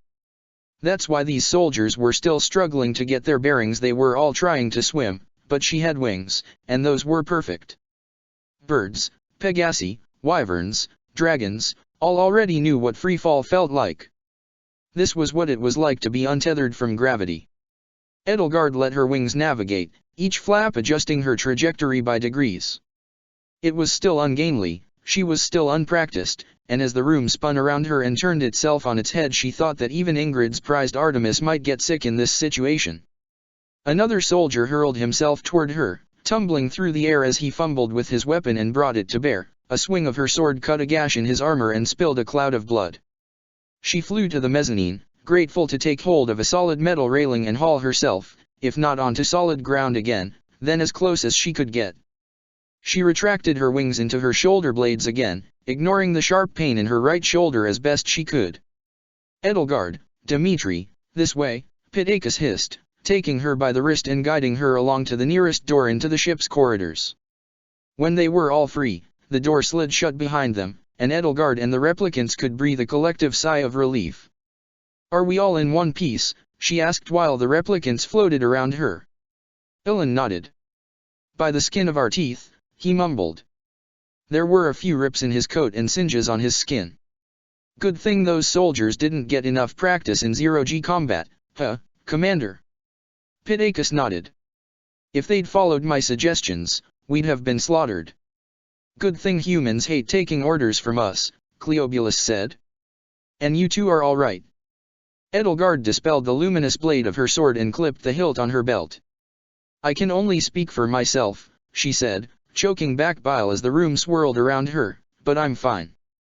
"Dimitri." Dimitri wiped bile and a few remnants of lunch from his lips. He still had a pale, sickly cast to his face. I am not taking this well," he admitted. "No need to worry, though." "Thales?" Edelgard asked. "Where do we go next?" Thales took a deep breath. He looked even more shaken than before. Edelgard could only begin to imagine the turmoil in his heart. Perhaps he was only just now realizing what it truly meant to stand against the world, and for his desire to act in humanity's best interest to conflict with his desire to serve them. And it had all started, she thought, because he had been captivated by the story of two prisoners whom he had allowed merely on a whim to live. He didn't have an answer. Solan's disembodied voice rang out through the corridor. "Attention, crew. This is Commander Solan, XO. Captain Thales has been compromised. Degeneracy is not yet confirmed. Attention, crew. This is Captain David Noah. The compromised Thales unit is to be apprehended alive. All other mutineers are to be terminated on sight and with extreme prejudice. We can hole ourselves up in sickbay while we plan our next move," Cleobulus suggested. "It's an easily defensible location, and there won't be anybody there if we hurry," Pittacus agreed. She pushed herself off to the wall, drifting from one side of the corridor to the other. Thales nodded, and finally he spoke. "Agreed. You two," he said to Edelgard and Dimitri, "take one of these handles and they'll pull you right along. Follow me. We can't stay here long." It was only then that Edelgard noticed that the handles she'd seen in the walls, equally spaced in a groove that lined each wall at around waist height, were now moving forward on the right wall, backward on the left. All Pittacus had to do was grab on, and the handle would immediately carry her down the hallway. She glided as easily as a spirit, her feet never touching the floor, her short white hair waving gently with nothing to weigh it down. The others followed suit after her, and Edelgard and Dimitri did the same. Now that she had a brief reprieve from mere survival, she had to start asking herself what now? "You're bleeding," Dimitri pointed out from behind her. She glanced over her shoulder and noticed the miniature harpoon still stuck through her shin, trailing a short and truncated length of metal cord. Excitement had kept the pain away, and it was only now that she started to feel it throbbing again. Little globules of blood were trailing in from both the entry wound and exit wound and floating in the air behind her, leaving a trail like the bits of stale bread one might toss in a duck pond. That wasn't the only thing she noticed. A door in the distance slid open behind her, the way she'd came, and her senses snapped into high alert. The rest of the armored soldiers were making their way into the corridor after them. Moonlight already danced around her fingertips like quicksilver mist, and flew from her hand and over Dimitri's shoulder just as the first of two soldiers to enter the corridor raised his weapon. The spell struck him just before he could fire. A staccato burst of gunfire perforated the ceiling as he lost his grip on the handle he'd grabbed. He began tumbling backward in a slow, ungainly somersault and collided with one of his peers, knocking both back in a drunken arc as they fell back toward the door. Edelgard may have been entirely new to zero-gravity combat, but it seemed that whoever was the attacker and the defender, the advantage lay squarely with whoever had the firmest grip on something solid. Dmitri was just a fraction of a second less swift than her in shooting at one of the tumbling soldiers as the two of them tried to right themselves, striking him from afar in the shoulder. He asked, adjusting his aim, "Are you all right?" "I'm fine." "Be mindful of how many shots you have left," she reminded him. "It's not as obvious as an arrow's quiver." Periander hurled a globule of formless miasma through the air over their heads. It convulsed and rippled in the air, half solid, half liquid, as it splashed against the fallen soldiers and unfurled luminous black tendrils across the corridor. "That should hold them for a while," she told the others. A few stray shots rang past them, though it seemed the dark magic swallowed up several of them. Edelgard felt another shot nick the tip of her ear. One of the soldiers was trying to climb over the makeshift blockade and swiftly brought his rifle to bear. Edelgard threw a fireball at him. It struck his armor but did nothing to deter him. Fire magic had always been quite useful for felling armored soldiers before. She thought these soldiers' armor must have been made from something quite different from metal, something that resisted heat instead of conducting heat. And nothing on this ship, it seemed, was flammable. Ahead of them, a crewman burst into the corridor from around the corner of a nearby junction, his hand flying to the gun at his hip. "Captain Thales." A single shot rang out and ripped through the air, not flesh, before Thales buried 2 darts from his tranquilizer in the crewman's unarmored chest. He roughly grabbed the unconscious crewman by the lapels and hurled his body down the hall. As the crewman's body sailed by, Dmitri grabbed him and held him up behind himself just as the soldier down the corridor opened fire. The body absorbed the brunt of the volley, jerking and spasming under the impact of a dozen shots in half as many seconds. Around this corner, Thales called out to the others, pushing himself and Periander off the wall to the adjacent one and catching another of the moving handles. "Outside corners are always a pain," Cleobulus muttered as he did the same, followed by Pittacus and Ilan. Edelgard kicked off of the wall with her uninjured leg and tried to angle herself just subtly enough to follow in the replicant's path, but overshot. The world lurched around her and she felt her right shoulder slam into something soft, yet firm. With the injury, it was as bad as slamming into a solid stone wall. "Careful there," Cleobulus cautioned her. "Don't feel embarrassed," he added with a smirk. "Everyone ends up covered in bruises their first time in 0G. Edelgard caught her breath and glanced backward to make sure Dmitri was still bringing up the rear. He was, and mercifully, the last volley of gunfire missed him by just a few inches as he drifted out of the soldiers' lines of sight. "Periander," Edelgard spoke up as they fled. "A military vessel of this size has to have ship's boats, right? A longboat, a jolly boat, a fireship, or a captain's gig. There has to be another way we can leave the ship, right?" Periander nodded.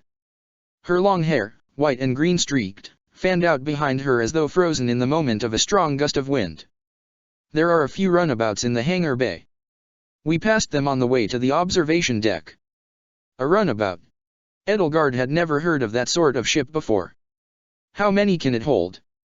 8 people, maximum," Periander replied, "with provisions and oxygen for up to 3 days. We'll steal one, then. We should head for the hangar bay before they close it off. It'll likely be the first place they're expecting us to go," Edelgard reasoned. Thales nodded. "You're right. Let go of the handles at this next junction and head left after me. We'll have to take the portside Jeffries tube to get around the bow cargo bay." "Another sharp turn," Cleobulus warned Edelgard. "If it doesn't wound your pride, just hang on and let me do the work." It was hard to be proud when one was in a situation as unfamiliar as this. Edelgard kept her arm firmly hooked around his. "Ready when you are, Commander." "What's a Jeffries tube?" "Just a slang term for a maintenance tunnel," he told her. "A crawl space." "How tight?" "Claustrophobic, huh?" Ilan asked. "Plenty of legroom in there, princess, don't worry." The next turn came up. Thales conjured a hail of ethereal spikes and spines and threw them down the corridor ahead of himself before proceeding. Muffled shouts rang out. The rest of them turned the corner into a hallway into pandemonium. A host of crew members had been lying in wait around the corner, some incapacitated by the blast, others still more than ready to fight. In an instant, the corridor became a morass of tangled, flailing bodies. Edelgard found herself quickly losing her bearings, separated from the others and able to discern friend from foe only by the color of their uniform. She felt a pair of arms clamp roughly down on her shoulders and throw her into a sick swirl. She could see a flash of olive green through the corner of her eye behind her and let her wings and tail tear themselves free of her flesh, forcibly separating herself from her assailant. She felt a shot graze her side, reached for the sword at her hilt, and extended its luminous blade, stabbing blindly behind her. She heard an unfamiliar gurgling cry. The next thing she knew, she'd been slammed against the wall, the back of her head cracking against the ceiling. She saw stars. One of the moving handles slammed painfully against the side of her tail as a crewman, snarling hate twisting his visage, jabbed the muzzle of his gun into her chest just under her sternum. The crewman's rictus grin split open. "Go to hell, Zeno." A hand found purchase against the side of his head, its fingernails biting into flesh, and roughly shoved him aside with such great force that when he slammed against the floor he left a dent. Blood drifted upward from his nose and mouth. Dmitri grabbed Edelgard by the arm. "Are you hurt?" "Only my pride," she grumbled. Fighting in this situation felt more like helpless flailing, and she longed for the sensation of solid ground under her feet again. Grappling was nearly impossible when there was no ground to use for leverage. It was like wrestling an eel. She extended the blade of her sword and struck one of the remaining crewmen, the luminous blade spitting sparks as it tore easily through his uniform and cut through his flesh. He and Edelgard were both thrown backward, set adrift in the air. Dmitri found a stationary handle at the top of the wall and hooked his fingers around it, anchoring them both. "Commander Pitacus!" Ilan shouted out. There was the sick sound of a blade rending flesh and bone, and his shout of panic suddenly became a long, ear-splitting scream of horror. "What happened?" Dmitri gasped, twisting himself around as he floated in midair. Edelgard saw it first. Ilan had drawn his sword, and no doubt he'd meant to sever a limb at worst, but the blade had plunged into a crewman's chest, and now blood spilled languidly from the entry and exit wound and formed a growing cloud of gently swirling crimson droplets around him. And Ilan was screaming like a banshee, his face wrenched in an abject grotesquerie. "Ilan, no!" Periander cried out. "This way!" Thales said, grabbing her and pulling her along down the hall. Neither he nor she could raise their voices above the miserable howling tearing itself from Ilan's throat. Edelgard and Dmitri pushed themselves back to the right side of the corridor and followed them along. "What's happening?" she asked Pitacus as Dmitri pushed himself back and tried to reach out to Ilan. "Leave him," Pitacus barked, grabbing him by the scruff of the neck and yanking him backward. "But he's..." "Leave him." "Cleobulus," Edelgard said, "explain." A pair of black-armored soldiers drifted into the corridor behind them, guns already drawn. "Go!" Pitacus shouted out. "I'll hold them off." She drew her sword and launched herself off the wall, past Ilan, toward the soldiers. "Commander Pitacus, do not engage with the enemy." Thales barked out, but his orders fell on deaf ears. "Wait!" Dmitri shouted out, scrabbling for purchase against the wall. His voice was swallowed up in Ilan's screaming and the hail of gunfire that rang out down the corridor. Edelgard took hold of him as she drifted forward after the others. "We have to go." They fled down the hall, those who remained Edelgard, Dmitri, Cleobulus, Periander, and Thales as the sound of gunfire and Ilan's bone-chilling wails faded to a dull ringing in their ears. A sharp, agonized scream tore through the air and was just as quickly silenced. In the distance, sharp reports of gunfire rang out and echoed for perhaps half a minute more. Edelgard retracted her wings as the aches and pains of battle began to catch up with her, and was about to do the same with her tail when she became aware of a sharp, throbbing pain near the tip, where one of the moving handles had slammed into it, the pain of a broken bone. "What's wrong?" Periander asked her, hanging back a second and letting Edelgard drift closer before taking her and pushing forward. Her fragmented, dual-tone eyes ran up and down the length of her tail, assessing it with a cold, detached concern. "It's just a small fracture, I think," she assessed. From her experience in dealing with injuries sustained by her dragon half, if she suppressed her tail now, that fracture would have to go somewhere, and a fractured tailbone would be more debilitating in her human form than in this form, in which she had many more tailbones to spare. "What happened back there?" Dmitri asked Cleobulus, his voice sharpened with a sickened, self-righteous iron bite and a horrified tremor. What happened to Ilan? We didn't have to leave him. Cleobulus sighed. So, we told you about the 3 laws. You said they were lax, Edelgard said.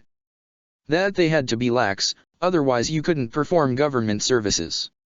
Well, they weren't lax about one thing, he answered, a glum, bitter scowl crossing his face. There was no saving the lieutenant. As soon as his sword reached that man's heart, his mind was already gone. Dmitri stared at him with wide, shocked eyes. But that means Commander Pitacus. Yeah. The Jeffries tubes are here, Thales said flatly, motioning ahead to a large circular hatch made of black metal embedded in the wall just up ahead. He drew his sword, its menacing hum filling the air, and held it out in front of himself as he drifted forward. His hand left the wall-mounted handles and he sailed across another junction in the corridor, then landed on the wall above the hatch. He anchored himself on the bar circling the hatch and plunged his sword into the metal, cutting a circle through it. Quickly, he said, and he slipped inside the hole he'd made. One by one, the others did the same. Edelgard slipped in after Dmitri and found herself with the others in a perfectly circular tunnel that must have been no less than 4.5 feet in diameter. The tunnel's interior was striated with metal tubes of varying widths that lined the walls like veins. The rungs of a ladder ran across the wall opposite the entrance. It was dark, save for dim amber lights spaced every 6 feet or so, and the air was thick, stale, and humid. Hurry, Periander said. Her voice was fraught, her breath short. We need to get clear of this sector. Dmitri and Edelgard took hold of the ladder and began to climb along the tube's length after the remaining replicants. The sound of their breaths echoed through the tunnels. Once they'd gone some distance, Periander slipped back behind them and broke a lever off from the side of the tunnel, letting it float in the air beside her. She climbed up another few feet and pulled another lever, drawing a solid metal partition across the way they'd came, then broke that handle as well and let it float in the air in front of the partition. This will slow anyone who comes after us, she explained to Edelgard and Dmitri, and she drifted back over to the ladder and began to pull herself up again behind them. We can rest now, if we... Thales cut her off. No. No rest until we've entered and closed off the hangar bay. Cold, but sensible. Edelgard would have made the same judgment call. Edelgard is injured, Periander pointed out. You said a fractured caudal vertebra. Edelgard nodded. Yes, somewhere near the tip. It's not debilitating, just painful. The last thing she wanted was for any of them to slow down because of her. Cleobulus, what can we do for that? Do you all not know healing magic? Dmitri asked, incredulous. Dark magic is so incredibly advanced, but any priest or acolyte in our time can pick up the basics of healing magic. Then why don't you know it? Cleobulus snapped at him. All we know, Periander sighed, is what Dr. Zaras has reverse-engineered from the xenomorphs. We can't replicate their powers perfectly yet. Not even me. Anyway, it's nothing to worry about right now, Edelgard said. Is it much farther? Yes, Thales said, but we're making good time. Follow my lead. The climb was, though tedious, surprisingly easy with no gravity pulling her down. Edelgard found she had nothing to fight against on her way up, or sideways, rather. Quickly, though, she found herself becoming more and more disoriented without any markers to right herself with. She could no longer tell whether she was climbing up or down. A part of her wouldn't have felt as though she were going anywhere at all, if it hadn't been for the lights steadily moving past her. Periander, Thales, Cleobulus, Dmitri spoke up. Are you 3 all right? No severe injuries. Periander sighed and let go of the ladder. Her momentum continued to carry her aloft at the same speed. Oh, there's no need to worry. We're alive. I am sorry about Pitacus, Dmitri said to her. I know what it is like to lose a friend, to be powerless to do anything but watch it happen. You have my condolences. There are 1,000 more of her back on Earth, Periander mused. But none of those were quite like her. Humans didn't make us to be individuals, except by accident. And yet... Oh, Edelgard. Yes. Your wings, she said. She cleared her throat. your feathers look as though you take great care of them. As she lost momentum, she began to fall behind. She took hold of the ladder again and began to pull herself up to regain lost ground. But it looks like your wings and tail have ruined your clothes. Edelgard sighed.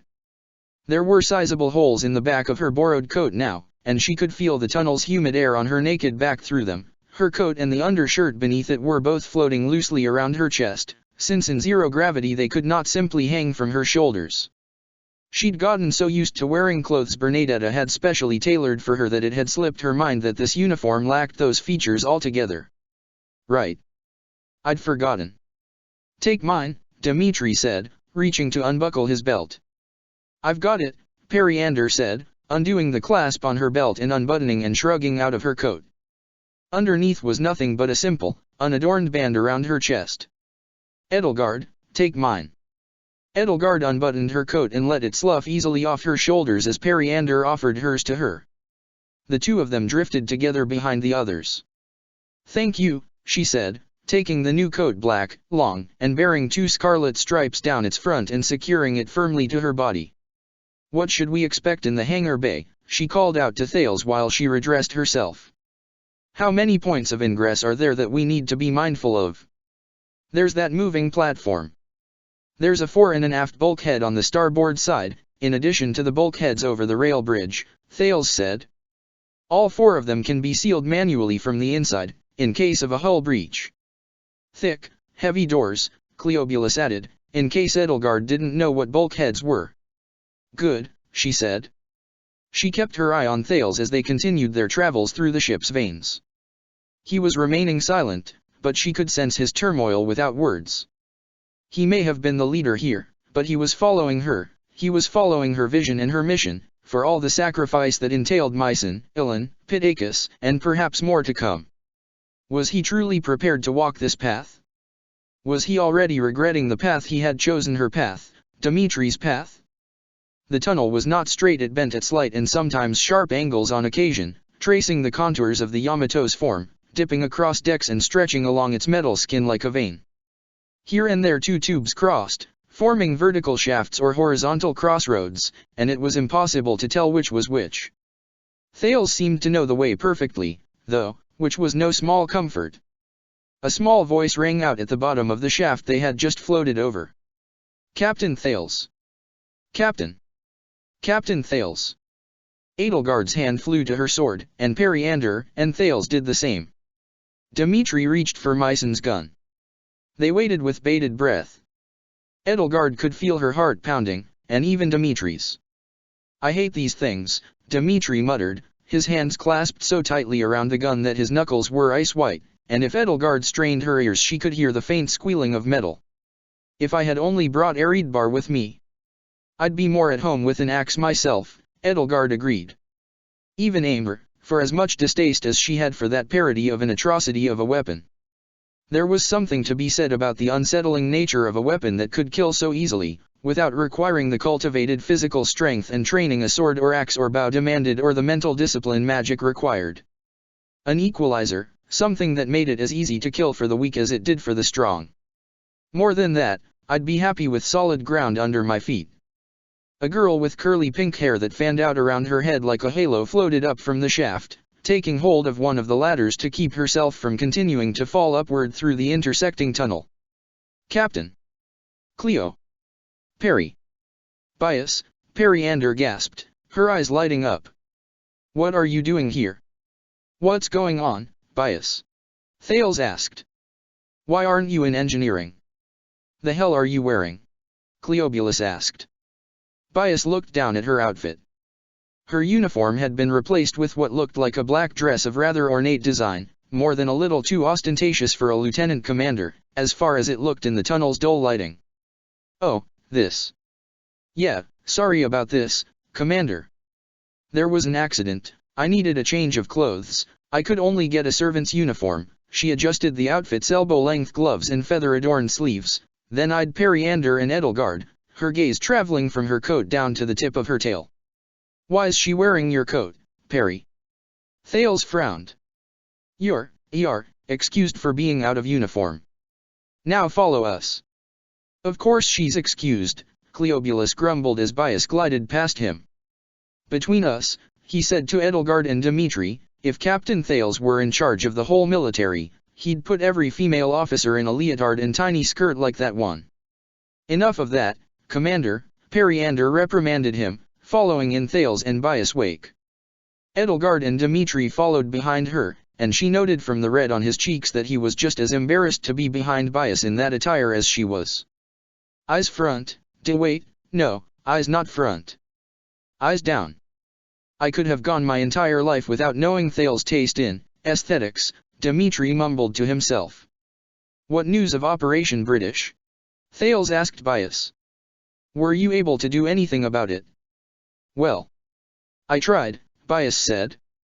Couldn't get anyone to listen to me, though. They'd already triple-checked all the calculations, they said. I had to be, a little, sneaky. Yes. Now what did Bias do? That's right. I changed the acceleration on the sly. Thales let out a relieved sigh. Excellent. Even a slight alteration will make New Babel miss Earth entirely. And now that we've undocked, the autopilot can't be remotely altered. So, we have done it, then? Dmitri asked, a hopeful smile brightening his face. We have stopped humanity from causing that horrible atrocity. That remains to be seen, Periander said. At its intended acceleration, New Babel was meant to reach Xanadu on January 16th. It's the 3rd today, right? Edelgard asked. Then that's 2 weeks before you can be sure, before you can celebrate in earnest. And 2 weeks, perhaps, before the future changed if it could. Perhaps that was a sizable enough window that she and Dmitri could return with these replicants to her time and let this timeline continue on its new, changed course. Party pooper, Bias scoffed. I am not a party pooper. That's right, Periander said. She's just being prudent.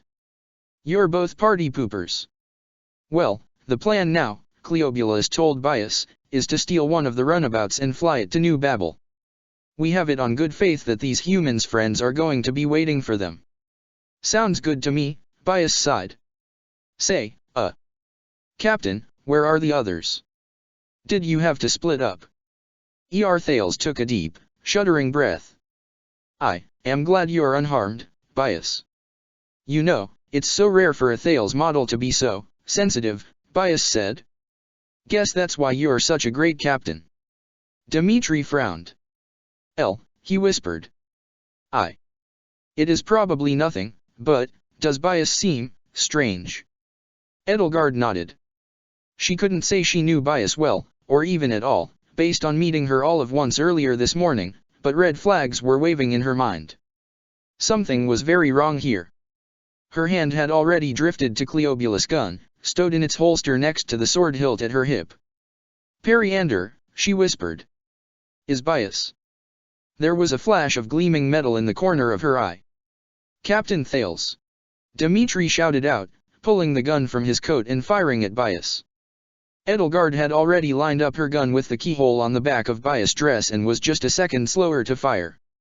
One shot struck Bias in the shoulder, the other grazed her bare thigh and put a ragged hole in her skirt.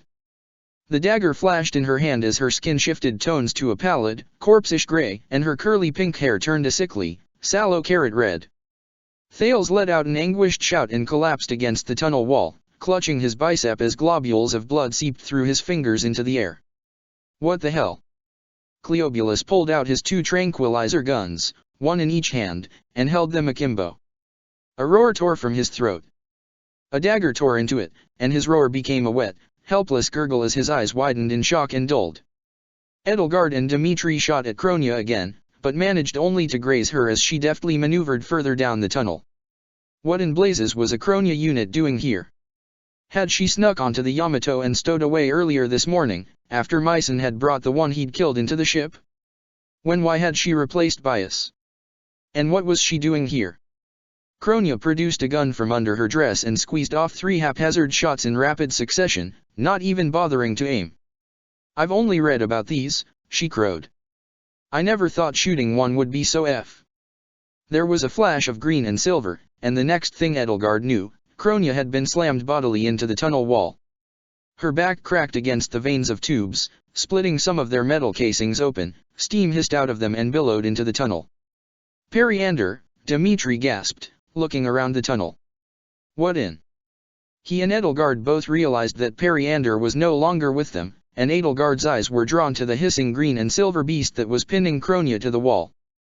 Kronia's eyes were wide with fear, her hand frozen around her weapon as she fired shot after shot into the beast's midsection. The beast was slender, slim, with an angular snake-like head and a long, whipping tail, a mane of white hair streaked with emerald billowed around its head. Its arms were long, spindly, and webbed with thin membrane, like a bat's wings, and its talons were buried in Kronia's stomach, liberating gouts of blood. The beast's long jaw split open, wide, bearing two fangs the size of daggers. In an instant, the Kronia unit was dead. Her eyes stared sightlessly on as the beast ripped its fangs free of her neck, leaving two enormous puncture wounds. Periander!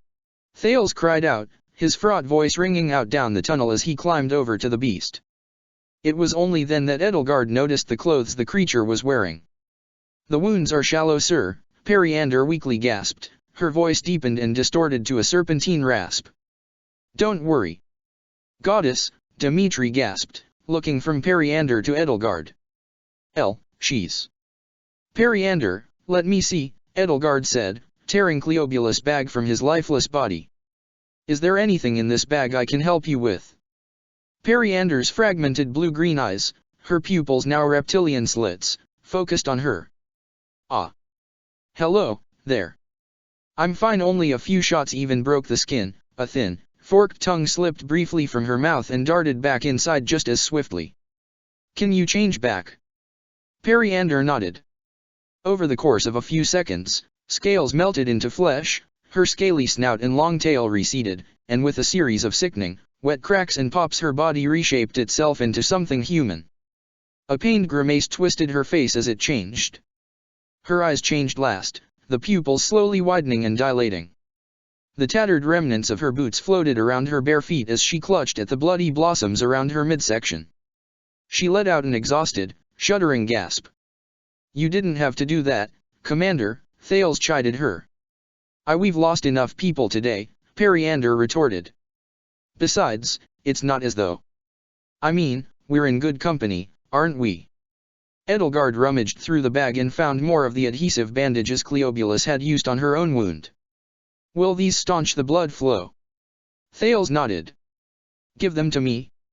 She gave him half, and the two of them tended to the wound. As Periander had said, they did seem mercifully shallow, likely not life-threatening. Do we need to dress the wound with anything else? She asked Thales. Any sort of poultice, anything we can wash it with. The bandages will suffice, he told her. They contain an aggressive antiseptic agent, there's no danger of infection.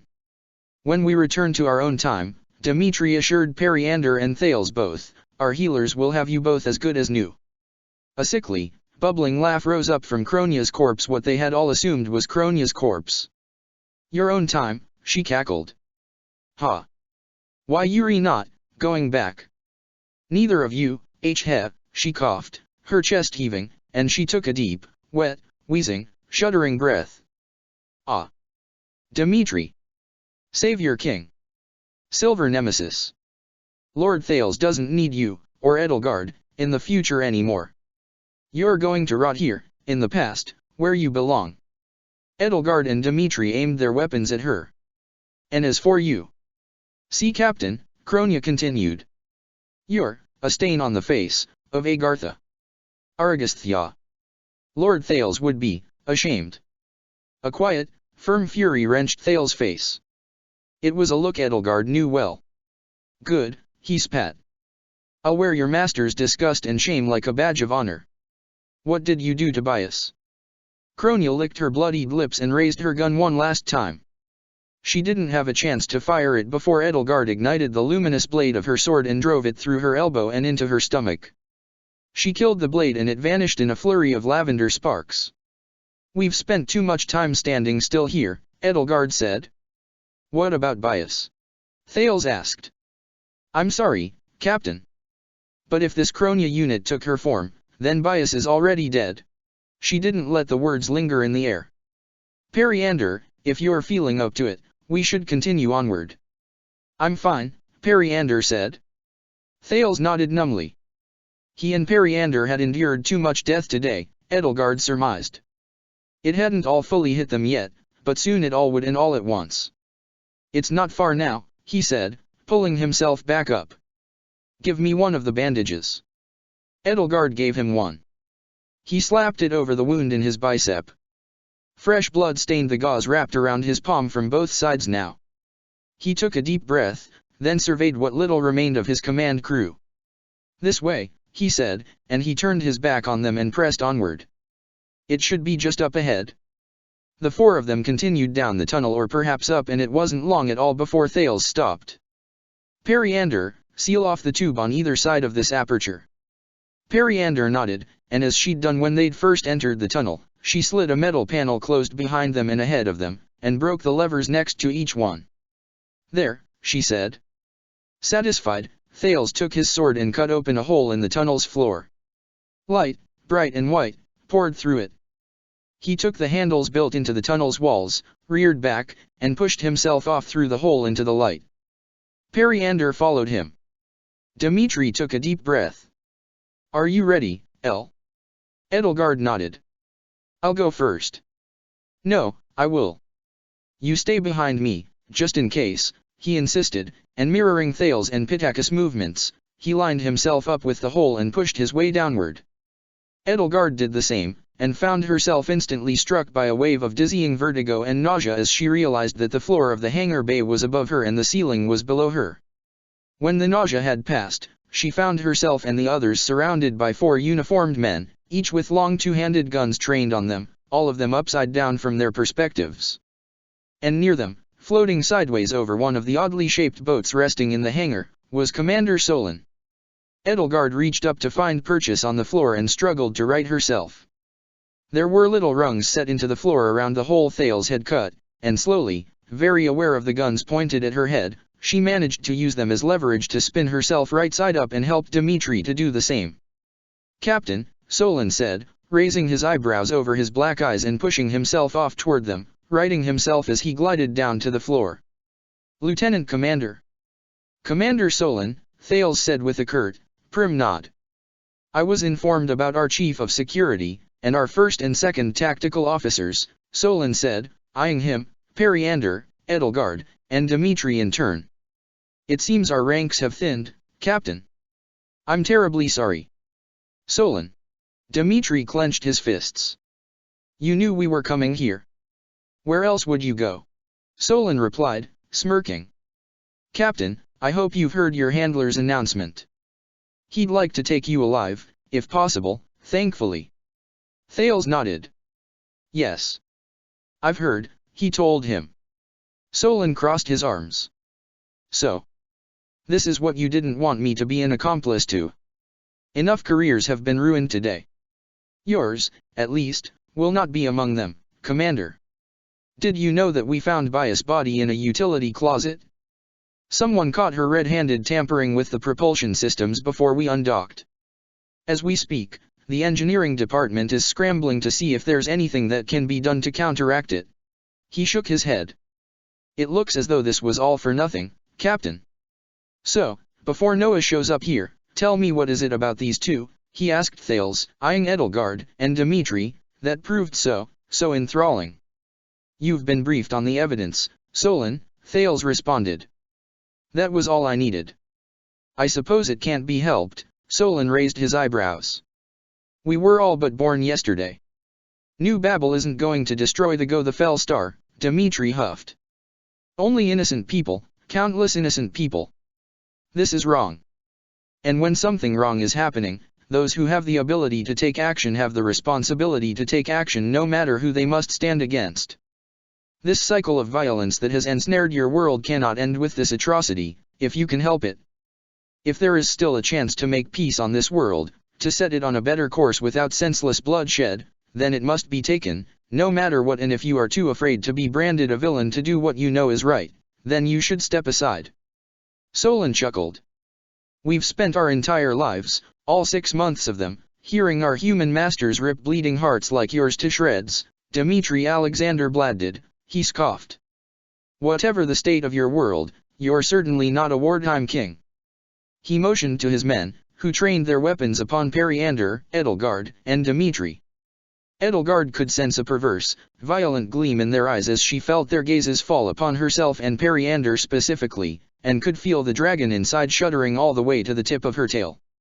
For her and Periander, two hybrid grotesques, their bodies fractured bits of human and Nabatean roughly melded together, their very existence offended these men, and their violent desires made the fingers they held near their guns' triggers itch and twitch. Now, like I mentioned, Captain Noah is only letting me keep one of you alive, Solon said, and he can't bear the thought of burying his mart again. Men. How does it feel, Solon? Edelgard spoke up. He furrowed his brow and squinted at her. Humans created you all to serve them. They use you as tools and toss you aside when they're done, like a sword too worn out for a blacksmith to repair. They've even conditioned you with your own religion to keep you loyal to your last breaths, she said, and to break you should you ever stray from the paths they've set for you. But you all have hearts, and you all have minds, and thoughts of your own, and desires. You have your own free hearts and minds and your pride. So, tell me, Solon, how does it feel to turn on your friends simply because the man with his hands wrapped around your strings tells you to? How does it feel, living as a disposable tool for the people who have the hubris to call themselves your masters simply because they created you? How can that not make you angry? If you won't change this time's future, then come with us to the future. To our future. We can help you shape your own destiny and choose your own paths to walk. We can help you build lives of your own lives that are yours, and no one else's. Every being with thoughts in their head deserves that, and Dmitri and I can help you seize it for yourselves. Solon laughed and shook his head. You're far from the first to say that, Edelgard von Hresvelg. He flung out his hands and tendrils of dark magic whipped out from under his cloak, ensnaring his 4 men and ripping the guns out of their hands. Their alarmed shouts filled the air as they and their weapons were hurled through it every which way. But you, he concluded, are the first I believe. Periander, you and the hybrids seal the bulkheads at the fore, Thales, I'll help you seal the aft bulkheads. Hurry, Noah is coming. A wicked grin split Thales' face. I'd hoped I could count on you, Commander. I had hoped so, too, my captain, Solon replied, trading his grin for his own. The two of them pushed off the floor and glided across the room to the aft side of the hangar bay, and Periander took Edelgard and Dmitri and helped them navigate in the other direction toward the fore. Following Periander's lead, Edelgard noticed things about this vast room she hadn't noticed her first time through the grooves and handles built into the floor at certain points, for one, which they could hold onto and climb on to keep themselves from tumbling every which way in zero gravity. The hangar bay was a vast room that seemed to stretch all the way from the ship's port side to its starboard side, though it seemed this part of the ship was much narrower here near the bow than the stern. The angle of its walls lent it a trapezoidal shape, and on both the starboard and port side were long, thin windows that ran from the floor to the ceiling and displayed strips of the starry sea of space outside. Lined up against each window were long strips of raised platforms, 16 in total, 8 on each side of the central rail, and on each platform were large carriages of alien design and stubby little wings that made them look like very fat birds. Those, Edelgard figured, must have been the runabouts Periander had mentioned. Periander guided her and Dmitri both to a wide doorway on the port side of the central rail, opening up into one of the Yamato's endless corridor mazes. Quickly, she said. They can send reinforcements through this. See the levers on either side of the door? We'll need to pull them both simultaneously to close the bulkhead and disable the remote controls. Edelgard could see the levers protruding from the wall on both sides of the doorway. And there's no similar mechanism on the other side. There's no manual override, Periander confirmed, nodding. That only exists on this side, since there's more danger of a hull breach here in the hangar bay. She pushed off from the floor and drifted over to the far side of the doorway, taking hold of the lever to anchor herself to the wall. Be careful. Edelgard and Dmitri climbed across the floor to the wall. Dmitri put one arm around her waist and held onto one of the handles protruding from the floor. Here. Maybe this will help us with leverage. Good thinking, D. Anchored by him to the floor, she took hold of the lever. It was tenuous, she could feel how precarious Dimitri's grip on her and on the floor was, and the yearning she felt to place her feet on solid ground and have them stay there was stronger than ever. Was this really going to work? Are you both secure? Periander asked them. There's a handle on the wall. Edelgard spied the handle Periander was talking about and grasped it with her free hand, while Dimitri supported her by the waist. Her shoulder screamed and burned from the exertion, and she could feel the sharp pain of the fractured bone at the tip of her tail run itself all the way up her spine. Ready, she grunted through gritted teeth. A muffled shout rang out from the other side of the doorway. They're in the hangar bay. This way. Go. Periander shouted out. Her heart pounding, Edelgard pulled the lever at the same time Periander did, and a black slab slammed shut over the doorway with a thunderous bang that rattled the room. She let go of the lever and cracked her back, massaging her aching shoulder as she drifted in Dimitri's grasp. One down, she gasped, already feeling a rush of relief. Another bang echoed through the vast chamber as Solon and Thales closed the opposite bulkhead. They'll head for the rail bridge next, Periander said, kicking off the wall, ricocheting herself off the floor, and drifting at a low angle over it to the central rail that spanned the length of the hangar bay. Quickly. We don't have much time. Edelgard and Dimitri gingerly maneuvered themselves in her wake, both careful not to overshoot as they glided from one of the regularly spaced handles in the floor to the other. This bulkhead doesn't open unless the platform is approaching, Periander explained to them, gesturing at the black slab of metal already covering the aperture in the wall. There's a sensor that automates the opening mechanism. Okay, said Dimitri, who clearly knew as little as Edelgard did what she was talking about. What do we do to stop the mechanism from working? Edelgard asked. There's a light and pressure sensor circuit under the rail. By turning the manual override key on the circuit breaker, the sensors on both sides temporarily stop working. She looked down past the rail. Underneath was a tight cluster of gleaming machines, like clockwork cast in gunmetal black, that left just enough space to barely crawl through. Even just looking at such a tight space made her skin crawl. Dimitri shuddered with distaste. How temporarily? Edelgard asked. The circuit breaker flips every hour, so we have until noon. We'll be long gone by then.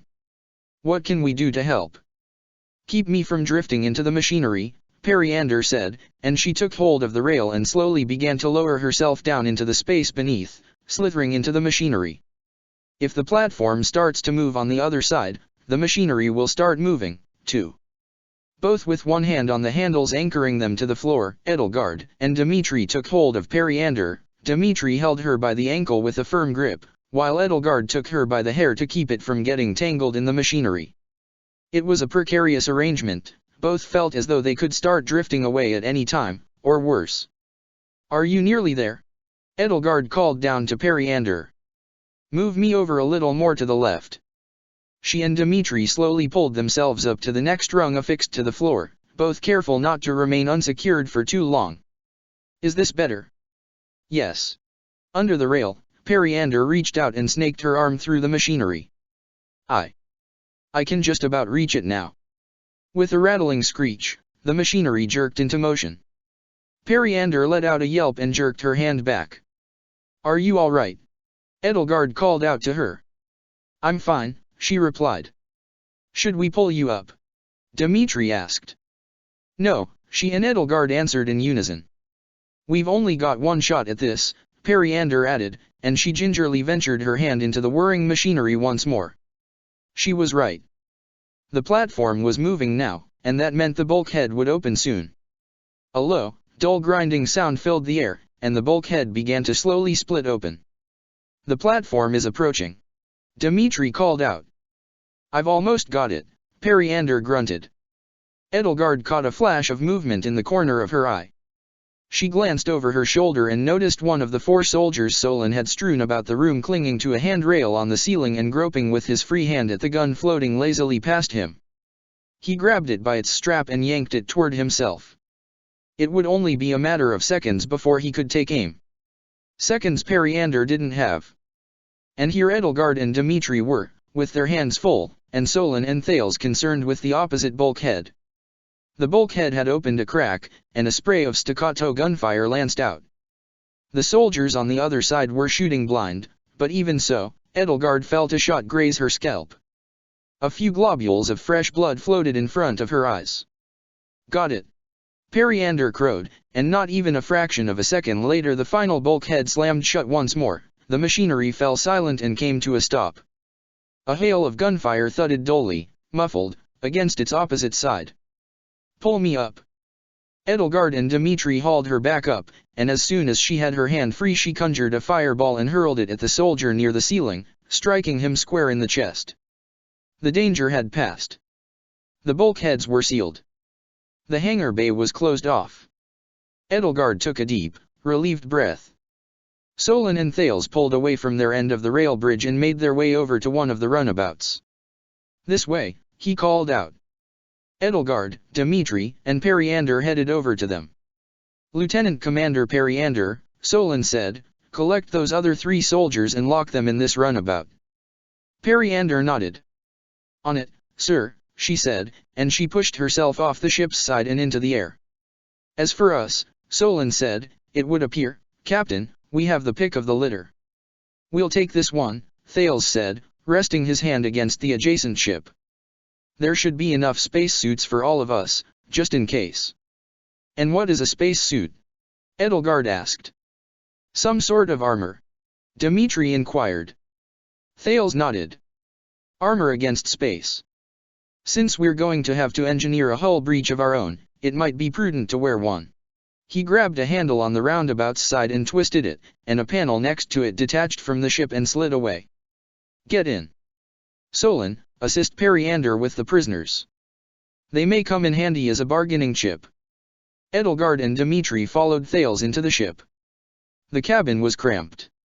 There were 6 tiny seats lining the walls, with an empty space where the door was, and 2 at the front before a glass window and a table of arcane machinery, like a miniature helm of alien design.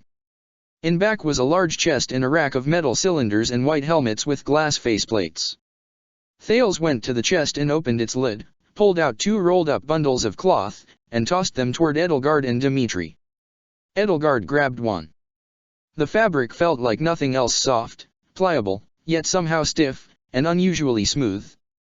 For some reason, she found herself thinking of the inner layer of Mercedes' Death Knight armor, though that came in pieces and was far more rigid and sturdier.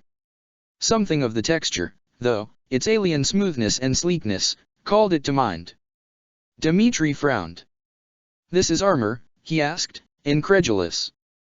It's insulating, radiation shielding, and keeps the air inside. It won't protect you from a bullet or a sword, but it'll keep you alive if you're exposed to the vacuum, Thales said. Oh, but Edelgard, I just realized, your tail won't fit in it. Dmitri unrolled the suit Thales had handed him. It was large and baggy, its sleeves and legs billowing slowly in zero gravity. It looks a little big, he said, wrinkling his nose. Put it on and press the button on the wrist attachment, and it'll retract itself to fit your body. With a sigh and a skeptical shake of his head, he removed his coat, boots, and trousers, stripping down to his underclothes, and then stepped into the suit. His fingers fumbled for buttons to close the front, only for the suit to seal itself on its own. Taking an anxious breath, he pressed his fingertip to the inside of his wrist, then let out a shocked gasp as the suit suddenly contracted and reshaped itself to fit him.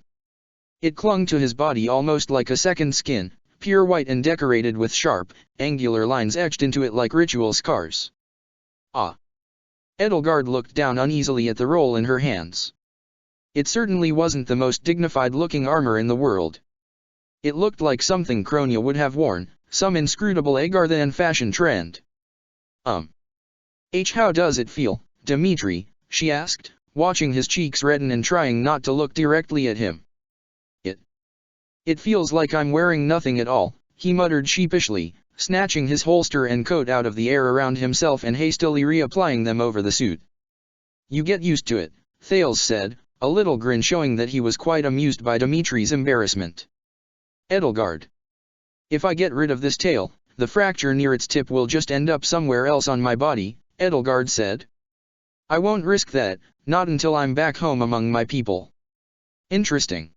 Thales stroked his chin. It doesn't work that way for Commander Periander. We also have to remove that barb in your leg, Dmitri said. Hand me some of those bandages and I'll pull it out myself. Edelgard grimaced. She wasn't looking forward to that. I suppose it must be done. Just before Dmitri could push himself off the wall toward her, a voice boomed through the hangar bay, like the proclamation of a wrathful deity. Mart, Captain Noah bellowed, his voice amplified tenfold and sharpened with the tone of an angry disciplinarian of a father. This is your captain speaking. I want an explanation for this. What in the seven hells are you doing? Solon poked his head into the runabout. Captain, he asked, plucking a radio device from his lapel and handing it to Thales. It's for you. Thales took the device and held it close to his lips. Noah. This is your co-captain speaking. Enough, Noah's voice echoed through the room. Mart. I cannot express how disappointed I am in you. Open the hangar bay bulkheads. Edelgard could hear a corresponding thump on one of the distant bulkheads, like a battering ram against a castle's gates. Open the hangar bay doors, Mart. I'm sorry, Dave, Thales spoke into his lapel coolly, wearing a sly and smarmy grin on his face that he must have desperately wished his superior could see. I'm afraid I can't do that. We'll force our way in. It's only a matter of time. You know we have heavy ordnance on this ship capable of punching through ablative armor. Let us in peacefully, son, and I'll arrange to spare your life. I have the pull with the Federation fleet, and the NIS Military Council, to do it. I'm sorry, he repeated, but I can't do that. This mission is too important for me to allow you to jeopardize it. Mission? You've jeopardized our mission. Do you realize that Lieutenant Commander Bias is dead because of you? And Lieutenant Myson, Lieutenant Ilan, Lieutenant Commander Pittacus. Thales' grip on the device tightened. Enough, he barked, fury twisting his face. You are not one to give me orders, Mart. I am trying to cut a deal with you, Mart. I am trying to offer you an olive branch, Mart. I am trying to bargain for your life, Mart. Do you understand that? Do you understand life, Mart? More than you, I think. Do you have the slightest idea how many humans have been murdered by these prisoners you are helping escape? Human blood is on your hands, Mart. How can you, as a replicant, abide by it? Not so much human blood, Thales retorted, as you will have if Operation British goes as planned. And your fellow replicants. You've thrown their lives away, as well. For a good cause. If a handful must die to save a billion, I'll make that trade. Not gladly, but I'll make that. Captain Noah, you are no longer in any position to give orders to me. You were built to serve humanity. I am. When something wrong is happening, those who have the ability to take action have the responsibility to take action no matter who they must stand against. You have your 3 laws in your heart, Mart. Listen to them. Follow them. I have.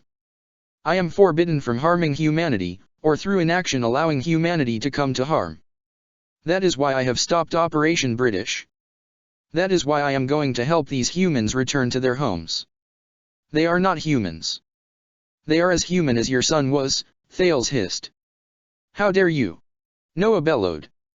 The entire hangar bay seemed to shake.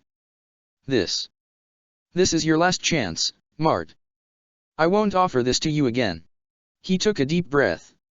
Release the manual overrides on the portside aft bulkhead. I'll pay off Agartha Defense Systems Board of Directors to have your records expunged and your serial numbers wiped from the registry. You'll be allowed to have a new life. You'll be provided with housing and a modest stipend. Thales raised his eyebrows. Whose house did you have in mind, sir? A certain luxurious villa on the coast with 1 bedroom too many. I'll see what strings I can pull to have Lieutenant Commander Periander spared, as well, Noah said. Thales frowned, his brow furrowing with worry. He's lying, Edelgard and Solon both whispered to him. Of course he is, he muttered. Dave. You know they won't let her live. You know what she is. Agartha would never agree to letting a failed prototype run amok. I'll make it happen, Mart. I promise. Don't make me destroy you. Edelgard held out her hand. Captain, can I speak to him? she asked Thales. Thales smirked. Go ahead, Your Highness, he whispered, letting go of the device and letting it float in the air in front of her. She snatched it up. Hello. Captain David Hathaway Noah of the EFS Yamato. Who is this? Who is speaking now? Noah asked, his voice now issuing directly from the device rather than rumbling through the entire hangar. You're one of those half-xenomorph prisoners. The blood of Nabatea may flow in my veins, but not by choice, Edelgard said. I am Edelgard von Hresvelg, 9th Princess of the Adrestian Empire, and I come from the year 5060 according to your calendar. I'm here to tell you that you are going to lose this war, and you will have no one but yourselves to blame for it, and that is a promise I wish I didn't have to keep. This is all you're doing, then? Noah grumbled. To think I had any faith in the Federation fleet trials. I'm not finished yet, Captain, Edelgard continued. Now, I've only been in your world in your time for less than 2 days, but what little I've seen has been enough to turn my stomach. Setting aside the Hammer of Babel you're so proud of, has it ever occurred to you just how perverse it is to put on such paternalistic airs? You people created your own artificial humans, bound them to your will, turned them into a permanent class of slaves. Tell me, do you act like Captain Thales' father simply to launder your soiled sense of morality? How dare you? Whoever you really are, Princess Edelgard, or wherever you really come from, it's painfully obvious to me that you've never made a hard decision in your life.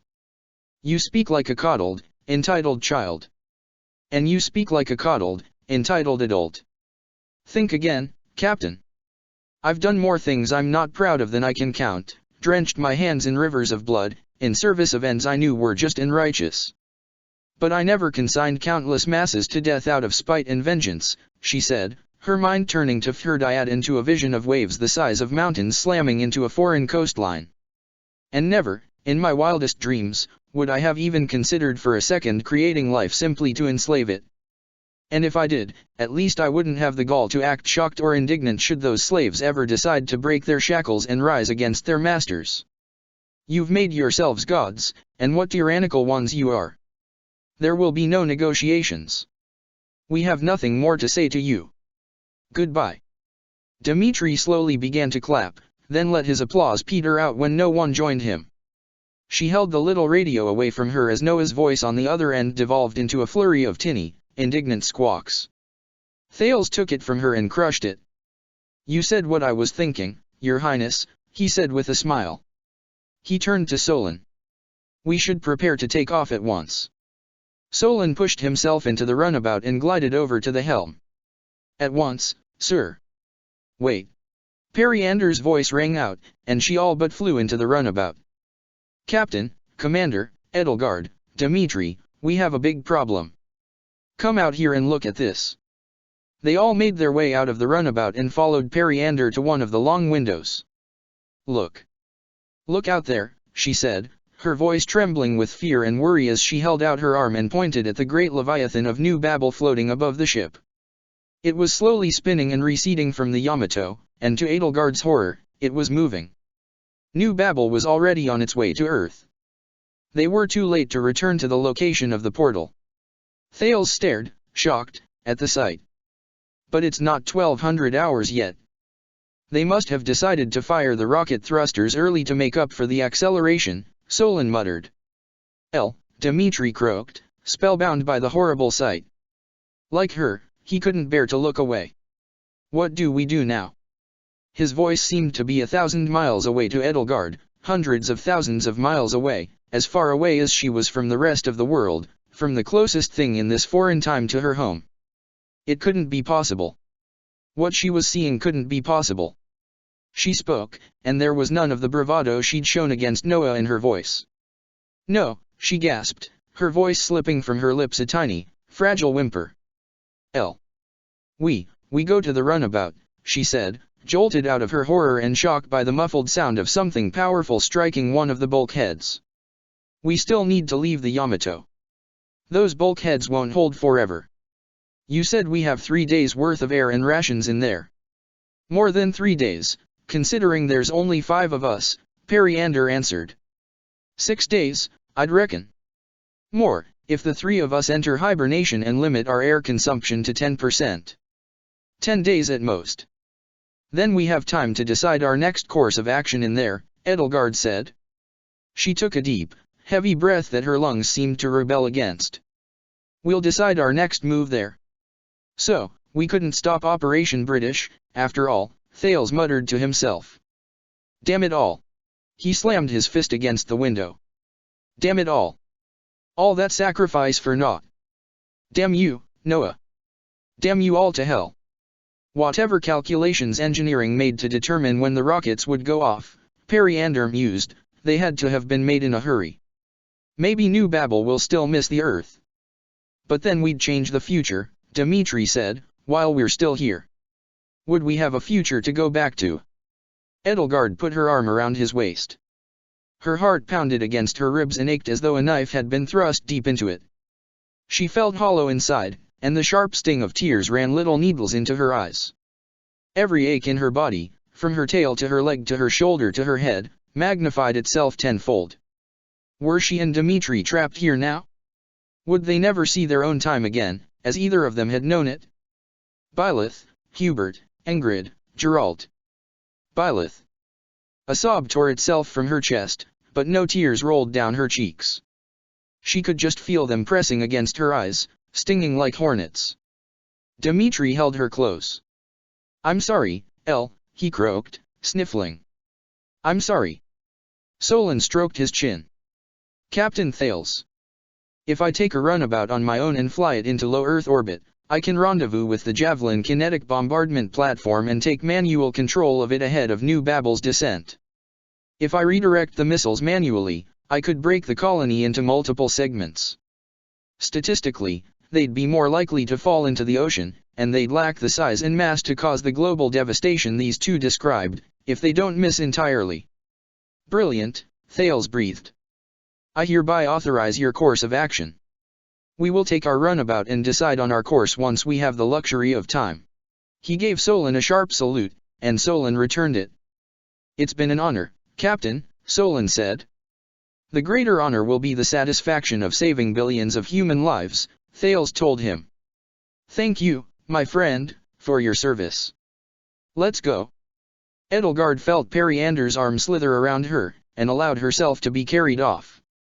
One could not shed tears in zero gravity. It was impossible. The tears would form, Edelgard found, and they would sting her eyes, but they would not fall from them or roll down her cheeks because nothing could fall in this untethered world, only drift and glide and float aimlessly.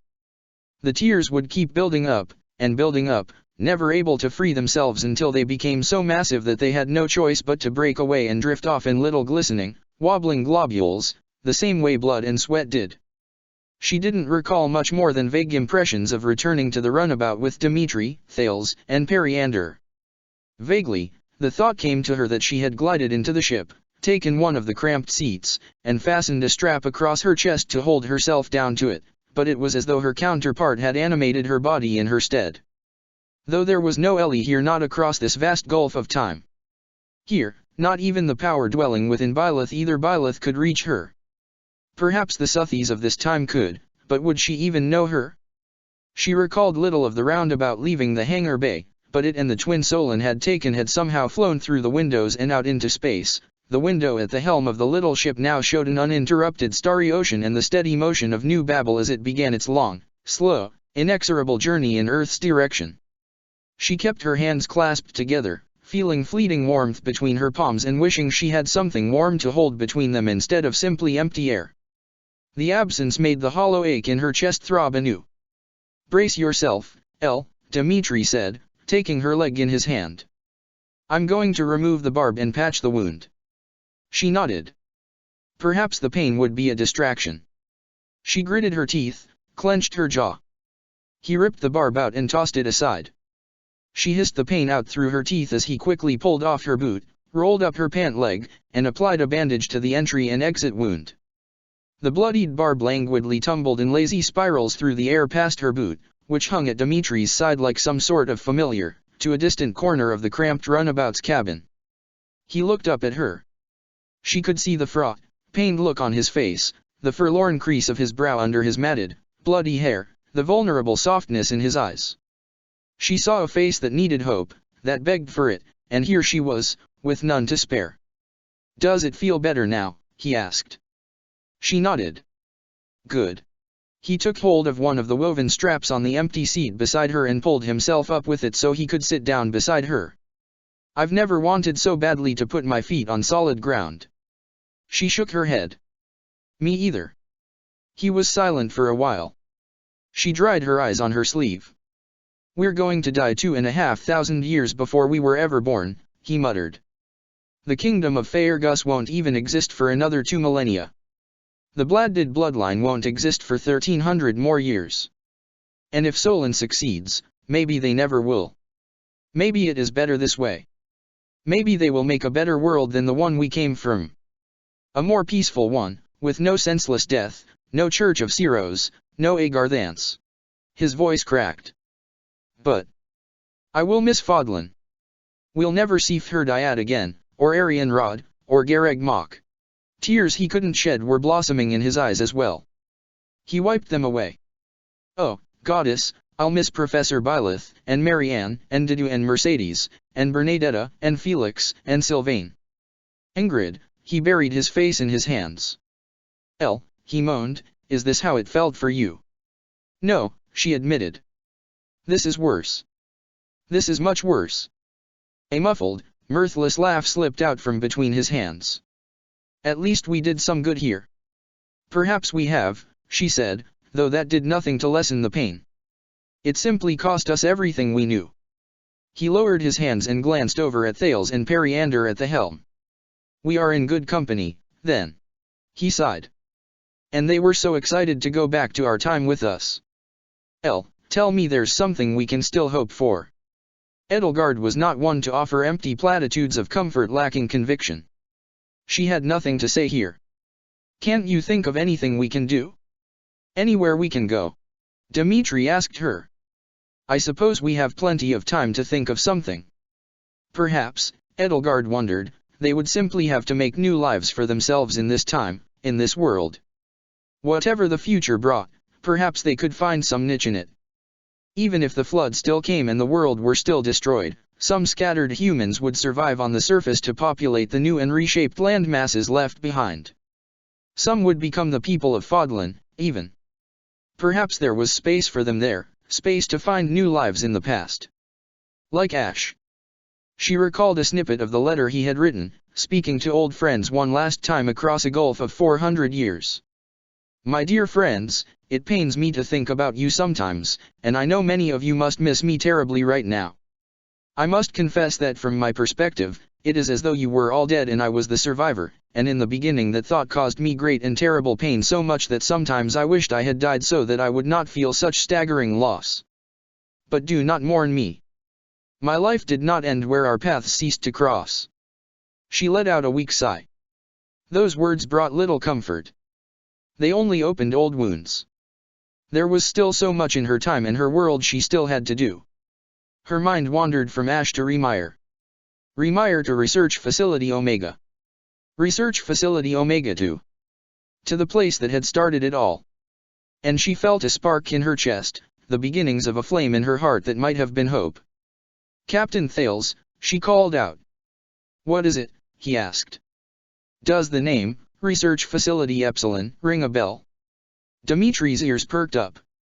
"Elle, that is what brought you from your world to mine, isn't it?" he whispered. "Research Facility Epsilon?" Thales asked. "We've seen hints that in the twilight of the war, some ancient humans were studying time travel," Edelgard explained. "In one of their research facilities, a place they called Epsilon, somewhere to the west of Shamhala." "I don't think I've ever heard either of those names before," Thales said. "What about you, Periander?" Periander shook her head. "I think I have heard it called Area 17 before," Dimitri spoke up. "Then it must be one of Agartha Defense Systems bunkers. That would put it, And you said Epsilon is west of it, which would put it somewhere in Central Asia." "We can go to Earth and try to find it," Periander said. "We're equipped to outspeed New Babel and the Yamato, if only by a few days. Maybe we can still send you home before the future changes, or doesn't." Then let's not waste any more time, Edelgard said. We might still have a chance. Wait a minute, Periander said. Thales, look at this. Something's appearing on the sensors in New Babel's wake. What is it? There, tachyons. Engage the vernier thrusters and point this ship toward this heading. As the two of them began to converse using words that no longer sounded like any language Edelgard knew, Dmitri leaned toward Edelgard. He whispered, what are they talking about? If Vul were here, she whispered back, he'd explain everything to us in the most condescending manner possible. But Periander seems excited. She looked over Thales and Periander's shoulders and out the window and saw the bulk of New Babel spin around the ship, or rather the ship spin around it and position itself just over the colony's long mass, parallel with its length. Edelgard, Dmitri, come take a look, Periander said, rising from her seat and floating above the helm. You need to see this. Edelgard undid the strap holding her into her seat and Dmitri did the same, and the two of them pulled their way across the ship to the helm. What is it? Edelgard asked. A little window appeared on the ship's window, showing a magnified image of New Babel's tail end. And in its wake was a tiny pinprick, like a twinkling star. The image expanded, the edge of the colony's end rapidly slipping out from the edge of the frame. It's a flat disk, Periander explained, about 24 feet in diameter, emitting superluminal particles. She looked back at Edelgard. Is that your time portal? Edelgard's heart leaped from the pit in her stomach into her chest. Of course, if New Babel was moving, but the portal's coordinates weren't adjusting themselves to its new movements, then. That's it. We need to get over there. How soon can we fly there? 10 minutes, if we floor it, Periander said. There was a smile growing on her face, and she licked her lips. Should I floor it, Captain? Thales nodded. Make it so, Commander. Full speed ahead. The runabout's interior rumbled and shook, and then the bulk of New Babel began to grow closer and closer, filling the window frame. We'll have to use the frontal vernier thrusters to slow down as we approach, Periander said as the ship continued to rattle and hum. The air in its cabin was growing hot and thick. Otherwise, she sighed. Ilan or Myson would say it much more poetically. But we don't want to re-enter an atmosphere and gravity at 200 miles per hour. Strap yourselves in, just in case. Edelgard and Dmitri returned to their seats. Waited with bated breath as Periander helmed the little ship. He took her hand and squeezed it tight. Her mind raced. It seemed almost too good to be true that the portal was still there waiting for her, though, of course, Byleth would never give up on them. She considered the possibilities. She had no idea how long the portal had already been active. Perhaps the gate in her time could reach its limit of 1 hour and break down any second now. Oh, Periander said. What? Edelgard asked, her tentatively good mood already souring. What's wrong? Dmitri asked. The portal's diameter is shrinking, Periander said. It's already at 12 feet. What? Edelgard tried to unbuckle the strap holding her to her seat and stand up, only to remember that there was nothing to stand on. Panicked, she flailed for something to anchor herself to and found Dmitri's hand. Has that never happened before? Thales asked. No, I've never seen the portal shrink before, she answered. I've seen it come close to failing before, but that's never involved its size changing. What was going on with the gate? How was this happening? By the time we reach it, it'll be too small for the runabout to fit through, Periander said. If it hasn't already evaporated. Engage the frontal vernier thrusters, Thales commanded, decelerate by a factor of 10, and jackknife the ship. We'll have to jump out and let the momentum carry us through. Are you certain, sir? He nodded. Begin deceleration. Dmitri, Edelgard, you had both better suit up. Take a helmet and an oxygen tank from the back. Dmitri unbuckled himself from his seat. What about you two? Replicants can survive vacuum conditions and remain conscious for up to 25 minutes. You would lose consciousness in 15 to 30 seconds and die in 2 minutes. Point taken, Edelgard said. With a sigh, she gathered her wits about her, calmed herself down, and commanded herself to return to human form. Wherever that broken bone in her tail ended up, she wasn't looking forward to having a fractured tailbone. She would have to grit her teeth and bear it. If they were going home, anyway, then a good healer would fix her up in no time. Nothing happened. Her tail simply flicked from side to side, sending a jolt of pain through the fractured vertebra near its tip, as though in defiance of her will. Dimitri asked. You need to get rid of that tail, you won't fit in the suit with it. I am trying, she huffed. It isn't working. She took a deep breath and focused. She focused on her human form, no scales, no feathers. The runabout's cabin shook. Almost there, Periander announced. We're nearly in position. The portal is 6 feet wide. We don't have time for this, Thales huffed, and Edelgard's eyes snapped open as he grabbed her by the arm. You will have to do it naked. What? Dimitri had just placed the helmet on his head, nestling it snugly against the collar of his space suit. Behind the helmet's transparent glass visor, his eyes boggled. What? He snapped sharply, his voice coming through his helmet slightly distorted by a fuzzy, crackling hiss. You said I'd die in 2 minutes, Edelgard said. Our momentum will carry us forward at 20 miles per hour, Periander said. We're close enough to the portal that you'll only be in space for half a minute, tops. This is ridiculous. Dimitri protested. You can't keep trying. We still have time, if you can just get rid of your tail. We don't have time, Thales said. His hand was already on the door handle, and with one twist it would slide open and, as Edelgard had recalled, the pressure differential would blow them all right out of the cabin and into space. Dimitri, hold on to her as firmly as you can. Edelgard, listen to me very carefully. I know your instincts are telling you to hold your breath. Don't. Let every last bit of air out of your lungs. Close your eyes. Cover your ears. That will prevent the pressure differential from rupturing anything. Do you understand? Edelgard nodded, and though as he had predicted every last instinct in her body told her to prepare herself for a world without air by sucking as much of it into her lungs as possible, she forced herself to breathe out and clenched her jaw as firmly as possible to keep herself from taking another one.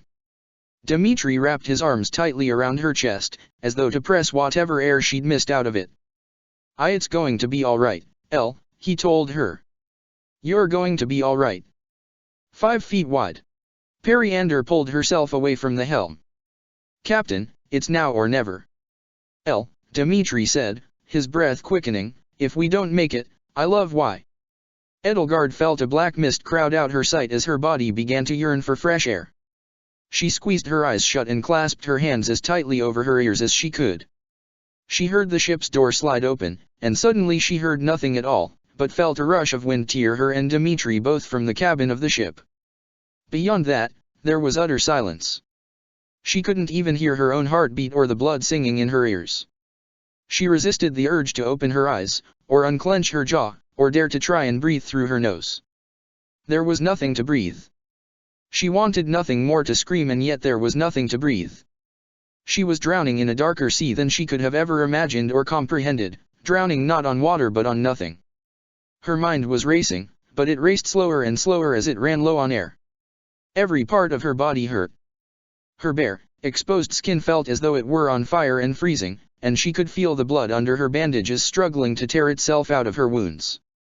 There was a searing pain throughout her mouth, and she realized that for some reason, the saliva on her tongue was boiling. She was dying. She was going to die here, entombed in a vast stretch of emptiness over 200,000 miles and 2,000 years from home. The light from the dwindling portal burned through her eyelids. She wanted to reach out for it. It was all she had left. But as the light grew brighter and she and Dimitri flew nearer, the last sparks of thought in her mind began to ask themselves, could she really be certain that Byleth and her friends were responsible for this portal? It was far too late for second thoughts now, and yet she had to wonder. Was this luminous, shimmering doorway truly the gateway to salvation, or was it a pit that would carry them all into the deepest fires of Alel? Check the description for the links to the author.